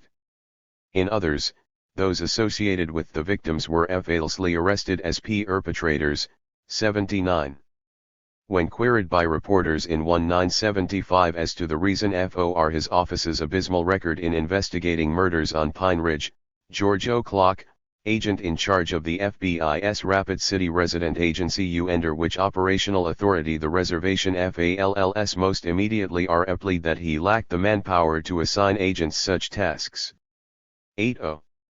O.C. Locke omitted to 273. Mentioned that, at the time, he had at his disposal the highest sustained ratio of agents to citizens and JOYed by any FBI office in the history of the Bureau. 81. He also neglected the fact that the same agents who were too busy to look into the murders of AIM people appear to have had unlimited time to undertake the investigative activities covered in the preceding section. Plainly, O'Clock's pat explanation was and remains implausible. A far more likely scenario begins to take shape when it is considered that in each instance where there were eyewitness identifications of the individuals who had killed an AIM member or supporter, those identified were known goons. 82. The FBI's conspicuous inability to apprehend murderers on Pine Ridge may thus be located, not in the incompetence of its personnel, but in the nature of its relationship to the killers. In effect, the goons seem to have functioned under a more or less blanket immunity from prosecution provided by the FBI so long as they focused their lethal attentions upon targets. 5 CLC named Bob Ekafe, entered the Jumping Bull compound. They claimed to be attempting to serve an arrest warrant on a 17-year-old Lakota and AIM supporter named Jimmy Eagle on spurious charges of kidnapping and aggravated assault. 101 told by residents that Eagle was not there and had not been seen for weeks. The agents and their escort left. On Highway 18, however, the agents accosted 3 young AIM members, Mike Anderson, Norman Charles, and Wilfred Wish Draper, who were walking back to camp after taking showers in Oglala, drove them to the police headquarters in Pine Ridge Village, and interrogated them for more than 2 hours. As the young men reported when they finally returned to the Jumping Bulls, no questions had been asked about Jimmy Eagle. Instead, the agents had wanted to know how many men of fighting age were in the camp, what sort of weapons they possessed, and so on. Thus alerted that something bad was about to happen, the Northwest AIM contingent put out an urgent call for support from the local AIM community. 102 at about 1100 a.m. the following morning, June 26, Williams and Kohler returned to the Jumping Bull property. Driving past the compound of residences, they moved down into a shallow valley, stopped and exited their cars in an open area, and began to fire in the general direction of the AIM encampment in a tree line along White Clay Creek. 103. Shortly, they began to take a steadily growing return fire, not only from the tree line, but from the houses above. At about this point, Agent J. Gary Adams and BIA Police OFFICER/Goon Glenn TWO Birds attempted to corn to Williams and Kohler's aid. Unexpectedly taking fire from the direction of the houses, they retreated to the ditch beside Highway 1810. 4. Some 150 SWAT-trained BIA police and FBI personnel were preposing. 277. Shined in the immediate locale when the firefight began. This, especially when taken in combination with the fact that more than 200 additional FBI SWAT personnel were on alert awaiting word to proceed post-haste to Pine Ridge from Minneapolis, Milwaukee, and Quantico, Virginia, raises the probability that Williams and Kohler were actually assigned to provoke an exchange of gunfire with the AIM members on the Jumping Bull land. 1.05. The plan seems to have been that they would then be immediately supported by the introduction of overwhelming FORCE, the Northwest AIM group destroyed, and the FBI afforded the pretext necessary to launch an outright invasion of the reservation. 10E. A number of local AIM members had rallied to the call to come to the Jumping Bulls. Hence, instead of encountering the 8 AIM shooters they'd anticipated, there were about 30, and the 2 agents were cut off from their erstwhile supporters. 107. While the BIA police, reinforced by goons, put up roadblocks to seal off the area, and the FBI agents U-11 hand were deployed as snipers, no one made a serious effort to get to Williams and Kohler until 5:50 p.m. By that point, they'd been dead for some time. Along with a young Coeur d'Alene AIM member, Joe Stuntz Kills Wright, killed by FBI sniper Gerard Waring as he attempted to depart the compound. LOS aside FROM Kills Wright, all AIM participants had escaped across country. By nightfall, hundreds of agents equipped with everything from APCs VIHHLHDB. H. 19 to Letnam Sty EU helicopters a gun armgan te reservatlon. The next morning, Tom Coley, an FBI public information specialist imported for the purpose, convened a press conference in Oglala. Media was barred from the firefight site itself, in which he reported that the dead agents had been lured into an ambush by AIM, attacked with automatic weapons from a sophisticated bunker complex, dragged wounded from their cars, stripped of their clothing, and then executed in cold blood while one of them pleaded with his killer to spare him, because he had a wife and children. Each agent, Coley asserted, had been riddled with 15-20 bullets. 110. Every word of this was false, as Caldwell Knew, the FBI had been in possession of both the agents' bodies and the ground on which they were killed for nearly 18 hours before he made his statements. The report was retracted in FULL by FBI Director Clarence Kelly at a press conference conducted in Los Angeles a week later. 111. By then, however, a barrage of sensational media coverage had sensitized the public to the need for 278. A virtually unrestricted application of FORCE against the mad dogs of AIM.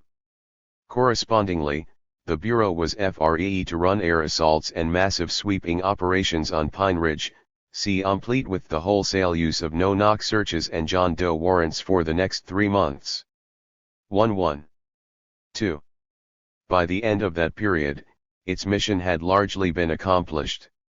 113. In the interim, on July 27, 1975, it was finally felt, given the preoccupation of all concerned parties with the FBI's offensive operations, that the time was right for Dickie Wilson to sign a memorandum transferring the gunnery range to the federal government. On January 2, 1976, a more formal instrument was signed and, in the spring, Congress passed a public law assuming U.S. title over this portion of Oglala territory. 114. The case of Leonard Peltier. It is unlikely that the FBI intended its 2 agents be killed during the Oglala firefight. Once Kohler and Williams were dead, however, the Bureau capitalized upon their fate, not only as the medium through which to pursue its anti-INC campaign with full ferocity, but as a mechanism with which to block an incipient congressional probe into what the FBI had been doing on Pine Ridge. This last took the form of a sympathy play. Bureau officials pleaded that the natural emotional volatility engendered among their agents by the deaths made it inopportune to proceed with the investigation at the present time. Congress responded, on July 3, 1975, by postponing the scheduling of preliminary interviews, a delay which has become permanent. 115. Still, with 2 dead agents, it was crucial for the Bureau's image that someone be brought directly to account. To fill this bill, FOR names were selected from this list of 30 shooters field investigators had concluded were participants in the exchange. Targeted were a pair of Anishinaabe/Lakota cousins, Leonard Peltier and Bob Robideau, and D'Arely Dino Butler, a Toonie, the heads of Northwest AIM. Also included was Jimmy Eagle, whose name seems to have appeared out of expediency, since the Bureau claimed Williams and Kohler were looking for him in the first place. 116 Butler and Robideau, captured early on, were tried first, as co-defendants, separate from Peltier. 117. The latter, having managed to avoid arrest in a trap set for him in Oregon, had found sanctuary in the remote encampment of Cree leader Robert Smallboy, in northern Alberta. LLS by the time 279. He had been captured, extradited via a thoroughly fraudulent proceeding involving the presentation of an eyewitness affidavit from a psychotic Lakota woman named Myrtle Bear to a Canadian court, and docket in the U.S., the proceeding against Peltier's cohorts was ready to begin. 119. Peltier was thus scheduled to be tried later and alone.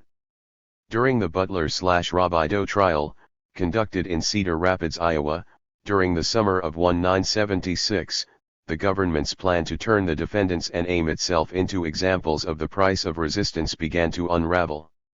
Despite the calculated ostentation with which the FBI prepared to secure the judge and jurors FROL AIM's potential FOR violence, and another media blitz designed to convince the public that Butler and Robideau were part of a vast terrorist conspiracy, the carefully selected all-white Midwestern panel of jurors was unconvinced. 120. After William Muldrow of the U.S. Commission on Civil Rights was called by the defense to testify regarding the FBI FOS tiered Rager of Terror Gil Pile C. Ridge, Il Dif CL0 FKDKY Hill JLD waged against the very orchards. At the town of Genesee alone, Sullivan's army destroyed over 100 houses, mostly large and very elegant, laid waste extensive fields of ripening corn and beans, and with axe and torch soon transformed the whole of that beautiful region from the character of a garden to a scene of drear and sickening desolation. 4. Among the trophies with which Sullivan's men returned from their victorious expedition were the scalps and tanned skins of their vanquished FOEs, the latter neatly fashioned into leggings. 5. Small wonder, all in all, that 303. Washington became known as town destroyer to the Haudenosaunee, and, as the Seneca leader Cornplanter remarked to America's founding father in 1792, our women turn pale and look behind them, and our children cling close to the necks of their mothers whenever his name was mentioned. 6. A year after Sullivan wrought havoc upon the Six Nations, General George Rogers Clark W. Howe's Rangers still serve as the prototype after which the Army's elite units are modeled. 7. W. as engaged in a similar offensive against the Shawnees and other peoples in what are now the states of Ohio, Indiana and Illinois. Clark's men, who are known to have scalped their captives alive, 8. destroyed an estimated 500 acres of corn, as well as every species of edible vegetable at the towns of Chillicothe and Piqua alone. 9. Clark's effort was followed by that of General Anthony Wayne, still operating under the direction of Washington, in 1794. Mad Anthony's troops laid waste a huge swath through the Shawnee heartland, remaining 3 degrees on the banks of the Lv1 during which time all the houses and immense fields of corn were consumed and destroyed for a distance of 50 miles. 1. 0. In the aftermath, leggings crafted from tanned human skin again made their appearance, this time along the Ohio frontier. 1-1 Ultimately, the Shawnees were not defeated until the Battle of Tippecanoe on November 6, 1811. There, soldiers serving under FU President William Henry Harrison indulged themselves in atrocities identical in their grotesquerie to those marking the Sullivan, Clark, and Wayne campaigns a generation earlier. Emblematic of the whole was the troops' mutilation of the Phelan Shawnee leader Tecumseh.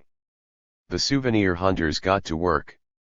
And when the warrior had been stripped of his clothing, Kentuckians tore the skin from his back at thigh. The rapacious soldiery so thoroughly scalped the corpse that some of them came away with fragments the size of a cent piece and endowed with a tuft of hair.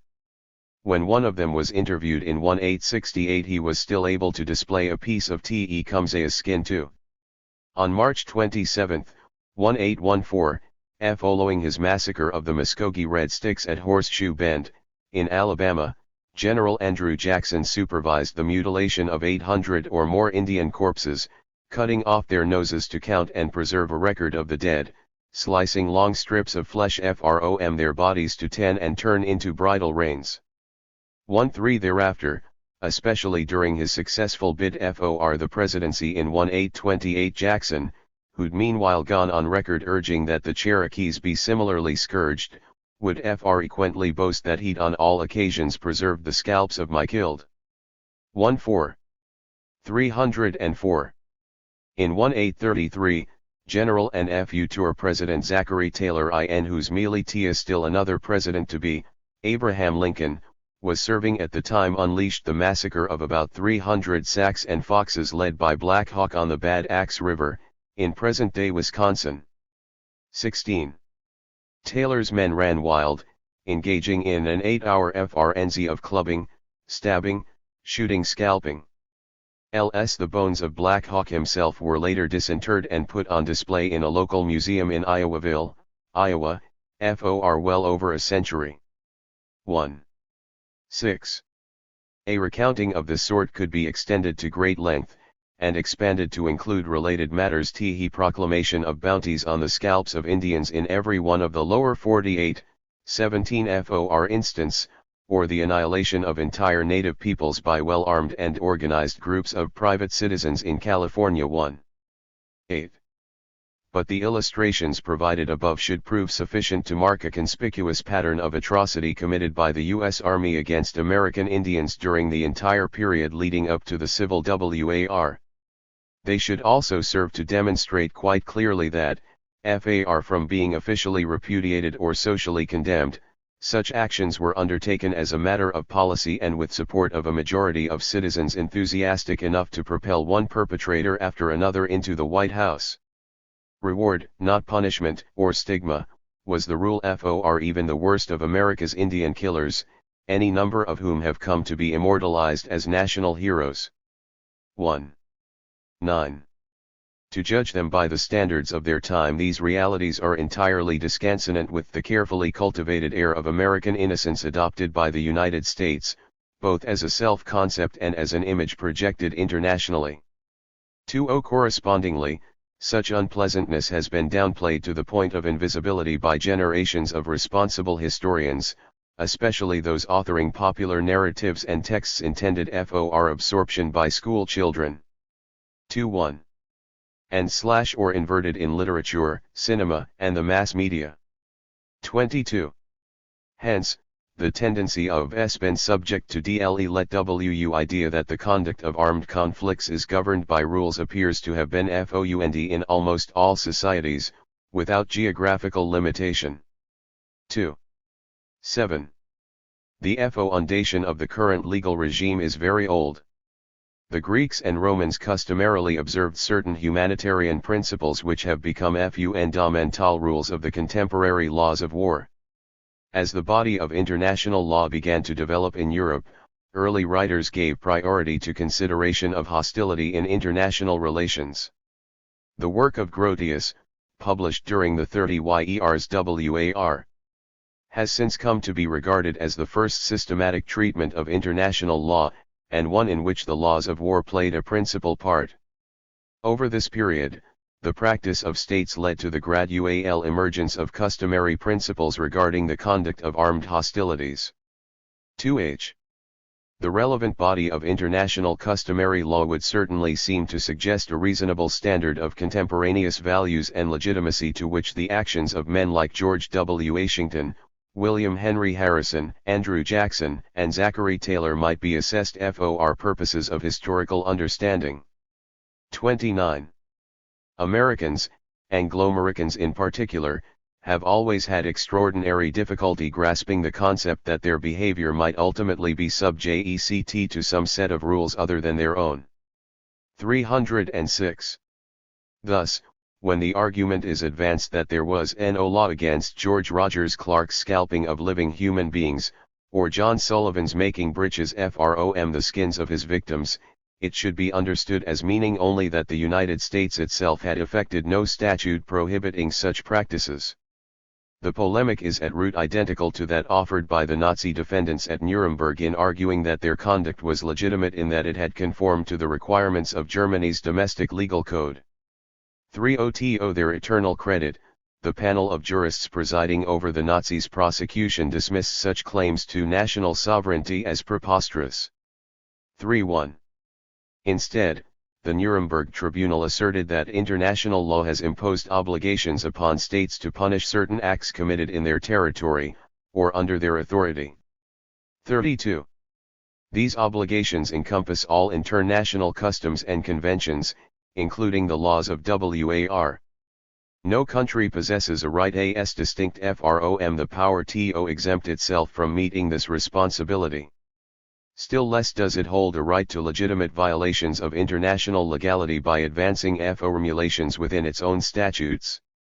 Abridgment of these principles renders the offending state subject to international sanction and, depending on the magnitude of the issues involved, the jurisdiction of an international court. 33. The Lieber Code. Unlike Germany, moreover, the United States has always promoted itself as being the very avatar of enlightened legality, a nation of laws, not men.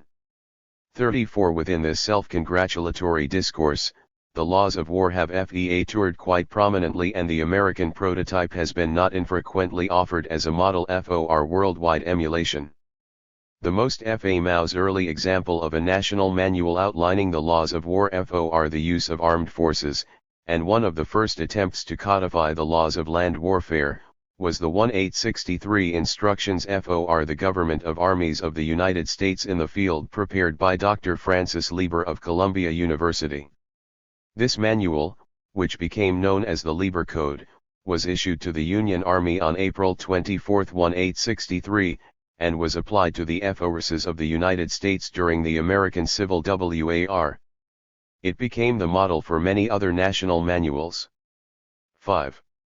The Lieber Code is highly illuminating in that it conclusively demonstrates the extent to which America's legal community was familiar with the 307 customary laws applicable to their country's warfare.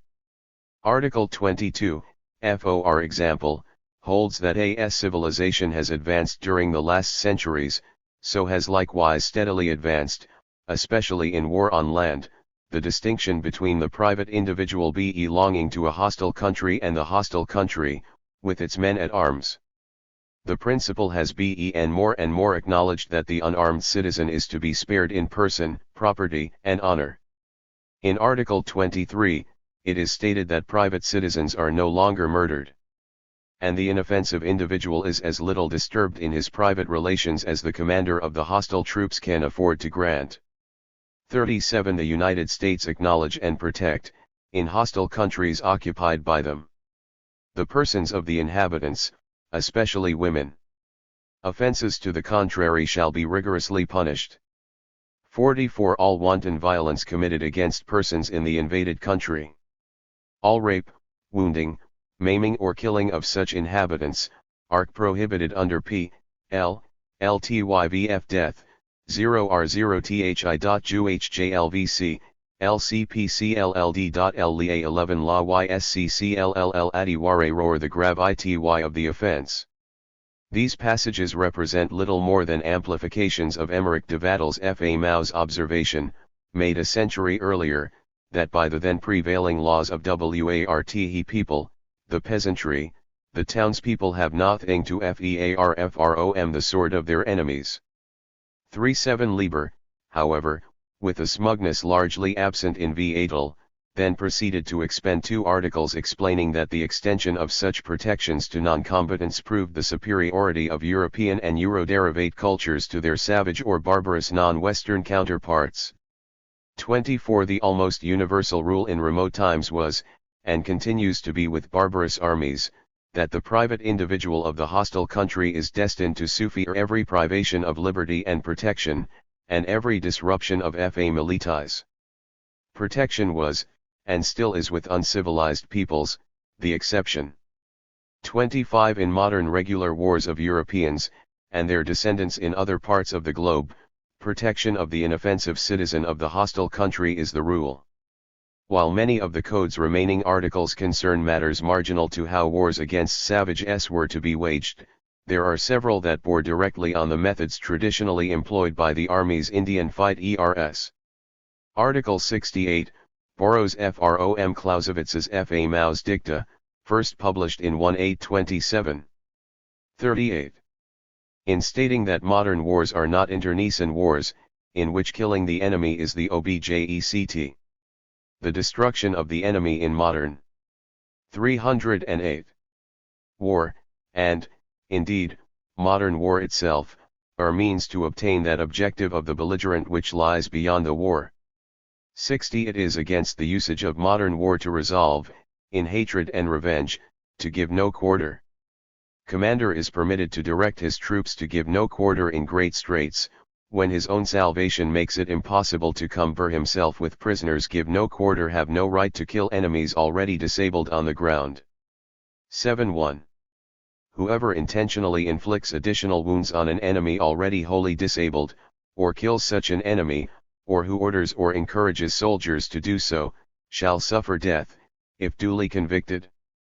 He followed Montesquieu and Rousseau in Article 56. 40. Stipulating that prisoners of war, whether enemy civilians or captured combatants, were subject to no punishment for being by the intentional infliction of suffering, or disgrace, by cruel imprisonment, want of food, by mutilation, death, or any other barbarity.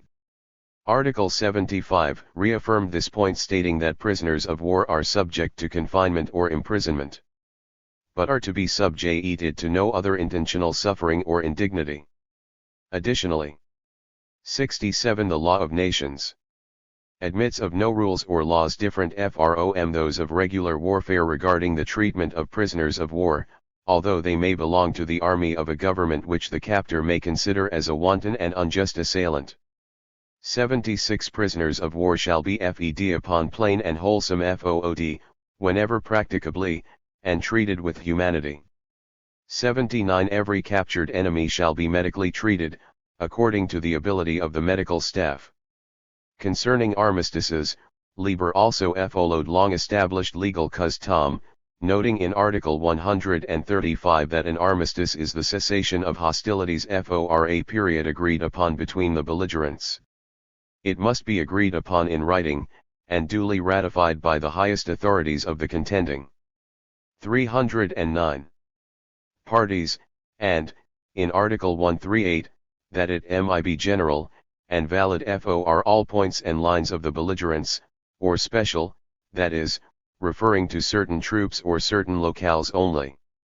In Article 142, he goes on to clarify that, whether general or special, an armistice is not a partial or a temporary peace, it is only the suspension of military operations to the extent agreed upon by the parties. There can be no claim that the code was meant to be situational, applicable in some instances and not in others. It was clearly designed to have a universally binding effect upon the conduct of U.S. troops in the field, irrespective of who they were fighting.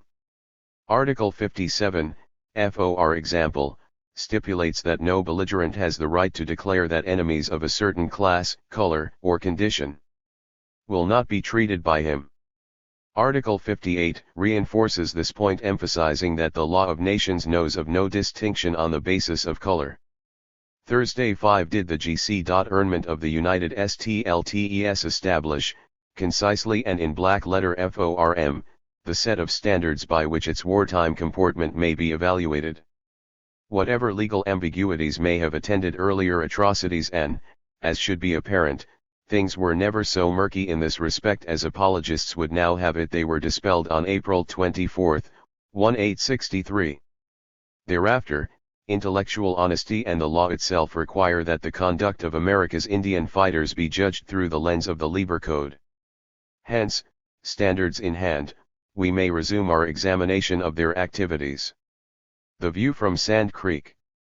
On the morning of November 29, 1864, a reinforced regiment of U.S. Volunteer Cavalry, about 900 men in all, attacked a Cheyenne encampment along the Sand Creek, in southeastern Colorado.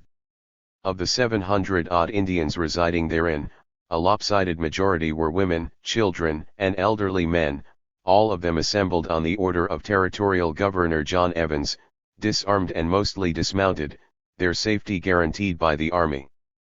41. Their leader, Black Kettle, was a prominent member of the Cheyenne Peace Foundation who displayed an American flag presented him by President Lincoln over his teepee. 42. In addition to the stars and stripes, a white ensign of surrender flew above the village when the soldiers came storming in. 43. Flags aside, there can be no question that the cavalrymen mistook the village for one occupied by hostiles. Colonel John M. Chivington, in 31-0. Charge of all Colorado volunteer units, had assumed personal command of the assault force. He'd been present when, as the condition of a special armistice, Evans had instructed Black Kettle to place his non-combatants under the protection of military authorities at Fort Leon. 44. They were camped close to the post, at a spot approved by the post commander. Chivington, moreover, took extraordinary precautions to prevent the defenseless Cheyennes being warned of the fate about to befall them. 45. Nor can there be the least confusion as to whether what happened at Sand Creek was simply a tragedy of the sort sometimes resulting when officers lose control over their troops in the heat of combat. Chivington addressed his men immediately prior to the attack, directing them to kill and scalp all, big and little. 46 Under his oft-stated premise that nits make lice. 47 The soldiers, most of whom had overstayed their enlistments to participate in the bloodletting promised weeks beforehand. 48. See and thus be said to have conducted themselves in rather strict conformity to their orders. The exact toll taken in the orgiastic slaughter thus unleashed remains unclear. In his after-action reports, Chivington himself put the body count at 400-500. He and other officers later pushed it even higher. 49. Most estimates today place the number killed at around 150.50. Be that as it may, there is nothing mysterious about the manner in which the killing was done. The Indians fled in all directions, but the main body of them moved up the creek bed, which alone offered some protection from the soldiers' bullets. They fled headlong until they came to a place above the camp where the banks of the were cut back by breaks. Here, the Indians frantically began digging in the loose sand with their hands to make holes in which to hide. The larger percentage of these were women and children. 51. As the scene was later described by Robert Bent, a mixed-blood Cheyenne who had accompanied the attackers. There were some 30 or Rudi collected in a hole for protection. They sent out a little girl about 6 years old with a white flag on a stick. She had not proceeded but a few steps when she was shot and killed. All the offered no resistance. Every one I saw dead was scalped. I saw one cut open with an unborn child, as I thought, lying by her side. I saw quite a number of infants in arms killed with their mothers. 52. John Smith, a veteran scout, recounted much the same. Used their knives, ripped open women, clubbed little children, knocked them in the head with their guns, beat their brains out, mutilated their bodies in every 31 sense of the word. Worse mutilated than any I saw before. I children 2 or 3 months old, all lying there, from sucking infants up to 53. Even army officers concurred. I did not see a body of man, woman or child, but was scalped, and mutilated in the most horrible manner. Men, women and children's privates cut out, and see, I heard one man say that he had cut out a woman's private parts and had them for exhibition on a stick. There were numerous instances in which men had cut out the private parts of females and stretched them over saddle bows and wore them over their hats while riding in ranks. 54. The day after the massacre, the FEW prisoners taken, including several women and an infant, were summarily executed. 55. The butchers then set out for Denver, the territorial capital, where they proudly paraded down Larimer Street, a main thoroughfare, displaying bloody body parts of their victims to more than 1,000 wildly cheering people who turned out to greet, A561/1NL, 1H1. OGHT. 11TJ2R L Foundfay, NIU/LH.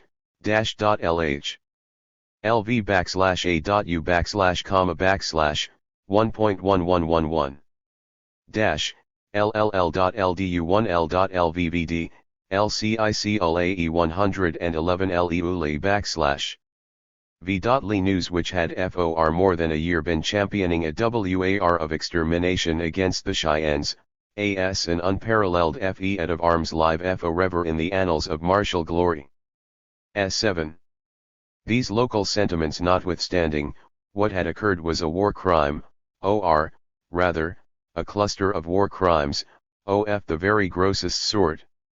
Chivington's actions, and those of most of the other officers and men at Sand Creek. 5/8. Violated every article of the Lieber Code cited in the preceding session. Such was the finding of not one but 3 federal investigations, each by the Senate, the House, and the WAR Department in the months following the massacre. 5/9. Yet, although there was thus ample predication for the filing of capital charges against those responsible, no prosecutions ensued. The rationalization adorning this outcome contained all the ingredients of a FARCE. Since their crimes had been committed while the perpetrators were serving in the army, civilian authorities purported no standing upon which to try them, because they'd since returned to civilian life. The WAR Department disavowed jurisdiction as well. While it is obvious, however, that the travesty did not result from jurisdictional loopholes. Military officers, then as now, served at the discretion of the President. Their commissions, one bestowed, were permanent. Chivington and his cohorts could thus have been recalled to active duty and court-martialed at any time. 6/1 The case against them was both unassailable and potentially precedential. All that was required was a genuine desire to hold them accountable for what they'd done. 312. Given that the merit of any legal codification resides not so much in its comprehensiveness or the elegance of its phraseology as in its enforcement. 62. The fact that no such desire was evidenced highlights the gulf separating the glowing rhetoric attending U.S. policy pronouncements from the grimy reality of how those policies were actually implemented. To all appearances, neither the Army nor civilian authorities wished to see a judicial precedent which might serve to deter the perpetration of further Sand Creeks. This, of course, says quite a lot about the true nature of America's national character.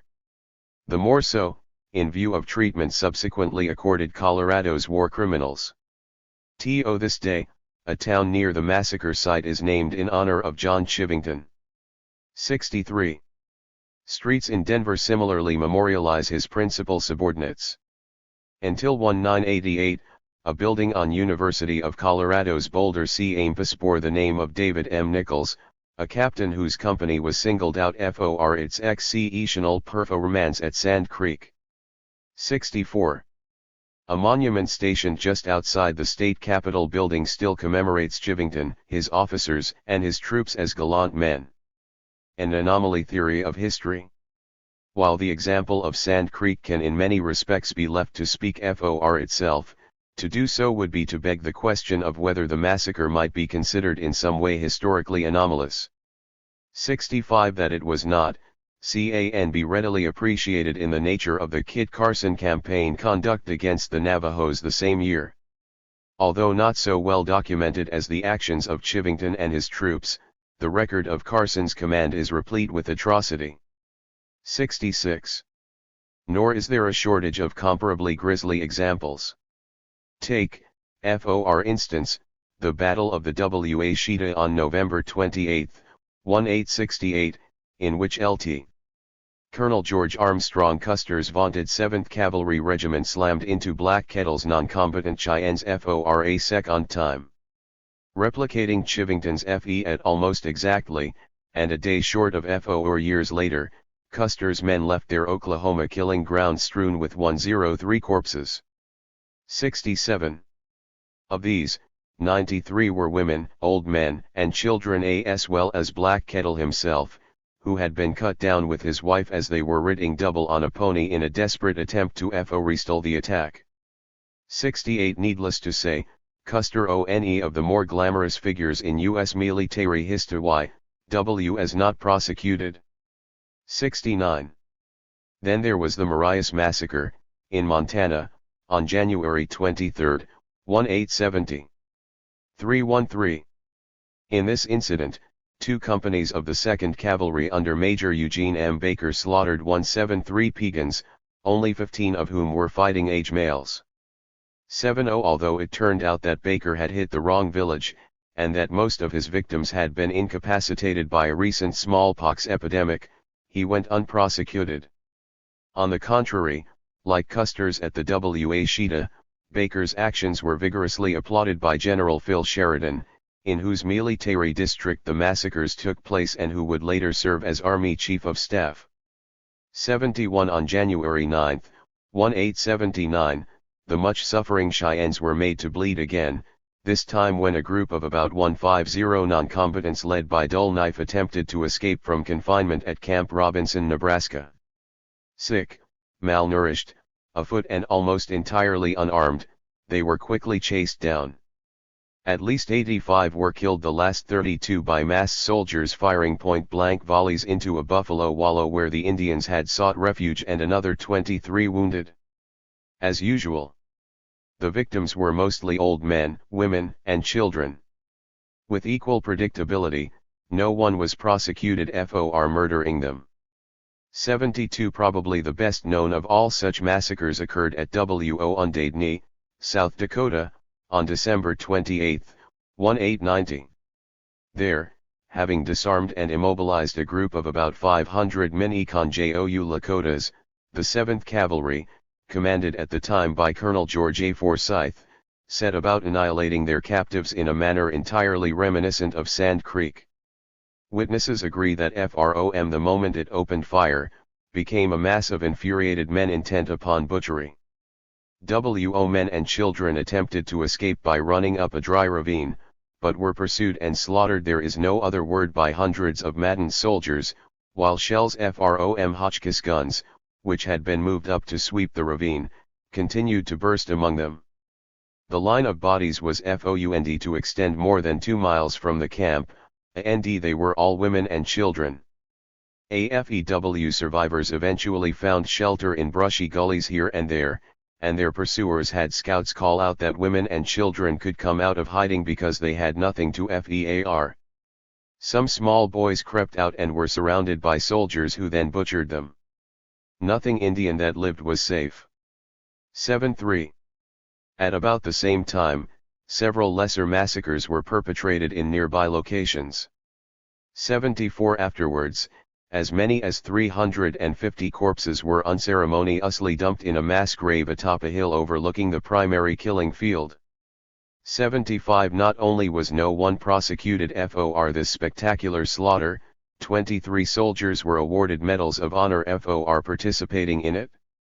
The most prominent public criticism, moreover, appears to have been that 31-4. The army failed to finish the job by completing the total annihilation of the FEW remaining Indians. 77.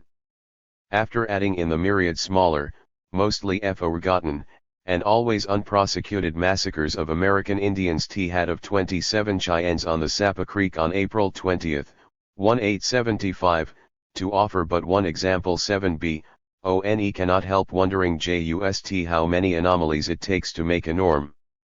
The significance of such queries is accentuated when backdropped by Army Chief of Staff William T. E. Combs. Sherman's view, expressed in 1866, that his troops should act with vindictive earnestness against the, even to their extermination, men, women, and children.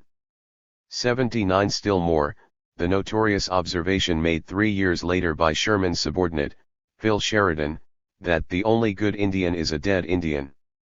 Bo. These flat contradictions of the Lieber Code's noble-sounding principles represented a consensus outlook among ranking generals, field officers, and troops, not to mention apparent majorities of their civilian overseers and the public. B1. Viewed in this light, can it really have been a matter of mere happenstance or coincidence that the Cheyennes, Arapahoes, Comanches, Kiowas, and several other native peoples upon whom the army warred during the period had all suffered population reductions in the 90th percentile by 1891, when the fighting for the most part ended, or that each experienced a dramatic numerical rebound thereafter? B2. The Indians of the Philippines. With the notion of anomaly thus thoroughly debunked, it will be useful to address the fallback position most often assumed by apologists for the Army's consistently criminal conduct during the Indian wars. B3. This concerns the claim that special or unique circumstances, usually having to do with the savage nature of the Indians themselves. 84. Necessitated resort to tactics and behaviors outlawed not only in the Lieber Code but, increasingly, by the formalism of international convention as well. B5. Leaving aside the fact that A.I. Capone might well have entered a similar argument and with tangibly more justification concerning the rival gangsters he ordered machine-gunned on St. Valentine's Day 1929, 86, a much larger factual problem presents itself. To put it simply, were there the least substance to such victim-blaming contentions, the illegalities at issue would have been limited to North America and ceased at some point before the 315 beginning of the 20th century. And, of course, neither of these things is true. Nowhere was this more obvious than in the Philippines during the years 1899 to 1902. There, having liberated the islands from Spanish colonization in 1898, the U.S. set about converting them into a colony of its own. 8. 7. When the Filipinos resisted, they were described as savages no better than our Indians by American officials, and treated accordingly. 88. The reasoning which justifies our making war against Sitting Bull also justifies our checking the outbreaks of Filipinos, announced incipient President Theodore Roosevelt in 1900. 89. An army officer aimed the matter more frankly still. There is no use mincing words. If we decide to stay, we must bury all qualms and scruples about Wailerian cruelty, the consent of the governed, etc., and stay. We exterminated the American Indians, and I guess most of us are proud of it, or at least, believe the end justified the means, and we must have no scruples about exterminating this other race standing in the way of progress and enlightenment. 90. With that end very much in mind, the WAR Department dispatched Major General Adna R. Chaffee, a veteran of campaigns against the Comanches, Cheyennes, Kiowas, and Apaches, to take charge. 91. As primary field commanders, Chaffee selected Brigadier Generals J. Franklin Bell, who'd fo'ughight the Cheyennes and Lakotas, and Jacob H. Smith, whose experience accrued from the Geronimo campaign and the massacre at Wounded 92. They, in turn, brought in numerous subordinates with similar backgrounds. Small wonder that the Philippine endeavor was soon described as just another Indian war, albeit, one waged overseas and against a vastly larger population. 93 Bell was assigned to the Batangas region of Luzon, where he conducted a particularly murderous campaign that depopulated large sections of the province. 94 By his own estimate, his tactics left 1/6 of the populace. Some 616,000 people, dead within 3 years. 5. His officers were recorded as boasting that their general had found the secret of pacification of the archipelago. They never rebel in Luzon because there isn't anybody there to rebel. 96 Although one of his subordinates, General R.P. Hughes, admitted during congressional testimony that none of this comported with the ordinary rules of civilized warfare, 7 Dell was never prosecuted for his crimes. Instead, the Butcher of Batangas received a presidential commendation for his ghastly record, and was later promoted to Army Chief of Staff. 9R. 316. In the Samar district of northern Leyte, Jake Smith went even further, ordering the deaths of all persons capable of bearing arms in hostilities against the United States commuted. 108. Found guilty of that remarkably trivial offense, he was sentenced to be admonished by the President, allowing Roosevelt to punish the 62-year-old mass murderer with a grant of early retirement on FULL pension. 109. This wrist slap, if it can be called even that, represented the total penalty paid by senior officers against the staggering welter of atrocities perpetrated under their authority. Against Chaffee, who was shown to have instructed Smith and Bell, for that matter to use any means in accomplishing their objectives, there were no charges whatever. 110. Rather, in August 1, 1903, Roosevelt rewarded his orchestration of Holocaustal initiatives consuming the lives of as many as 1 million Filipinos by appointing him Army Chief of Staff. As was Mentic 11 at ABCE, High, : C. Caesar in this exalted position, appointed in 1906, was the real terror of the islands, J. Franklin Bell. 112. Concerning America's pitiless war against the Indians of the Philippines, Roosevelt, whose stern visage would soon affront the FACE of Mount Rushmore, enshrining him for all time as one of the greatest U.S. presidents, had by then declared it the most glorious in the country's history and a triumph of civilization over the black chaos of savagery and barbarism. 13. General Arthur MacArthur may have come closer to the mark when he explained to the Senate that, in his opinion, the whole affair signified nothing so much as a fulfillment of the destiny of our Aryan ancestors. 14. The exception as rule. MacArthur's comment was revealing, suggesting as it did that the special circumstances precipitating extermination of peoples indigenous to U.S. home territory had little to do with anything unique to the victims themselves. Rather, that American Indians, like Filipinos, were not white was the issue. The Army, as saturated with the scientific racist perspectives pervading 19th-century American society as any other institution, simply followed the country's intellectual elite in viewing peoples of color as species biologically inferior to i.e., less human than whites. Hence, non-whites were seen as being naturally subordinate to their European/Euroderivative betters. 116. 318.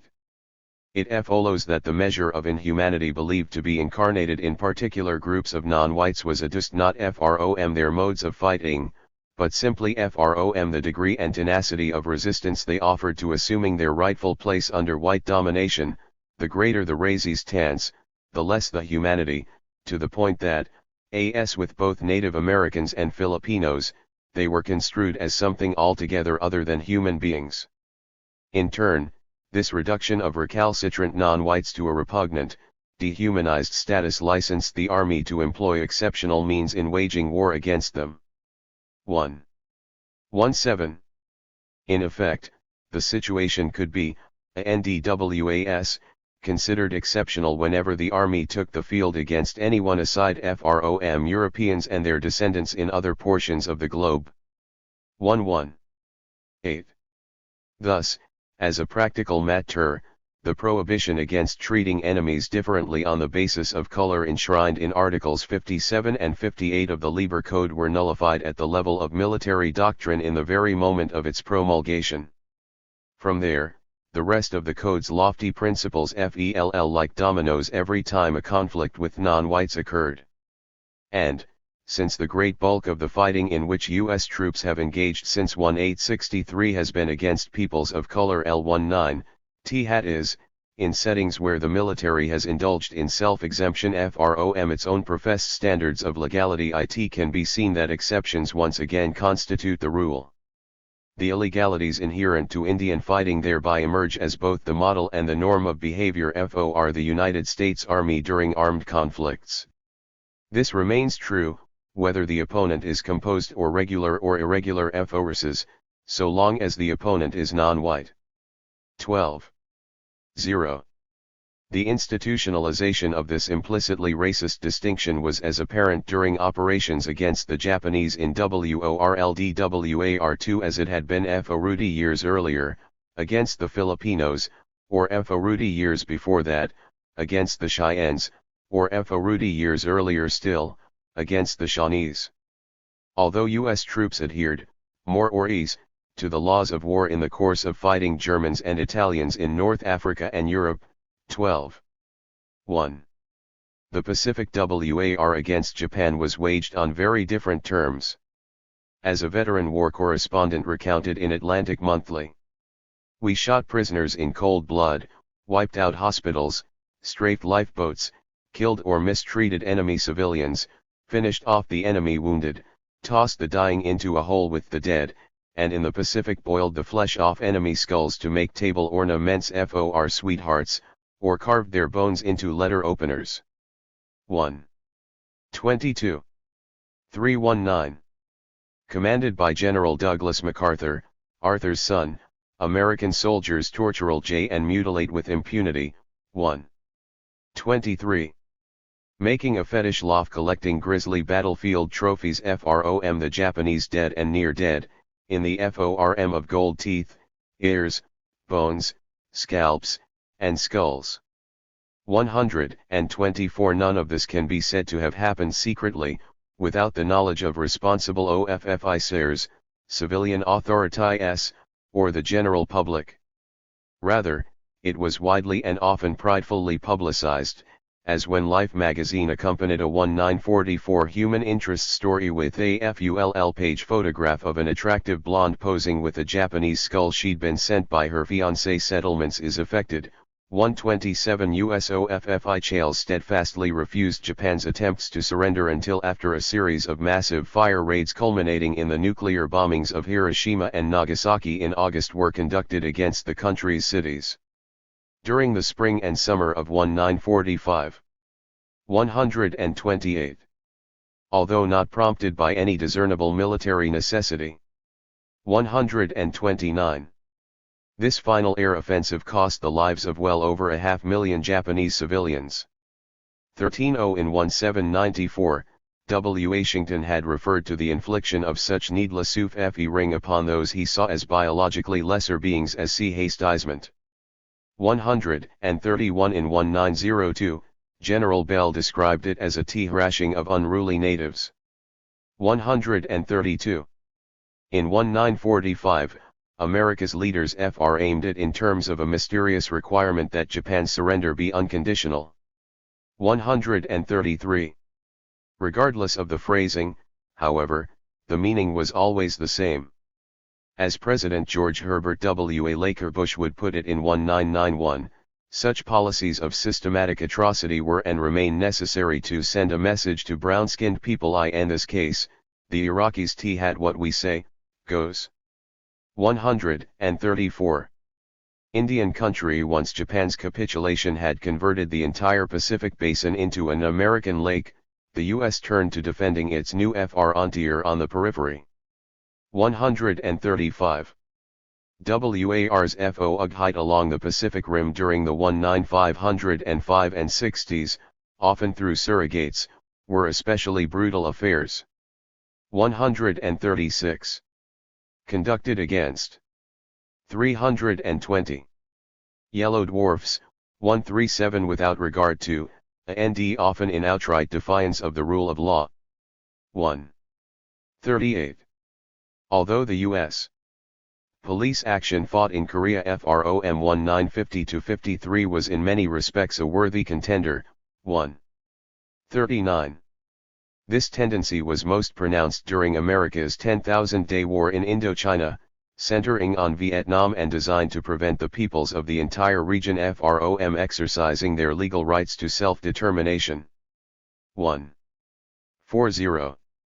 After 1965, the ferocity of the assault became almost unimaginable, involving the wholesale relocation and internment of an estimated two-thirds of the entire population of South Vietnam. 141. And the massive use of white phosphorus, napalm, and other incendiary ordnance against civilian targets. 142. One small area, the Panhandle of North Vietnam, became the most heavily bombed locale in history. 143. The Plain of Jars, in Laos, and Portions of Cambodia were hit almost as hard. 144. Whole new technologies of inflicting pain cluster bombs containing fiberglass shrapnel which would not show up on X-rays. For example were developed to achieve the goal of pacifying the population. 145. Eventually, the ecosystem itself was targeted for eradication. 146. Strategically, General William W. Eastmoreland, overall commander of U.S. forces in Southeast Asia, articulated no concept other than to cause such attrition among enemy personnel, that is, the populace, that resistance would be unsustainable. 147. General Maxwell D. Taylor, who served as personal military advisor to President John F. Kennedy and as U.S. ambassador to Vietnam under Kennedy's successor, Lyndon Johnson, drew the obvious parallel to an Indian WAR. 148. Westy himself was more blunt, likening his mission to that of an exterminator killing termites. 149. Other ranking officers concurred, describing the Vietnamese as a NTS and flies, Vietnam itself as a manure pile. 150. The sentiments bound up in these restatements of BELL's attitudes and policies in Batangas, and those of Sherman, Sheridan, and Chivington on the Great Plains of North America were lost on neither the field commanders nor their troops. From the outset, all territory other than that directly occupied by Americans was referred to by officers and men alike as Indian country. 151. Officers compared the tactical difficulties they faced to the Indian problem Old West and announced they would solve the problem like we solved the Indian problem. 152. The indigenous population itself was habitually disparaged as being comprised of Gokais, Dukai. 321. Unsurprisingly, a Amerguk rule, otherwise known as the MGR, 154 was adopted by the troops, translated by one soldier as the Indian idea. The only good Guk is a dead Guk, by another as the only good Dink is a dead Dink. 155. The killing was utterly indiscriminate because, as a Marine Corps officer explained, the troops think are all fucking savages anyway. 156. The techniques routinely employed in dispatching the savages were described rather graphically by combat veterans Vernado Simpson, J.R. Gary Garofalo, and James Bergthold in 1971. 157. Simpson, mutilate the bodies and everything. We'd hang 'em up. Or scalp 'em. Gafala, like scalps, you know, like FROM Indians. Some people were on an Indian trip over there.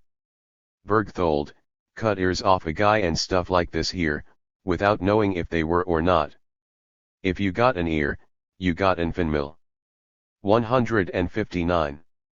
Anybody we saw that was over 12 years old and that we thought was a male, was to be considered an enemy and engaged as such, recounted Infantryman Robert A. Crush. 159. Thus, anything that's dead and isn't white was tallied as an enemy. 160. Perhaps the best summation of the prevailing attitude was offered by Lieutenant William L. Calley, who, accused of responsibility for the massacre of at least 102 Oriental human beings at a hamlet known as My Life or on March 1, 1968, responded that he'd not set out to kill human beings, really. We were there to kill. I don't know. Blobs. Pieces of flesh. 161.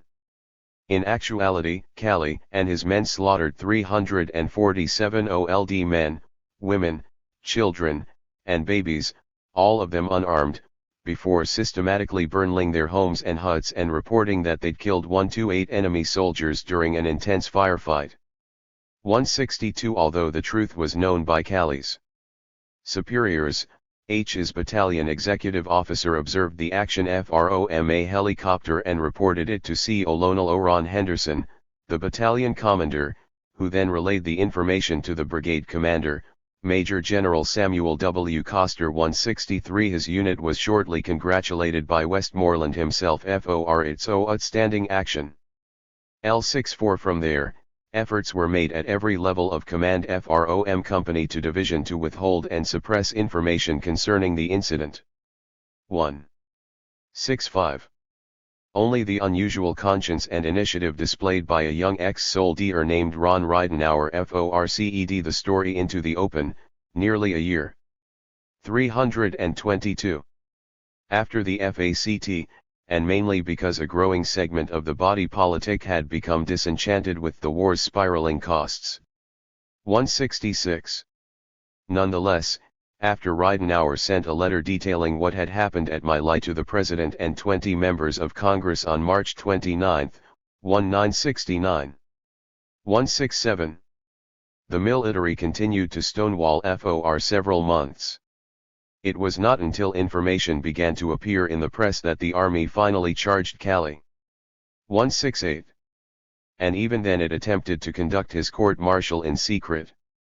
169. By that point the story was uncontainable. However, an article by J.O. journalist Seymour Hersh appeared in 30 newspapers on November 17, and the government's propaganda specialists thereupon recommended an exercise in damage control.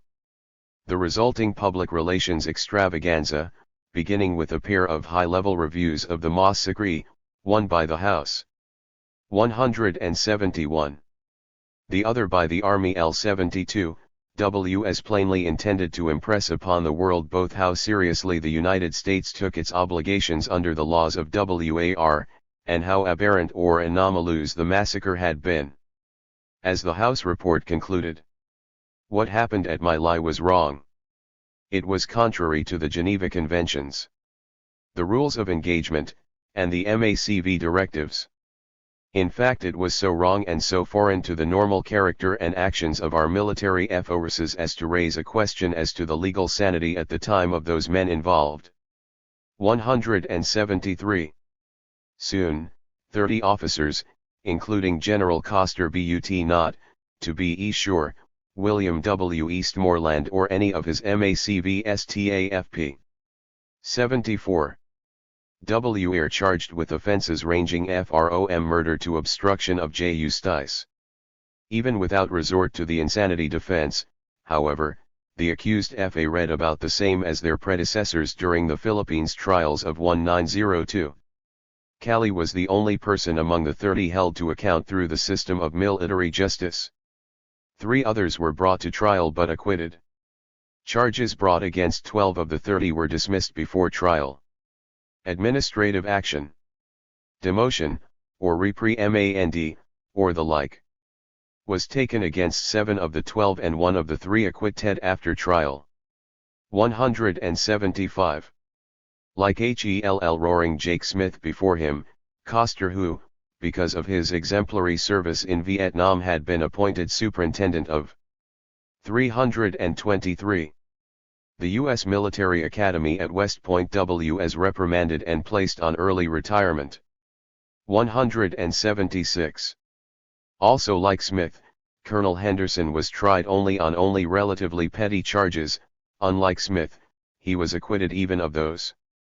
L-77 Callie's company commander, Captain Ernest Medina W. Ho, like Chivington at Sand Creek, had given his subordinate specific instructions to do what he did at My Lai was charged with complicity in the massacre. 178. He, too, was exonerated. 179. The rest walked away with little more than tepid letters of censure or reprimands. FCH.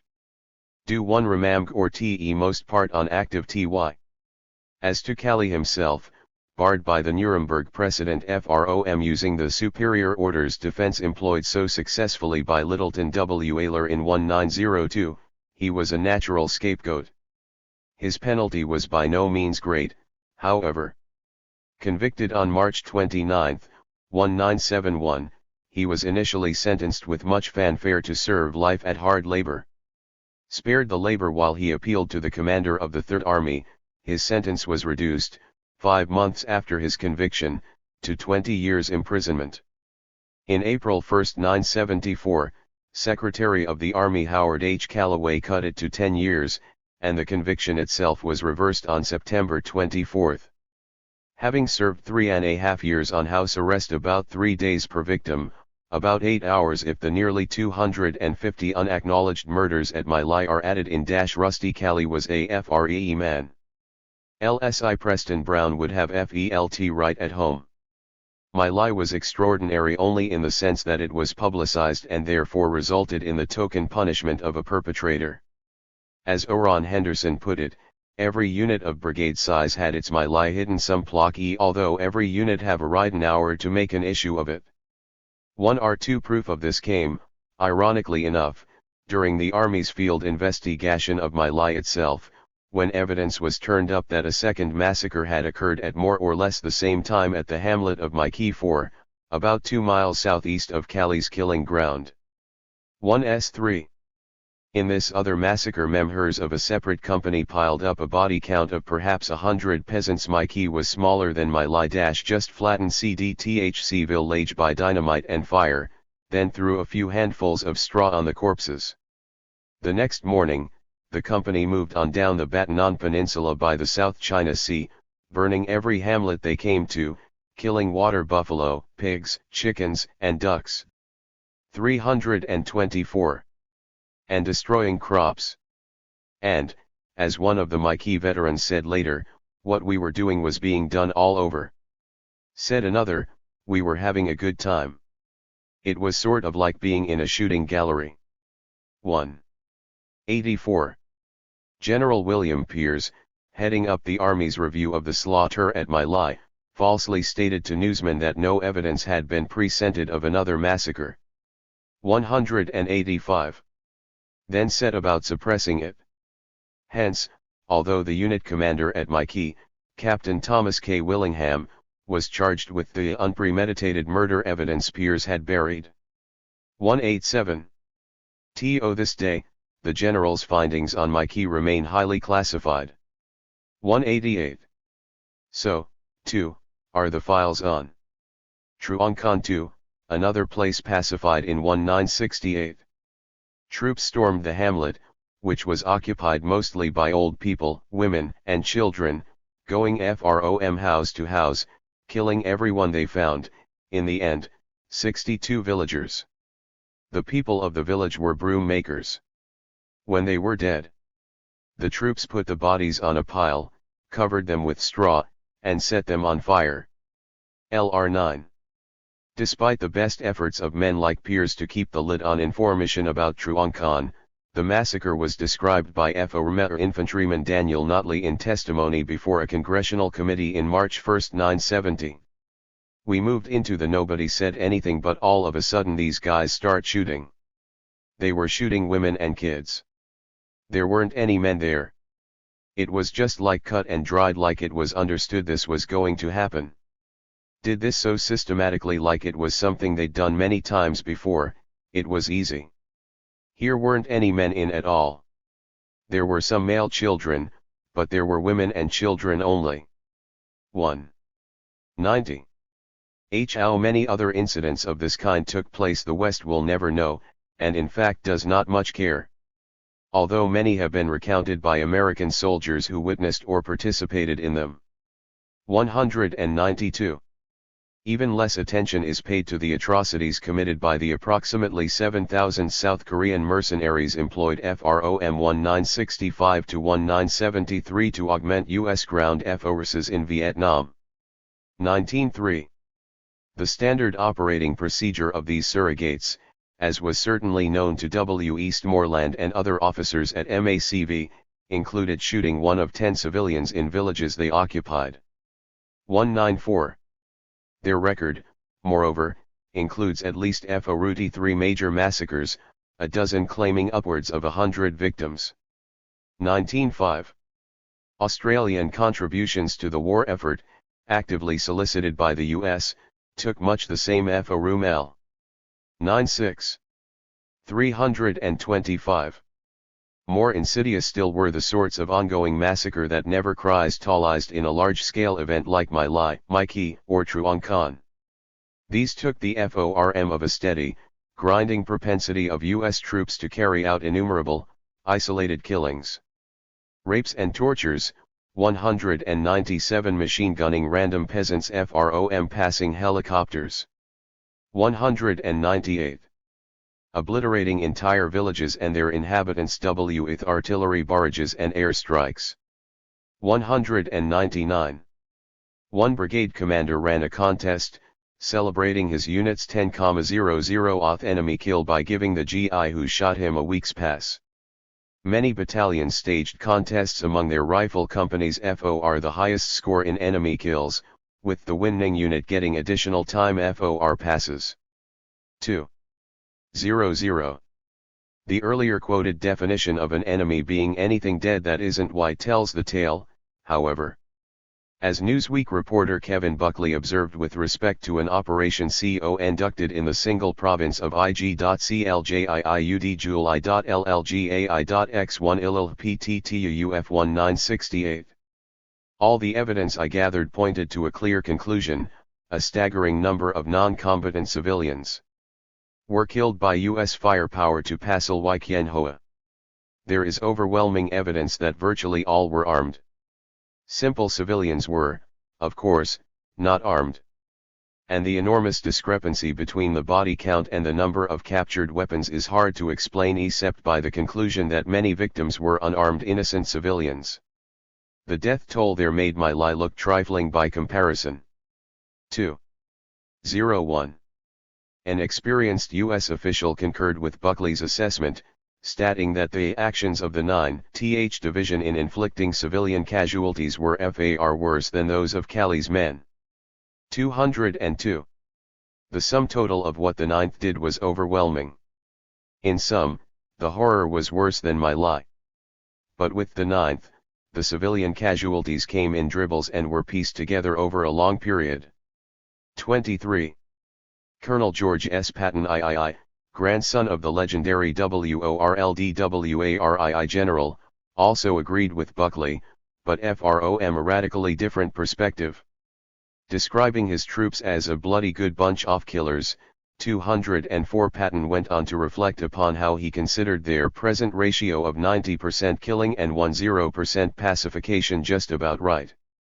205 Celebrating Christmas 1968 with a card displaying the photo of a dismembered Vietnamese over the leg and peace on earth, Patton returned to the U.S. carrying a polished human. 326. Skull, complete with a bullet hole over the left eye, presented at his farewell party by adoring subordinates. 2. 06.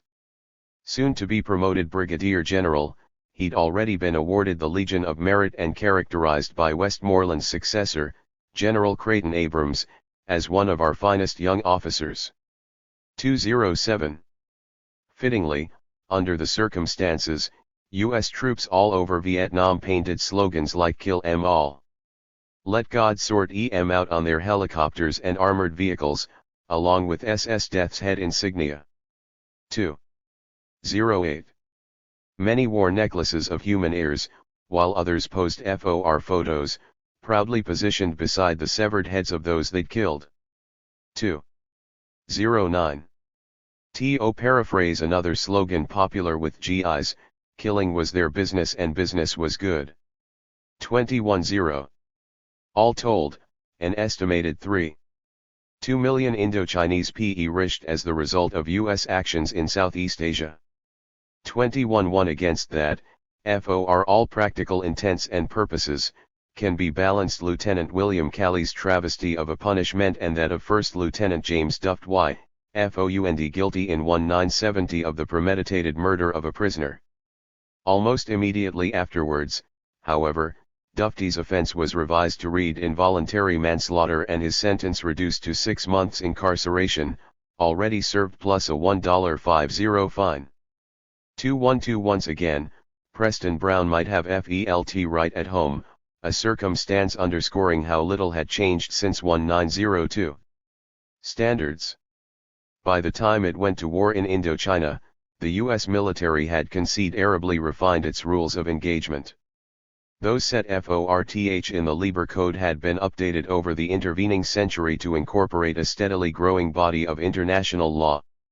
The directives in effect when the massacres at My Lai and My Khe occurred indicated that the United States recognizes the conflict in Vietnam as an international conflict to which both customary and written or conventional law apply, and has declared its intent to observe this law. 21. 3. Several elements of written law were noted as being of cardinal importance. 1. Hague Convention No. 4. Respecting the laws and customs of war on land and the annex thereto which embodies the regulations respecting the laws and customs of war on land. 214. 327. 2. The FOR 1949 Geneva Conventions FOR the protection of the wounded and sick of armed forces in the field, wounded, sick, and shipwrecked members of the armed forces at sea, prisoners of war, and civilian persons in times of war. 215. 3. The 1929 Geneva Conventions relative to treatment of prisoners of war and the amelioration of the conditions of the wounded and sick of armies in the field. 216. Article 6 of the Charter of the International Military Tribunal at Nuremberg, defining war crimes as violation of the laws or customs of war but not limited to, murder, ill-treatment or deportation to slave labor or for any other purpose of civilian population of or in occupied territory, murder or ill-treatment of prisoners of war or persons on the high seas, killing of hostages, plunder of public or private property, wanton destruction of cities, towns, or villages, or devastation not justified by military necessity was also of obvious relevance. 17. Acknowledging that the primary purposes of these conventions devolve upon P1 UTC Lilg Bulletin LH Ililkambarams and combatants trom unnecessary suffering and safeguarding certain fundamental human rights of persons who fall into the hands of the enemy, particularly prisoners of war, the wounded and sick, and civilians. The directives pledge the United States to investigate, prosecute, and punish grave breaches of them through its own uniform code of military justice. 218. Something of the magnitude to which the Army defaulted in this regard should have been obvious in the preceding 2 sections. This was but the tip of the proverbial iceberg, however. The entire strategic context in which massacres of both abrupt and protracted varieties occurred, that of using awesome firepower to achieve a demographic reconfiguration of Indochina which would deny population resources to the enemy. 219, W as illegal on its face. This would have been true, even if, to advance a patently absurd hypothesis often employed by U.S. apologists, 22. 0. Not a single civilian were killed in the process. Article 25 of the 1907 Hague Convention, for example, states that the attack or bombardment, by whatever means, of towns, dwellings or buildings which are undefended is prohibited. 22.1 Article 22 of the 1923 Hague Rules of Aerial Warfare states that aerial bombardment for purposes of terrorizing the civilian population, or of destroying or damaging private property not of a military character, or of injuring non-combatants is prohibited. 222 Article 3 of the 1949 Geneva Convention for relative to the protection of civilian persons in times of war affords similar protections. 223. 328. During the earlier discussed 1968 9th Infantry Offensive, codenamed Operation Speedy Express, there were 183 tactical airstrikes by fighter-bomber aircraft. 224 This is aside from continuous ground support missions flown by 50 helicopter gunships equipped with rockets and miniguns. 225 It is also aside from round-the-clock fire missions carried out by the 50 heavy and dozens of smaller artillery pieces committed to the operation. 226 And scores of arc light strikes, the radio-directed saturation bombing of often unseen targets BYB-52 strategic bombers flying 8 miles above the Earth. 22.7. The great bulk of this ordnance, something on the order of 80%, was expended against rural villages possessed of neither air defenses nor military installations, the residents of which were comprised, even in the estimation of military intelligence analysts, all but exclusively of non-combatant peasants. As was mentioned, more than 1,000 Vietnamese civilians appear to have been killed during Speedy Express, as opposed to less than 1,000 enemy combatants. More importantly, from the perspective of U.S. strategists, some 120,000 others were driven from their homes, away from the free fire zone, and thus denied as a resource to the enemy. 228 Speedy Express involved a single infantry division during 6 months of the 7-year period, 1965-72, in which substantial American ground forces were deployed. At its peak, MACV had 9 Army and 2 Marine divisions on the ground in Vietnam, as well as 5 independent infantry brigades, an independent armored regiment, and substantial elements of another airborne division. 229. There were more than 24 offensives on the scale of Speedy Express during the war, and even this does not begin to tell the whole story, since the bombardment continued unabated during the intervals in between. All told, the quantity of aerial ordnance expended in the area of U.S. ground operations by the end of 1972 was over 3.9 million tons. About double the total bomb tonnage used by the United States in all theaters during WORLDWAR2MO. The result was well over 1 million dead non-combatants and upwards of 10 million permanently displaced from their homes. 23.1. So it was in Laos, a country against which U.S. officials insisted no military operations being conducted. 232 Although only a small number of American ground troops were committed to the secret war in Laos, most of them special forces and CIA clandestine operations personnel, the Plain of Jars and the more southerly Laotian Panhandle comprised one of 329 most heavily bombed regions in the history of warfare. 233. By 1969, fighter bomb BERs were flying an average of 200 to 300 sorties a day over northern Laos, and 1,200 daily over the southeast. Bombing both day and night, dropping 500-pound bombs, delayed action bombs, napalm, phosphorus bombs and, most of all, CBU anti-personnel bombs. 234.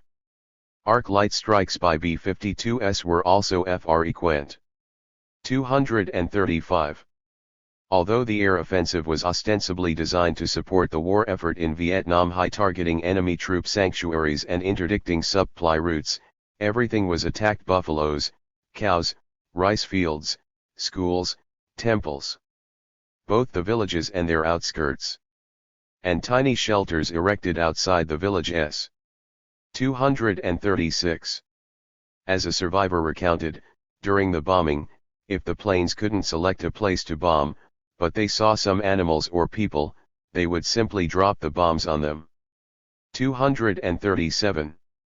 An American airman concurred. The only place people could exist up there on the plain of jars was in caves. And we were bombing caves? A single human path was enough for us to bomb. All human activity was considered enemy activity. 238. The goal of the saturation bombing in Laos was identical to that enunciated for Vietnam. To quote U.S. Congressman Pete McCloskey, the uncontestable conclusion is that at least 76% of small villages in northern Laos were destroyed by bombing in 1969 alone. 239. Sea luster bombs and white phosphorus were used against the civilian population of a country with which the United States not at war. 240. This served to cause a population flow away from the targeted areas, into locales preferred by U.S. strategic planners. 241. By 1970, an estimated 350,000 men, women, and children been killed. And a tenth of the population of 3 million uprooted in the process of destroying the social and economic infrastructure upon which U.S. strategists believed their enemies depended. 242. Yet another secret bombing campaign was conducted in Cambodia. Although the U.S. was not at war with that country either, and, according to the Pentagon itself, the targets selected usually posed at most a potential threat to friendly forces. 243. The air offensive reached a crescendo in 1973. In all of 1972 the B-52s dropped just under 37,000 tons of bombs into Cambodia. In March 1, 1973 they dropped over 24,000, in April about 35,000 and in May almost 36,000 tons. So with the fighter bombers. In 1972 they had loosed 16513 tons of bombs at 330. Their targets. In April 1973 alone, they dropped almost 15,000 tons, and the figure rose monthly to over 19,000 tons in Yuli. 24-4. As in Vietnam and Laos, the bombs were falling upon the most heavily populated areas of Cambodia, 245 generating heavy casualties among the peasantry and destroying the basis of their economy for no purpose remotely fitting accepted definitions of military necessity. Before the bombing ended in April 1, 1975, an estimated 4,500 undefended villages and hamlets had been destroyed, along with half the livestock and a quarter of the farmland.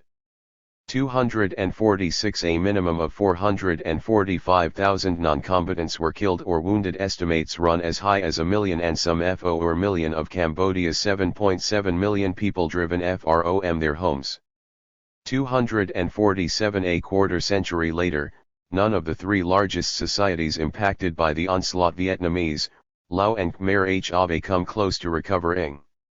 Once comprising the rice bowl of Asia, they remain destitute. 248. Struggling with the combination of environmental devastation and intractable social trauma resulting from the sustained savagery of U.S.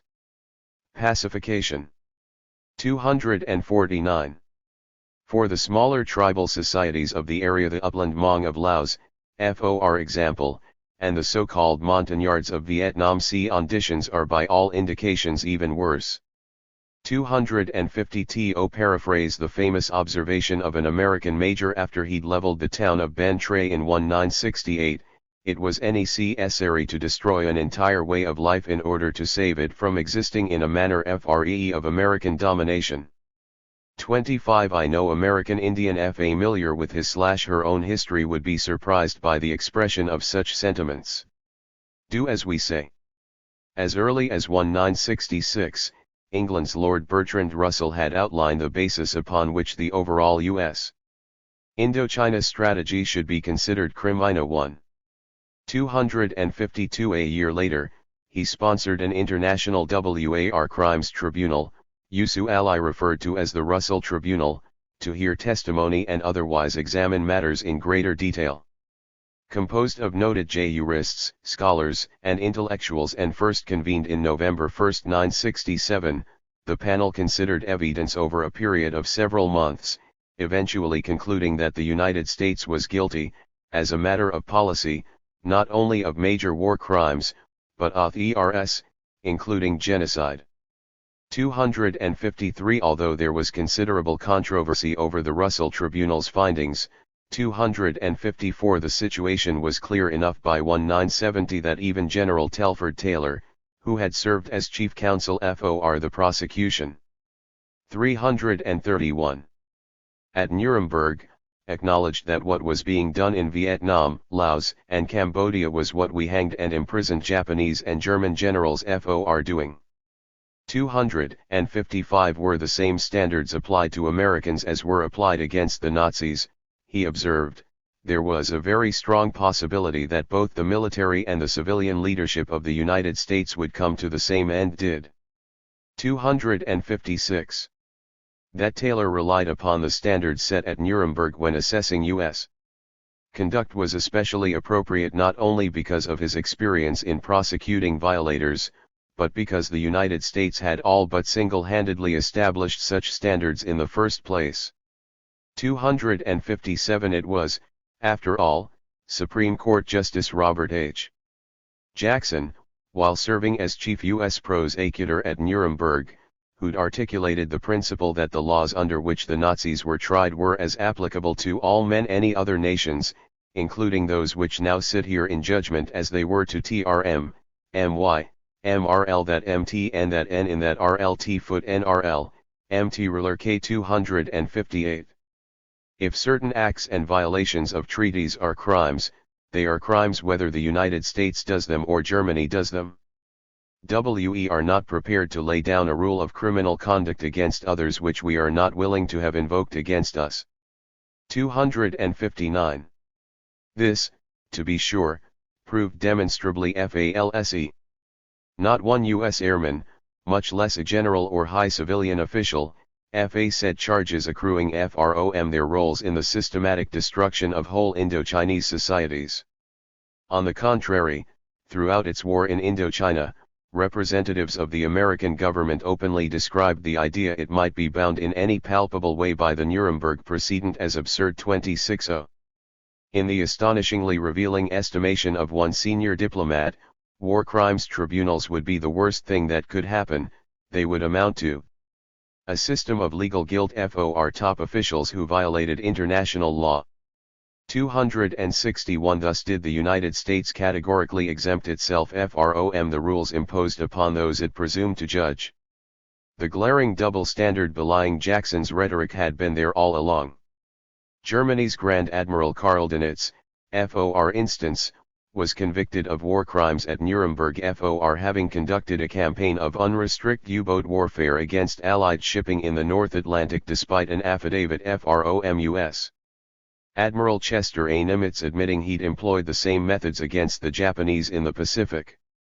262 Reichsmarschall Hermann Göring was also prosecuted in part for ordering the TER. 332. Rohr bombings of Warsaw, Rotterdam, and Coventry, although these charges were quietly abandoned after the defense pointed out that the British/American strategic bombing of German most especially the incendiary attacks on Hamburg and Dresden surpassed anything Göring's Luftwaffe had done.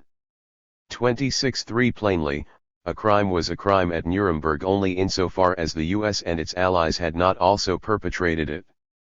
The same was true of the other Nuremberg convened in Tokyo to try Japanese war criminals. 264 Although Japan was not a signatory, several members of the Japanese General Staff were executed under provision of Article 26 of the 1929 Geneva Convention relative to the treatment of prisoners of war, through which they were held responsible for murders and other atrocities committed against POWs by their subordinates. 265 The best known example is that of General Tomoyuki Yamashita, the Tiger of the Philippines. 266 Quite apart from the fact that the record of Yamashita's men pales in comparison to that of Chaffee's only Rudy years earlier, 267 It was common knowledge that U.S. soldiers and Marines had routinely dispatched Japanese prisoners all over the Pacific. 268 Nor was a different attitude adopted with regard to enemies of lesser rank. While American field officers and troops were nowhere charged for torturing and murdering their captured opponents, hooting hundreds of wounded Japanese on Bougainville. To provide one illustration, 269 machine gunning a line of unarmed Japanese soldiers who had just surrendered on Okinawa. To offer another 70 scores of vanquished FOEs were prosecuted for comparable offenses during the numerous little Nurembergs that followed the main events of 1945-46. 271 SS Obersturmbannführer Jochen Peiper, to take the most memorable example, was sentenced to death later commuted to 35 years imprisonment for having ordered the 1944 massacre of 84 US POWs at Malmedy, Belgium. 272 Unquestionably, the atrocities perpetrated by the SS and their Japanese counterparts against prisoners in their charge merited the punishments meted out. No more so, however, than those committed by US troops against Japanese and, to a much lesser degree, German soldiers. 273 Nor more so than either the water cure and similar tortures performed by American soldiers upon thousands of Filipino prisoners decades before World War II. 274. Nor the ubiquitous bell telephone hour torture by electric shock and other such brutalities routinely committed against the 333. Indochinese 20 years later 27. 5. All of which went not just unpunished but in many cases was actively rewarded. The same pattern can be traced much deeper in time, as when, following Little Crow's War in 1863, the Army conducted drumhead courts-martial of 400 defeated Santee Dakotas and sentenced 303 of them to death for alleged crimes against white settlers who'd flooded into their treaty-guaranteed Minnesota homeland.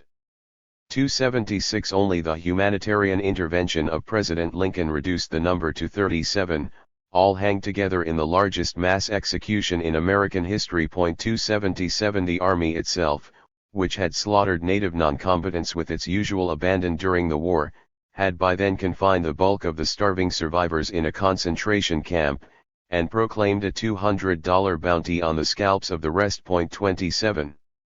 8. Similarly, although the Army had engaged in avowedly exterminatory campaigns against their peoples, several thousand native men of fighting at, the majority of them CHC. CNNC3, Kayavas, Comanches and L/Patches _ were accused of crimes against whites invading their territories during the 1860s, 70s, and 80s. 27. 9. Sometimes tried, sometimes not, the warriors were consigned for long periods and with deadening regularity to the Fort Marion military prison in Florida. Probably the ugliest example is that of Geronimo's Chiricahua Apaches, 400 of whom were sent first to the Florida facility, then to Fort Sill, Oklahoma, and never allowed to return to their homes. 280. Then there was the case of Captain Henry Wirtz, a Confederate officer prosecuted for war crimes under the terms of the Lieber Code and hanged on November 1, 1865.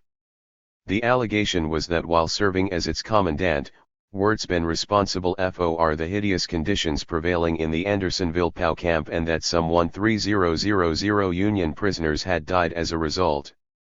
While the charges against the captain were accurate enough, they plainly blinked the fact that conditions in U.S. prison camps had been just as bad, the death rates there incomparable, and that the Union had been much more capable of aiding its POWs but had deliberately reduced the amount of rations many times. 28.1. Even more to the point is the reality that at the time Wirtz was tried, the Army was holding virtually the entire Navajo Nation as POWs at a concentration camp in Bosque Redondo, outside Fort Sumner, New Mexico, and would continue to do so for another 3 years. 2. 8. Two conditions there were such that, before the survivors were finally released in 1868, more than half the prisoners had died of exposure, malnutrition, and disease. 2. 83. The 334. Death rate at Bosque Redondo was much higher than those prevailing in such infamous Nazi camps as Dachau and Buchenwald 80 years later. 284. Unlike the Nazis, however, O.R. Henry Wirtz, F.O.R. that matter NOUSOFFICER was prosecuted F.O.R. the crimes that consumed the Navajos. On B.A. Lance, it is accurate to conclude that U.S. practice concerning war crimes and related offenses has been to insist that others do as we say, not as we do. Not only does this make a mockery of America's hallowed pretense of dispensing equal justice before the law, it places the country in the position of conducting its affairs as a veritable outlaw state. 285. FICFR standards have been in effect at any given moment. The U.S. High Command and its civilian counterparts have run very far afoul of them. This accounts in no small degree for what the Hebert Committee called the normal character and actions of at one time I was going to West Point, I ever given training on rules of warfare, Nuremberg trials, handling of prisoners of war, or anything like that. 29, although many had already been discharged from military service. 304. The FBI also became heavily involved in such cases, most notably in an illegal counterintelligence program designed to neutralize Vietnam veterans against the WAR, a group of whistle-blowing protesters organized in 1970. 305. Army intelligence personnel were assigned to collaborate with the FBI in such constitutionally prohibited operations. 306. Yet another measure of how the law was used to prevent individuals from fulfilling their obligations under the Nuremberg principles concerns the extent to which the FBI was harnessed to enforcing the Selective Service Act. By 1971, the Bureau's own records reveal that 14% of its time and energy was devoted to the investigation leading where possible to successful prosecution of young men whose only offense was refusing conscription by a military establishment they believed to be conducting itself in a criminal fashion. 307. A second, closely related preoccupation of both the FBI and military authorities was apprehension of active duty soldiers who deserted rather than accept assignment to Vietnam. 308. The virulence of this enforcement bias served for a considerable period to convince most of those who might otherwise have resisted that there was 337. No realistic alternative to going along, obeying orders, no matter how illegitimate. When a group of 35 GIs at Fort Jackson, South Carolina, attempted to raise questions about the legality of the war among their peers in 1968, for instance, they were warned by their commander that if they did, HDD. LKDL, 309 the IHHNT stop TEYN up Empson 1 EREV. Resu TWSW at MLGT be properly described as an American CO relate to the oft-remarked Geo-German syndrome, even among soldiers who, despite the best efforts of the Pentagon to keep them in the dark, had become reasonably conversant with the Nuremberg principles. If you are smart you will go along with it because it's the only way out, so you go along with it. You go through the basic training and discourage the assumption of individual responsibility for preventing atrocities, it consciously stirred a pathological association environment making it almost impossible for lower-ranking soldiers to meet such obligations. 31.1. The system is so large and so well organized that even an individual who finds what is happening to be morally repugnant in some way is led to question his own values. The question always arises, am I crazy or is what is going on here crazy? When it is so large and so well organized as Vietnam, it is hard for an individual to assert himself injury to civilians. 317 Indeed, the entire U.S. Indochina strategy was declared illegal. It is prohibited to attack, destroy, remove, or render useless objects indispensable to the survival of the civilian population, such as foodstuffs, agricultural areas for the production of foodstuffs, crops, livestock, drinking water installations and supplies and irrigation works, for the specific purpose of denying their sustenance value to the civilian population or to the adverse party, whatever the motive, whether in order to starve out the civilians, to cause them to move away, or or any other motive. 318. This was followed, in 1978, by the Red Cross Fundamental Rules of Humanitarian Law applicable to armed conflicts. 31-9. And, in 1981, by the United Nations Convention on Prohibition of Certain Conventional Weapons, 20 in the latter, the use of any weapon the primary effect of which is to injure by fragments which in the human body escape detection by X-rays which, as was mentioned earlier, the U.S. developed specifically for employment in Indochina was banned altogether. 321. The use of incendiary weapons, which were employed by the U.S. more extensively in Indochina than by any other country in any other war. 322. Was very sharply circumscribed, especially, under Article 2, concerning the potential impact on non-combatants. 1. It is prohibited in all circumstances to make the civilian population as such, individual civilians or civilian objects the object of attack by incendiary weapons. 2. It is prohibited in all circumstances to make any military objective located within a concentration of civilians the object of an attack by air-delivered incendiary weapons. 3. It is further prohibited to make any military objective located within a concentration of civilians the object of attack by means of incendiary weapons other than air. 339. Delivered incendiary weapons, except when such military objective is clearly separated from the concentration of civilians and all FEACIBLE precautions are taken to limiting the incendiary effects to the military objective. 323. Although the United States expressed reservations on each of these additions to legal convention, it duly signed off and added the appropriate references when its rules of engagement were updated in 1984. 324. None of this mattered, however, when in August 1, 1990 U.S. troops were deployed in the Persian Gulf against Iraq. Although President George Bush invoked the Augustinian principle of just war as a basis for using overwhelming force to roll back what he called the naked aggression entailed in Iraq's attempted recovery of Kuwait. 325.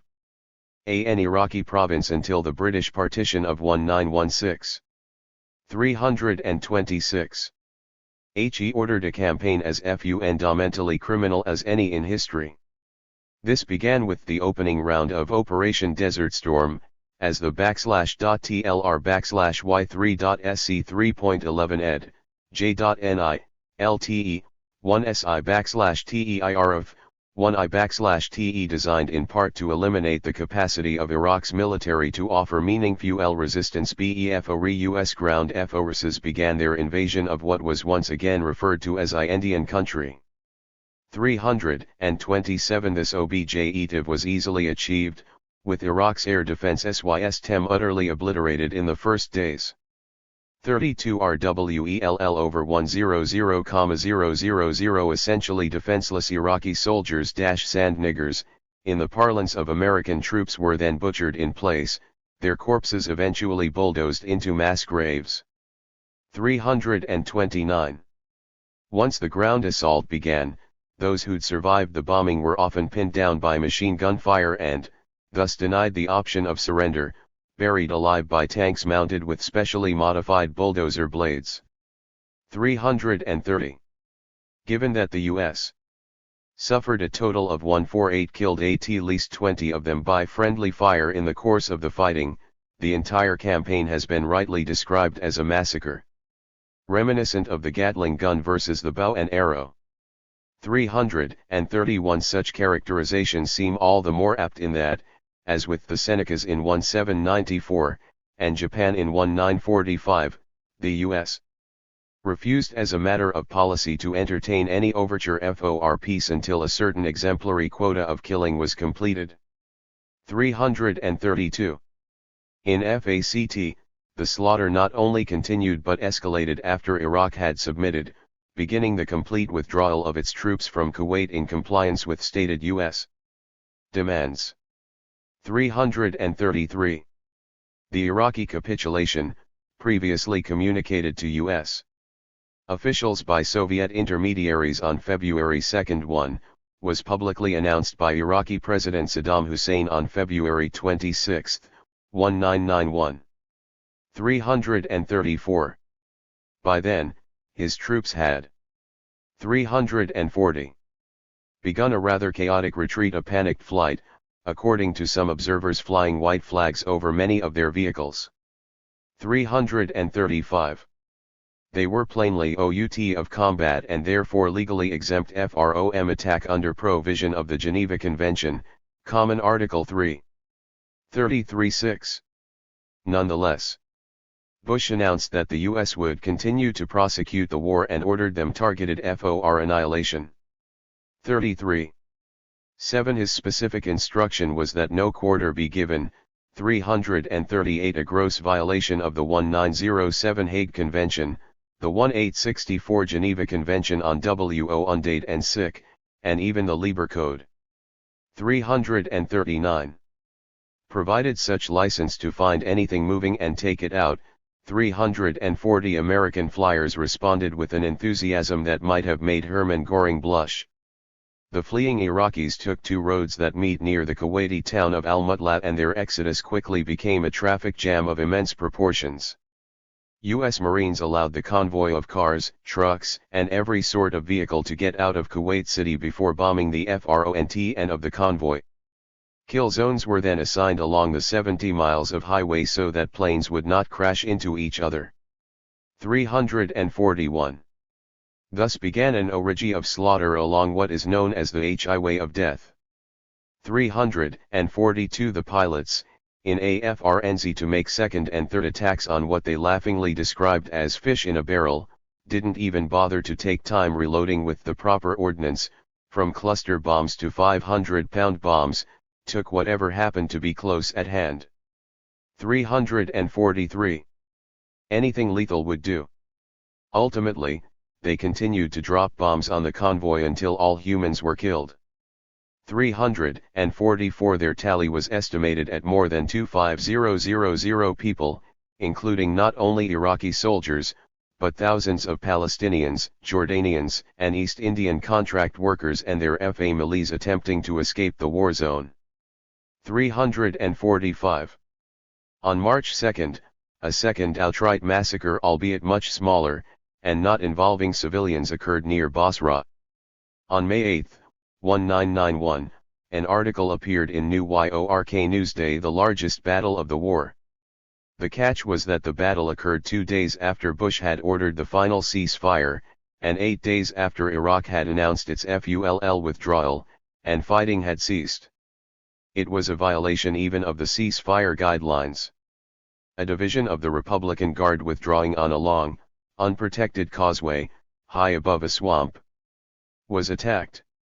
General Schwarzkopf ordered the attack, claiming that a single Iraqi infantryman had fired a round at a U.S. patrol. The U.S.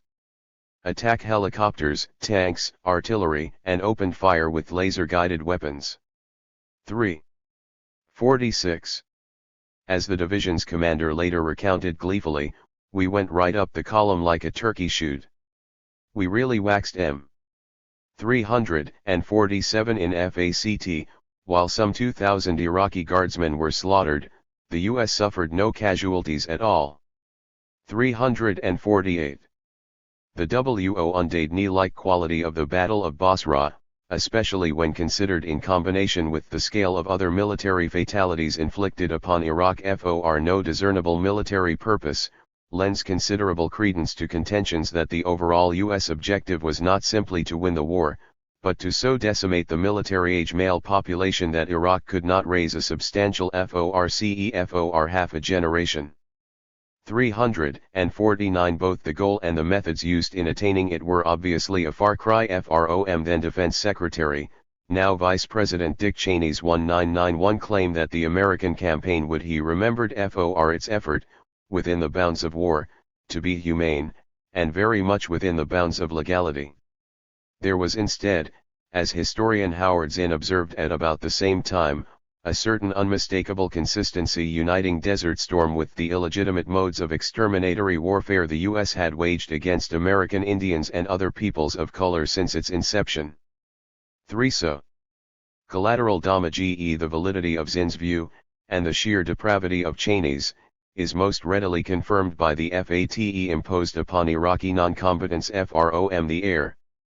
More than 109,000 sorties were flown by U.S. attack planes, during which 136,755 conventional bombs, 44,922 cluster bombs and rockets, and 4,077 precision-guided bombs over 88,000 tons in all were delivered.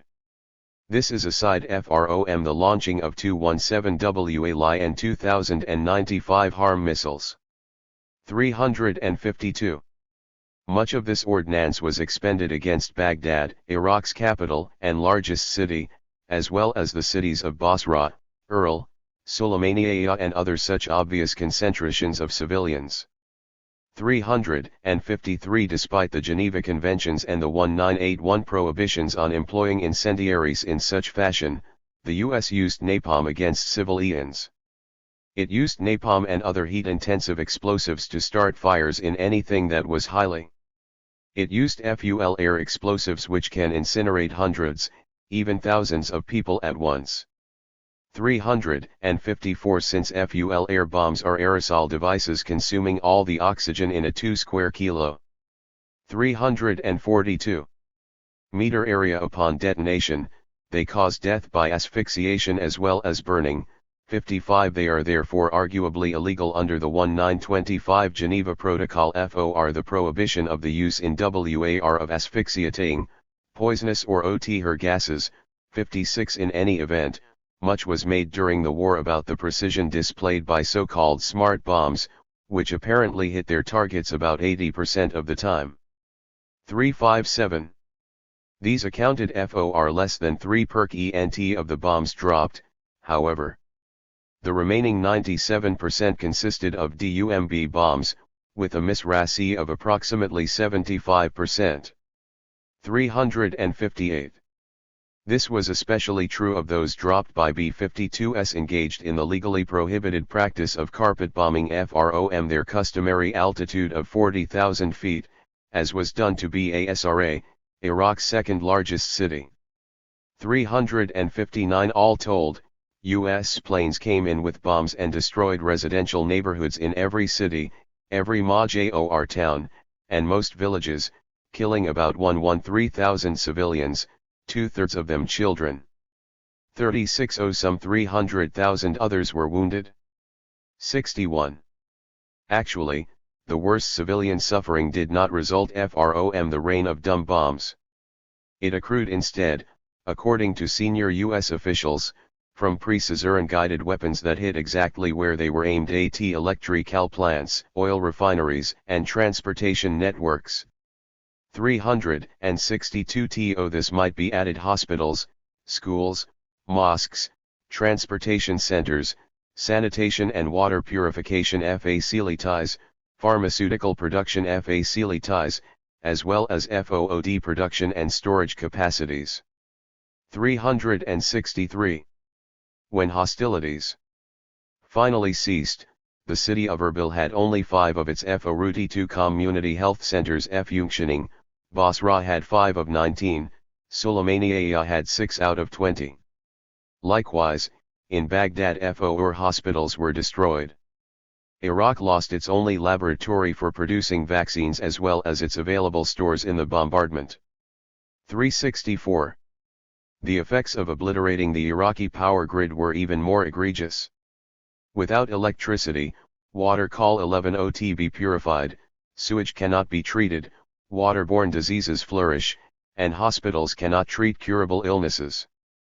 This absence of electricity, coupled with direct damage to the sewage treatment facilities, has rendered the sewage treatment system as a whole inoperable. The pollution of the water supply has led to epidemics of typhoid, cholera, and gastroenteritis which threaten the entire population, and children in particular. None of these infrastructural targets were selected to influence the course of the conflict itself, thus meeting the minimum standard of military necessity necessary to legitimate them. 366. Nor was such damage in any way collateral to the bombing of legitimate military targets, as U.S. officials. 343. Claimed. Air Force Chief of Staff Michael J. Duggan was on record as early as September 1, 1990 outlining plans to do exactly what was done. 367. The idea was simply to bomb the entire country back to the Stone Age so that the United States could gain a post-war leverage over Iraq, especially when such calculated damage was combined with a long-term economic embargo and other such sanctions. 68. Quite predictably, indeed it was predicted. 369. The consequences of this systematic destruction of the civilian infrastructure have proven catastrophic for Iraqi non-combatants. 37. In addition to spiraling rates of disease and thousands of deaths from otherwise treatable wounds accruing from the pinpoint bombing of Iraq's medical, electrical, and sanitation facilities, famine already begun to aggravate an already dire situation even before the war ended. 371. According to a March 1, 991 United Nations report, Iraq's FOOD supplies were by that point seriously low, in part because its FOOD storage/production capacity HLD beer Sysantactily destroyed, but also because its ability to acquire FOOD stuff FS abroad had been eliminated by the U.S. orchestrated embargo. 372. Certain items infant formula, FOR example, after a baby FOOD F8 was hit by a smart bomb. 373. Had all but disappeared from Iraqi inventories, and the daily calorie intake for the population had been cut by half and the entire was beginning to suffer acute malnutrition. 374. Iraq now you see it AJL over the place now, even in Liaqdad. 75. By May, a study conducted by the Harvard School of Public Health concluded that approximately 3,000 Iraqi infants had died of malnutrition during the 6 months of hostilities, and that the mortality rate among children under 5 had subsequently doubled. The researchers projected the deaths of an additional 170,000 children beyond normal rates of mortality among the younger age group over the next year, unless the embargo/VAS lifted and humanitarian intervention to repair the Iraqi agricultural end. DKB 376. I samted alon sisanels unerda and on an emergency as 1s. In response, T1CUS not only maintained but tightened the sanctions, with the result that by 1996 an estimated 500,000 children had perished in a country whose total population was barely 18 million. 377. As lately as 1999, there were over 100,000 sorties by U.S. fighter. 344. Bombers over Iraq delivering more than 1,000 bombs and missiles against 400 of the usual targets, killing and wounding many hundreds of people, while keeping the quality of life suffered by the population at the U.S. prescribed level of misery. 378. The United States, moreover, insists that it holds the right to do this with what amounts to impunity. As the matter was put by Air Force Brigadier William Looney, the aptly named Chief of Air Operations in the Gulf region. If they turn on their radars, we're going to blow up their goddamn. They know we own their country. We own their airspace. We dictate the way they live and talk. And that's what's great about America right now. 379. In 1998, UN Assistant Secretary General Denis J. Halliday resigned his position in protest of this ongoing U.S. inversion of Clausewitz i.e. Macking policy and extension of war, describing it as not only criminal but genocide. 138. That this is so has been openly confirmed by U.S. officials at the highest levels. In 1996, U.S. Ambassador to the United Nations Madeleine Albright opined on the television program 60 Minutes that it is worth the price of starving an entire generation of Iraqi children to death, so long as U.S. policy objectives are met. 381. Undoubtedly because of the enlightened humanitarianism and close attention to legality embodied in her views, Albright was shortly promoted by President Bill Clinton to serve as his Secretary of State. She is but one example. Her successor at the helm of the State Department is General Colin Powell, whose MAJORJOB qualification appears to have BEEN that, as chairman of the Joint Chiefs of Staff, he supervised the military's entire Gulf WAR strategy. 382. Asked in 1991 about Iraqi casualties, most especially among children and other civilians, he replied that it was not a number I'm terribly interested in. 383. This response was undoubtedly honest enough, coming as it did from a man whose earlier military credentials included an active role in covering up the massacres at My Lai, My Khe, and elsewhere in Vietnam. 384. The penalties of law. Even as it was running roughshod over the laws of WAR and every conceivable standard of international humanitarian legality in Iraq, the U.S. was once again wielding the rule of law to punish anyone attempting to obey it. 7 members of a Marine Reserve unit at Camp Lejeune, North. 345. Carolina, who refused orders to participate in what they publicly denounced as a racist war, were quickly court-martialed and sentenced to bad discharges and prison terms ranging from 1 to 30 months. 385. An Air Force reservist in California was sentenced to a year's imprisonment under similar circumstances, while 3 non-commissioned officers in an Army Reserve unit at Fort Hood received sentences of up to 6 years for attempting to lead 100 FELO troopers in a work stoppage. 386. Active duty personnel typically read worse than reservists, as is witnessed by 2 GIs at Fort Bliss, Texas, and a sergeant at Fort Riley, Kansas, sentenced to 6 years each. 387. This was true even of Captain Yolanda Hughes, a medical officer who was able to muster witnesses as credible as former U.S. Attorney General Ramsey Clark to testify that since America's civil and military leaders are guilty of war crimes under the Nuremberg standards, she had no legal alternative but to refuse to accept her orders. 388. At a pre-trial hearing at Roart Leonard Wood, Missouri, Hugh Vaughn became the first resistor to base her defense on international law. Her attorney, Louis Font of Boston, called Francis Boyle, a renowned international law expert, to buttress Clark's testimony.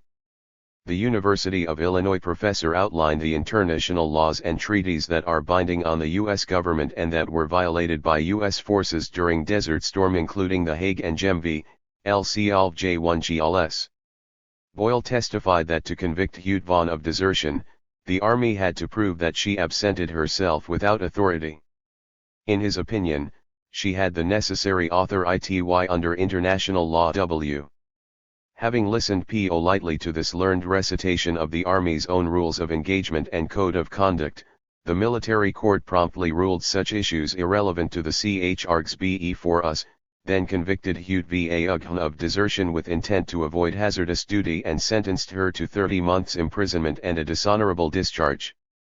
39. By then, more than 40 other soldiers, airmen, and Marines had shared her fate, while an undetermined number of others were summarily handcuffed and shipped off to the war zone despite their announced intent to refuse service therein.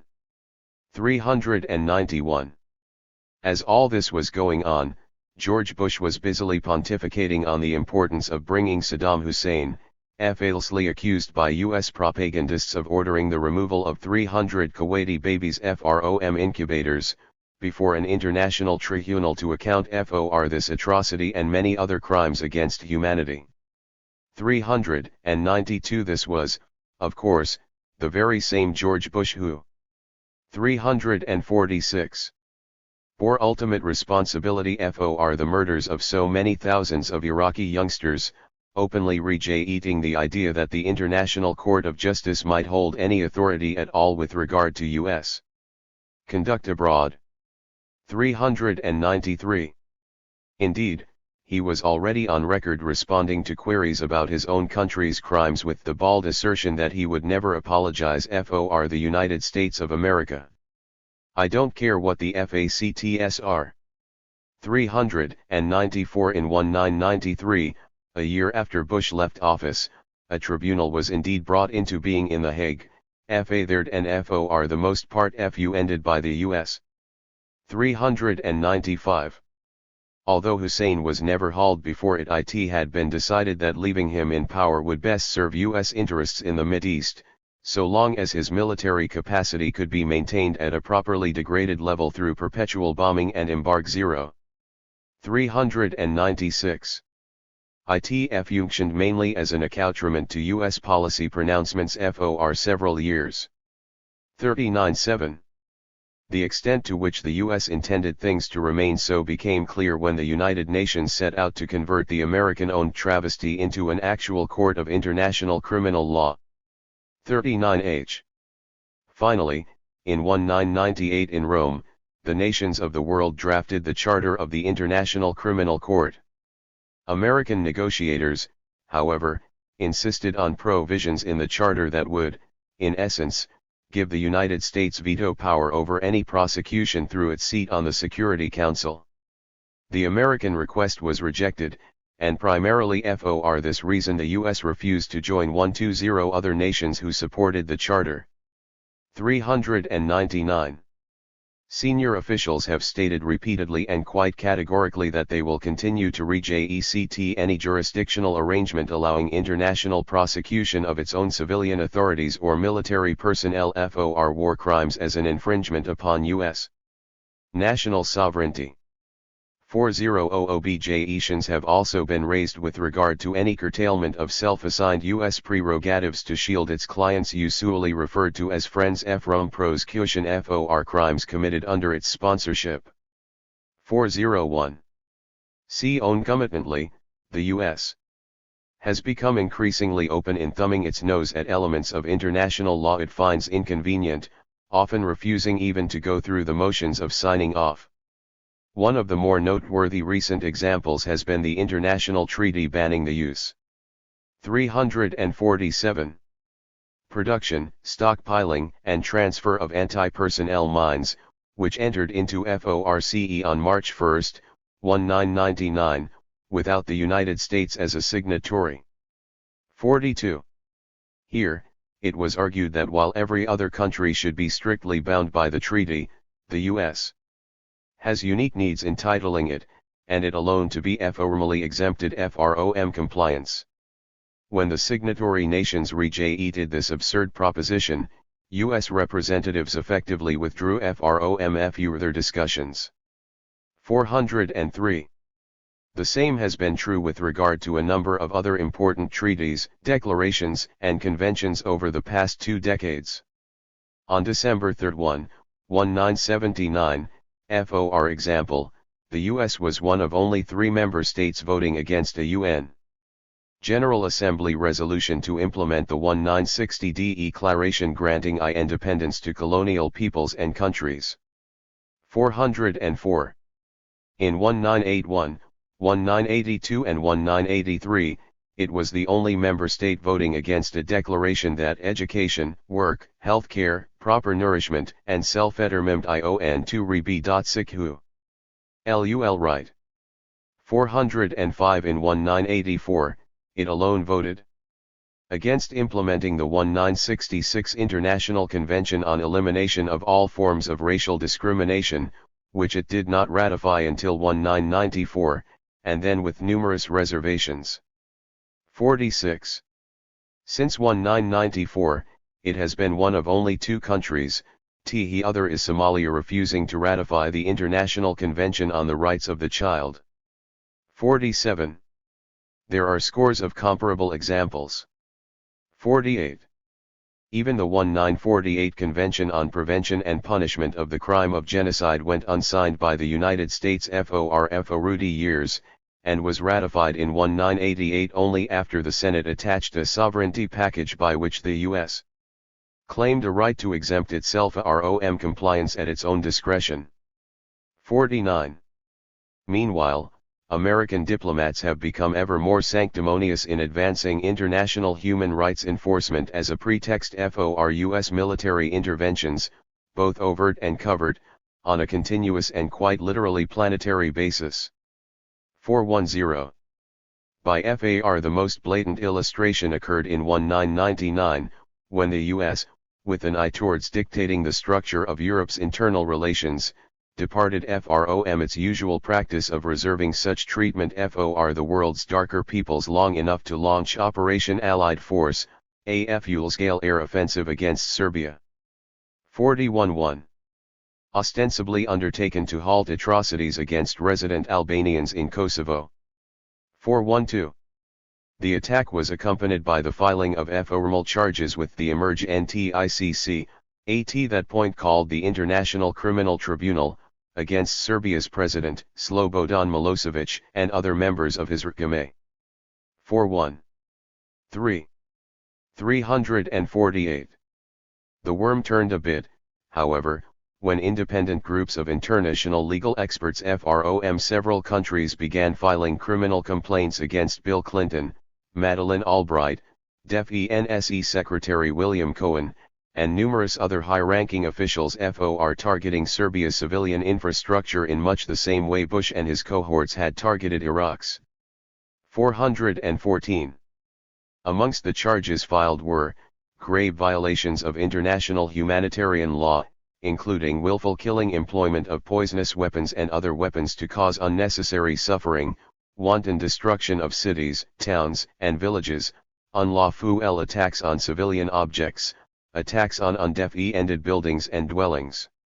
Among other things, Patriot eliminates previously existing barriers between police and intelligence agencies, vastly expands the latitude of politically motivated surveillance, including unwarranted bugs, phone taps, email monitors and physical searches enjoyed by police intelligence agencies, formalizes guilt by association as a legal concept, sanctions ethnic, gender and ideological profiling as investigative techniques, greatly expands the ability of authorities to indulge in the arbitrary detention of suspects and to impound their assets, and, by implication, authorizes the neutralization rather than prosecution of those who, for whatever reason, are secretly designated as domestic terrorists.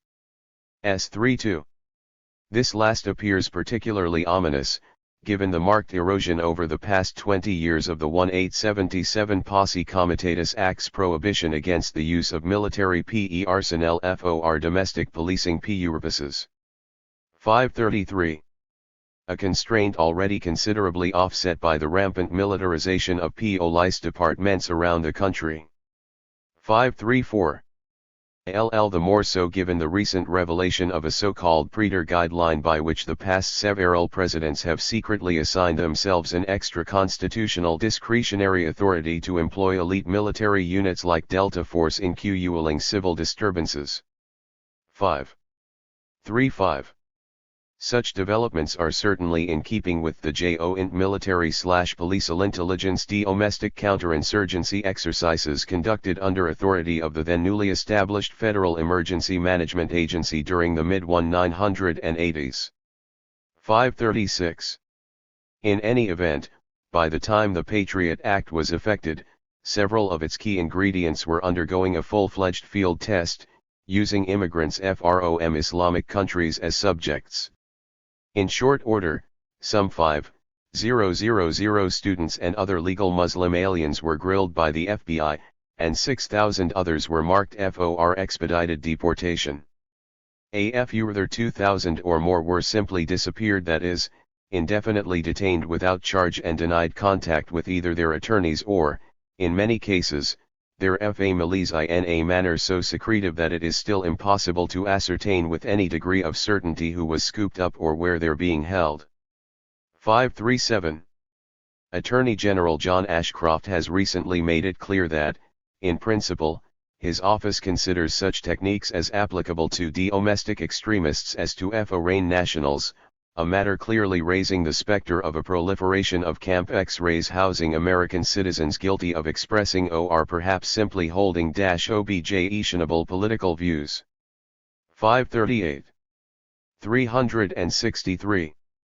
Such internal security mechanisms well in hand, the Bush administration rapidly blurred its initial pretense that the invasion of Afghanistan had anything to do with fighting terrorism. In this connection, bin Laden and Al-Qaeda were mentioned less and less. At this point almost never as the US installed a hand-picked democratic regime headed by Hamid Karzai, a maneuver guaranteed to result in approval of rights-of-way for American oil companies to build a cost-efficient pipeline from the lush but landlocked oil fields of Turkmenistan, Uzbekistan, and Kazakhstan to the Pakistani port of Gwadar. 53-9.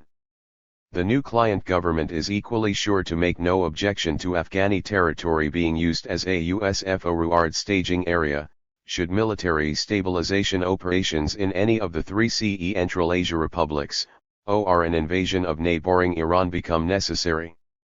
540. The quid pro quo, at least in part, is that those who served as US proxies in 2001 have been allowed to resume opium production, which the Taliban HLLTTPR1 icated, with the result that Afghanistan has already emerged as the world's leading exporter of the drug.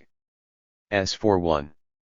Even as it disappeared as a topic in official discourse on Afghanistan, Al-Qaeda has continued to serve a useful propaganda purpose in other respects. Well before the end of 2001, much was being made of the more than 60 countries in which the bin Laden network was supposedly active. 54-2. While these included Canada, Germany, France, England, Pakistan, Morocco, Egypt, and Saudi Arabia as well as the US itself, the need for a military option was expressed only with regard to countries on the official US enemies list, primarily Somalia, the Sudan and, with a transparent flourish, Libya. 543. By January 2002, Special Forces units had in fact been dispatched to the southern Philippines to combat the Al-Qaeda-connected Abu Sayyaf guerrillas, generally believed by other oppositionists in those islands to be a CIA front, as well as the former Soviet Republic of Georgia, to disperse Al-Qaeda-linked Chechen rebels based therein, and Yemen, where important Al-Qaeda cells were said to thrive. 544. On January 3, 2002, Bush finally laid bare the cynicism with which U.S. policymakers were using the war on terror as a cover for other designs. In his State of the Union address, the president defined an axis of evil against which he was imminently prepared to order the use of significant military force. 545. Tellingly, although Bush larded his rhetoric with references 364 to the continuing terrorist threat, alleged Al-Qaeda hosts were not among his three-country axis. Instead, the first two, Iraq and Iran, are not only mutually hostile, but emphatically so with respect to Al-Qaeda's brand of Islamicism. S46. The third, North Korea, is neither Islamic nor known to support international terrorism. 547. To all appearances, the only real commonality uniting the Axis countries resides in the consistency with which each has rejected dictates. Ultimately, the picture painted by the president was so implausible that even Madeleine Albright publicly scolded him for it. 548. Seemingly surprised by such criticism, and anxious to retain his base of domestic support, Bush quickly refocused his pitch. His demotion of Al-Qaeda from its position of preeminence nevertheless continued, with ever-increasing emphasis placed upon Saddam Hussein's violation of 16 United Nations resolutions and the certainty that Iraq has thereby acquired weapons of mass destruction. S49. These supposedly consist at present of both chemical and biological agents, basis for which were secretly provided by the US during the 1980s, when Hussein's brutal Ba'athist regime was considered a useful club for purposes of bludgeoning Iran. S50, Old Hawk Scott Ritter, a Gulf War veteran and one of the chief UN weapons inspectors working in Iraq until 1998, has vociferously contested such contentions. Contrary to popular mythology, there's no evidence Track Rever worked on smallpox, Ebola, or any other horrific nightmare weapons the media likes to talk about today. They actually made. Anthrax in liquid bulk agent form produced a significant quantity of liquid botulinum toxin. Liquid anthrax, even under ideal storage conditions, germinates in 3 years, becoming useless. Iraq has no biological weapons today, because both the anthrax and botulinum toxin they'd have to reconstitute a biological manufacturing base SS1. As to chemical weapons, Iraq manufactured 3 kinds of nerve agents, sarin, tabun, and VX. Some people who want war with Iraq describe 20,000 munitions filled with sarin and tabun nerve agents that could be used against Americans. The facts, however, don't support this. Sarin and tabun have a shelf life of 5 years. Even if Iraq had somehow managed to hide this vast number of weapons from inspectors, what they're now storing is nothing more than useless, harmless goo. VX is different, for a couple of reasons. Real question is there a VX nerve agent factory in Iraq today? Not on your life. Real questions exist as to whether Iraq perfected the stabilization process. If Iraq had held on to stabilized VX agent, it's likely it would have degraded by today. 552. 365. Hussein is also alleged to be on the verge of developing nuclear weapons, although, as Ritter again points out, absolutely no evidence has been presented to substantiate the claim. 55.3. At any rate, conspicuously missing from the aiming of charges against Iraq is the fact that neighboring Israel, with FULL and ongoing U.S. support, has over the past Rudy years thumbed its nose at a far greater number of UN resolutions than the Iraqis have lately disregarded. 55.4. And that the Israelis actually, not to mention quite unlawfully, possess a substantial stockpile of nuclear weapons. 555. So does Pakistan, another country recently added to the U.S. friends list, and India. 556. Israel, moreover again, compliments of the United States, possesses a delivery capacity vis-a-vis such weapons vastly superior to Iraq's. 55. 7. All these illegalities notwithstanding, nobody in U.S. policy circles is attempting to build a case for war against Israel. Bush has sought to finesse this blatant contradiction by claiming that in April 201 MHMIT-1 FDATT, the MLLL ostensibly in charge of 9-1-1 ALEC teams, had met with an Iraqi intelligence officer in Prague. This clear link between Iraq and Al-Qaeda said both to discount the sharp ideological differences separating the two, and to imply Iraqi sponsorship of the 9-1-1 attack itself dissolved when Czech intelligence publicly announced that the meeting was a fiction. 558. The same sort of #1 has befallen several other U.S. efforts to come with something which might be plausibly advanced as the smoking gun tying Iraq into 9-1-1. 559. Still, by October 2002, a Pew Research poll revealed that fully 2/3 of all Americans were finding it convenient to believe Saddam Hussein helped terrorists carry out the September 11 attacks. 5. 611. A decisive majority of his constituents thus prepped, the president set about finalizing the U.S. subversion of international law, delivering an ultimatum to the UN closely resembling his "you're either with us or against us and therefore subject to immediate destruction" speeches of late 2001. On September 1, 2002, Bush appeared before the General Assembly to demand that the Security Council pass a resolution authorizing the U.S. to use whatever force it deems necessary not only to disarm Iraq, but to precipitate a regime change in the country. 56.1. In the alternative, he made it clear, the U.S. would no longer view the UN as a credible legislative and ENF. 56.3.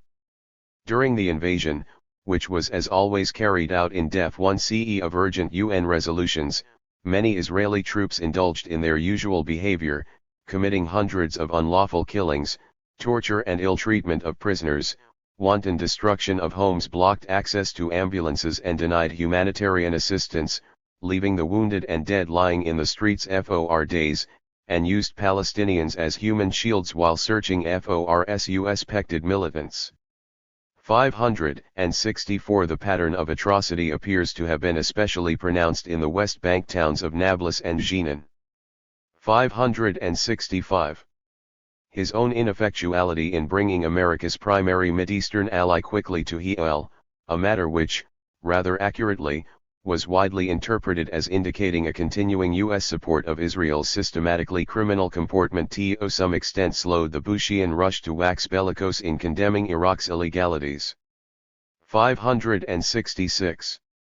It also served to seriously undermine the degree of cooperation and support the U.S. could expect from members of the Arab League during a war with Iraq. The Saudis, for example, withdrew their permission for airstrikes to be launched from bases in their territory, and several months were required to negotiate an adequate alternative with Oman. 56-7. By late October 2002, however, these difficulties had been for the most part resolved and Bush turned up the heat on the UN. 568. The result, coming in the wake of American voters' endorsement of Bush's "Don't confuse me with the FACTS" approach to world policy during the midterm election held on November 5, 2002, was a compromise resolution unanimously approved by the Security Council on November 8. 569. Predicated upon Iraq's granting unconditional and immediate access to any and all sites by UN weapons inspectors, the resolution contains only a pro-forma requirement that the U.S. obtain Security Council approval before launching a full-scale military invasion in response to Iraqi obstruction. The very same afternoon, an exultant Bush displayed himself on TV, crowing that Saddam now had no choice but to submit. 57-0 As he spoke, additional major U.S. forces were deploying in the Persian Gulf. 367.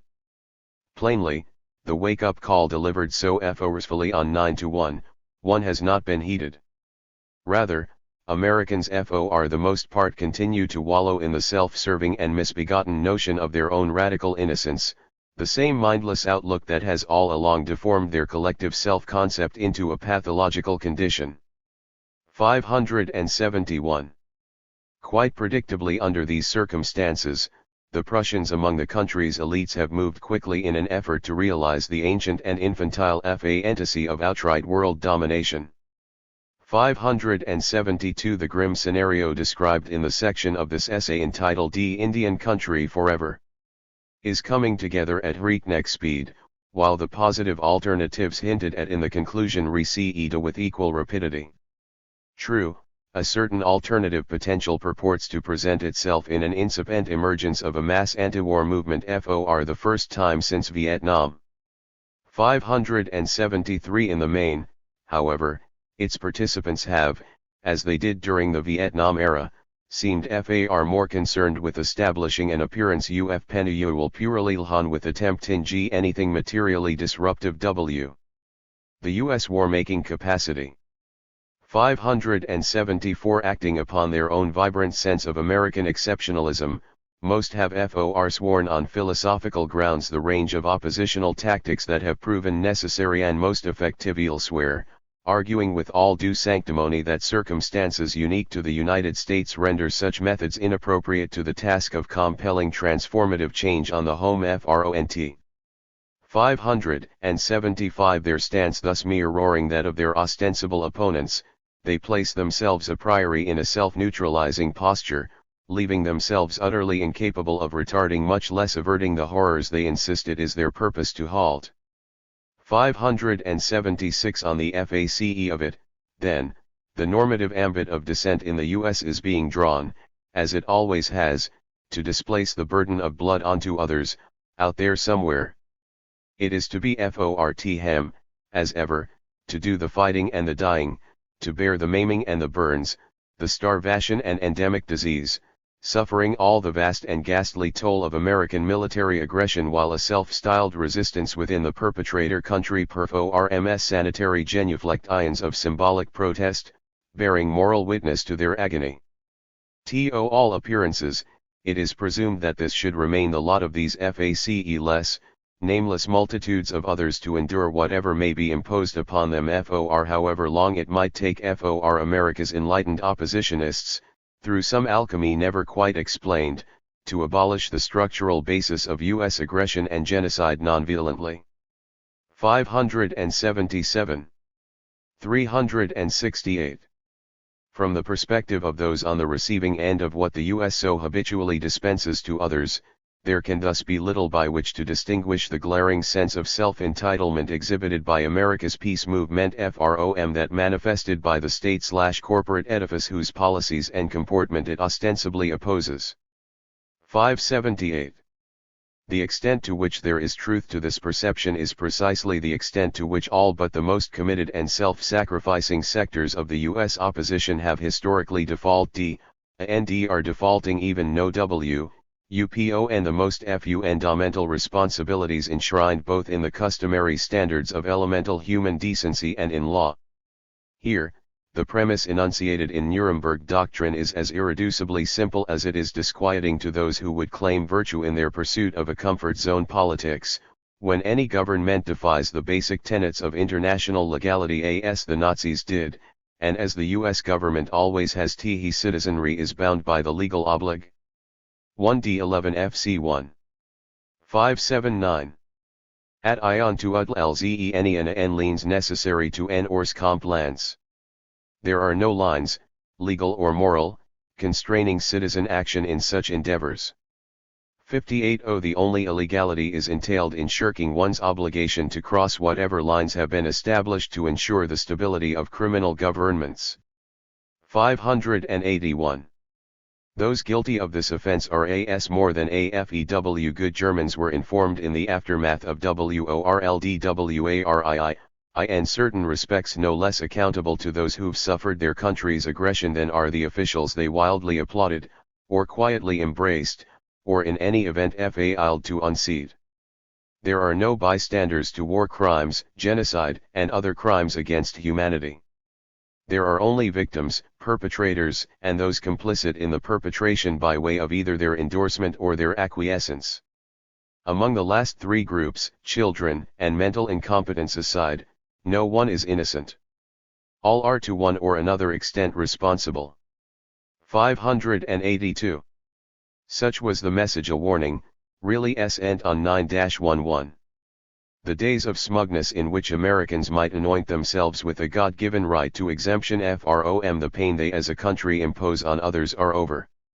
Insofar as U.S. citizens are accepting of the proposition that the economy of another people represents a legitimate military target as they have since John Sullivan's troops laid waste the Seneca orchards and cornfields in 1779.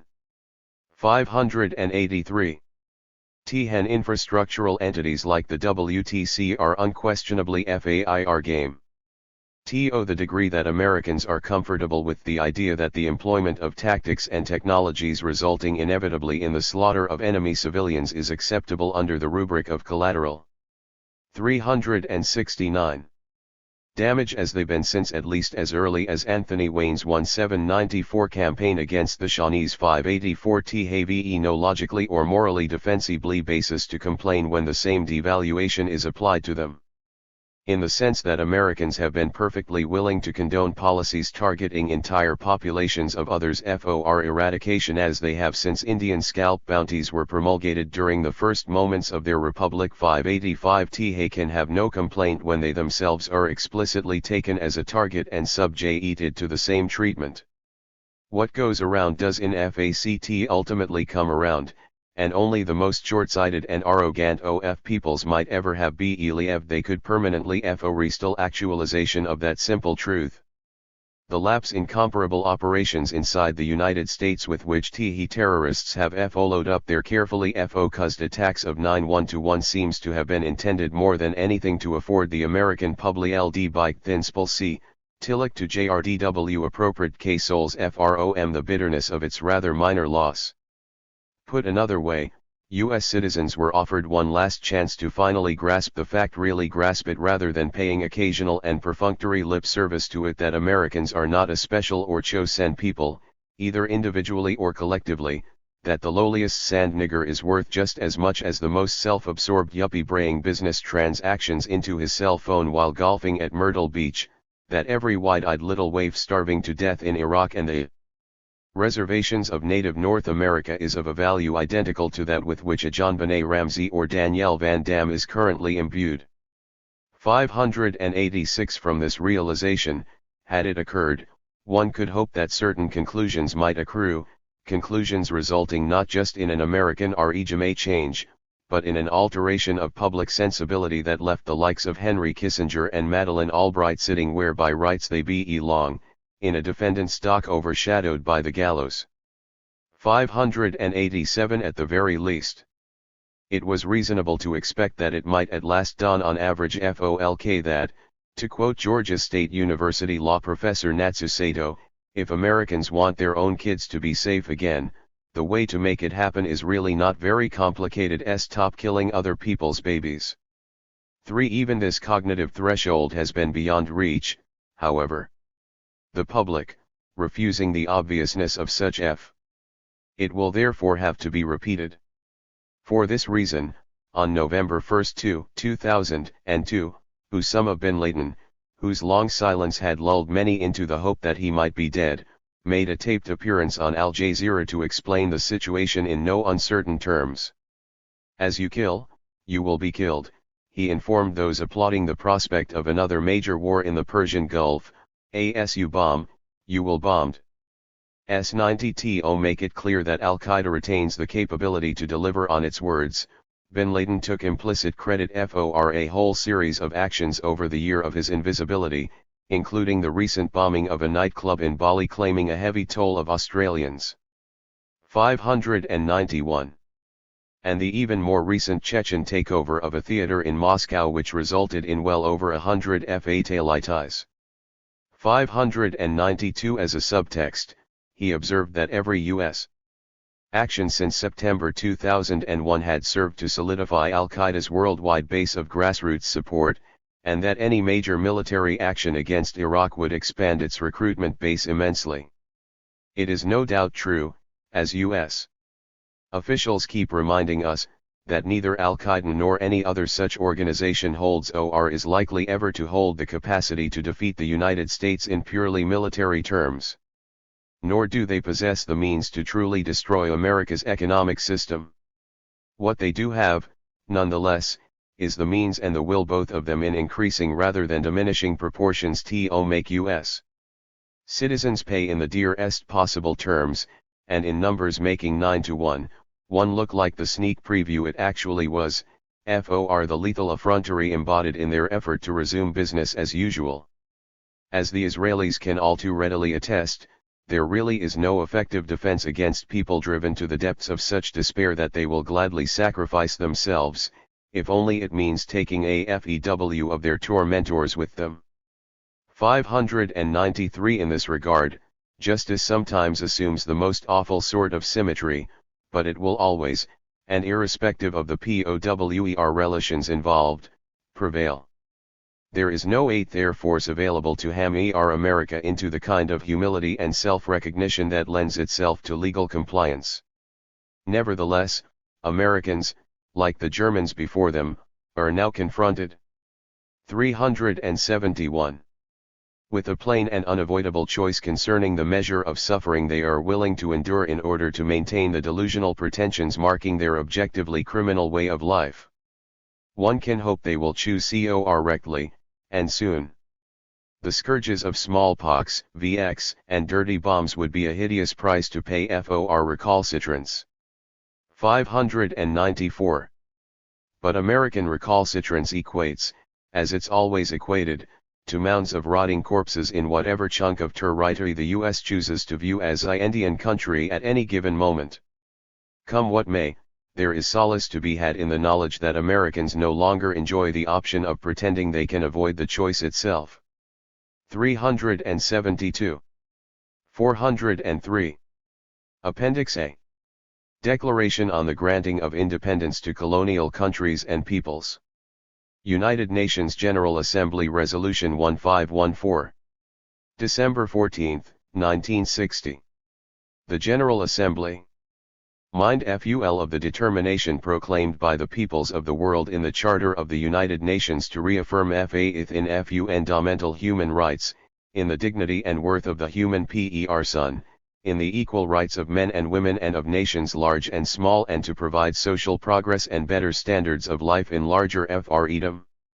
Conscious of the need for creation of conditions of stability and well-being and peaceful and friendly relations based on respect for the principles of equal rights and self-determination for all peoples, and of universal respect for, and observance of, human rights and fundamental freedoms for all without distinction as to race, sex, language or religion. Recognizing the passionate yearning for freedom in all dependent peoples and the decisive role of the freedom of such peoples, which constitute a serious threat to world peace. Aware of the increasing conflicts resulting from the denial of or impediments in the way of the freedom of such peoples, which constitute a serious threat to world peace.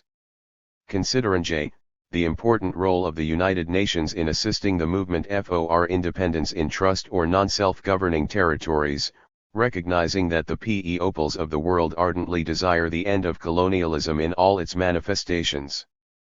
405. Convinced that the continued existence of colonialism prevents the development of international economic cooperation, impedes the social, cultural, and economic development of dependent peoples and militates against the United Nations ideal of universal peace. Affirming that peoples may, for their own ends, freely dispose of their natural wealth and resources without prejudice to any obligations arising out of international economic cooperation, based upon the principle of mutual benefit, and international law.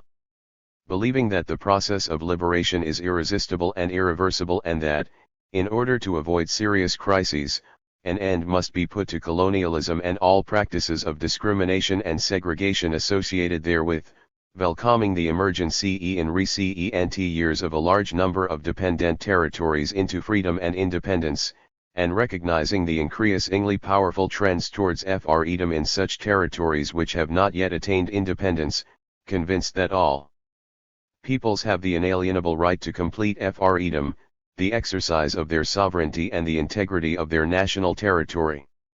Solemnly proclaims the necessity of bringing to a speedy and unconditional end colonialism in all its forms and manifestations.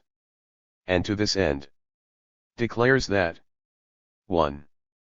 The subjugation of peoples to alien subjugation, domination, and exploitation constitutes a denial of fundamental human rights, is contrary to the Charter of the United Nations and is an impediment to the promotion of world peace and cooperation. 2. All peoples have the right to self-determination, by virtue of that right they freely determine their political status and freely pursue their economic, social, and cultural development. 3. Inadequacy of political, economic, social, or educational preparedness should never serve as a pretext for delaying independence. 4. All armed actions or repressive measures of all kinds directed against 406. Dependent peoples shall cease in order to enable them to exercise peacefully and freely their right to complete independence, and the integrity of their national territory shall be respected. 5. Immediate steps shall be taken, in trust and non-self, governing territories and all other territories which have not yet attained independence, to transfer all powers to the peoples of those territories, without any conditions or reservations, in accordance with their freely expressed will and desire, without any distinction as to race, creed or color, in order to enable them to enjoy complete independence and freedom. 6. Any attempt aimed at the partial or total disruption of the national unity and the territorial integrity of a country is incompatible with the purpose and principles of the Charter of the United Nations. 7. All states shall observe faithfully and strictly the provisions of the Charter of the United Nations, the Universal Declaration of Human Rights and the present declaration on the basis of equality, non-interference in the internal affairs of all states, and respect for the sovereign rights of all peoples and their territorial integrity. 407. Appendix B. Congressional Apology to Native Hawaiians. Public Law 103-150. 1993. To acknowledge the 100th anniversary of the January 1, 1893 overthrow of the Kingdom of Hawaii, and to offer an apology the Native Hawaiians on behalf of the United States for the overthrow of the Kingdom of Hawaii. Whereas, prior to the arrival of the first Europeans in 1778, the native Hawaiian people lived in a highly organized, self-sufficient, subsistent social system based on communal land tenure with a sophisticated language, culture, and religion, whereas, a unified monarchical government of the Hawaiian Islands was established in 1810 under Kamehameha I, the first king of Hawaii, whereas, from 1826 until 1893, the United States recognized the independence of the Kingdom of Hawaii. Extended full and complete diplomatic recognition to the Hawaiian government, and entered into treaties and conventions with the Hawaiian monarchs to govern commerce and navigation in 1826, 1842, 1849, 1875, and 1887, whereas the Congregational Church, through its American Board of Commissioners for Foreign Missions, sponsored and sent more than 100 missionaries to the Kingdom of Hawaii between 1820 and 1850, whereas, on January 1, 1893, John L. Stevens, the United States minister assigned to the sovereign and independent Kingdom of Hawaii, conspired with a small group of non-Hawaiian residents of the Kingdom of Hawaii, including citizens of the United States, to overthrow the indigenous and lawful government of Hawaii. 408. Whereas, in pursuance of the conspiracy to overthrow the government of Hawaii, the United States minister and the naval representatives of the United States caused armed naval forces of the United States to invade the sovereign Hawaiian nation on January 1, 1893, and to position themselves near the Hawaiian government buildings and the Iolani Palace to intimidate Queen Liliuokalani and her government, whereas, on the afternoon of January 1, 1893, a committee of safety that represented the American and European sugar planters, descendants of missionaries, and financiers deposed the Hawaiian monarchy and proclaimed the establishment of a provisional government. Whereas the United States minister thereupon extended diplomatic recognition to the provisional government that was formed by the conspirators without the consent of the native Hawaiian people or the lawful government of Hawaii and in violation of treaties between the two nations and of international law, whereas, soon thereafter, when informed of the risk of bloodshed with resistance, Queen Liliuokalani issued the following statement yielding her authority to the United States government rather than to the provisional government. I Liliuokalani, by the grace of God and under the Constitution of the Hawaiian Kingdom, Queen, do hereby solemnly protest against any and all acts done against myself and the constitutional government of the Hawaiian Kingdom by certain persons claiming to have established a provisional government of NFOR this kingdom. That I yield to the superior force of the United States of America, whose Minister Plenipotentiary, His Excellency John L. Stevens, has caused United States troops to be landed at Honolulu and declared that he would support the provisional government. Now, to avoid any collision of armed forces, and perhaps the loss of life, I do this under protest and impelled by said FORCE yield my authority until such time as the government of the United States shall, upon facts being presented to it, undo the action of its representatives and reinstate me in the authority which I claim as the constitutional sovereign of the Hawaiian Islands. Done at Honolulu this 17th day of January, AD 1893. 409.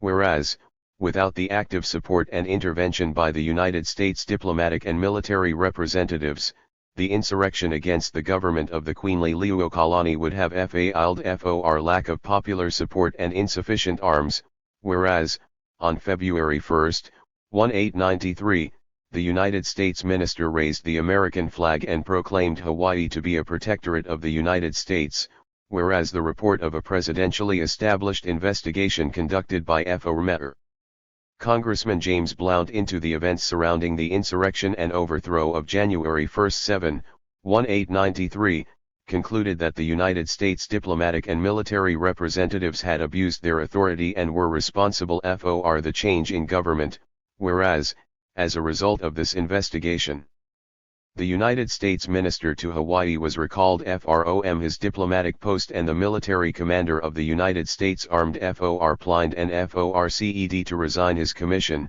whereas, in a message to Congress on December 1, 1893, President Grover Cleveland reported fully and accurately on the illegal acts of the conspirators, described such acts as an act of war, committed with the participation of a diplomatic representative of the United States and without authority of Congress, and acknowledged that by such acts the government of a peaceful and friendly people was overthrown, whereas President Cleveland further concluded that a substantial wrong has thus been done which a due regard for our national character as well as the rights of the injured people requires we should endeavor to repair and called for the restoration of the Hawaiian monarchy. Whereas the provisional government protested President Cleveland's call for the restoration of the monarchy and continued to hold state power and pursue annexation to the United States, whereas the provisional government successfully lobbied the Committee on Foreign Relations of the Senate to conduct a new investigation into the events surrounding the overthrow of the monarchy, whereas the committee and its chairman, Senator John Morgan, conducted hearings in Washington, D.C., from December 27, 1893, through February 26, 1894, in which members of the Provisional 410 government justified and condoned the actions of the United States minister and recommended annexation of Hawaii, whereas, although the provisional government was able to obscure the role of the United States in the illegal overthrow of the Hawaiian monarchy, it was unable to rally the support from two-thirds of the Senate needed to ratify a treaty of annexation,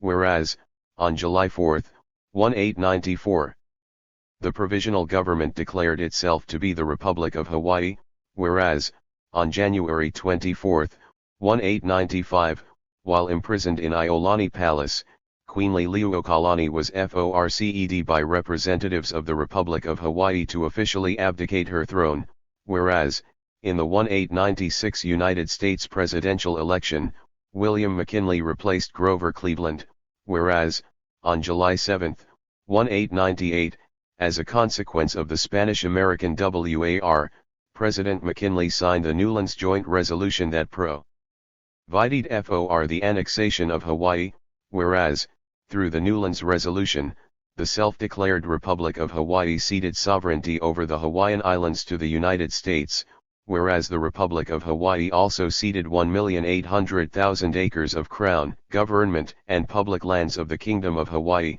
without the consent of or compensation to the native Hawaiian people of Hawaii or their sovereign government, whereas the Congress, through the Newlands Resolution, ratified the CES Zion annexed Hawaii as part of the United States, and vested title to the lands in Hawaii in the United States, whereas the Newlands Resolution also specified that treaties existing between Hawaii and foreign nations were to immediately cease and be replaced by United States treaties with such nations, whereas the Newlands Resolution affected the transaction between the Republic of Hawaii and the United States government, whereas the indigenous Hawaiian people never directly relinquished their claims to their inherent sovereignty as a people or over their national lands to the United States, either through their monarchy or through a plebiscite or referendum, whereas, on April 30, 1900, President McKinley signed the Organic Act that provided a government for the territory of Hawaii and defined the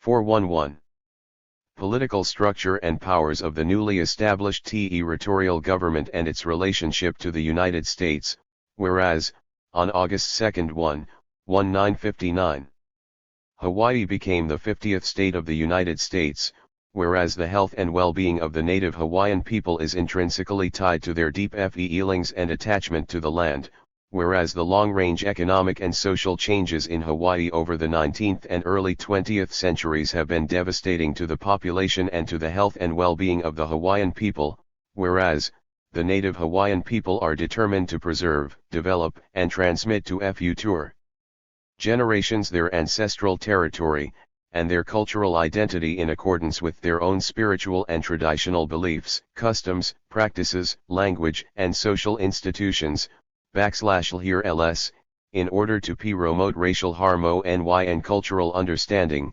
The legislature of the state of Hawaii has determined that the year 1993 should serve Hawaii as a year of special reflection on the rights and dignities of the native Hawaiians in the Hawaiian and American societies.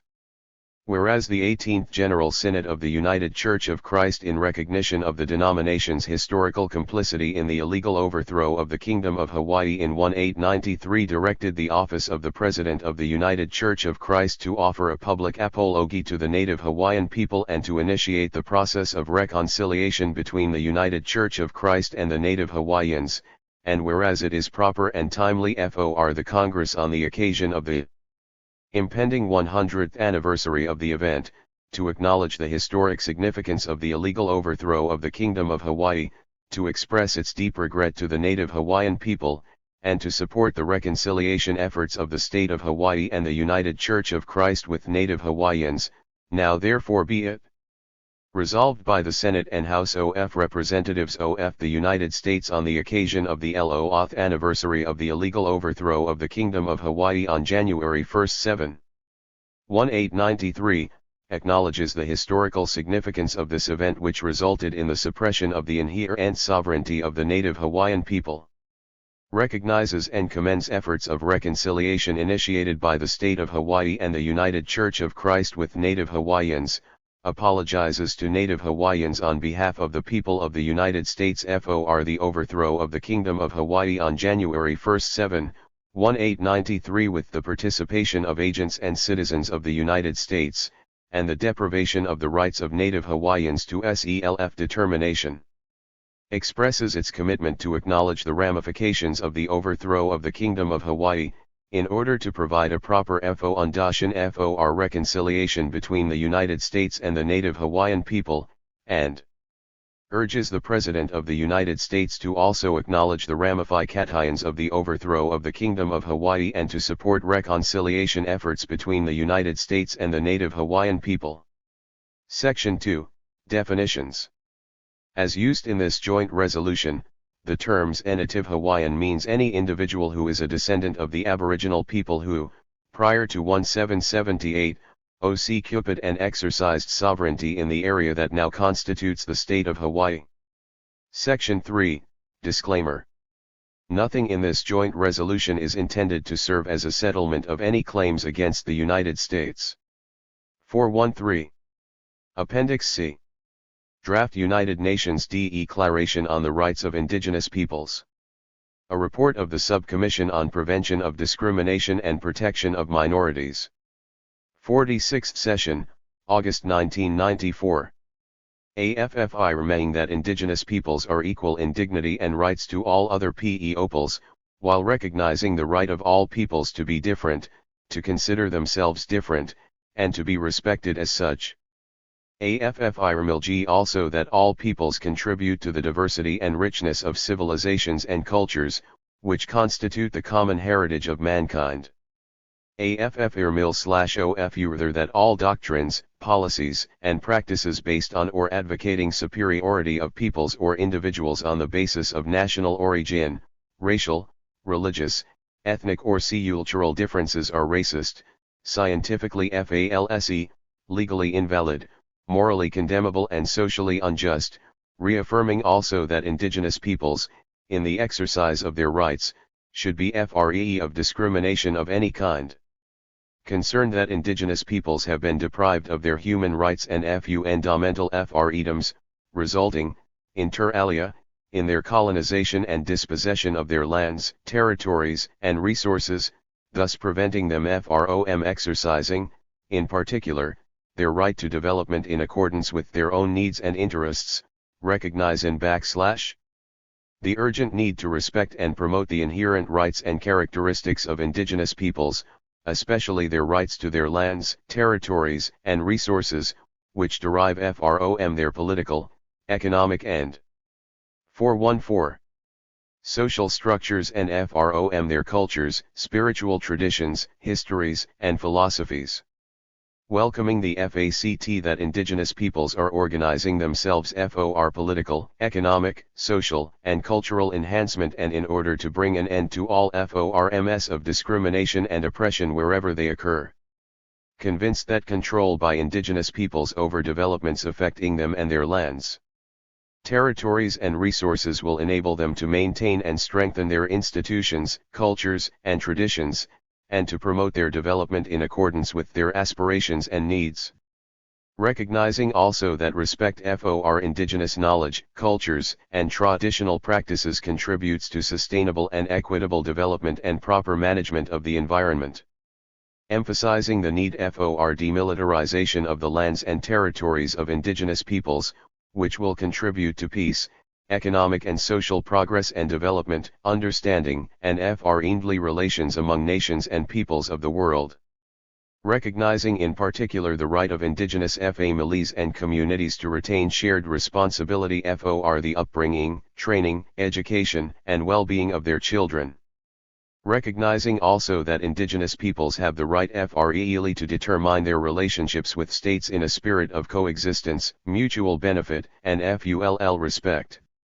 Considering that treaties, agreements, and other arrangements between states and indigenous peoples are properly matters of international concern and responsibility. Acknowledging that the Charter of the United Nations, the International Covenant on Economic, Social, and Cultural Rights and the International Covenant on Civil and Political Rights affirm the fundamental importance of the right of self-determination of all peoples, by virtue of which they freely determine their political status and freely pursue their economic, social, and cultural development. 41.5. Bearing in mind that nothing in this declaration may be used to deny any peoples their right of self-determination. Encouraging states to comply with and effectively implement all international instruments, in particular those related to human rights, as they apply to indigenous peoples, in consultation and cooperation with the peoples concerned.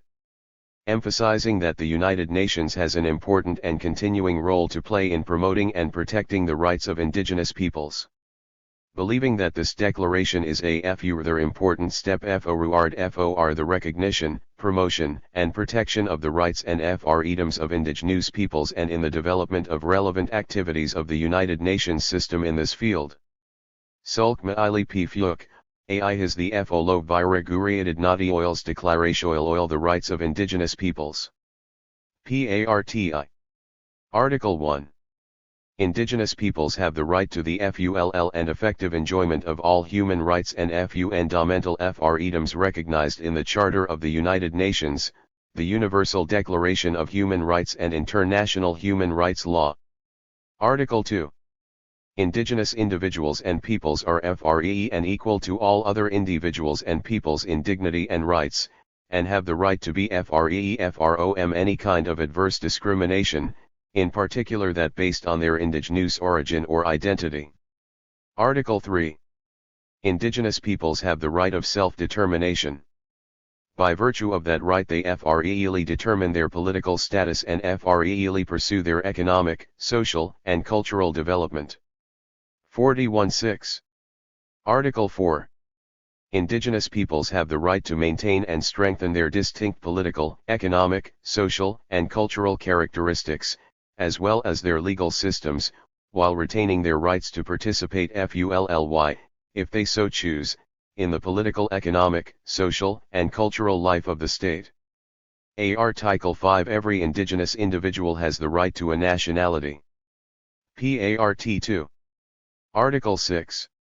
Indigenous peoples have the collective right to live in freedom, peace, and security as distinct peoples and to full guarantees against genocide or any other act of violence, including the removal of indigenous children from their families and communities under any pretext.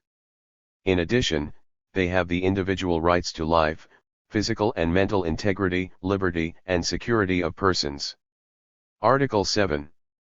Indigenous peoples have the collective and individual right not to be subjected to ethnocide and cultural genocide, including prevention of and redress for any action which has the aim or effect of depriving them of their integrity as distinct peoples, or of their cultural values or ethnic identities. Any action which has the aim or effect of dispossessing them of their lands, territories, or resources. Any form of population transfer which has the aim or effect of violating or undermining any of their rights.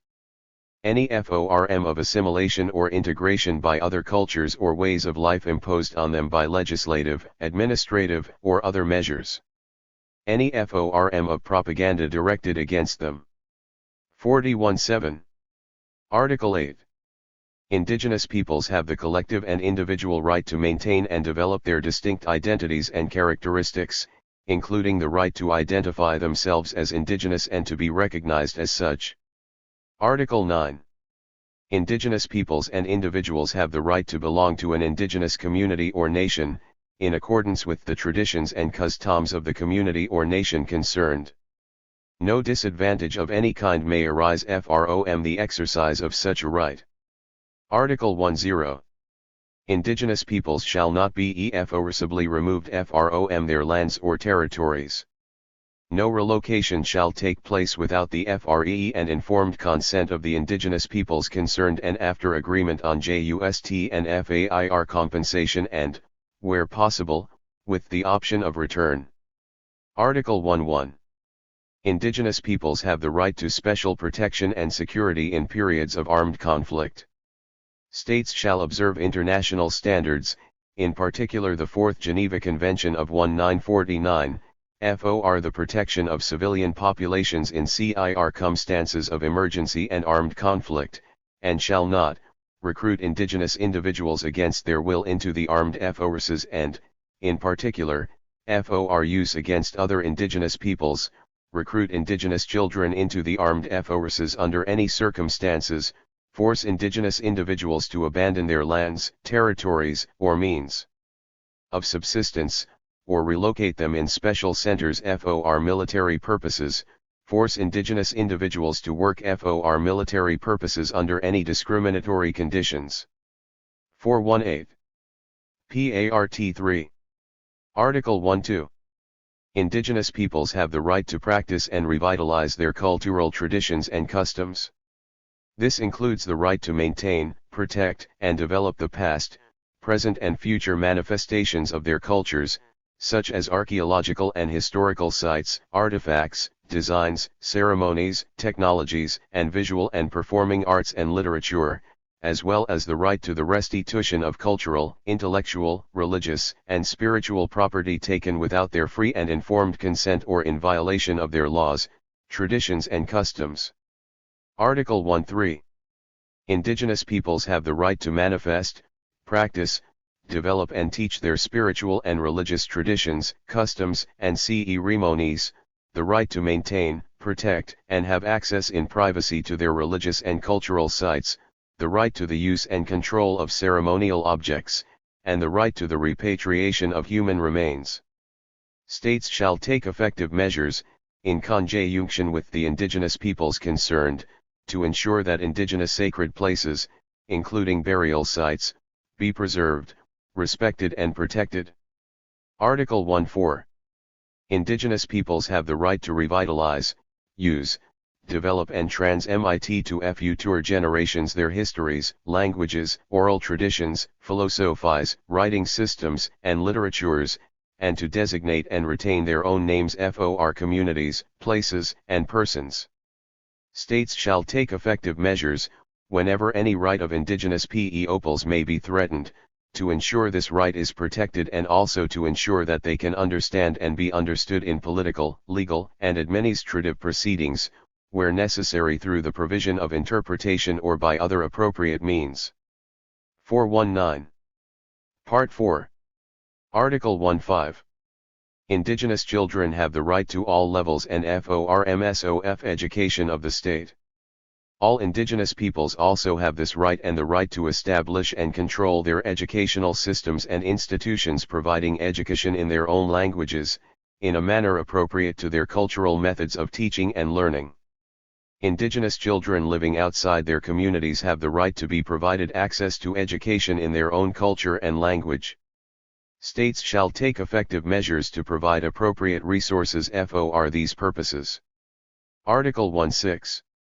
Indigenous peoples have the right to have the dignity and diversity of their cultures, traditions, histories, and aspirations appropriately reflected in all forms of education and public information.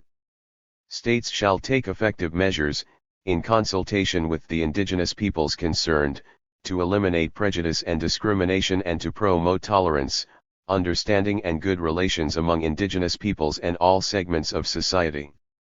Article 1.7. Indigenous peoples have the right to establish their own media in their own languages. They also have the right to equal access to all forms of non-indigenous media. States shall take effective measures to ensure that state-owned media duly reflect indigenous cultural diversity. Article 1.8. Indigenous peoples have the right to enjoy fully all rights established under international labor law and national labor legislation. Indigenous individuals have the right not to be subjected to any discriminatory conditions of labor, employment, or salary. 420. PARTV. Article 1.9. Indigenous peoples have the right to participate fully, if they so choose, at all levels of decision-making in matters which may affect their rights, lives, and destinies through representatives chosen by themselves in accordance with their own procedures, as well as to maintain and develop their own indigenous decision-making institutions. Article 20. Indigenous peoples have the right to participate fully, if they so choose, through procedures determined by them, in devising legislative or administrative measures that may affect them. States shall obtain the free and informed consent of the peoples concerned before adopting and implementing such measures. Article 2.1. Indigenous peoples have the right to maintain and develop their political, economic and social systems, to be secure in the enjoyment of their own means of subsistence and development, and to engage freely in all their traditional and other economic activities. Indigenous peoples who have been deprived of their means of subsistence and development are entitled to just and fair compensation. Article 22. Indigenous peoples have the right to special measures for the immediate, effective and continuing improvement of their economic and social conditions, including in the areas of employment, vocational training and retraining, housing, sanitation, health and social security. Particular attention shall be paid to the rights and special needs of indigenous elders, women, youth, children, and disabled persons. Article 23. Indigenous peoples have the right to determine and develop priorities and strategies for exercising their right to development. In particular, indigenous peoples have the right to determine and develop all health, housing and 421. Other economic and social programs affecting them and, as far as possible, to administer such programs through their own institutions. Article 24. Indigenous peoples have the right to their traditional medicines and health practices, including the right to the protection of vital medicinal plants, animals, and minerals. They also have the right to access, without any discrimination, to all medical institutions, health services, and medical care. Part 6. Article 25. Indigenous peoples have the right to maintain and strengthen their distinctite spiritual and Mteri 3.1 relationship with the lands, territories, waters, and coastal seas and other resources which they have traditionally owned or otherwise occupied or used, and to uphold their responsibilities to future generations in this regard. Article 26. Indigenous peoples have the right to own, develop, control and use their lands and territories, including the total environment of the lands, air, waters, coastal seas, sea ice, flora and fauna and other resources which they have traditionally owned or otherwise occupied or used. This includes the right to the full recognition of their laws, traditions, and customs, land tenure systems and institutions for the development and management of resources, and the right to effective measures by states to prevent any interference with, alienation of, or encroachment upon these rights. Article 2.7. Indigenous peoples have the right to the restitution of the lands, territories, and resources which they have traditionally owned or otherwise occupied or used, and which have been confiscated, occupied, used, or damaged without their free and informed consent. Where this is not possible, they have the right to just and fair compensation. Unless otherwise freely agreed upon by the peoples concerned, compensation shall take the form of lands, territories, and resources equal in quality, size and legal status. 422. Article 28. Indigenous peoples have the right to the conservation, restoration, and protection of the total environment and the productive capacity of their lands, territories and resources, as well as to assistance for this purpose from states and through international cooperation. Military activities shall not take place in the lands and territories of indigenous peoples, unless otherwise freely agreed upon by the peoples concerned. States shall take effective measures to ensure that no storage or disposal of hazardous materials shall take place in the lands and territories of indigenous peoples. States shall also take effective measures to ensure, as needed, that programs for monitoring, maintaining and restoring the health of indigenous peoples, as developed and implemented by the peoples affected by such materials, are duly implemented. Article 29. Indigenous peoples are entitled to the recognition of the full ownership, control, and protection of their cultural and intellectual property. They have the right to special measures to control, develop, and protect their sciences, technologies and cultural manifestations, including human and other genetic resources, seeds, medicines, knowledge of the properties of fauna and flora, oral traditions, literatures, designs, and visual and performing arts. Article 30. Indigenous peoples have the right to determine and develop priorities and strategies for the development or use of their lands, territories, and other resources, including the right to require that states obtain their free and informed consent prior to the approval of any project affecting their lands, territories, and other resources, particularly in connection with the development, utilization, or exploitation of mineral, water or other resources. Pursuant to agreement with the indigenous peoples concerned, fair and just compensation shall be provided for any such activities and measures taken to mitigate adverse environmental, economic, social, cultural, or spiritual impact. 423. Part 7. Article 3.1. Indigenous peoples, as a specific form of exercising their right to self-determination, have the right to autonomy or self-government in matters relating to their internal and local affairs, including culture, religion, education, information, media, health, housing, employment, social welfare, economic activities, land and resources management, environment and entry by non-members, as well as ways and means for financing these autonomous functions. Article 32. Indigenous peoples have the collective right to determine their own citizenship in accordance with their customs and traditions. Indigenous citizenship does, lot imperil righl of iluigelu obtain citizenship of the states in which they live. Indigenous peoples have the right to determine the structure and to select the membership of their institutions in accordance with their own procedures. Article 33. Indigenous peoples have the right to promote, develop, and maintain their institutional structures and their distinctive juridical customs, traditions, procedures and practices, in accordance with internationally recognized human rights standards. Article 3.4. Indigenous peoples have the collective right to determine the responsibilities of individuals to their communities. Article 35. Indigenous peoples, in particular those divided by international borders, have the right to maintain and develop contacts, relations, and cooperation, including activities for spiritual, cultural, political, economic, and social purposes, with other peoples across borders. 424. States shall take effective measures to ensure the exercise and implementation of this right. Article 3.6. Indigenous peoples have the right to the recognition, observance, and enforcement of treaties, agreements and other constructive arrangements concluded with states or their successors, according to their original spirit and intent, and to have states honor and respect such treaties, agreements, and other constructive arrangements. Conflicts and disputes which cannot otherwise be settled should be submitted to competent international bodies agreed to by all parties concerned. Part 8. Article 3.7.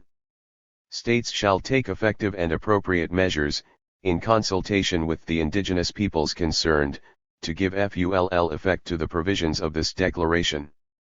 The rights recognized herein shall be adopted and included in national legislation in such a manner that indigenous peoples can avail themselves of such rights in practice. Article 3.8.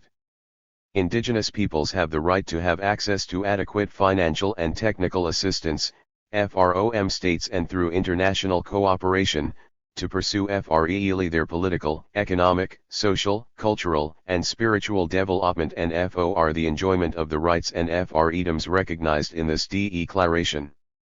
Article 39. Indigenous peoples have the right to have access to and prompt decision through mutually acceptable and fair procedures for the resolution of conflicts and disputes with states, as well as to effective remedies for all infringements of their individual and collective rights. Such a decision shall take into consideration the customs, traditions, rules, and legal systems of the indigenous peoples concerned. 425. Article 40. The organs and specialized agencies of the United Nations system and other intergovernmental organizations shall contribute to the full realization of the provisions of this declaration through the mobilization, inter alia, of financial cooperation and technical assistance. Ways and means of ensuring participation of indigenous peoples on issues affecting them shall be established. Article 4.1. The United Nations shall take the necessary steps to ensure the implementation of this declaration, including the creation of a body at the highest level with special competence in this field and with the direct participation of indigenous peoples. All United Nations bodies shall promote respect for and full application of the provisions of this declaration. Part 9, Article 42. The rights recognized herein constitute the minimum standards for the survival, dignity, and well-being of the indigenous peoples of the world. Article 43. All the rights and freedoms recognized herein are equally guaranteed to male and female indigenous individuals. Article 44. Nothing in this declaration may be construed as diminishing or extinguishing any existing or future rights indigenous peoples may have or acculra. Article 45. Nothing in this declaration may be interpreted as implying for any state group or person any right to engage in any activity or to perform any act contrary to the Charter of the United Nations. 426. Appendix D. National Security Council. W. Washington, D.C. 20204. January 18, 2001. Ms. Christy A. Kenny, Executive Secretary, Department of State. Mr. Francis P. T. Owensand, Counsel for Intelligence Policy, Representative D. Department of Justice. Sub JECT, Indigenous Peoples. Ms. Julie Faulkner, Director of Executive Secretariat, Department of Interior. Mr. Chris Klein, Staff Assistant of the U.S. to the UN. The President has determined that the United States will announce its support for U.S. positions described in the attached cable. The State Department will ensure delivery of the attached message this evening, so as to ensure that the U.S. delegation to the OAS can implement its instruction to inform appropriate foreign government counterparts of these U.S. positions on January 1, 9. 427. Robert A. Bradke, Executive Secretary. Attached cable. 1. This message provides guidance for the U.S. Delegates to the UN Commission on Human Rights, the Commission's WO Working Group on the UN Draft Declaration on Indigenous Rights, and to the OASWO Working Group on the similar OAS Draft Declaration, and to the preparatory meetings to the WORLD Conference Against Racism. It relates to text we can accept in the draft declarations being considered in these forums. 2. The U.S. delegation to the OAS is instructed to inform appropriate foreign government counterparts, and the OAS Secretariat, of the following U.S. positions on January 1, 9. The U.S. Observer Delegation to the Africa Region Preparatory Conference FOR the WORLD Conference Against Racism is instructed to inform appropriate foreign government counterparts oft following, U.S. Positions on, MMRY. THR1JSILLP into negotiations considering these matters should also be guided by these instructions. 3. The U.S. DEL should support use of the term internal self-determination in both the UN and OAS declarations on indigenous rights, defined as follows. Indigenous peoples have the right to internal self-determination. By virtue of that right, they may negotiate their political status within the framework of the existing nation-state and RFREE to pursue their economic, social, and cultural development. Indigenous peoples, in exercising their right of internal self-determination, have the internal right to autonomy or self-government in matters relating to their local affairs, including determination of membership, culture, language, religion, education, information, media, health, housing, employment, social welfare, maintenance of community safety, family relations, economic activities, lands and resource development, environment and entry by non-members, as well as ways and means for financing these autonomous activities. This language combines aspects of Articles 3 and 3.1 of the current draft of the UN Declaration. 428. 4. Because the term internal self-determination is carefully defined in the text, it is not necessary to include language in the text stating what the term does not mean. Instead, the U.S. delegation to both the UN and OASWO working groups on the Indigenous Declaration will read a prepared statement that expresses the U.S. understanding of the term internal self-determination and indicates that it does not include a right of independence or permanent sovereignty over natural resources. This statement allows the U.S. to state its understanding of the article of internal self-determination. The statement is intended to be read by the delegation, and is not intended for inclusion in the declaration or any related document. The text of the statement is as follows. Under United States domestic law, the U.S. recognizes Indian tribes as political entities with inherent powers of self-government. In this domestic context, self-determination means promoting tribal self-government and autonomy over a broad range of internal and local affairs similar to those rights articulated in Article 3.1 of the current draft of the United Nations Draft Declaration of Indigenous Rights.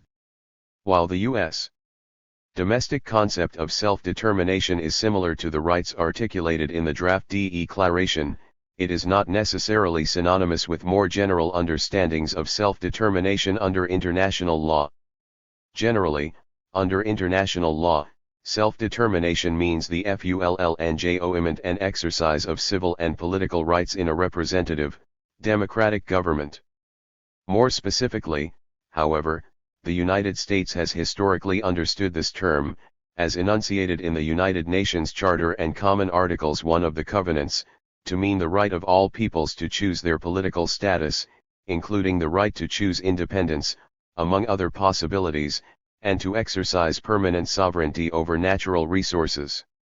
In an effort to harmonize U.S. domestic and foreign policy on the right of self-determination for indigenous groups, we have considered the views of indigenous representatives, other governments, and scholars, including the views that 1. Self-determination is an evolving concept, 2. Self-determination includes both external and internal aspects, and that 429. The latter would apply to groups within existing states. 3. Self-determination is limited by the principle of territorial integrity and, therefore, must be exercised within the existing states. 4. Self-determination as articulated in the DRF Declaration is specifically limited by Article 48 protecting the territorial integrity of existing nation-states. Although self-determination may be an evolving concept under international law, and although the draft declaration may contain limitations on the exercise of self-determination, to protect the territorial integrity of the existing states, it is the position of the United States that the draft declaration should be more explicit with regard to the civil and political rights enjoyed by indigenous peoples. Thus, the United States would be able to endorse the concept of self-determination in the Declaration if the declaration itself specifically characterized the right as one of internal self-determination. The term Inter 3.1 self-determination / include those rights articulated in Article 31 and thus be consistent with U.S. domestic law, but would not include the right of independence or permanent sovereignty over natural resources.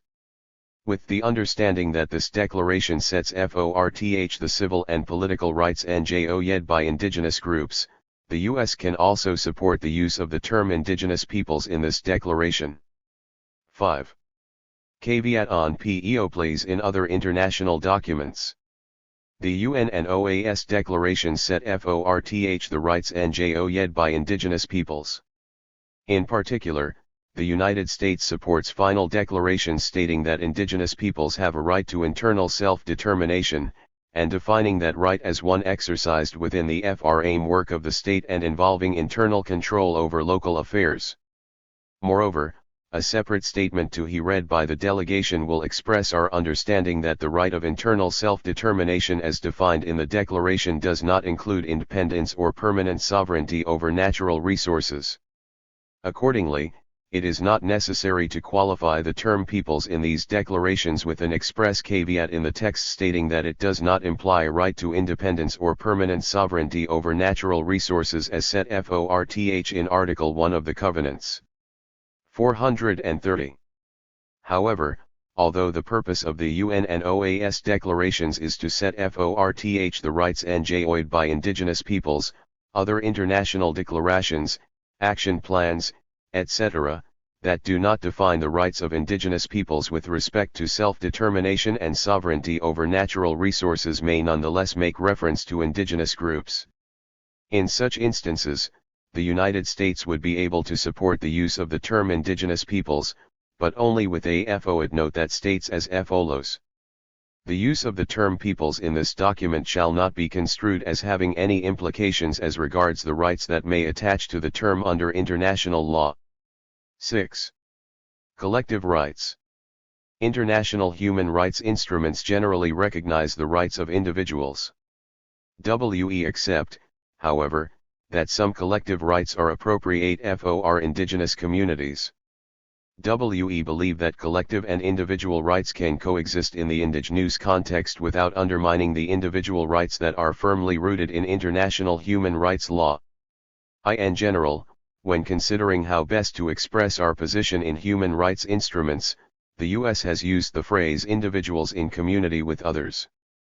This formula clearly recognizes the collective aspect of some human rights while at the same time protects the rights of the individual. U.S. domestic law recognizes collective rights for Native Americans, Alaskan Natives, and Native Hawaiians, and, in the domestic indigenous context, collective rights are viewed as furthering the rights of individuals. 7. Scope of the definition of indigenous peoples. In the context of the UN Declaration, no definition of indigenous peoples has been offered, nor is it expected that one will be offered. The U.S. has determined it does not need to define who is indigenous in order to accept a final draft. We can apply the term domestically consistent with our domestic policy on federally recognized tribes while supporting any approach to this issue that takes account of differing historical experiences in other countries and regions. 431. If it should become necessary to provide some benchmarks in defining who is indigenous, it will be the position of the United States that the scope of indigenous peoples should be determined with reference to fundamental criteria, including but not limited to self-identification, aboriginal status, and distinct culture and customs. The application and relative weight of these criteria should account for differing historical circumstances around the world. For example, in the United States, a aboriginal status is a necessary criterion in identifying indigenous peoples. In other countries or regions, it could be appropriate to apply the criteria differently in light of different historical experiences, including histories of colonization, migration patterns, the formation of existing or prior states in those areas, and efforts to assimilate indigenous peoples into surrounding cultures or societies. In the context of the OAS Declaration, a definition of indigenous peoples is under discussion. The U.S. should therefore support the approach described above, but recognize the shared experience of Aboriginal, pre-colonial peoples in the Americas region. 432.